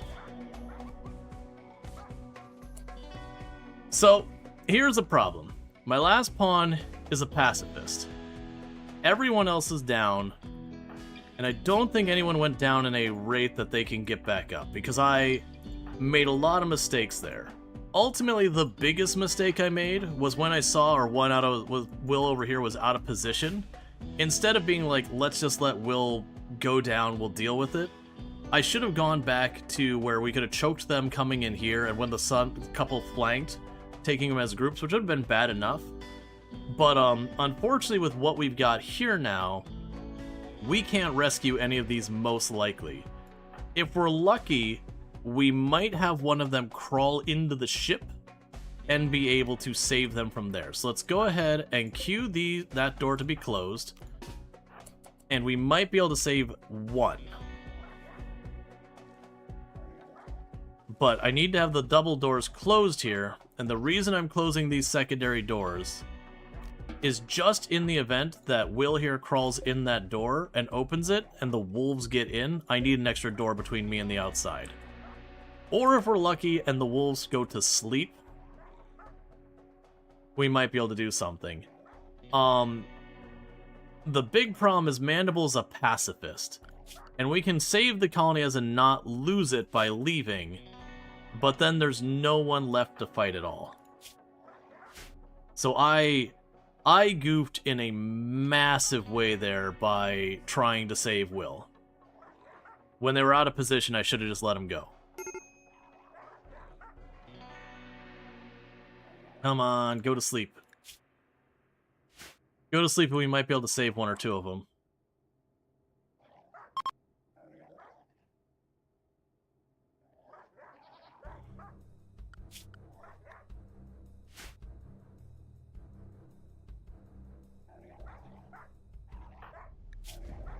Four hours, 3 hours, 3 hours, 3 hours, half an hour. So that one's dead. 1 hour, that one's dead. 3 hours, 4 hours. You got up?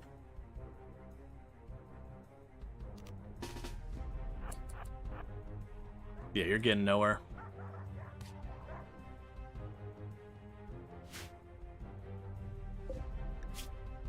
So you have 10 hours. Cody is savable. That's not Cody. That's the... Never mind. Cody's not savable. I was looking at the wolf.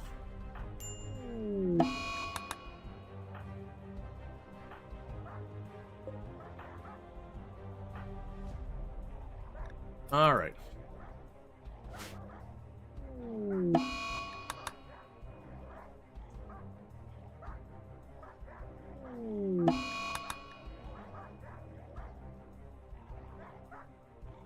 Yeah, they're just covering that door. So yeah, we got a lot of mistakes we've made. So mistakes, didn't get myself a lane to shoot, so I was using the wrong weapons for the defense style of our base. Will was out of position, which is a problem. Once I realized that was a problem, I should just let him die, or at least get downed. And yeah, like it was a lot of things. Oh, you have death refusal. Okay, so we still have one more person that can get back up. I forgot you have death refusal. So at least our researcher... Oh, we have the jealous psychopath.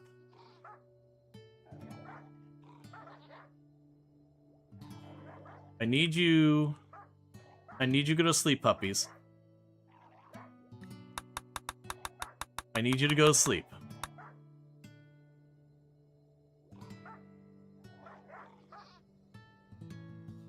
Go to sleep, puppies.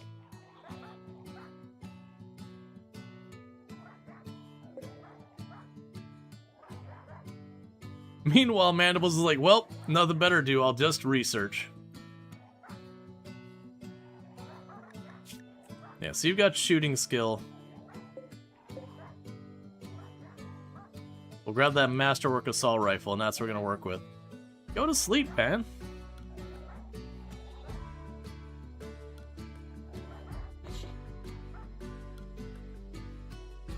That's the way RimWorld goes. Is everything's fine until you make one major misplay, and then it's over. I actually am gonna normally in a colony in this situation to be like, okay, it's over. Like, let's call it, because I've brought it back from the Men in Black, but a lot of times it takes forever. What I'm gonna go ahead and do though is once these Timberwolves bugger off, we're gonna get Nixio here. We're gonna self-resurrect. I'm gonna have them run down and run down and grab the Masterwork Assault Rifle that we've got down there, and then we're gonna bugger off. Because there's no point staying with the wolves, because everybody's dead. Everybody is mildly dead.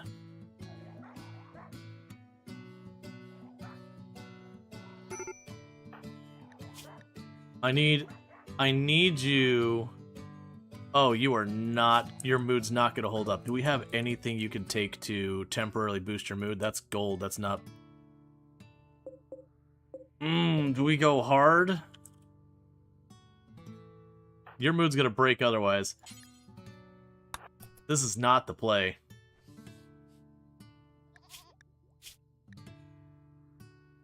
So we slammed some real hard drugs to just try and keep them from having a mood break. If she breaks and walks out of there, that's it.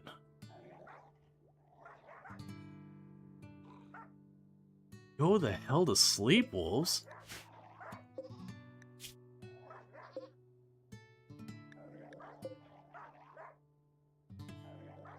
Or, like, have a caravan or something show up.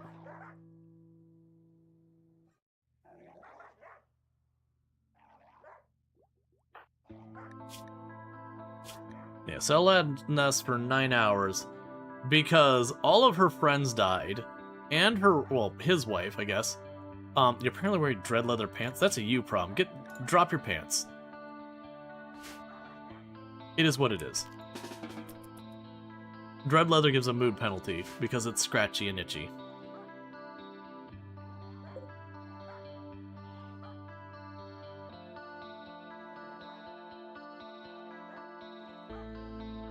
So they'll either pass out from exhaustion or leave because of hunger soon. But I really need them to bugger off already.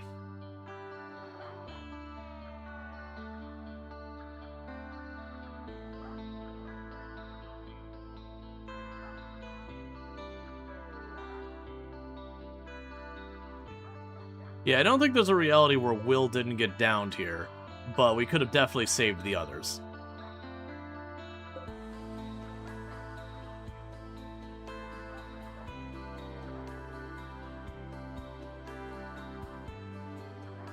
Or I guess not saved them, prevented them from getting knocked down in the first place.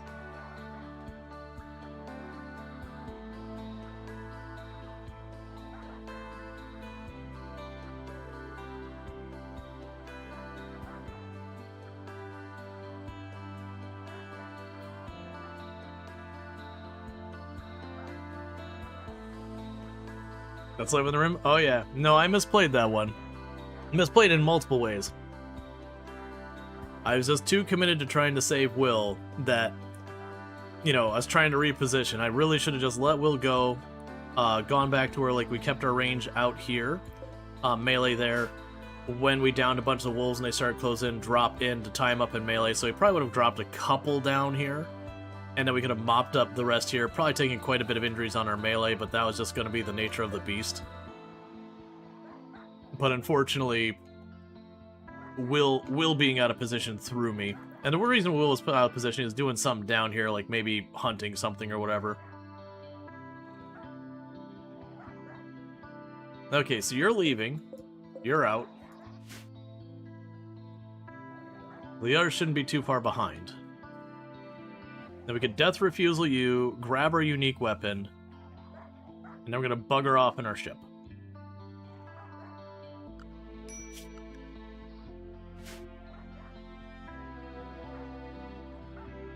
Because otherwise we're going to sit here with, like, the colonists, unburied, penalty, and all the other stuff. And right now, the only reason Mandible has not absolutely lost their mind... Oh, it's... That's why they want to wear dread leather.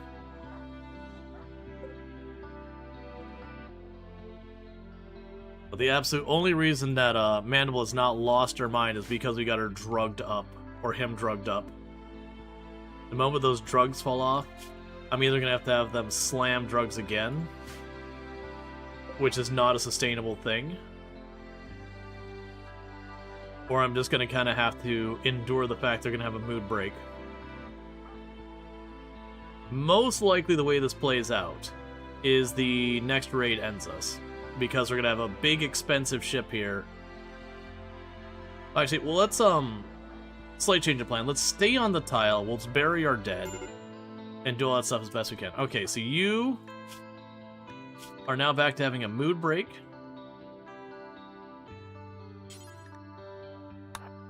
So you're gonna go again.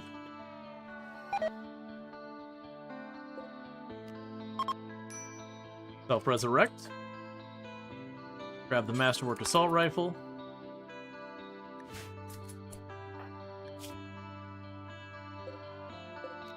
Okay.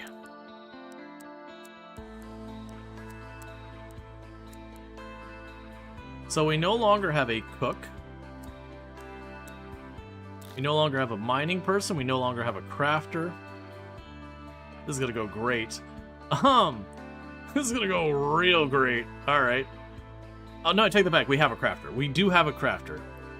We don't have a construction person, a mining person. We don't have a cook.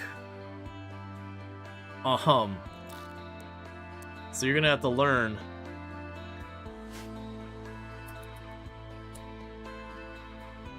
Alright, so first up, we got some bodies to bury.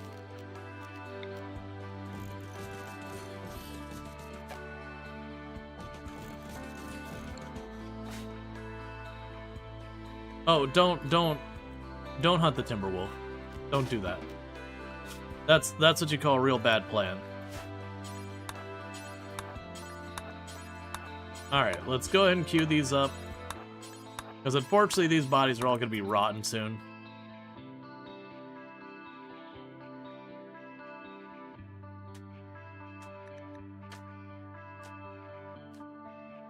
Why did you slow down time? Schedule, unrestrict you.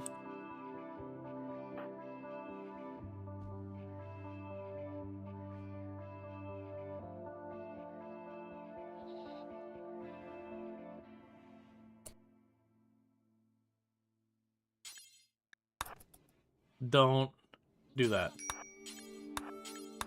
Bury the bodies first. We have food. The food wasn't that much for the whole crew, but now we don't have a whole crew. You'll never do hauling. Cool.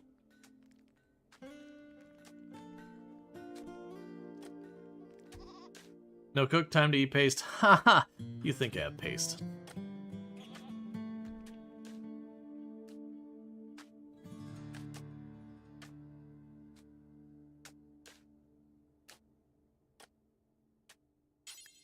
Bury them. Bury them. Bury them. Bury them. Bury them. Bury them.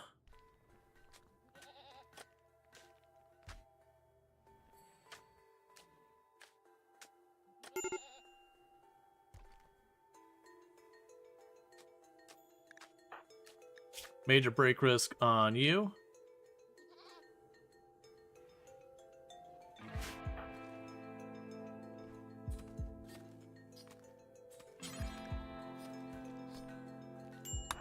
Bury them.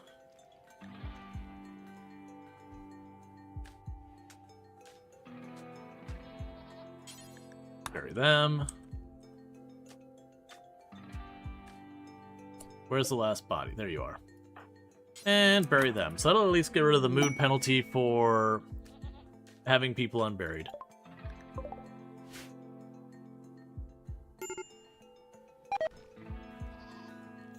Alright.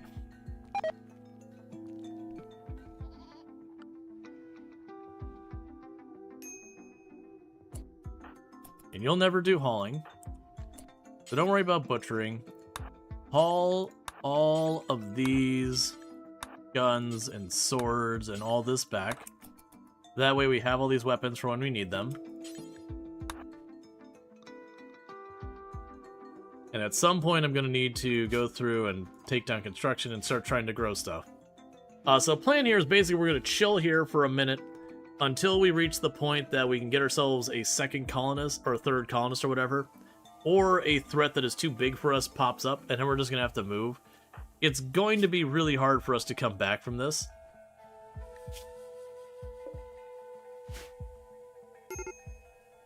Critical break risk on you.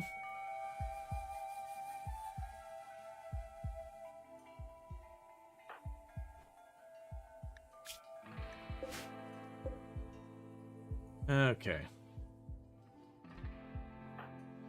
Yeah, no, I'm definitely bringing stuff back to the brink. The big thing is, if you wanted to have the absolute best odds of, like, being successful with this, what we would be doing now is we'd be abandoning pretty much all of our wealth and starting off from, like, scratch kind of deal with just the two of them. That's your best odds, because this is a bunch of wealth. But RimWorld will try and force pawns on me relatively soon. That is a thing that will occur. Because RimWorld does have a thing where when you get very low on pawns, it'll try to come up with opportunities for you to get them. And when you have a lot of pawns, it will try to deny you opportunities to get them. The big problem we're going to run into is, luckily, you don't have the penalties for your friends dying and all that. And that's because you died. And those penalties went with you. What we might be able to do, and this isn't going to be a reliable thing, is when the morning comes, Mandible is going to have a bad day. We're going to go and make Nexio into our moral guide and have them immediately try and console Mandible to see if we can't negate this minus 20. Because that'll help a lot to keep Mandible from breaking again and again. The odds it sticks is pretty bad because we're going to have Social 3. But that's what we got. Oh, also, when you get up, wear the shield belt. Where are you going? Oh, also, for another thing, for right now, let's go to the stone cutting bench. Just there was a pause on that.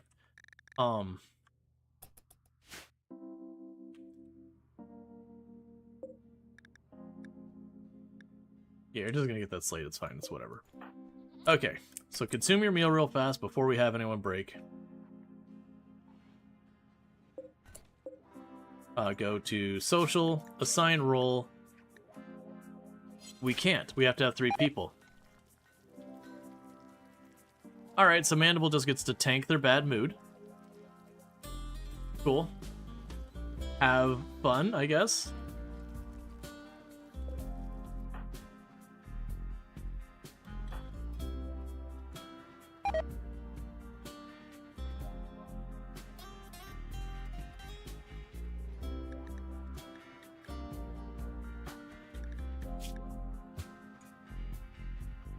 Yeah, like we're doing, and this is even with some bonuses from like defeating insect hives and all that. And almost all of these last over a season. And thank you for the follow. Welcome to the stream. So we're in for a rough ride.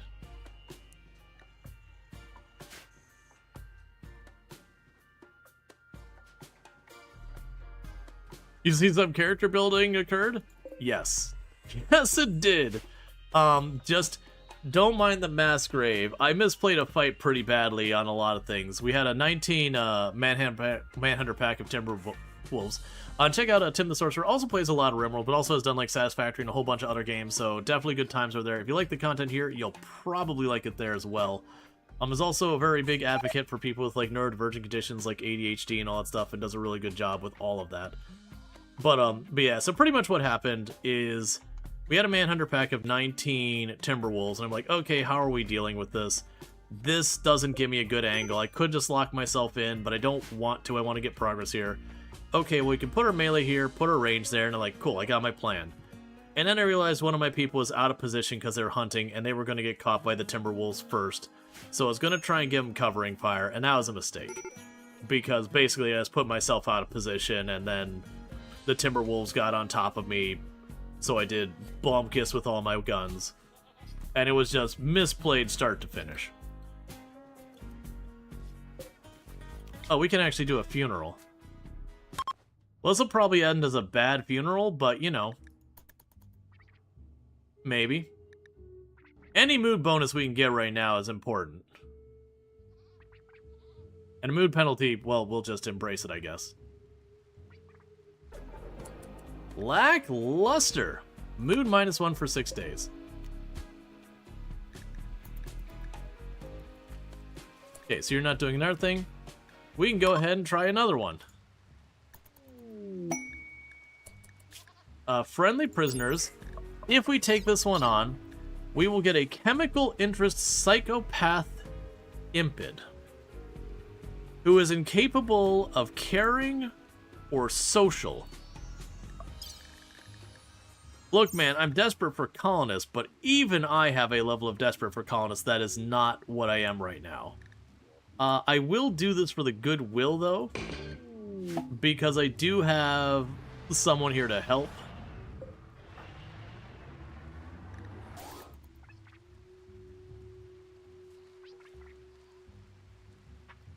We don't have a prison. This is probably fine.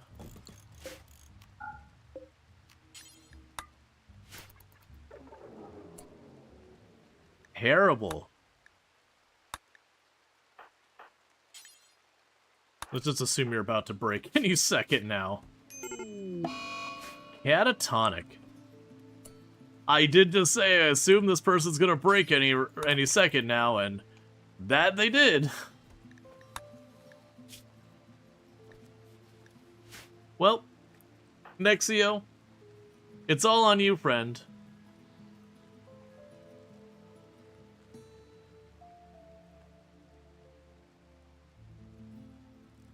At least it's not horrific, like chucking the dead one face down, spitting on the corpse, and leaving the leg hang out of the grave. Yeah.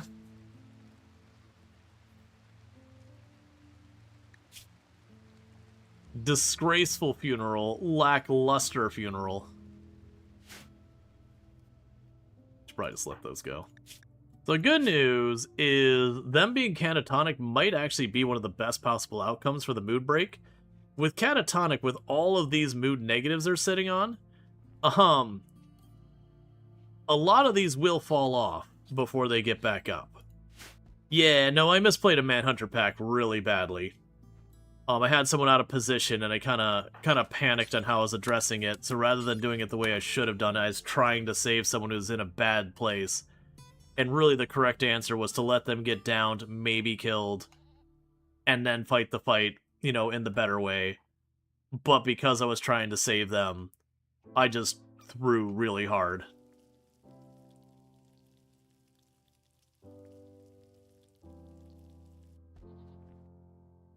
So right now we're holding here, just working on stuff here. Doing the best we can.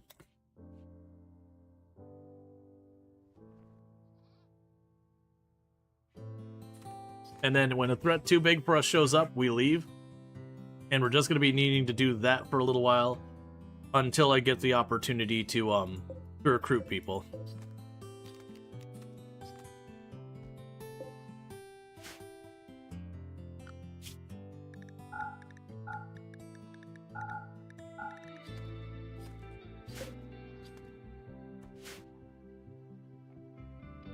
Yeah, no, the moment I realized he was that far out of position, like where he was going to get caught way before I could get the help there, that's, you just kind of accept it. I'm usually pretty good about that. Like with the Shambler assaults, I've definitely thrown pawns where I'm like, you're not where you need to be. That's too bad. I'll run you towards the help in case you do get lucky, but also you're not going to get lucky.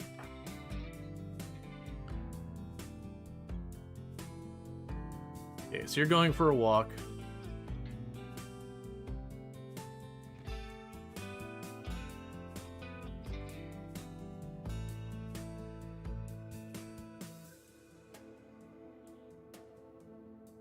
Oh no, you mean even specifically in position? I have 2 pilots. Piloting skill is research. Well, actually, do you need 2 pilots? I don't know that that's true. I've never tried launching.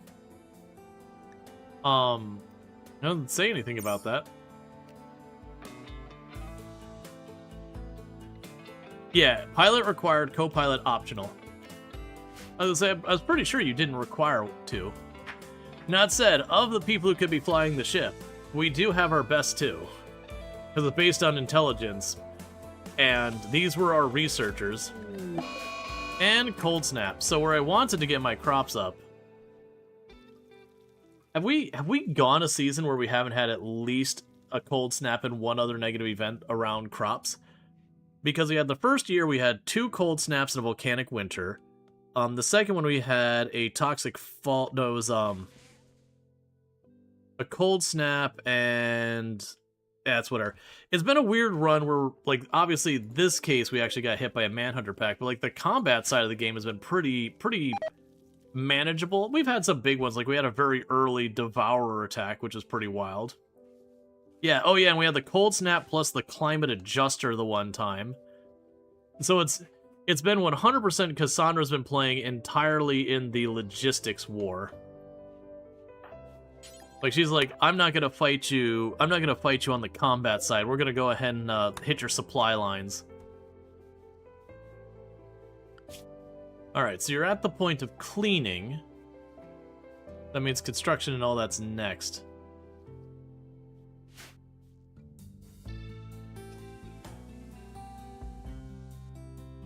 He's not happy tonight? Yeah, no, that Timberwolf fight, like that was a very manageable fight. I misplayed that badly. And that happens. It's just like a mildly salty because it's like, I know better. But that's the way a lot of your big runs go, is everything goes good until you make that one really bad call, and then that's all she wrote. Please don't get yourself food poisoning on the insect jelly. In fact, let's go to your assignments, manage your food. Lavish. Insect jelly is off the menu. It just got way too high of a risk of food poisoning.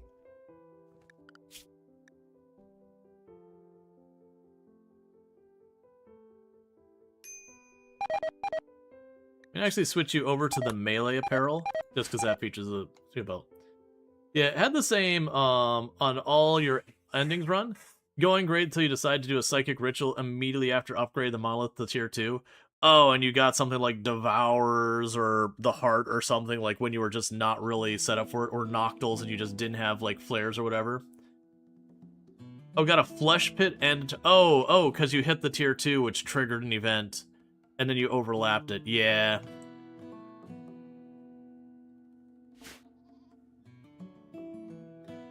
Oh man, that was also a bad one, because like if it was something like Shambler Assault, it's like, okay, this is rough, we're gonna stack these, but it means I just have to do a really sweaty fight, and if I get to the other side, we're good. With the Flesh Pit, it's gonna keep gorging out stuff, and the Chimeras will just sit back there and just make you sweat. they'll drag it out for a long time if they have to.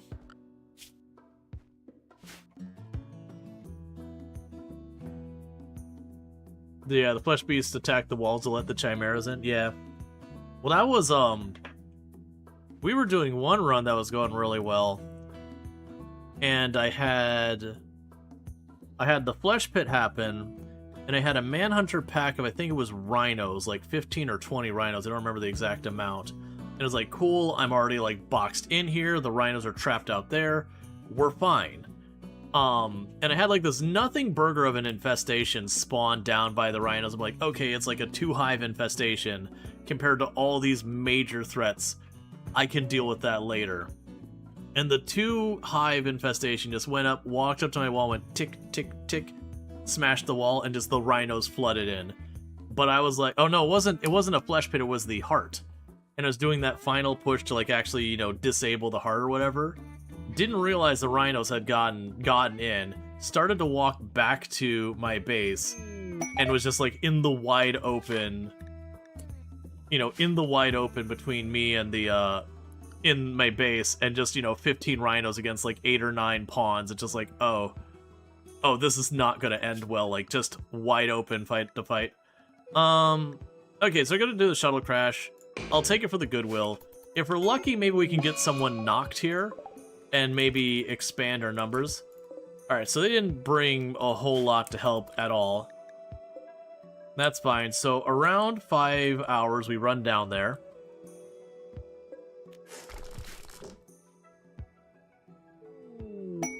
Mysterious cargo.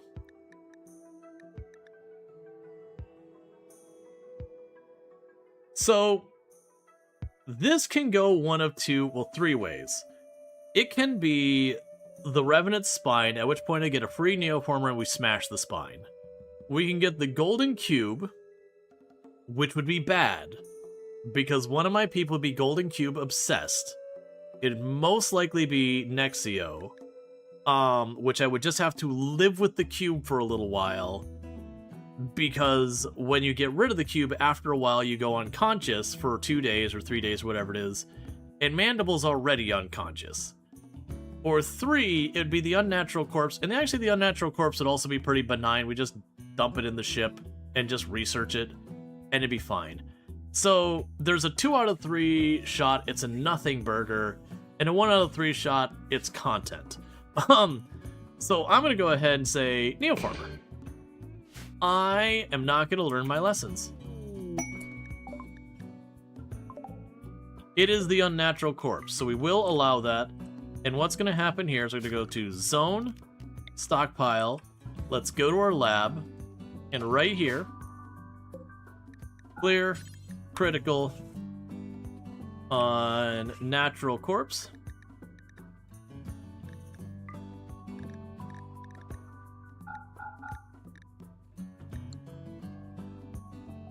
Yeah, so you have Human Corpse, Unnatural Corpse.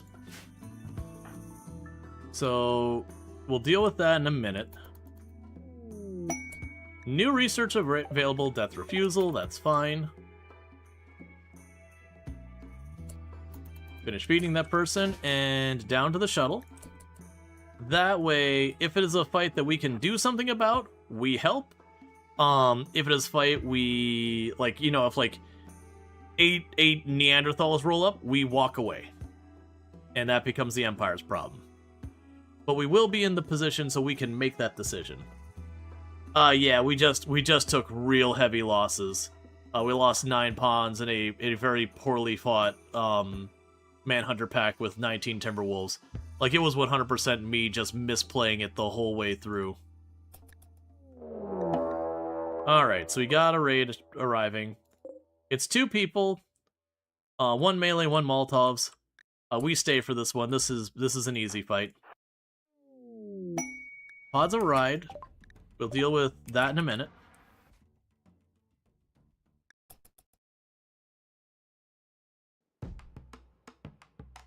Because we're lucky we knock one of these 2.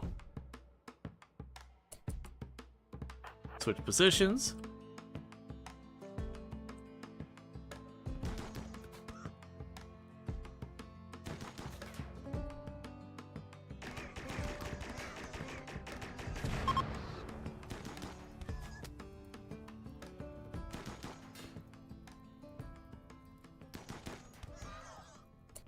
Nope, both died. Alright, so let's go over here to the unnatural corpse. And hold that inside.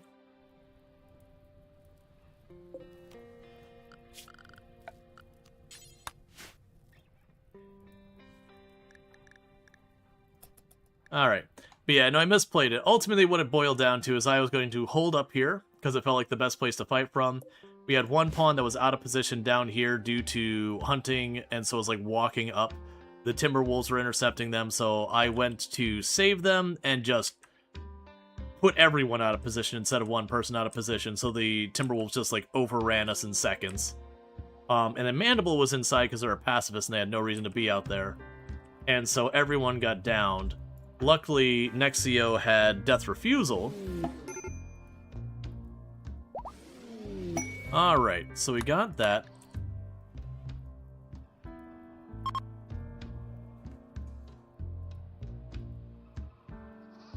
The cold snap is over. Alright. We are going to use the Psychic Neoformer. And then we're going to prioritize studying this thing.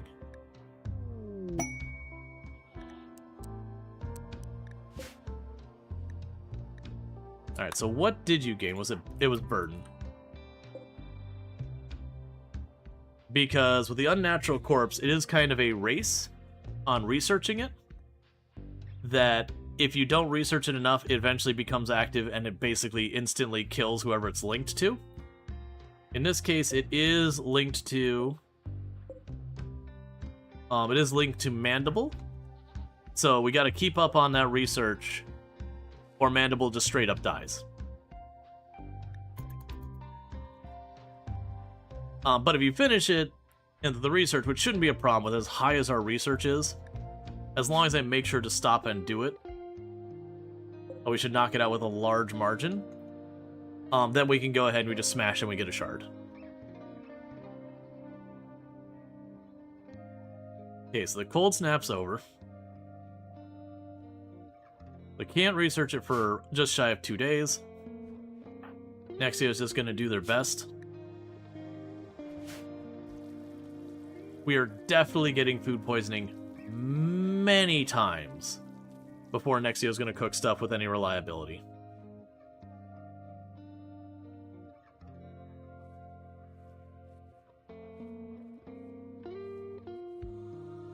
The one that really sucks is we had the fast learner, great memory, hard worker that we lost.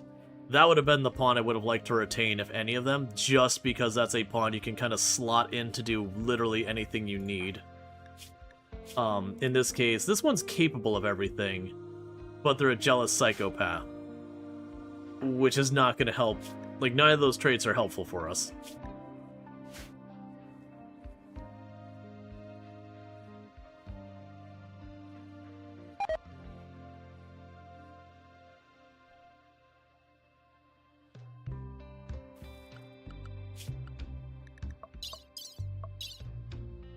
Okay, we've got the friendly prisoner for goodwill. We've got the cash we won't be doing. We can't do the crypto sleep fighters most likely. They've got an ancient weapon, but 5-on-1 without knowing what the threat is probably a done deal. That doesn't matter, that'll stick there forever. We're not doing the logging area. These are all structures we can check out eventually. These are all things we can do eventually. Yeah, with one combatant, we're like very limited on what we can tackle, because most of our quests that we've got were scaled based on having like 10 people. So that's the life we're living right now.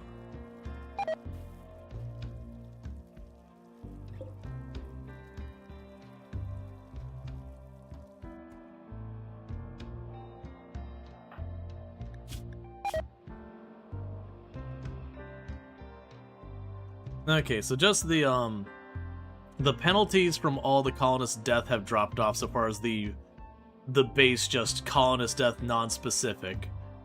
These funerals will be dropping off soon. The ratty apparel, we won't be able to do anything within the short term. Nexio's going to keep getting her food planted, so at least when it starts running low on food, we'll already have it all planted. They're not going to be able to keep up. Like, we had this giant area queued up because of the 2 really good farmers. But we'll just let that sit for right now. I didn't look. Are you worth breaking a contract? I mean, they're not a bad pawn.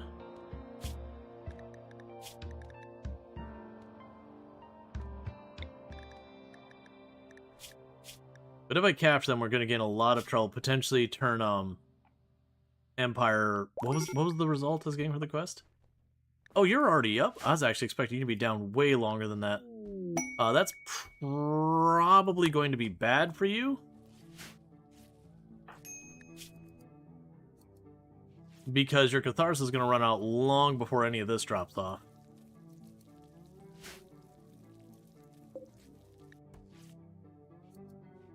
But, we deal.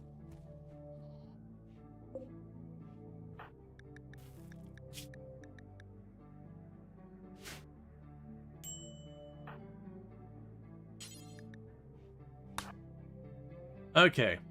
Ah, I see. By not having a moral guide, we basically guarantee ourselves a failure. Yeah, so we can only have a negative result. So there's no reason for me to do a funeral. I didn't pay attention to the percents. Hey, Liam, how's it going? Ambrosia Sprout. That was the second Ambrosia Sprout. We wouldn't happen to have...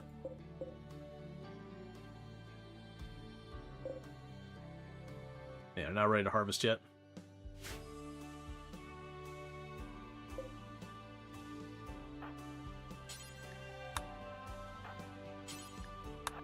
Okay, haul this back in. Who's our higher researcher? 19. Yeah, so you're way higher than the other one.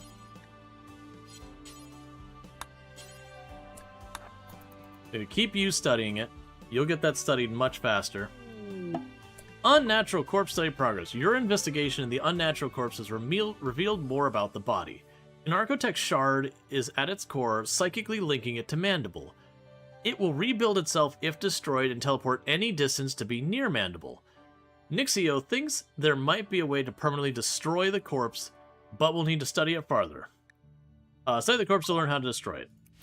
Yep. Yeah, that I'm not worried about. I'm more worried about, like, some random raid coming in, or, like, getting plague or something, and, you know, not being able to treat the people. Like, that kind of thing. I'm worried the next hostile event is going to get us. Alright, so another thing we need to do is, for right now, I'm pretty sure it was a mod to do a pause button. Drop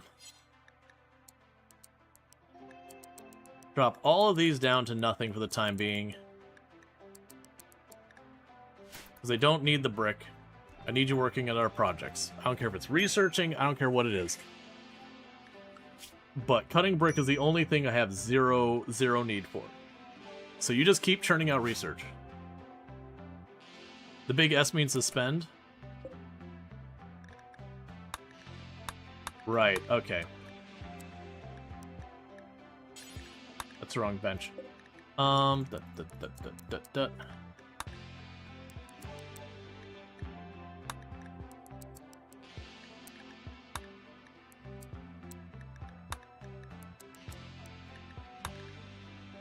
we go. That's those ones I always forget. Because in my head I always think of it being a mod to do that.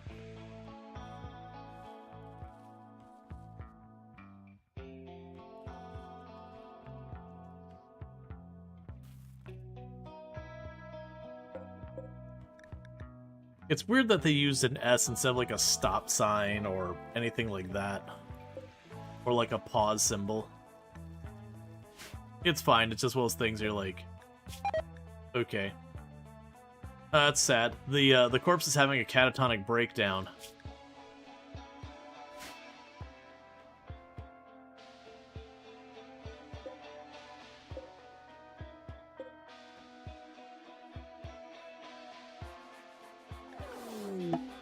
Alright, so shells arrived for you. But get out of here.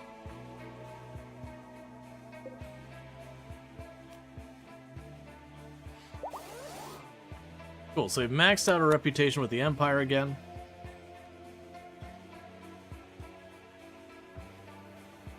One of the art problems we're going to run into is I think to build this, it's like construction 8. Yeah. And we have construction... Oh, we're at construction 7. Never mind, that's not too bad. We could definitely grind out 8 if it required it to build a geothermal in the next location. I was worried it was like a construction 3 or something like that.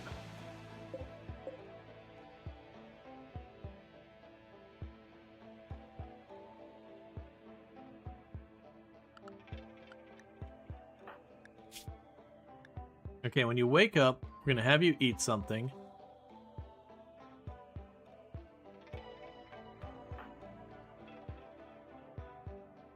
Alright.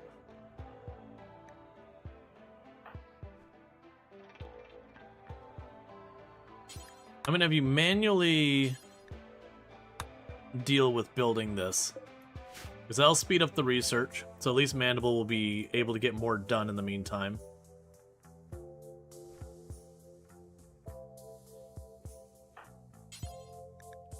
Oh, never mind. Oh, that's probably 8 as well. That's fine.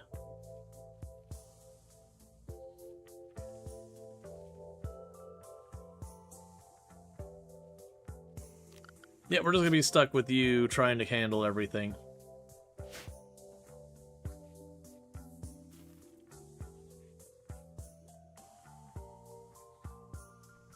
On the plus side, if I can't build that, at least I still have the unstable power core. At a minimum, I could start rotating benches and all that. It wouldn't be the best way of dealing with things, but it would be at least an option.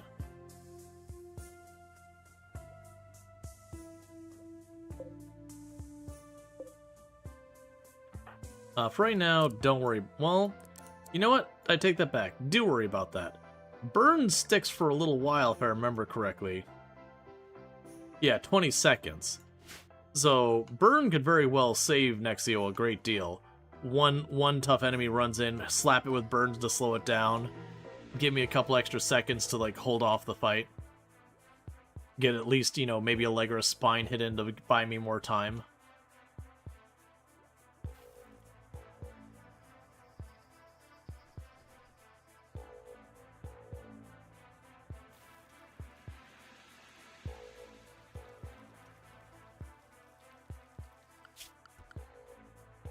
Yeah, so you're handling primarily stuff like growing.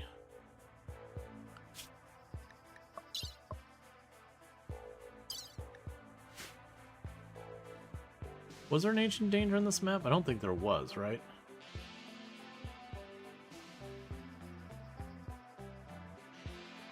Because usually maps like this, they don't have it because, like, just the world gen is so cluttered with all this stuff, there's no room for it. That's fine. Because that'd be potentially something to dump on a threat that, again, could result in being able to score a pawn or two.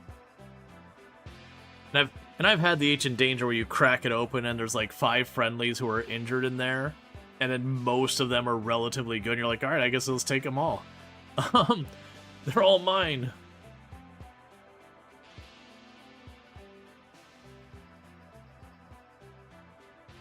Also, let's go to the tailoring bench and suspend the kids stuff. Alright, Lexra, you take it easy. Alright, so much longer in Catharsis? Catharsis is about to be over. And when that happens, all this is going to hell. Where did your corpse end up this time? There it is. Please haul it over here.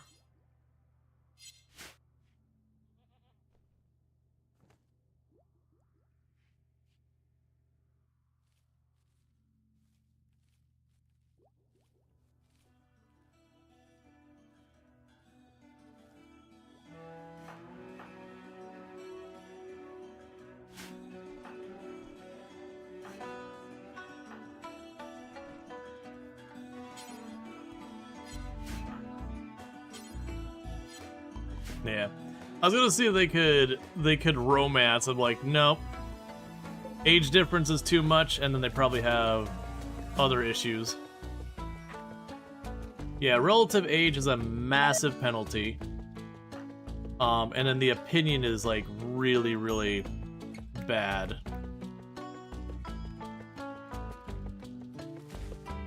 They'd have to really get a high opinion of each other to have a chance. And then again, the age difference, it'd be pretty grim chance of that sticking. Alright, so Mandible's there. We don't have anything else Mandible can do to mitigate the mood.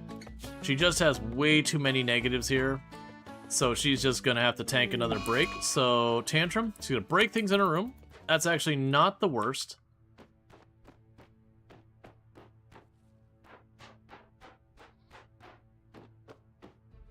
Go bang in the walls. Yeah, take the walls. Yeah, those walls, they say mean things about you at night, man. You should really take it out on the walls. Definitely the walls. No, not the bed. The walls, that's the one.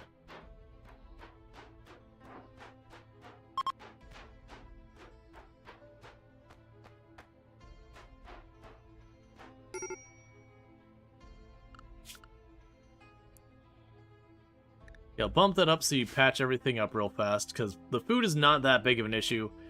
I got 2 people. We can go a while, but that'll be another catharsis. That'll be barely manageable. And that should hold not super long.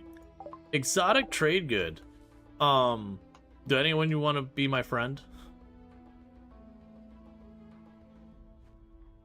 Can we trade friendship bracelets? And then one of you stays?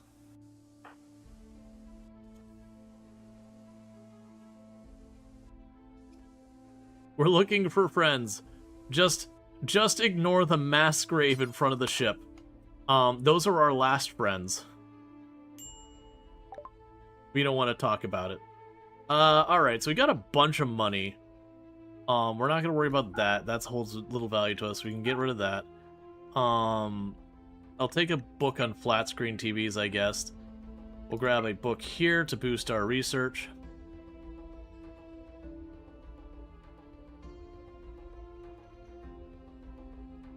We already have the... No, we did not take the jump packs yet. That's right. We were going to, and then we changed our mind.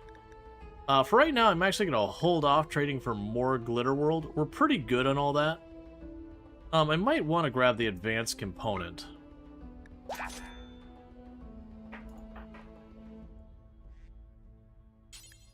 Then haul that. Then haul this.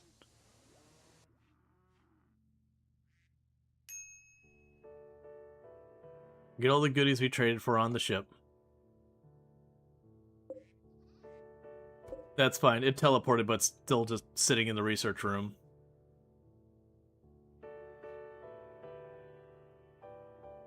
Because we do want to keep putting books on the shelf there. Oh, and we've got you to carry as well. Because the more books we put on the shelf, the more of a bonus we get to our research. Solar Flare, that's fine. Which means Mandible has nothing to do. Because there's nothing for them to craft.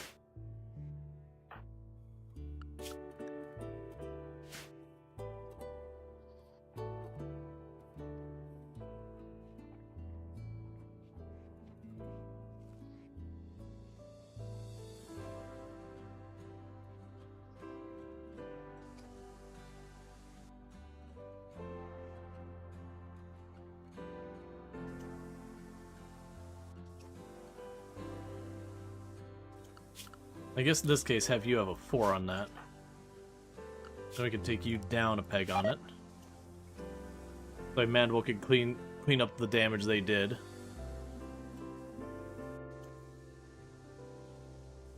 While you continue to mess with plants.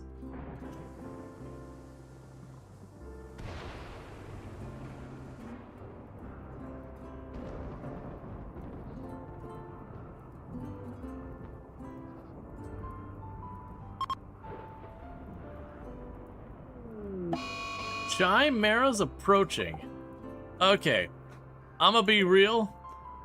I am not thinking highly of her odds of one person with an assault rifle, even a unique one, and 8 combat skill, taking on 2 Chimera. I am thinking that is solidly in the we get murked side of things. Because the Chimera have a buff that makes them get 1.5 times movement speed, and they're already faster than your pawns to start with, if I remember correctly. They're fairly tanky. It's basically like they're taking, It's basically like taking, what's the drug I'm sounding like thing? Go Juice. It's like taking Go Juice, but, you know, not as long-lived as Go Juice.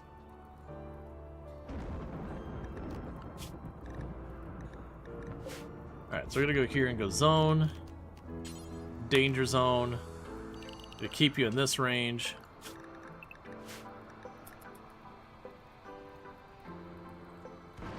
And when they head that way, we're hitting the big go button. We're gonna try and hang out as long as we can.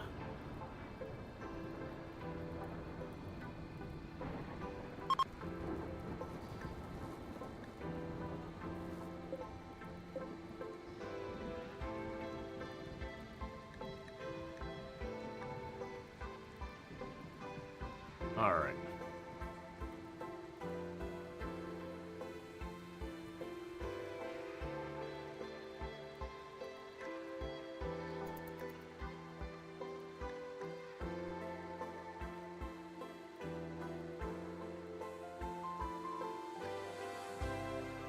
Because the Chimera will sometimes take a long time to attack.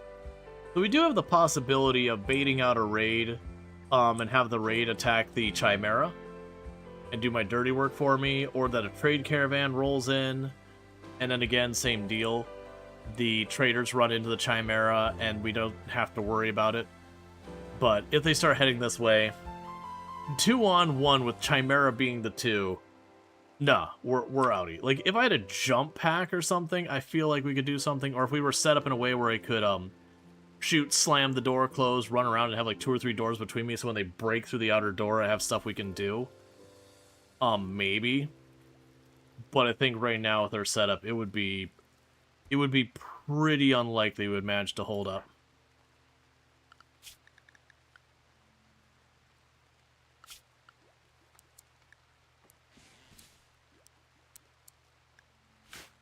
Now let's get you back to fixing stuff in the ship, because most likely we're going to be abandoning a bunch of those crops. So I'd like to get that stuff fixed before we land hard or something like that. Or another tantrum happens, because we're going to be into several mood breaks with Mandible before these fall off. We can't make this person into a moral guide to console them either. Yeah, so we got about half a season left to drop that off.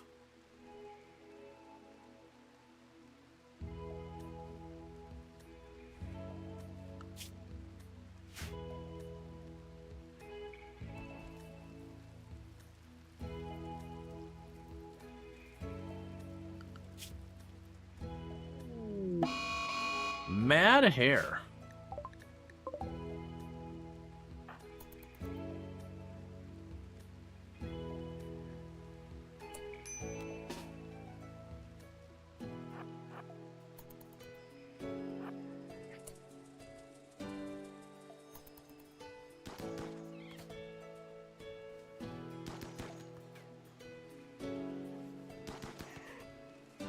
Really?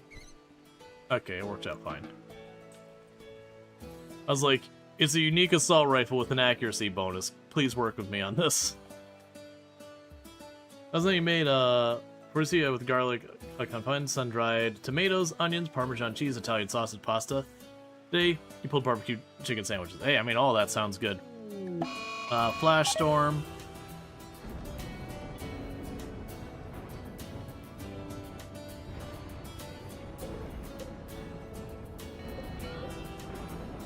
Alright.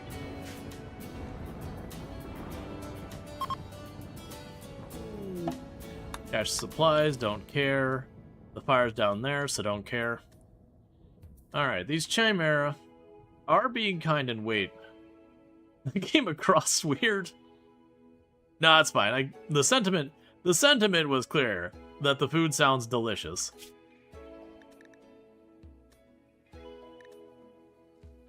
Okay, I guess we drop that. We move these down a tick, because they do need you to clean. Blackwell's rescue. We have a 55-year-old Blackwell. That's pretty old, and they usually don't worry about those rescue missions. But you know what? We are low on people. Now, usually there's a threat with those, but I'm hoping what I could do is I can... Alright, there's a Chimera attack. We are definitely not in a position to fight this, so we're going to go ahead and say, Audi stage left. Get to the control console. It's time to go.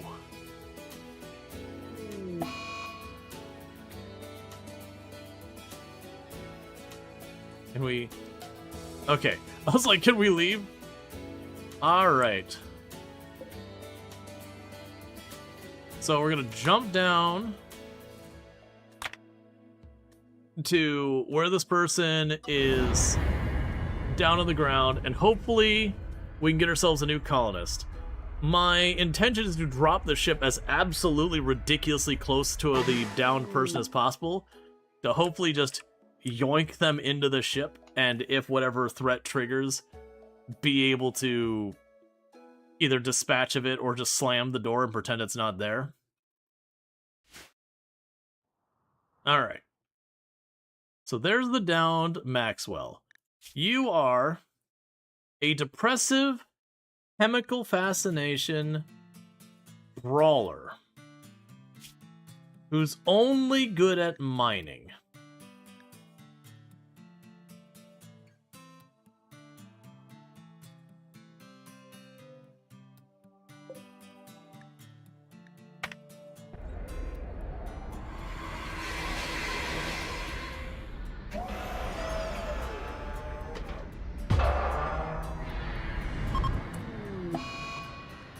We got minor crash.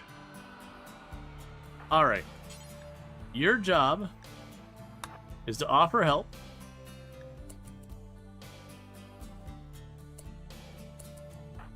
Actually, you offer help. You get into position ready to slam the door behind all this. Rescue them. Get them in here. You stay inside the ship.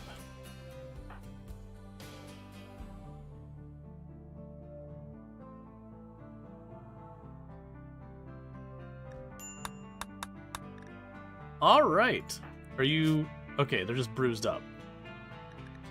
Alright, so we got a brand new pawn who... We're dealing with a pretty not great crew. Is what we're dealing with right now.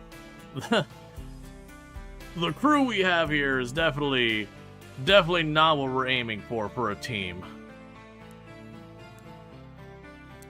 But it's what we got. So I can take you off of that.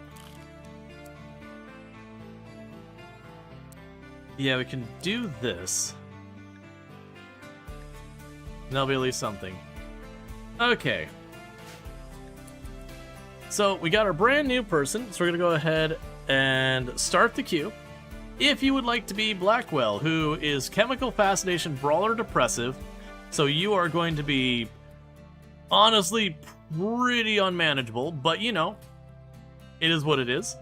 Welcome aboard. You just got to put your name in there.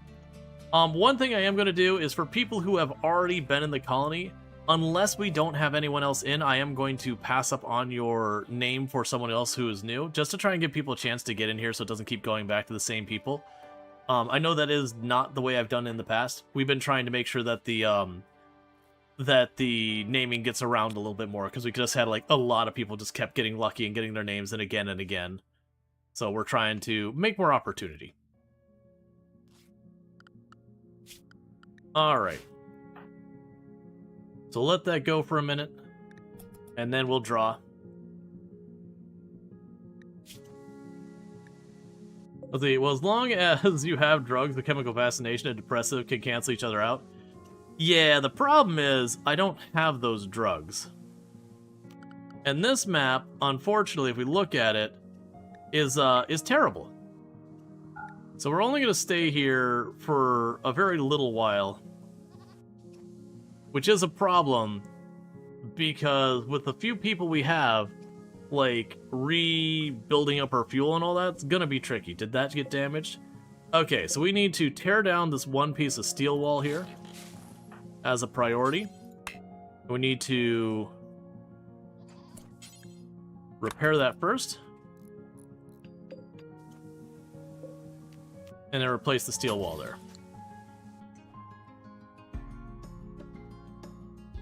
Brawler melee, get him some go juice. I mean, it may happen.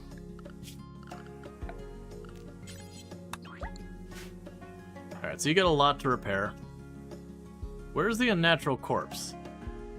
Did you teleport? Oh no, it's right here. It's okay. I was like, did you teleport the corpse away? And then all that. Alright. Wait, is it considering my ship as polluted?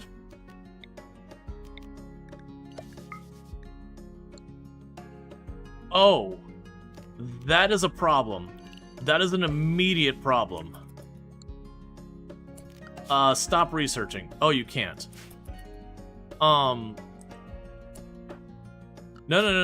Start cleaning right now.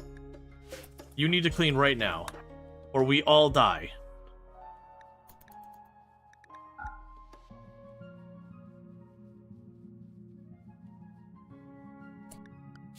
Zone.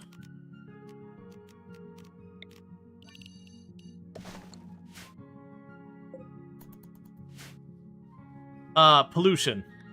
There's like toxic waste, and just weirdly when I landed, it's counting it as in the ship. Get a mask for the patient? We probably can do that. Nope, no mask. We can't do that. Okay, we got standard gravtech. So we've got 2-point-something days. Alright. So go grab your knife. Sword, whatever. Everyone needs to be cleaning in here. But yeah, now the problem is, I need them to survive on the ship while we wait.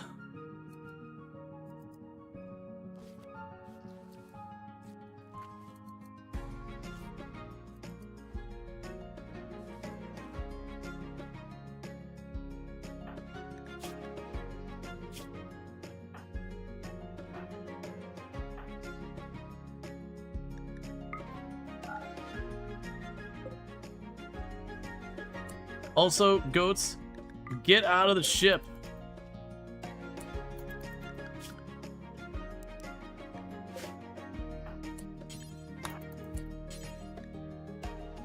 You're not assigned to handling, but you're assigned. Oh, wrong person.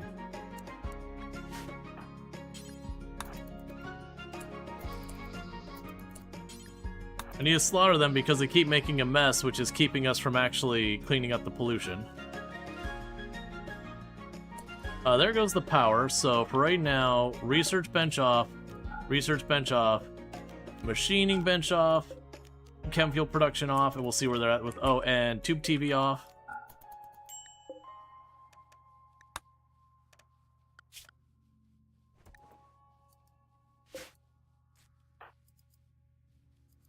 Yeah, because we need to clean the pollution at least out of the room they sleep in, and then expand from there as possible.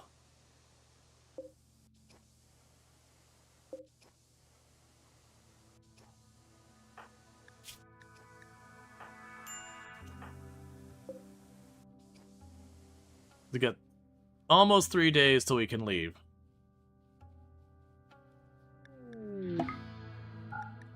Unnatural corpse study complete. No problem. Go destroy the corpse.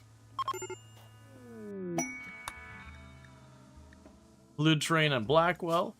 Alright, well, we're going to go ahead and draw the name. And that's going to be Hamps 3.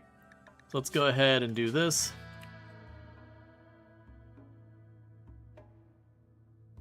Alright, and let's check the world map. Okay, so we are one tile away from a clean tile. The worst case, we could run over there and try to camp to get rid of the pollution, but I don't think we do that. We'll end up just getting raided while we're gone, and the thing will be gone. I just need to yank as much of the pollution out of here as possible.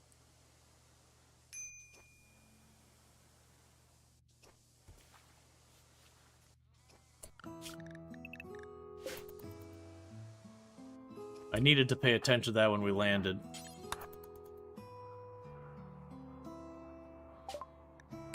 That's fine. Everyone's going to be sick. Let's see. We have a unit of go juice in a pinch. That's fine. I'll take the Nutramine.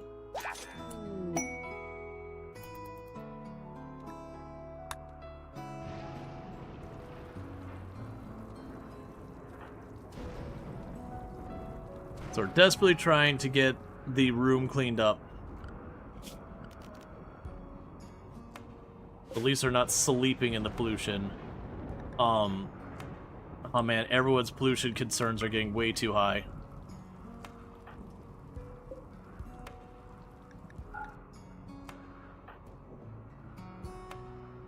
Because if I have to, I could restrict them to just the bedroom. You know, when the pollution's too high, once it's clear. Can you make a mask for the new guy? I literally don't have any textiles. So no. There's no material to use.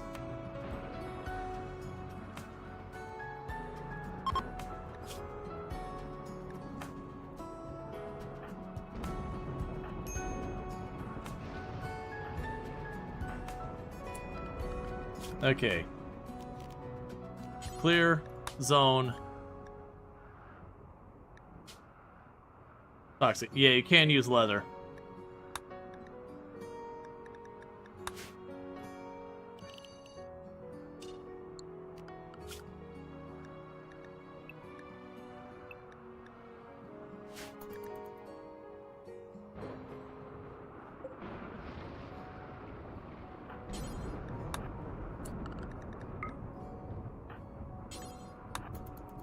Alright.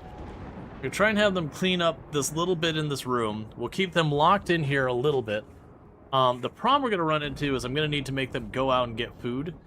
But is the thing I'm just going to have to, like, slowly carve out an area. It's just not going to go well. We're going to be taking some serious risks here.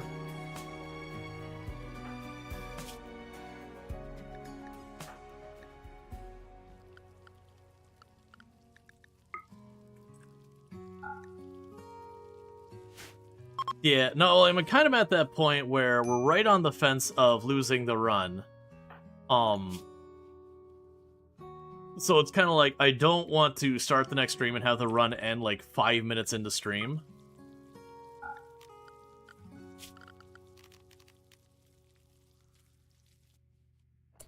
Okay, so let's go ahead and clear pollution here.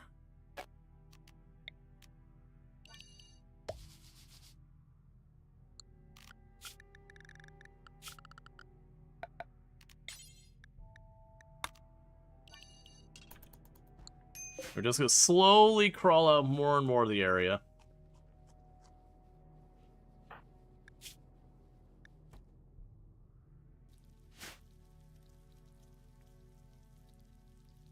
So what's going to end up happening is we're going to start getting really hungry.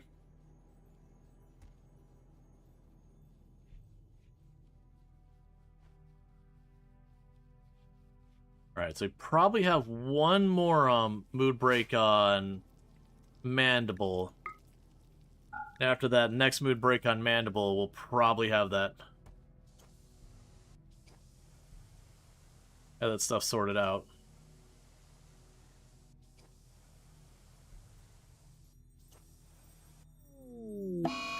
Torrential rain.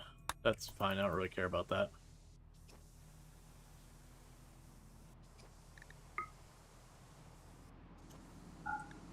Okay, so we're going to say pollution removal. We're going to get down here to where the food is.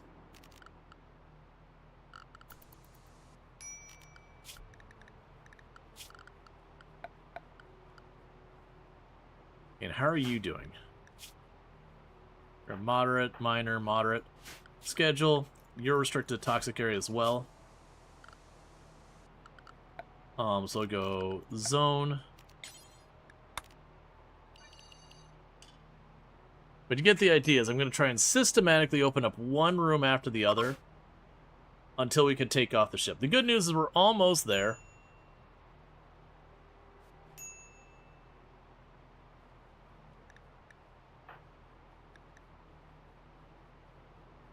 Now, if we can manage to launch the ship and get to the next location, I probably will wrap for the night, because that means we're not, like, immediately facing death.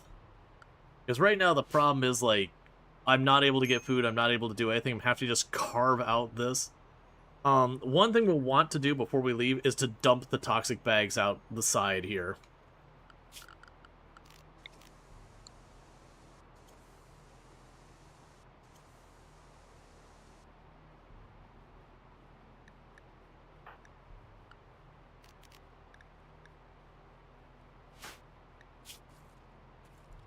If we don't get any major health problems before this is done, that'll be Berserk on Mandible.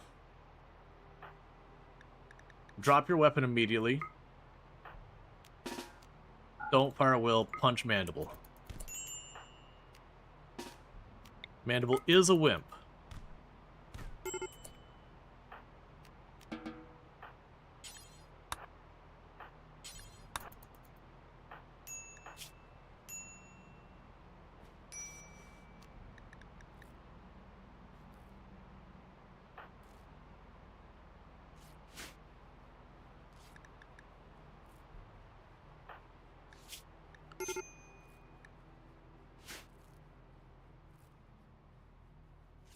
Yeah, and it's only 6. We got the big part of it, so it's only 6 behind.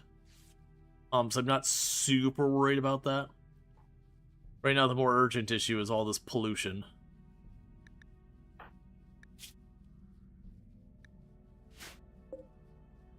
Okay, we can almost leave. Honestly, with where we're at, we could probably unrestrict you two. We'll let you finish clearing that tile.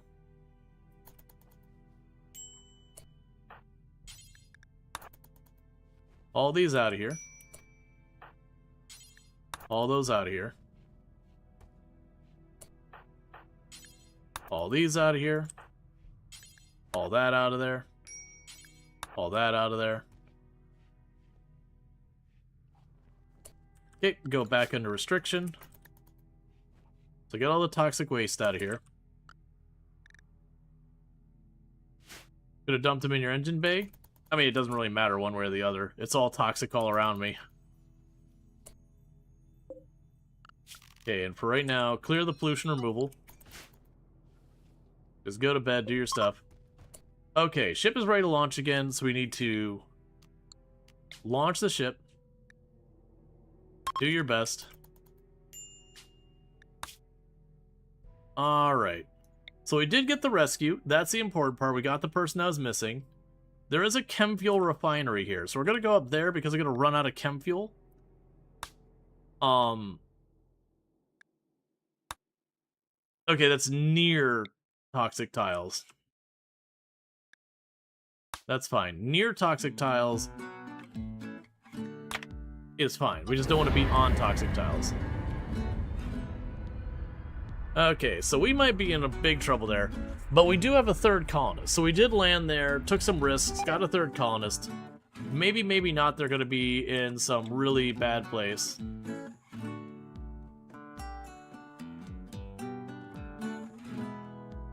Then get to the chem fuel here.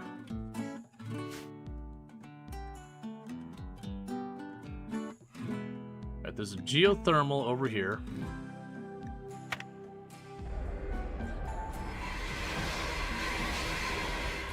Alright. So we're out of immediate crisis.